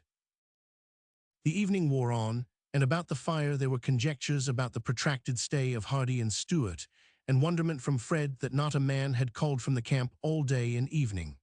Rachel sat silent, thinking, and finding a glimmer of hope in the thought that Major Dreyer would soon be back. There, she felt, would be no prejudiced mind come to judgment. At last they were startled by the sound of a step on the porch, and all looked around, glad of the return of the two wanderers, when the door opened, and there entered Calitana, very tired-looking Arrow, and with something in his face that was more than fatiguing anxiety. "Rachel Hardy," he said, and deliberately walked into the other room, intimating that she was to follow and the interview to be privateer interview conducted in low tones and in Chinook, after which Rachel asked Auntie Luce to give him some supper, for he was very tired and would not go on to camp until morning. The night before had been one of wakefulness because of Rachel's absence, and all were sleepy enough to hunt beds early, and leaving a lunch on the table for the absent ones, the hearth was soon deserted. Ivans and Andrews, however, agreeing to sleep with one eye open. Both must have closed unawares, or else the moccasined feet that stole out in the darkness must have been very, very light, and the other figure beside him very stealthy, for no alarm was given, no ear took note.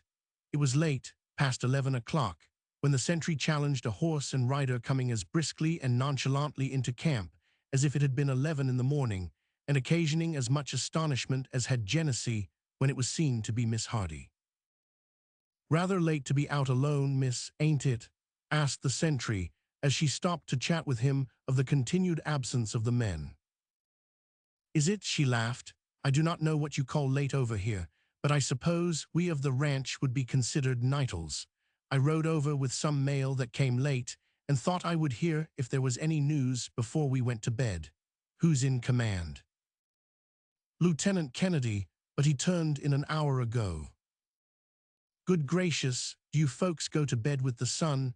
I have a magazine for him, but he can wait for it then until tomorrow. Tell him I will expect him over. Yes, miss. Just then from along the avenue sauntered a soldierly figure, who drew near at the sound of voices.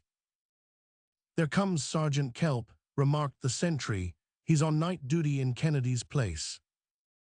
Instantly, the girl turned to the officer in charge. Well, I am glad to find someone up and awake, she said, leaning over to shake hands with him. It helps to keep me from seeming altogether a night prowler. I came over to get the returns, if there were any. The folks are getting anxious at the ranch. Naturally, answered the young fellow. I would have called this evening, but am on duty. Do not let the ladies worry if you can help it. We are likely to hear from the men before morning. Every scout we had went with them, and without horses, we cannot do much but just stay here and wait. All the boys find it mighty hard work, too. You remind me of half my mission, Sergeant, when you speak of your scouts. I brought over some mail, and everyone I wanted to see is either away or asleep. How about your chief of scouts? Is he asleep too? It seemed to her that her heart ceased beating, the wind ceased blowing, and the stars ceased twinkling above the snow, as she waited for his disgusted reply. No, not by a good deal. I never saw such a crank as that fellow. When everything was smooth sailing, that man would skulk around camp without a word to speak to anyone, the surliest white man I want to see. But now that he's jailed for horse stealing, tied up and watched in the shack, I am blessed if he does not put in the time singing. Yes, he does, been at it ever since taps. I threatened to have him gagged if he disturbed the boys, but they say he do not. Roberts is the only one who has to listen to it, says he never heard so many Indian songs in his life. But it's a mighty queer streak of luck for a man to be musical over. Rachel laughed and agreed. I have a letter for him too, she added. Look here, I would like to take it to him myself and get to hear some of those songs. Can I? I know it's rather late, but if he is awake, it does not matter, I suppose, or is no one allowed to see him? Indians only are tabooed, but none of them have shown up, not even his runner, and I guess you can speak to him if you want to. It is not a thing most ladies would like to do, though, he added. I suppose not, she said good-humoredly, but then, I have known the man for something over a year, and am not at all afraid. In fact, I would rather like to do it and have something to horrify the ladies at the ranch with. Think of it, an interview with a horse thief, perhaps a duet with him all alone in the middle of the night. Oh yes, that's too good to miss. But I must hurry up, or they will be sending someone after me.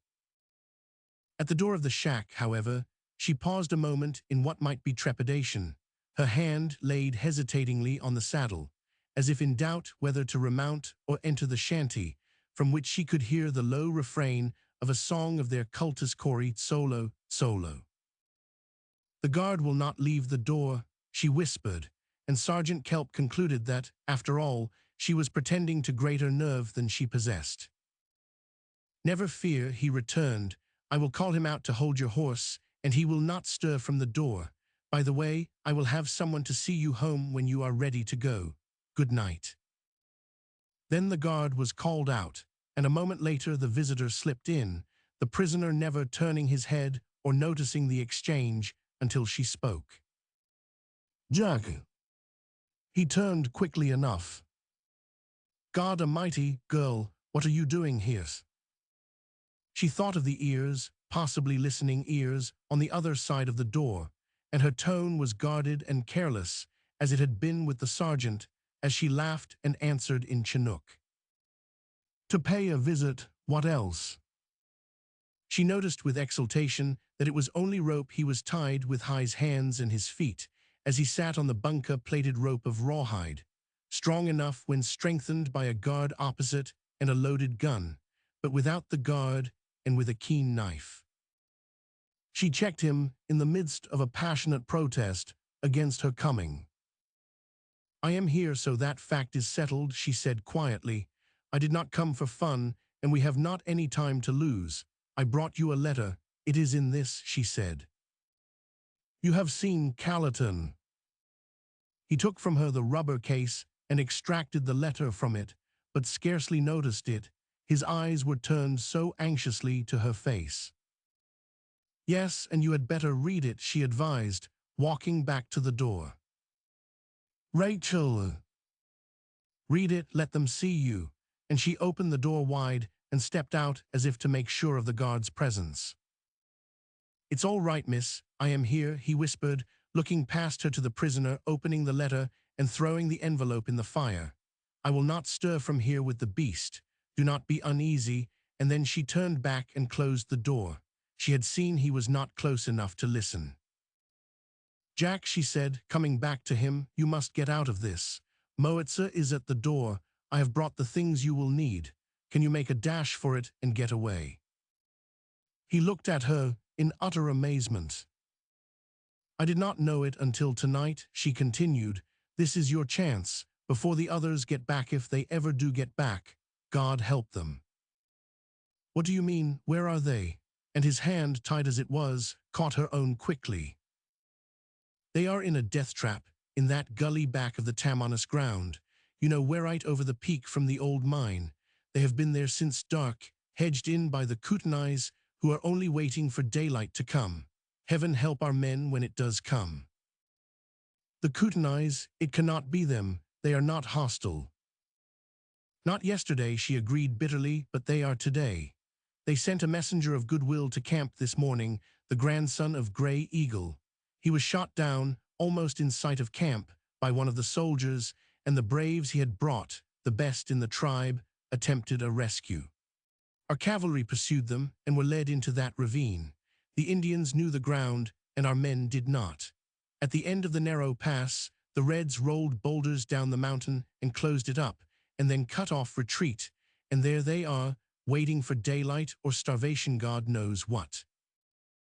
"Who told you this?" "Callerton. He met an Indian trapper who had passed the gulch but a little while before. He came directly to me. The whites here blame you for helping the troubles beginning it. You mean the horse stealing?" he said, looking at her curiously. Yes, her eyes were on the floor. She did not see that scrutiny. "And you must get out of here before word comes of those men penned up there. There would be no waiting for trial then. They would shoot you." "And that is what you came for?" "Yes," and she drew a sharp Knifean Indian knife from her belt under the shawl. With a quick stroke, the severed the knotted cords and they fell from his wrists. Then she dropped on her knees, a flash, once, twice, of the blade in the light, and he stooped and raised her. "You are doing this for me," he said, drawing her to him, "without knowing whether I deserve shooting or not." "Do not speak of that part of it," she burst out. "When I let myself think, I feel as if I am going crazy." Then she stopped short. "And a crazy woman just now would handicap you some. No, Jack, we need all of our wits for Tonitha," and unfastening the belt from under her shawl, she buckled it about him. It contained 2 loaded revolvers. "It's the first time I have armed you as I have seen sweethearts or wives do," she said, looking up at him. "It may be the last. I only ask one thing: you will not, unless it is the last means of saving your own life, turn one of these against my friends." Even then, the weakness of the man in him came uppermost. "But if it is to save my own life?" Her hands went quickly over her eyes, as if to shut out sight or thought. "Do not ask me, only go and take care of yourself." He caught the hands from her eyes, kissing her fiercely, exultantly. "Then I am first to Yaunira than all the rest. My girl, you have proved it tonight, and I will show you. If you know how to pray, pray for me tonight, for me and the men in that death trap. Do you hear? I am going now. Here is this letter, it will tell you all. If I never come back, tell Prince Charlie he is right at last, that I believe him. He will understand. My girl, mine, it is not an eternal goodbye. I will come back if I live, and I will have to live long enough for that." Here, just once, kiss me, my girl, me girl." The next instant, she was flung from that embrace and fell with a faint scream to the floor. The guard dashed in and was dexterously tripped by an unlooked-for figure close to the wall, his gun wrenched from him and a staggering blow dealt that sent him to his knees.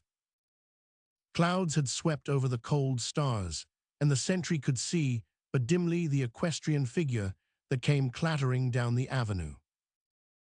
"Had not you better wait for company, miss?" he called, but no answer was given, and in much wonder he was about to call again when pistol shots from the shack aroused the camp. He called a halt. That was heeded no more than his question, and he sent a random shot after the flying figure, not for the purpose of hitting the girl, but to impress on her the duty of a sentry and some idea of military rule. Before the last dull thud of hoofs in the snow had ceased to be heard, Roberts had staggered to the door, firing wildly and calling to stop the prisoner to stop the horse thief. There was nothing in the camp to do it with. He was gone. Virion was blaming everybody else for it, but no one thought of blaming the girl who lay in a dead faint on the floor where he had flung her, that none might think she had let him go willingly. And Miss Rachel was cared for very tenderly, and a man was sent to the ranch to assure Mrs. Hardy of her safekeeping, waking Mrs. Hardy out of a delicious sleep and mystifying her completely by the information. The only one about the house who might have helped elucidate happened to be remarkably sound asleep at the time the messenger arrived, an arrow encased in the quiver of rest. Chapter 4. Through the Lost Mine. An hour before day in the Kootenais, not the musical dawn of that early autumn, when all the woods were aquiver with the fullness of color and sound, when the birds called to each other of the coming sun, and the little rills of the shady places moistened the sweet fern and spread its fragrance around and about, until one could find no couch so seductive as one on the amber grasses with the rare, all-pervading scents of the virgin soil. Not any of those seductions solaced or made more bitter the watch of the men who stood hopeless in the snow of that treacherous ravine. Not even a fire dared be lit all the night long because of those suddenly murderous natives who, through knowing the secrets of the cleft earth, held their fates at the mercy of eager bronze hands. And one man who knew the country could have prevented this, groaned Hardy with a thought of the little wife and Miss Margaret. How would they listen to this story? If we had Genesee with us, we should not have been penned up in any such fashion as this, decided Murray, stamping back and forward, as many others were doing, to keep their blood in circulation. For what? Hard to tell, chimed in the scout from Idaho. Do not know as it's any better to be tricked by one's own gang than the hostiles. Genesee, more'n likely, was getting ready for this when he run off the stock. Just then something struck him. The snow made a soft bed, but the assailant had not stopped to consider that, and quick as light his knee was on the fallen man's chest. "Take it back," he commanded, with the icy muzzle of a revolver persuading his meaning into the brain of the surprised scout. "That man is no horse thief. Take it back, or I will save the Indians the trouble of wasting lead on you." "Well," reasoned the philosopher in the snow, "this ain't the damnedest best place I have ever been in for arguing a point, and as you have fightin' ideas on the question, and I have not any ideas, and do not care a hell of a sight, I will eat my words for the time bane, and we will settle the question o' that knock on the head, if the chance is ever given us to settle anything out o' this gully." "What's this?" And though only outlines of figures could be distinguished, the voice was the authoritative one of Captain Holt. "Mr. Stewart, I am surprised to find you in this sort of thing, and about that squaw man back in camp. Find something better to waste your strength for. There is no doubt in my mind now of the man's complicity." "Stop it," broke in Stewart curtly. "You can hold what opinion you please of him, but you cannot tell me he's a horse thief. A squaw man, an adopted Indian, he may be, and altogether an outlaw in your eyes, but I doubt much your fitness to judge him, and advise you not to call him a thief until you are able to prove your words, or willing to back them with all we have got left here." All they had left was their lives, and Stewart's unexpected recklessness and sharp words told them his was ready as a pledge to his speech. None cared, at that stage of the game, to question why. It was no time for quarrels among themselves, when each felt that with the daylight might come death. Afterward, when the tale was told, no man could remember which of them first discovered a form in their midst that had not been with them on their entrancy, a breathless, panting figure that leaned against one of their horses. "Who is it?" someone asked. "What is it?" No one answeredly pressed closer, with fingers on triggers, fearing treachery. And then the panting figure raised itself from its rest on the horse's neck, rose to a stature not easily mistaken, even in that light, and a familiar, surly voice spoke. "I do not reckon any of you need be puzzled much to find out. Has not been such a long time since you saw me. By God, it's Genesee." And despite the wholesale condemnation of the man, there was not a heart that did not grow lighter with the knowledge. They knew or believed that here was the one man who had the power to save them if he cared to use it. But would he? "Jack!" Someone, at sound of his voice, pushed through the crowd with outstretched hand. It was not refused this time. "I have come for you," was all Genesee said. Then he turned to the others. "Are you willing to follow me?" he asked, raising his voice a little.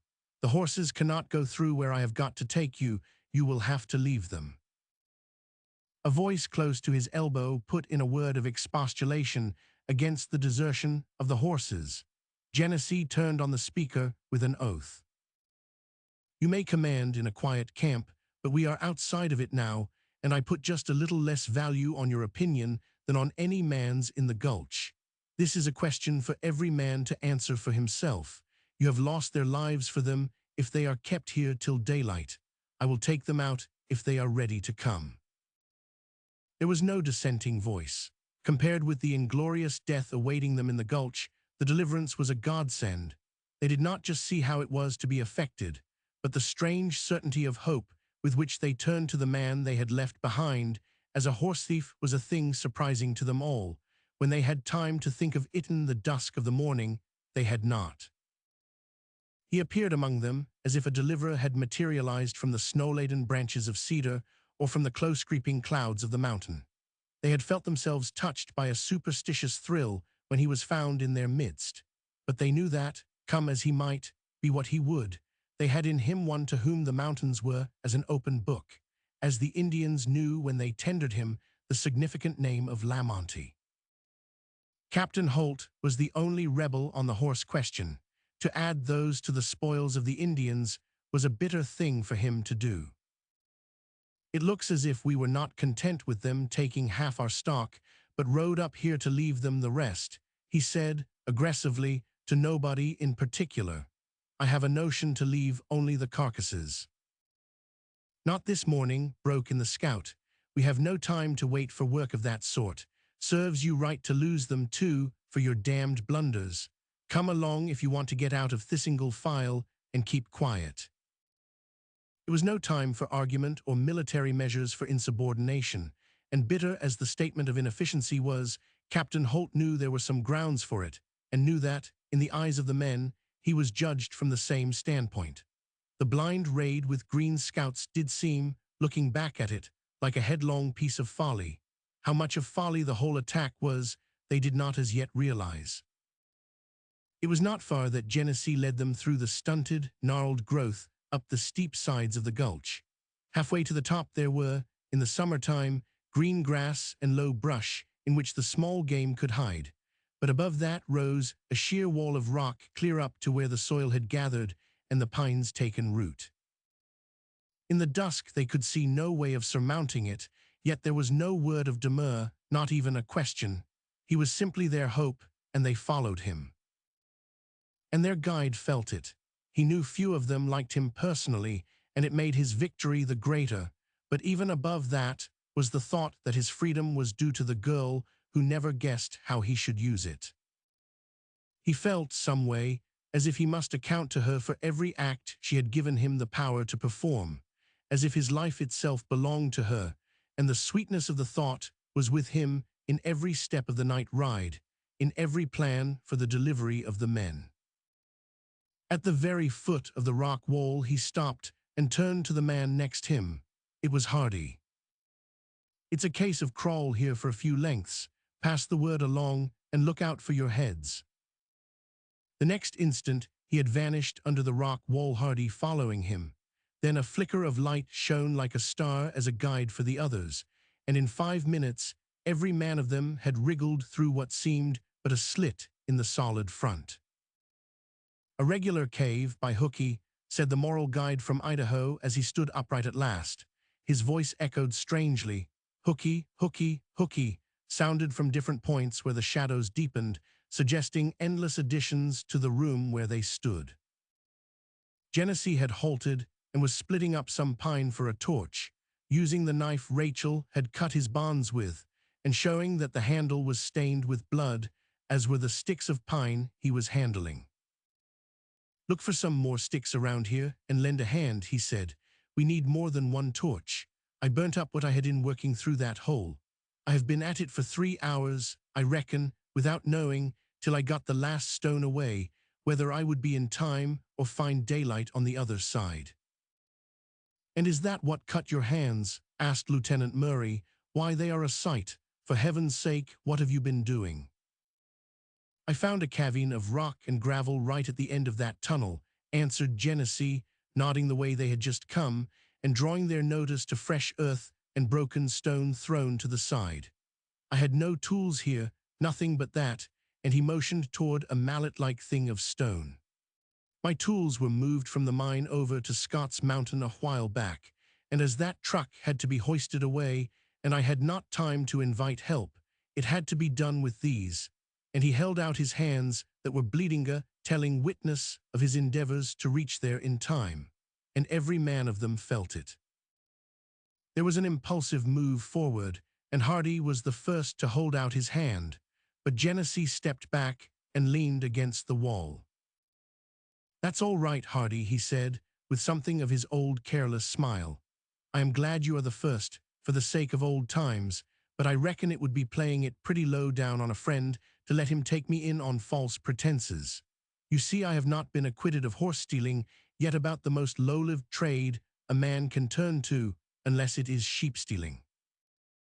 "Oh, hell," broke in one of the men, "this clears the horse business so far as I am concerned, and I can bet on the other boys, too." "Can you?" asked Genesee, with a sort of elated, yet conservative, air. "But this is not your game or the boys' game. I am playing a lone hand, and not begging either. That torch ready." The rebuff kept the others from any advance, if they had thought of making it. Lieutenant Murray had picked up the stone mallet and was examining it by the flickering light. One side was flattened a little, like a tomahawk. "That's a queer affair," he remarked. "What did you have it made for?" "Have it made? The chances are that thing was made before Columbus ever managed a sailboat," returned Genesee. "I found a lot of them in here, wedges, too, and such." "In here," and the men looked with a new interest at the rocky walls. "What is it?" "An extension I tumbled into over a year back when I was tunneling at a drift the other side of the hill. One day I found that hole there and minded it this morning, so it came in handy. I reckon this is the original Tamanus mine of the old tribe. It's been lost over 100 years. The Kootenays only have a tradition of it."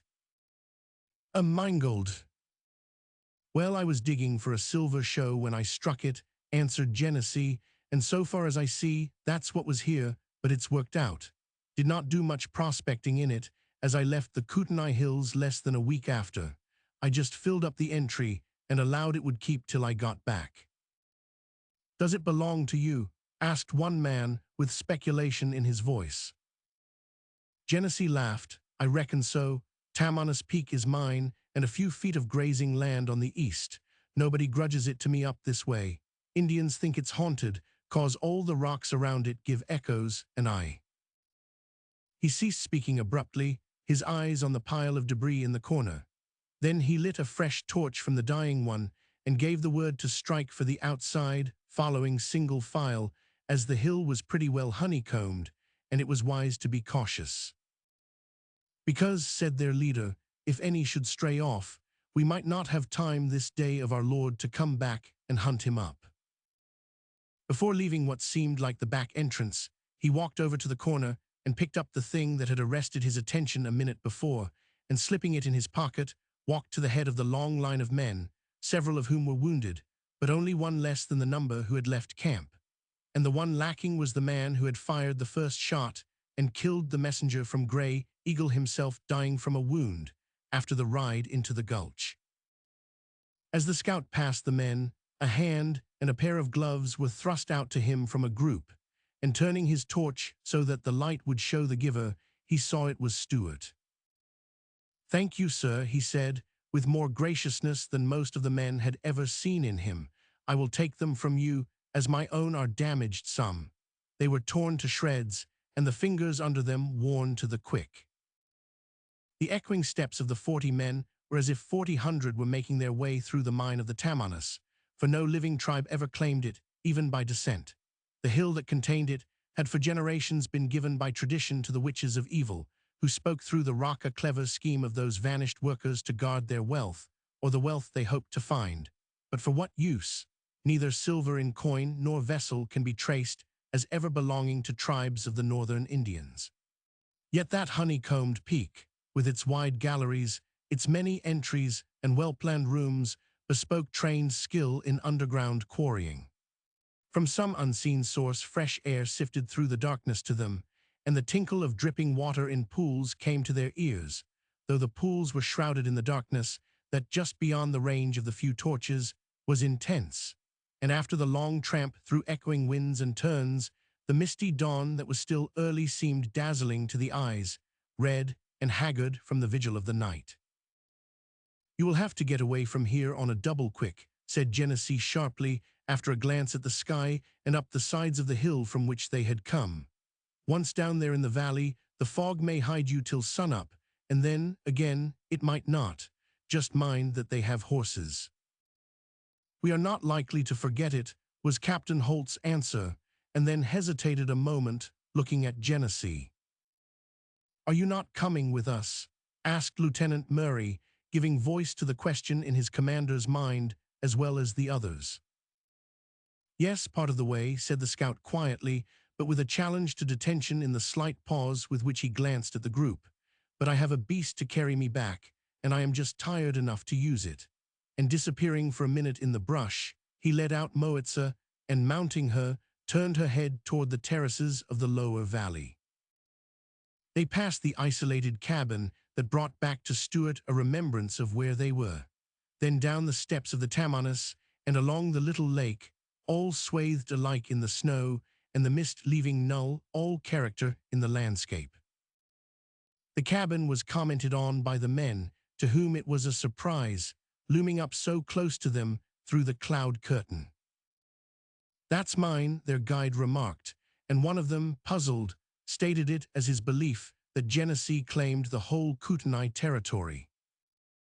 The scout gave up his saddle to a man with a leg wound, but he did not let go the bridle of Moitza, and so they went on with their guide stalking grimly ahead, ready, they all knew, to turn as fiercely against them at a sign of restraint as he had worked for them, if a movement was made to interfere with his further liberty. The sun rolled up over the purple horizon, a great body of blushes suffusing the mountains, but its chaste entrance had brazened into a very steady stare before it could pierce the veil of the valleys and pick out the dots of moving blue against the snow on the home trail. It had been a wonderfully quiet tramp. Most of the thoughts of the party were of the man walking ahead of them, and his nearness made the discussion of his actions awkward. They did not know what to expect of him, and a general curiosity prevailed as to what he would do next. They learned when at last the ridge above camp was reached, about the middle of the forenoon. He had been talking some to the man on Moitza, and when they reached that point he stopped. "Whereabouts?" he asked, and the man pointed to a place where the snow was colored by soil. "Over there, I guess the boys buried him." "Well, you can get down from that saddle now. I reckon you can walk down to camp, If not, they can carry you." Then he turned to the rest. "There's a body under that snow that I want," he said sententiously. "I am not in condition for any more digging," and he glanced at his hands. "Are there any men among you that will get it out for me?" "You bet," was the unhesitating reply, and without question, hands and knives were turned to the task, the man on horseback watching them attentively. "May I ask what that is for?" asked Captain Holt, at last, as amiably as he could, in the face of being ignored and affronted at every chance that was given Genesee. He had saved the commander's life. That was an easy thing to do compared with the possibility of hiding his contempt. He was openly and even unreasonably aggressive of the spots in his nature that to a careless eye would appear the natural color of his whole character. He did not answer at once, and Captain Holt spoke again. "What is the object of digging up that Indian?" Then Genesee turned in the saddle. "Just to give you all a little proof of how big a fool a man can be without being a permanent in a lunatic asylum." And then he turned his attention again to the men digging up the loose earth. They had not far to go. Small care had been taken to make the grave deep. "Take care there with your knives," said Genesee as one shoulder was bared to sight. "Lift him out. Here, give him to me." "What in?" "Give him to me," he repeated.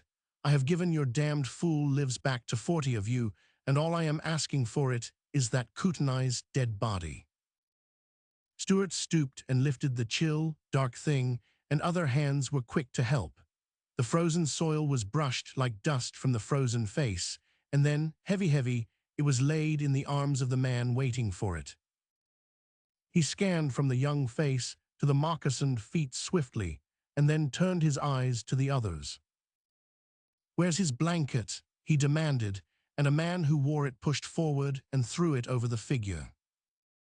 "Denny took it," he said in extenuation, "and when Denny went under, I took it."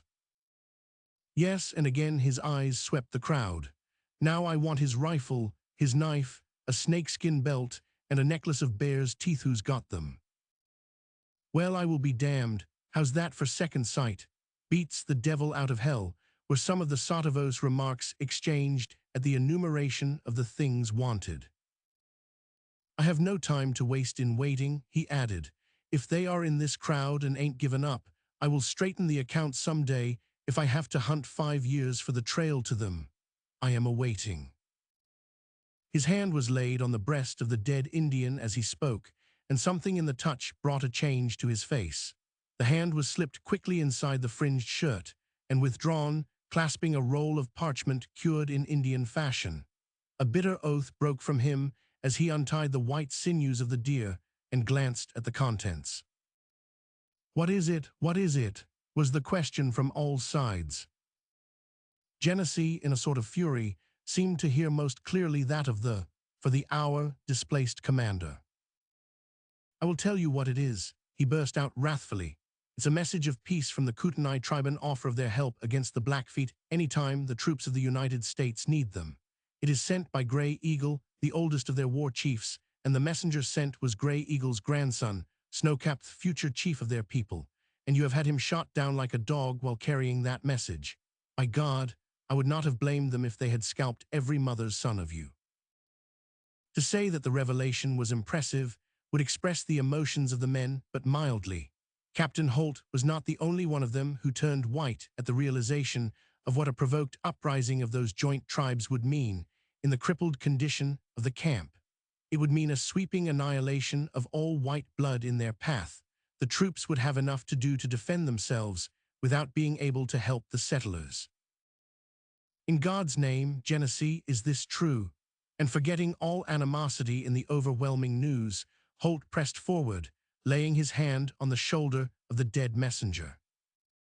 "Take it off," yelled Genesee, looking at the unconscious hand that involuntarily had moved toward him. "Take it off, or, by heaven, I will cut it off." And his fingers closing nervously on the hunting knife emphasized his meaning, and showed how stubborn and sleepless were the man's prejudices. The hand dropped, and Genesee reached out the document to one of the crestfallen scouts. "Just read that out loud for the benefit of anyone that cannot understand my way of talking," he suggested with ironical bitterness. "And while you are about it, the fellows that stripped this boy will be good enough to ante up with everything they have got of his, and no time to waste about it either." And Captain Holt, with a new idea of the seriousness of the demand, seconded it, receiving with his own hands the arms and decorations that had been seized by the victorious Denny and afterward divided among his comrades. Genesee noted that rendering up of trifling spoils with sullen eyes, in which the fury had not abated a particle. "A healthy crew you are," he remarked contemptuously, "a nice, clean-handed lot, without grit enough to steal a horse, but plenty of it for robbing a dead boy. I reckon no one of you ever had a boy that age of your own." Several of them, looking in the dark, dead face, felt uneasy and forgot for the moment that they were lectured by a horse thief, forgot even how light a thing the life of an Indian was anyway. "Do not blame the whole squad," said the man who took the articles from the captain and handed them up to Genesee. "Denny captured them when he made the shot, just as anyone would do, and it's no use cussin' about Denny. He's buried up in that gulch. The Kootenays finished him." "And saved me the trouble," added the scout significantly. He was wrapping as well as he could the gay blanket over the rigid form. The necklace was clasped about the throat, but the belt was more awkward to manage and was thrust into the bosom of Genesee's buckskin shirt, the knife in his belt, the rifle swung at his back. There was something impressively ghastly in those two figuresque live, one with the stubbornness of fate, and the stolidity, sitting there, with across his thighs the blanketed, shapeless thing that had held a life. And even the husk seemed a little more horrible with its face hidden than when revealed more frankly. There was something so weirdly suggestive in the motionless outlines. "No, I do not want that," he said, as the man who read the message was about to hand it back to him. "It belongs to the command, and I may get a dose of cold lead before I could deliver it." Then he glanced about, signaling Stuart by a motion of his head. "There's a lady across in the valley there that I treated pretty badly last night," he said, in a tone so natural that all near could hear him, and more than one head was raised in angry question. "She was just good enough to ride over from the ranch to bring a letter to Mehering. I was locked up for a horse thief and could not go after it. Well, as I tell you, I was just mean enough to treat her pretty bad, flung her on the floor when she tried to stop me, and then nabbed the beast she rode to camp on, happened to be my own. But maybe she will not feel so bad if you just tell her what the nag was used for, and maybe that will show her I did not take the trail for fun." That was one of the gloves he had worn from his hands with his night's work, and there were stains on it darker than those made with earth. "I will tell her," and then an impulsive honesty of feeling made him add, "You need never fear her judgment of you, Jack." The two looked a moment in each other's eyes, and the older man spoke. "I have been hard on you," he said deliberately, "damned hard. All at once I have seen it, and all the time you have been thinking a heap better of me than I deserved. I know it now, but it's about over.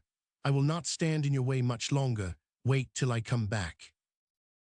"You are coming back, and where are you going?" The questions, a tone louder than they had used, were heard by the others around. Genesee noted the listening look on the faces, and his words were answers to them as much as to the questioner. "I am going to take the trail for the Kootenai village. If any white man is let reach it, or patch up the infernal blunder that's been made, I can do it with him," and his hand lay on the breast of the shrouded thing before him. "If I get out of it alive, I will be back to meet the Major. If I don't," and this time his significant glance was turned unmistakably to the blue coats and their leader, "and if I do not, you would better pack your carcasses out of this Kootenai valley, and hell go with you." So, with a curse for them on his lips, and the dogged determination to save them in his heart, he nodded to Hardy, clasped the hand of Stuart, and turning Moitz's head, started with that horrible burden back over the trail that would take a day and a night to cover. The men were grateful for the bravery that had saved their lives, but burned under the brutal taunts that had spared nothing of their feelings. His execrable temper had belittled his own generosity. He was a squaw man, but they had listened in silence and ashamed when he had presumed to censure them. He was a horse thief, yet the men who believed it watched, with few words, the figure disappear slowly along the trail, with no thought of checking him. Chapter 5. His Wife's Letter. In the bosom of Rachel's family, strange thoughts had been aroused by that story of Genesee's escape. They were wonderfully sparing of their comments in her presence, for when the story came to her of what he had done when he left her, she laughed. "Yet he is a horse thief," she said, in that tone of depreciation that expresses praise, "and he sent me his glove. Well, I am glad he had the grace to be sorry for scattering me over the floor like that. And we owe it to him that we see you here alive again. We can appreciate his bravery, even say prayers for him, if the man would only keep out of sight, but we could not ask him to a dinner party. Supposing we gave dinner parties, could we, Tilly?" And Tilly, who had impulsively said God bless him, from the shelter of her husband's arms, collapsed, conscience-stricken and tearful. "You have a horrid way, Rachel, of making people feel badly," she said, in the midst of her thankfulness and remorse. "But wait until I see him again. I will let him know how much we can appreciate such courage as that. Just wait until he comes back." "Yes," said the girl, with all the irony gone from her voice, only the dreariness remaining. "I am waiting." The words started Tilly to crying afresh, for in the recesses of her own bosom, another secret of Genesee's generosity was hidden for prudential motivest fact that it was he who had sent the guide for Rachel that terrible night of the snow. And Tilly was not a good keeper of secret. 7. This thoroughly wise one was hard to retain in her gladness at having her husband back. "The man seems a sort of shepherd of everything that gets astray in these hills," said Lieutenant Murray, who was kindly disposed toward all creation because of an emotional, unsoldier-like welcome that had been given him by the little non-commissioned officer in petticoats. "He first led us out of that corral in the hills and brought us back where we belonged, and then dug up that dead Indian and started to take him where he belonged. I tell you, there was a sort of sublimity in the man as he sat there with that horrible load he was to carry, that is, there would have been if he had not cussed so much." "Does he swear?" queried Fred. "Does he, my child? You would have a finely trained imagination if you could conceive the variety of expressions by which he can consign a citizen to the winter resort from which all good citizens keep free. His profanity, they say, is only equaled by his immorality. But what a soldier he would make! He is the sort of a man that men would walk right up to cannon with even if they detested him personally. And a man needs no fine attributes or high morality to wield that sort of influence, does he?" asked Rachel, and walked deliberately away before any reply could be made. But she was no more confident than they of his unimpeachable worth. There was the horse-thieving still unexplained. He had not even denied it to her, and she came to the conclusion that she herself was sadly lacking in the material for orthodox womanhood, since the more proof she had of his faults, the more solidly she took her position for his defense. It had in it something of the same blind stubbornness that governed his likes and dislikes, and that very similarity might have accounted for the sort of understanding that had so long existed between them. And she had more than the horse-stealing to puzzle over. She had that letter he had thrust in her hand and told her to read, such a pleading letter filled with the heartsickness of a lonely woman. She took it out and reread it that time when she walked away from their comments, and reading over the lines and trying to read between them, she was sorely puzzled. "Dear Jack, I wrote you of my illness weeks ago, but the letter must have been lost, or else your answer, for I have not heard a word from you, and I have wanted it more than I can tell you. I am better, and our little Jack has taken such good care of me. He is so helpful, so gentle, and do you know, dear, he grows to look more like you every day. Does that seem strange? He does not resemble me in the least. You will think me very exacting, I suppose, when I tell you that such a child and such a home as you have given me does not suffice for my content. I know you will think me ungrateful, but I must speak of it to you. I wrote you before, but no answer has come. If I get none to this, I will go to find you if I am strong enough. If I am not, I shall send Jack. He is so manly and strong, I know he could go. I will know then, at least, if you are living. I feel as if I am confessing a fault to you when I tell you I have heard from him at last and more, that I was so glad to hear. Jack, dear Jack, has never forgotten. He is free now, would marry me yet if it were possible. Write to me, tell me if it can ever be. I know how weak you will think me. Perhaps my late ill health has made me more so, but I am hungry for the sound of the dear voice, and I am so alone since your father died. You will never come back, and you know, Jack, how loneliness always was so dreadful to me when our boy is not enough. He does not understand. Come back or write to me. Let my boy know his father, or else show me how to be patient. This silence is so terrible to your wife. Jack, what a mockery that word looks it. I am grateful.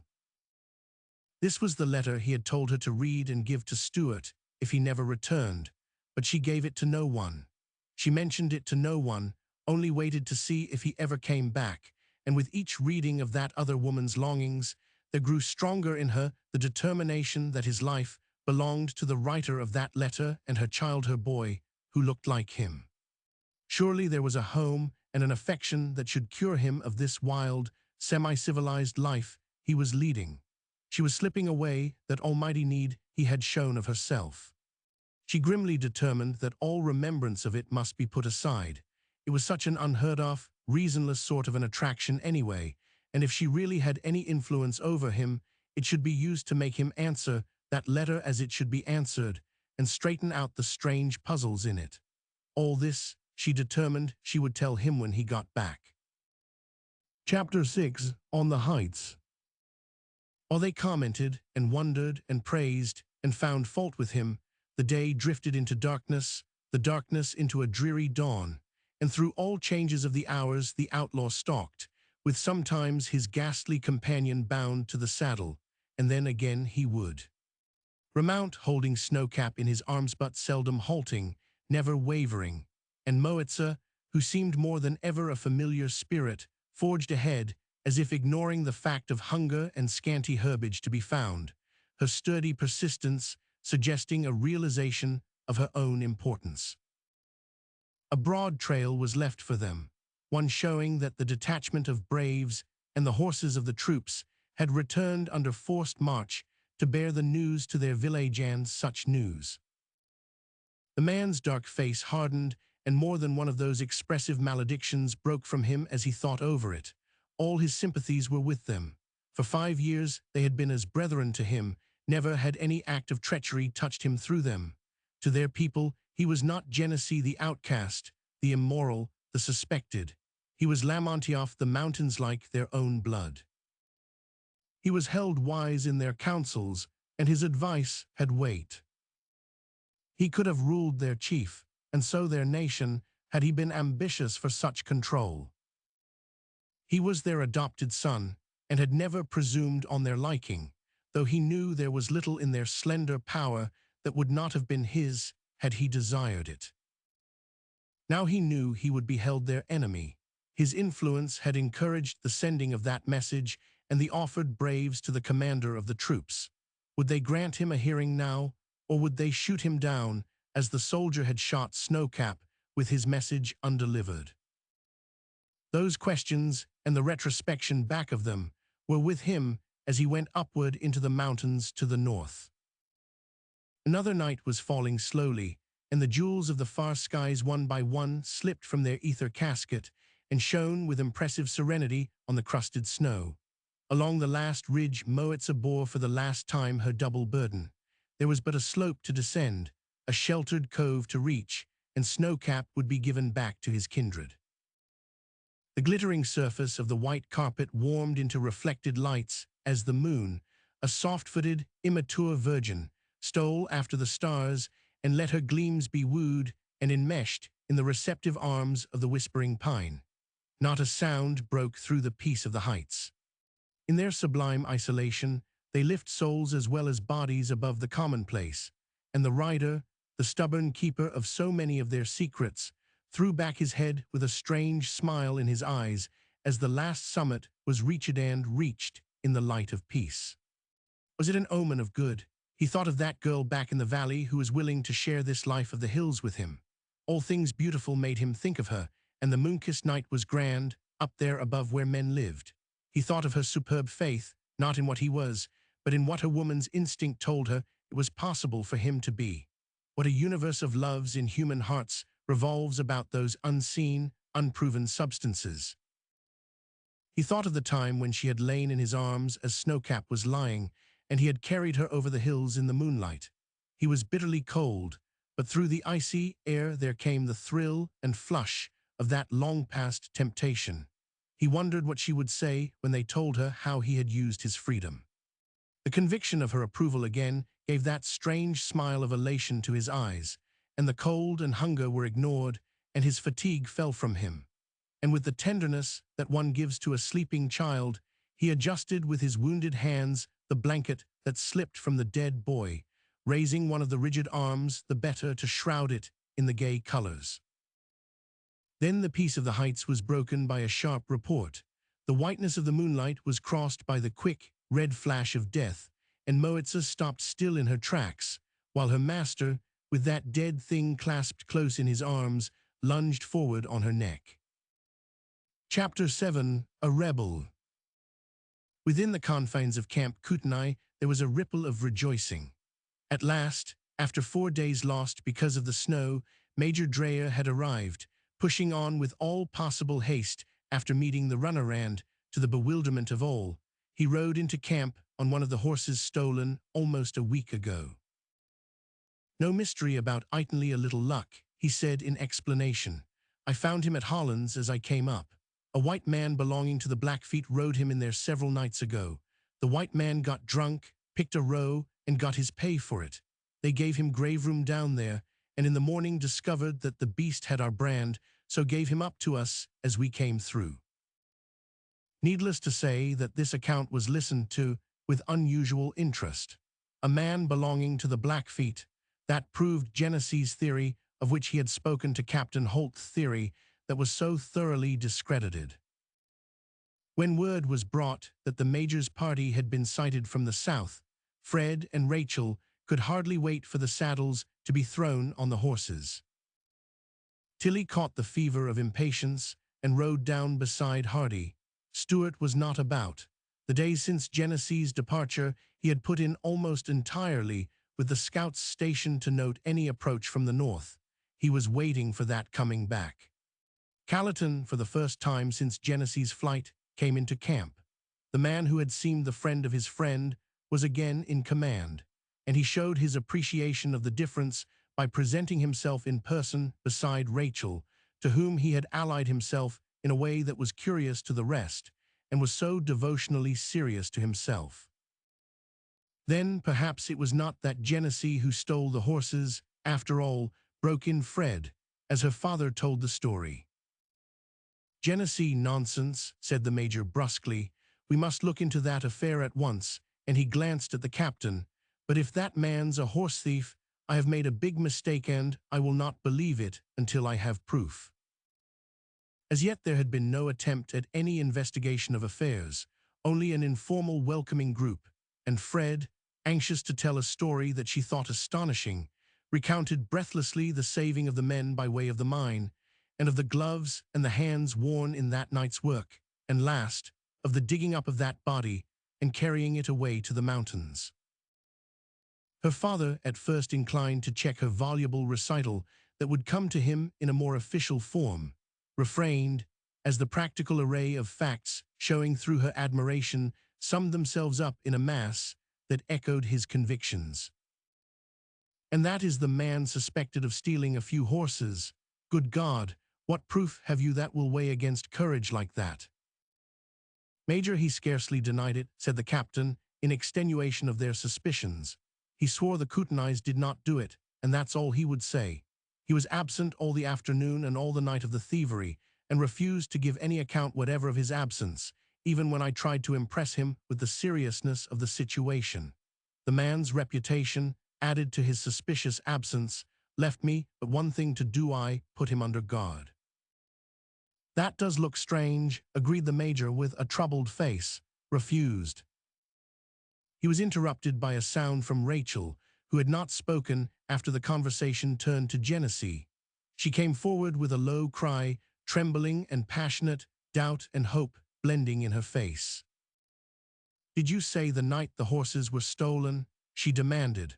All looked at her wonderingly, and Callerton instinctively slid a little nearer. "Yes, it was in the night," answered the captain, "about 2 o'clock, but you surely knew about it." I knew nothing," she burst out furiously. "They lied to me of you. You told me it was in the morning. How dared you do it?" The Major laid a restraining hand on her arm. He could feel that she was trembling violently. She had kept so contemptuously cool through all those days of doubt, but she was cool no longer.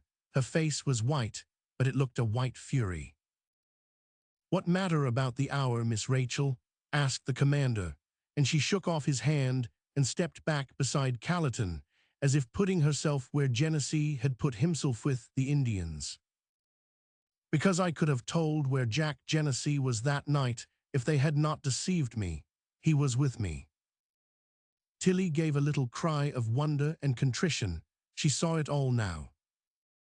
But you said it was a Kootenai who brought you home," she protested feebly. "You told us Lamonti." "He is a Kootenai by adoption, and he is called Lamonti," said the girl defiantly. "And the night those horses were run off, he was with me from an hour after sundown until 4 o'clock in the morning." That bold statement had a damaging ring to it, necessarily so, and the group about her, and the officers and men back of them, looked at her curiously. "Then, since you can tell this much in his favor, can you tell why he himself refused to answer so simple a question?" asked Major Dreyer kindly. That staggered her for a moment, as she put her hand up in a helpless way over her eyes, thinking fast. She realized now what it meant, the silence that was for her Saketh silence that was not broken even to her. And a mighty remorse arose for her doubt she had let him see, yet he had not spoken. She raised her eyes and met the curious glances of the men, and that decided her. They were the men who had from the first condemned him, been jealous of the commander's trust. "Yes, I think I can tell you that too," she said frankly. "The man is my friend. I was lost in the snow that night. He found me, and it took us all night to get home. He knows how these people think of him, and her eyes spared none. They have made him feel that he is an outcast among them. They have made him feel that a friendship or companionship with him is a discredit to any woman. Oh, I know. They think so now, in spite of what he has done for them. He knows that. He is very generous and wanted, I suppose, to spare me, and I was vile enough to doubt him," she burst out. "Even when I brought him his horse, I half believed the lies about him, and he knew it, and never said a word, not one word." "When you brought him his horse?" asked the Major, looking at her keenly, though not unkindly. Her remorse found a new vent in the bravado with which she looked at them all and laughed. "Yes," she said defiantly, as if there was a certain comfort in braving their displeasure and proving her rebellion to their laws. "Yes, I brought him his horse, not by accident either. I brought him brandy and provisions. I brought him revolvers and ammunition. I helped him to escape, and I cut the bonds your guards had fastened him with. Now, what are you going to do about it?" Tilly gasped with horror.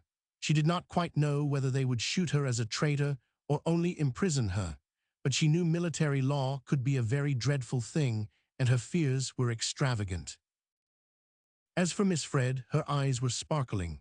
With the quick deductions of her kind, she reasoned that, without the escape that night, the men would have died in that trap in the hills, and a certain delicious meeting and its consequences off, which she was waiting to tell the Major, would never have been hers. Her feelings were very frankly expressed as she stepped across to the self-isolated rebel and kissed her. "You are a darling and a plucky girl," she said warmly, "and you never looked so pretty in your life." The defiant face did not relax, even at that intelligence. Her eyes were on the commander, her judge, and he was looking with decided interest at her. "Yours is a very grave offense, Miss Rachel," he said, with deliberation that struck added terrors to Tilly's heart. The penalty of contriving the escape of prisoners is one I do not like to mention to you, but since the man in this case was innocent, and I take your evidence in proof, well, that might be some extenuation of the act. I did not know he was innocent when I helped him, she broke in. I thought the horses were stolen after he left me. That makes it more serious, certainly, but his eyes were not at all serious. And since you seem determined to allow nothing in extenuation of your own actions, I can only say that I value very highly the 40 men whose lives were saved to us by that escape. And when I see Mr. Genesee, I will thank him in the warmest way at my command. And he held out his hand to the very erect, very defiant rebel. She could scarcely believe it when she heard the words of praise about her, when one man after another of that rescued crowd came forward to shake hands with her, and Hardy almost lifted her off her feet to kiss her. "By George, I am proud of you, Rachel," he said impulsively. "You are plucky enough to be Genesee himself." The praise seemed a very little thing to her. Her bravado was over. She felt as if she must cry if they did not leave her alone. Of what use were words, if he should never come back, never know that he was cleared of suspicion? If they had so many kind words now, why had they not found some for him when he needed them?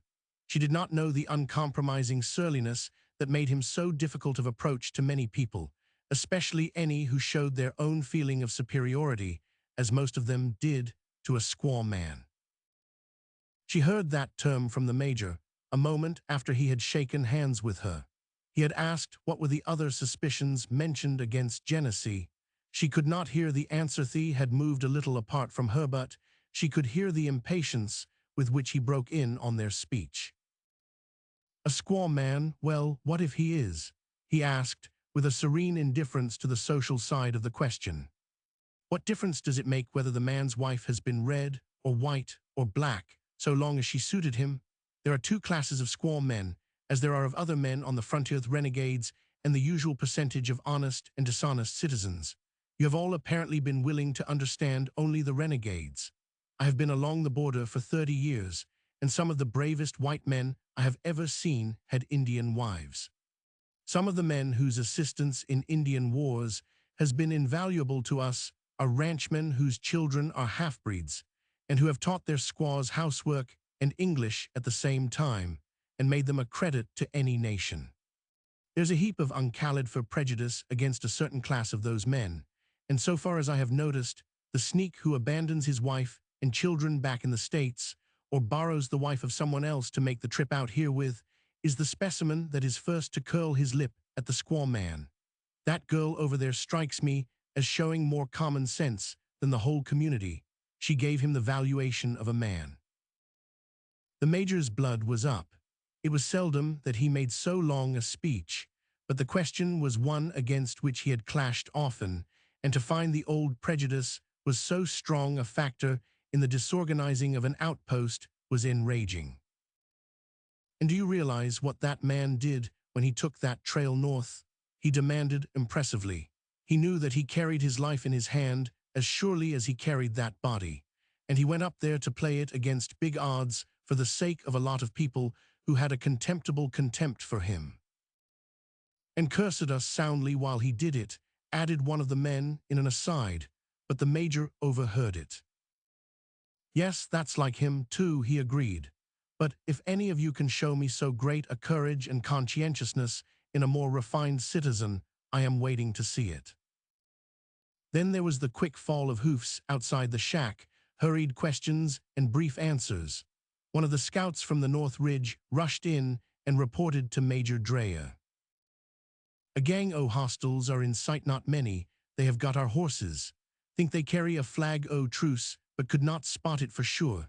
They are not a fightin' gang, anyway, fur they are commend slow and carryin' somethin'." "A flag of truce, that means peace, thank God," said Tilly fervently. "And Genesee," added the Major. As for Rachel, her heart seemed in her throat. She tried to speak, to rush out and learn their message, but she could not move. An awful presentiment bound her, carrying something. Chapter 8, When the Sun Goeth Down. Opitzer Klahoya.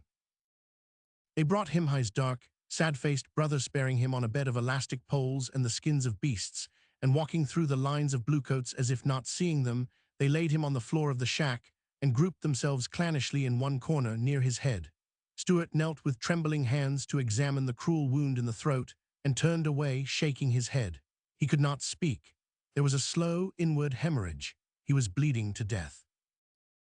Determination has kept him alive, decided the major, when the spokesman of the Kootenais told of the shot on the mountain and how they had to carry him, with Snowcap in his arms, to the wigwam of Grey Eagle, of the council through which he kept up, and then told them he would live until he reached Camp.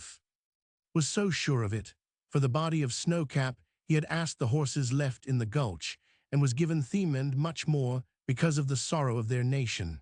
He did not try to speak at first, only looked about, drinking in the strange kindness in all the faces. Then he reached out his hand toward Rachel. "Opitzer," he whispered, with that smile of triumph in his eyes. "I told you I would live till I got back to you," and then his eyes turned to the major. "I got a standoff on the hostility still, your return inside my coat, I wrote it." He ceased, gasping, while they drew out the talking paper with the mark of Grey Eagle at the foot, and on it also were their murderous stains. "You treat with them now," he continued, "but careful, do not shirk promises. They are easy managed now like a lot of children. Just because they shot Muhin I was carrying Snowcap home, but they will get over that, and then careful. They were ready for the warpath when I got there." He saw Captain Holt not far from him, and through the pallor of his face, a faint flush crept. "Well, I have come back for my trial," he scowled, with something of his old defiance, and the major knelt down and took his hand. "That's all over, Genesee," he said gently. "It was a big mistake. There is not a soul here with anything but gratitude and admiration for you. It was your own fault you were suspected. Miss Rachel has explained. Why did you not?" He did not answeringly looked at her, and seemed gathering his strength for some final effort. "I want Sumanito right." He was still holding Rachel's hand. She had not said a word, only her eyes seemed to tell him enough. Stuart came forward. "Will I do, Jack?" Jack nodded, and more than one was astonished at the signs of grief in Stuart's face. Rachel was past speculation. "This lady here," said Genesee, motioning to her, "has done a heap for memoir than she knows, I reckon, and I want to square things." Rachel attempted to speak, but he raised his hand. "Do not," he whispered. "Let me say Italicum." Then he turned to Stuart. "There's a bit of ground up in the hills. It's mine, and I want her to have it. It's Tamanus Hilland, the old mineright it." She thought of that other woman and tried to protest. Again he saw it and pressed her hand for silence. "I want her to have it, for she likes these hills, and she's been mighty good to me. No one will interfere with her claim, I reckon." "No one shall interfere," said Stuart, toward whom he looked. Genesee smiled. "That's right, that's all right. She will not be afraid of the witches, and she will tell you where I want to go, knows." His voice was growing fainter. They could see he was almost done with the Kootenai Valley. "In my pocket is something from the mine," he said, looking at Rachel.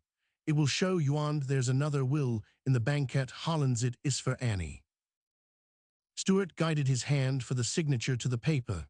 Stuart wrote his own, and Hardy followed, his eyes opening in wonder at something written there.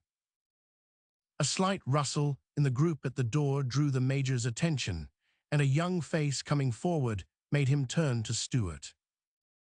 "I had altogether forgotten that I brought someone from Hollands for you, our boy sent there to find J.S. Stuart. I knew it must be 100 S. Stuart, though, and brought him along." A dark-faced little fellow, with a sturdy, bright look, walked forward at the commander's motion, but his wondering gaze was on the man lying there with such an eager look in his eyes. "This is Mr. Stuart," said the major, and then turned to Genesee. The Stuart's face was white as the wounded man's, as the boy looked up at him frankly. I'm Jack," he said, and Mama sent a letter. The letter was held out, and the boy's plucky mouth trembled a little at the lack of welcome, not even a handshake, and he was such a little fellow about 10. But Stuart looked like a man who sees a ghost. He took the letter, after a pause that seemed very long to the people who watched his strange manner. Then he looked at the envelope, took the boy by the arm, and thrusting the major blindly aside, he knelt by Genesee. "This is for you, Jack," he said, motioning the others back by a gesture reel, "but Rachel, that handclasp was so strong, and your namesake has brought it. Read it," and he motioned Rachel to take it. "Read me Annie's letter." She read it in a low tonier repetition of that other plea that Jack had left with her, and its finale the same longing request that her boy should at last be let know his father. Stuart was in tears when she finished. "Jack," he said, "10 years is a long time. I have suffered every hour of them. Give me the boy. Let me know you are agreed at last. Give Annie back to me." Jack raised his hand to the bewildered boy, who took it reverently. "You are Annie's boy," he whispered. "Kiss me for her, tell her," and then his eyes sought Stuart's. "I held them in pawn for you. I reckon you are earnest enough now to redeem them. What was that verse about giving back the pledge when the sun goes down? You read it. Mother used to read it, little mother. She will be glad, I reckonch." Stuart was sobbing outright, with his arms about the boy. Rachel, with the letter in her hand, was as puzzled as those who had drawn out of hearing. Only the Indian stood close and impassive. Jack, meeting her eyes, smiled. "You know, Noel, about them and Annie. That was why I tried to keep away from you know now." But she did not know. "You took his wife from him," she said, in a maze of conflicting revelations, and Jack looked at Stuart as she added, "And who were you?" "He is my brother," said Stuart, in answer to that look of Jack's. "He would not let me say it before, not for years, but he is my brother." The words were loud enough for all to hear, and there was a low chorus of surprise among the group. All concealment was about over for Genesievan, the concealment of death. Then Stuart looked across at Rachel. He heard that speech, "You took his wife from him," and he asked no leave of Jack to speak now. "Do not think that of him," he said steadily. "You have been the only one who has, blindfolded, judged him aright. Do not fail him now. He is worth all the belief you had in him. The story I read you that night was true. His was the manhood you admired in it, mine the one you condemned. As I look back on our lives now, his seems to me one immense sacrifice and no compensation, sown terrible isolation, and no, everything comes to him too late." "He is sorry," whispered Genesee, "and talks wild beauty, you know now." "Yes," and the girl's face had something of the solemn elation of his own. "Yes, I know now. And ya will live in the hills maybe, not so very far away from. In my Pickettys, something from the mind Davy will tell you. Be good to me, Kootenais, they think a heap of you. Callerton." The arrow came forward and shook reverently the hand of the man who had been master to him. The eyes roved about the room as if in search of others unseen. Rachel guessed what was wanted and motioned to the Indians. "Come, your brother wants you," she said, and as they grouped about him and her, they barred out the soldiers and civilianced white brother and child, barred out all from him, save his friends of the mountains and the wild place haunts of exiles. And the girl, as one by one they touched her hand at his request, and circled her with their dark forms, seemed to belong to them too. "When Thesno melts the flowers are on that ledge," he whispered with his eyes closed, "and the birds not echoes, the echoes are in the mind, don't be afraid. I will go longend Moetsa." He was silent for so long that she stooped and whispered to him of prayer. He opened his eyes and smiled at her. "Give Mayor good wishes and kiss me, and I'll risk hell," was the characteristic answer, given so low that she had to watch closely the lips she kissed. "And you have kissed Megain, who said no compensation, they don't know, we know in the moonlight, and yes, mother knows," she thought, "at last I was not all bad, not all little mother. And no, don't be afraid, I will not go for Clahuia, my girl, me girl." Then one Indian from the circle unslung his rifle from his shoulder and shattered it with one blow of an axe that lay by the fire. The useless thing was laid beside what had been Genesee, and the owner, shrouding his head in his blanket, sat apart from the rest. It was he of the bare claws, the sworn friend of Lamonti and the man who had shot him. At sunset he was laid to rest in the little plateau on Scott's Mountain that faces the west. He was borne there by the Indians, who buried in his grave the tomahawk they had resurrected for the whites of Camp Kootenai. Moitza, rebelliously impatient, was led riderless by Calatin. All military honors were paid him who had received no honors in life, the rites ending by that volley of sound that seals the grave of a soldier. Then the pale faces turned again to the south, the dark faces took the trail to the north, and the sun, with a last flickering blaze, flooded the snow with crimson, and died behind the western peaks they had watched light up one morning. Chapter 9. Rachel of Lamonti. The echoes are no longer silent in Tamanus Peak. The witchcraft of silver has killed the old superstition. The something in Genesee's pocket had been a specimen that warranted investigation. The lost tribe had left enough ore there through the darkness of generations to make mining a thing profitable. Above those terraces of unknown origin, there is a dwelling house now, built of that same bewitched stone in which the echoes sleep, and often there is gathered under its roof a strange household. The words of Genesee, "Be good to my Kootenais," have so far been remembered by the girl who during the last year of his life filled his thoughts so greatly. His friends are her friends, and medley as the lot would appear to others, they are welcome to her. They have helped her solve the problem of what use she could make of her life. Her relatives have given up in despair, trying to alter her unheard-of manner of living.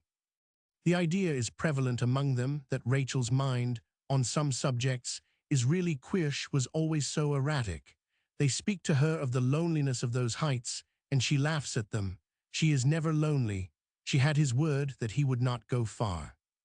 With her lives old Davy MacDougall, who helps her much in the mining matters, and Calatin is never far off. He is her shadow now, as he once was Genesee's. Indian women do the work of her home. A school is there for any who care to learn, and in the lodges of the Kootenais she is never forgotten. It seemed strange that he who had so few friends in his life should win her so many by his death. The Indians speak of him now with a sort of awe, as their white brother whose counsels were so wise, whose courage was so great, he who forced from the spirits the secret of the lost mine.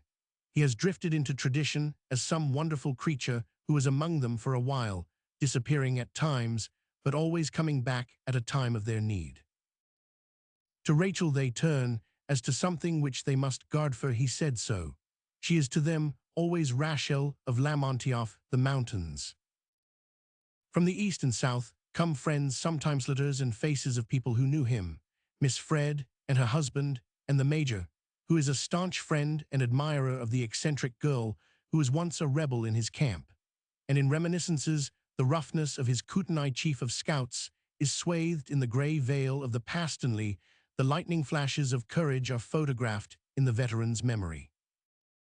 The steward and his wife and boy come there sometimes in the summer, and the girl and little Jack, who are very fond of each other, ride over the places where the other Jack Stewart rode nameless for so long.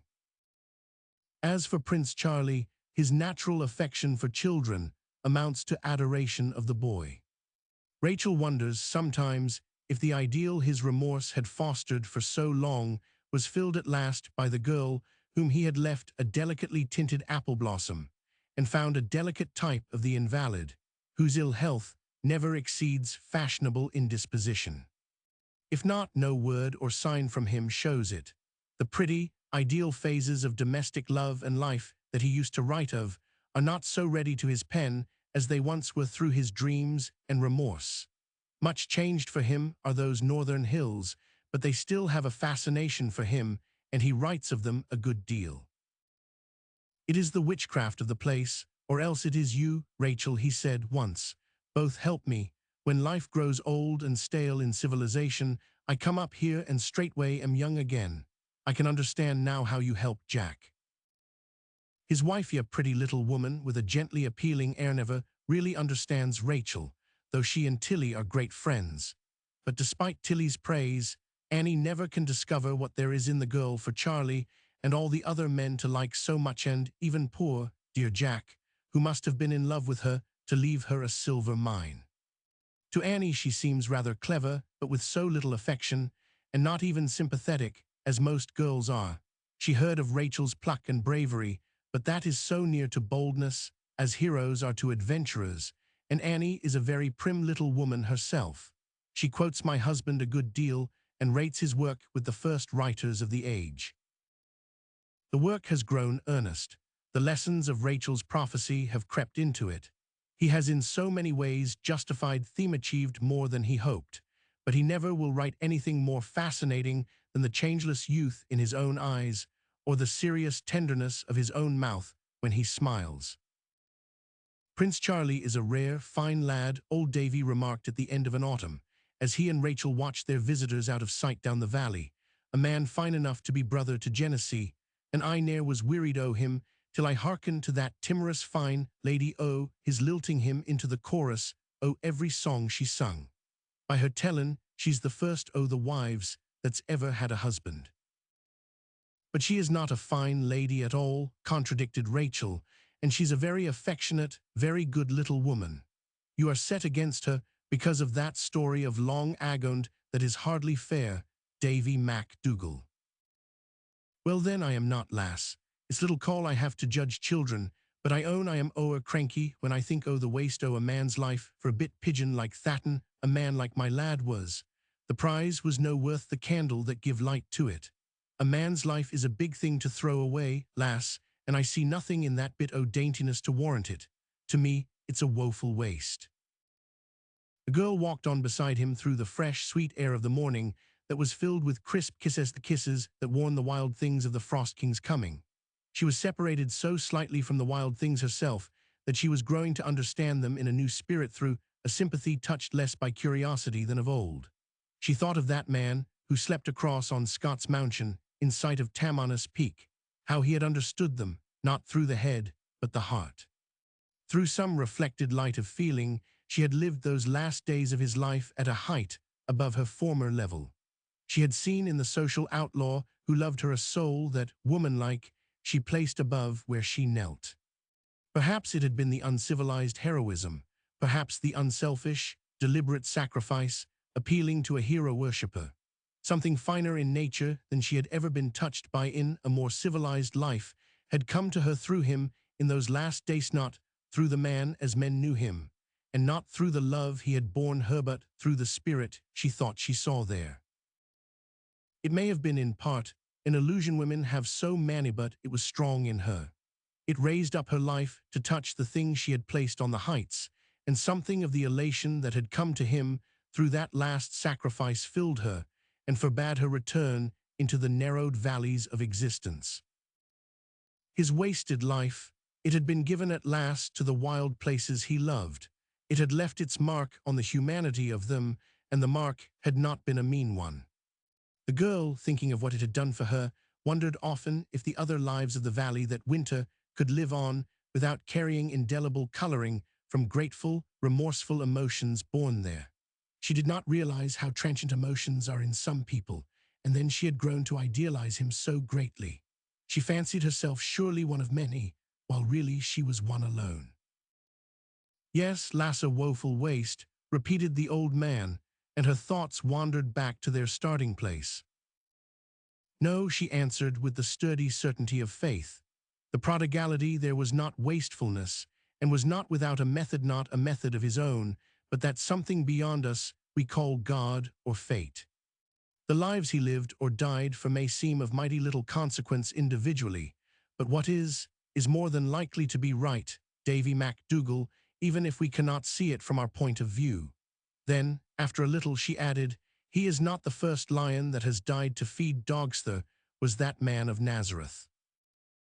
Davy MacDougall stopped, looking at her with fond, aged eyes that shone perplexedly from under his shaggy brows. You are a rare, strange lass, Rachel Hardy, he said at last, and long as I have known ye, I am not o'er certain that I know ye at all. The lad used to be a bit like that at times, but when I see ye last at the night, I am ne'er right certain what I will find ye in the mornin'. You will never find me far from that, at any rate, and she motioned up the hill of the witches, and on a sunny level a little above them, Moitza and Calatin were waiting. Then, lass, you'll ne'er tak leave o' the Kootenai hills. I think not. I should smother now in the life those people are going to, and she nodded after the departing guests who were going back to the world. Then her eyes turned from the mists of the valleys to the whispering peace of cedars that guard Scott's mountain. No, Davy, I will never leave the hills. Cloche Cockwell.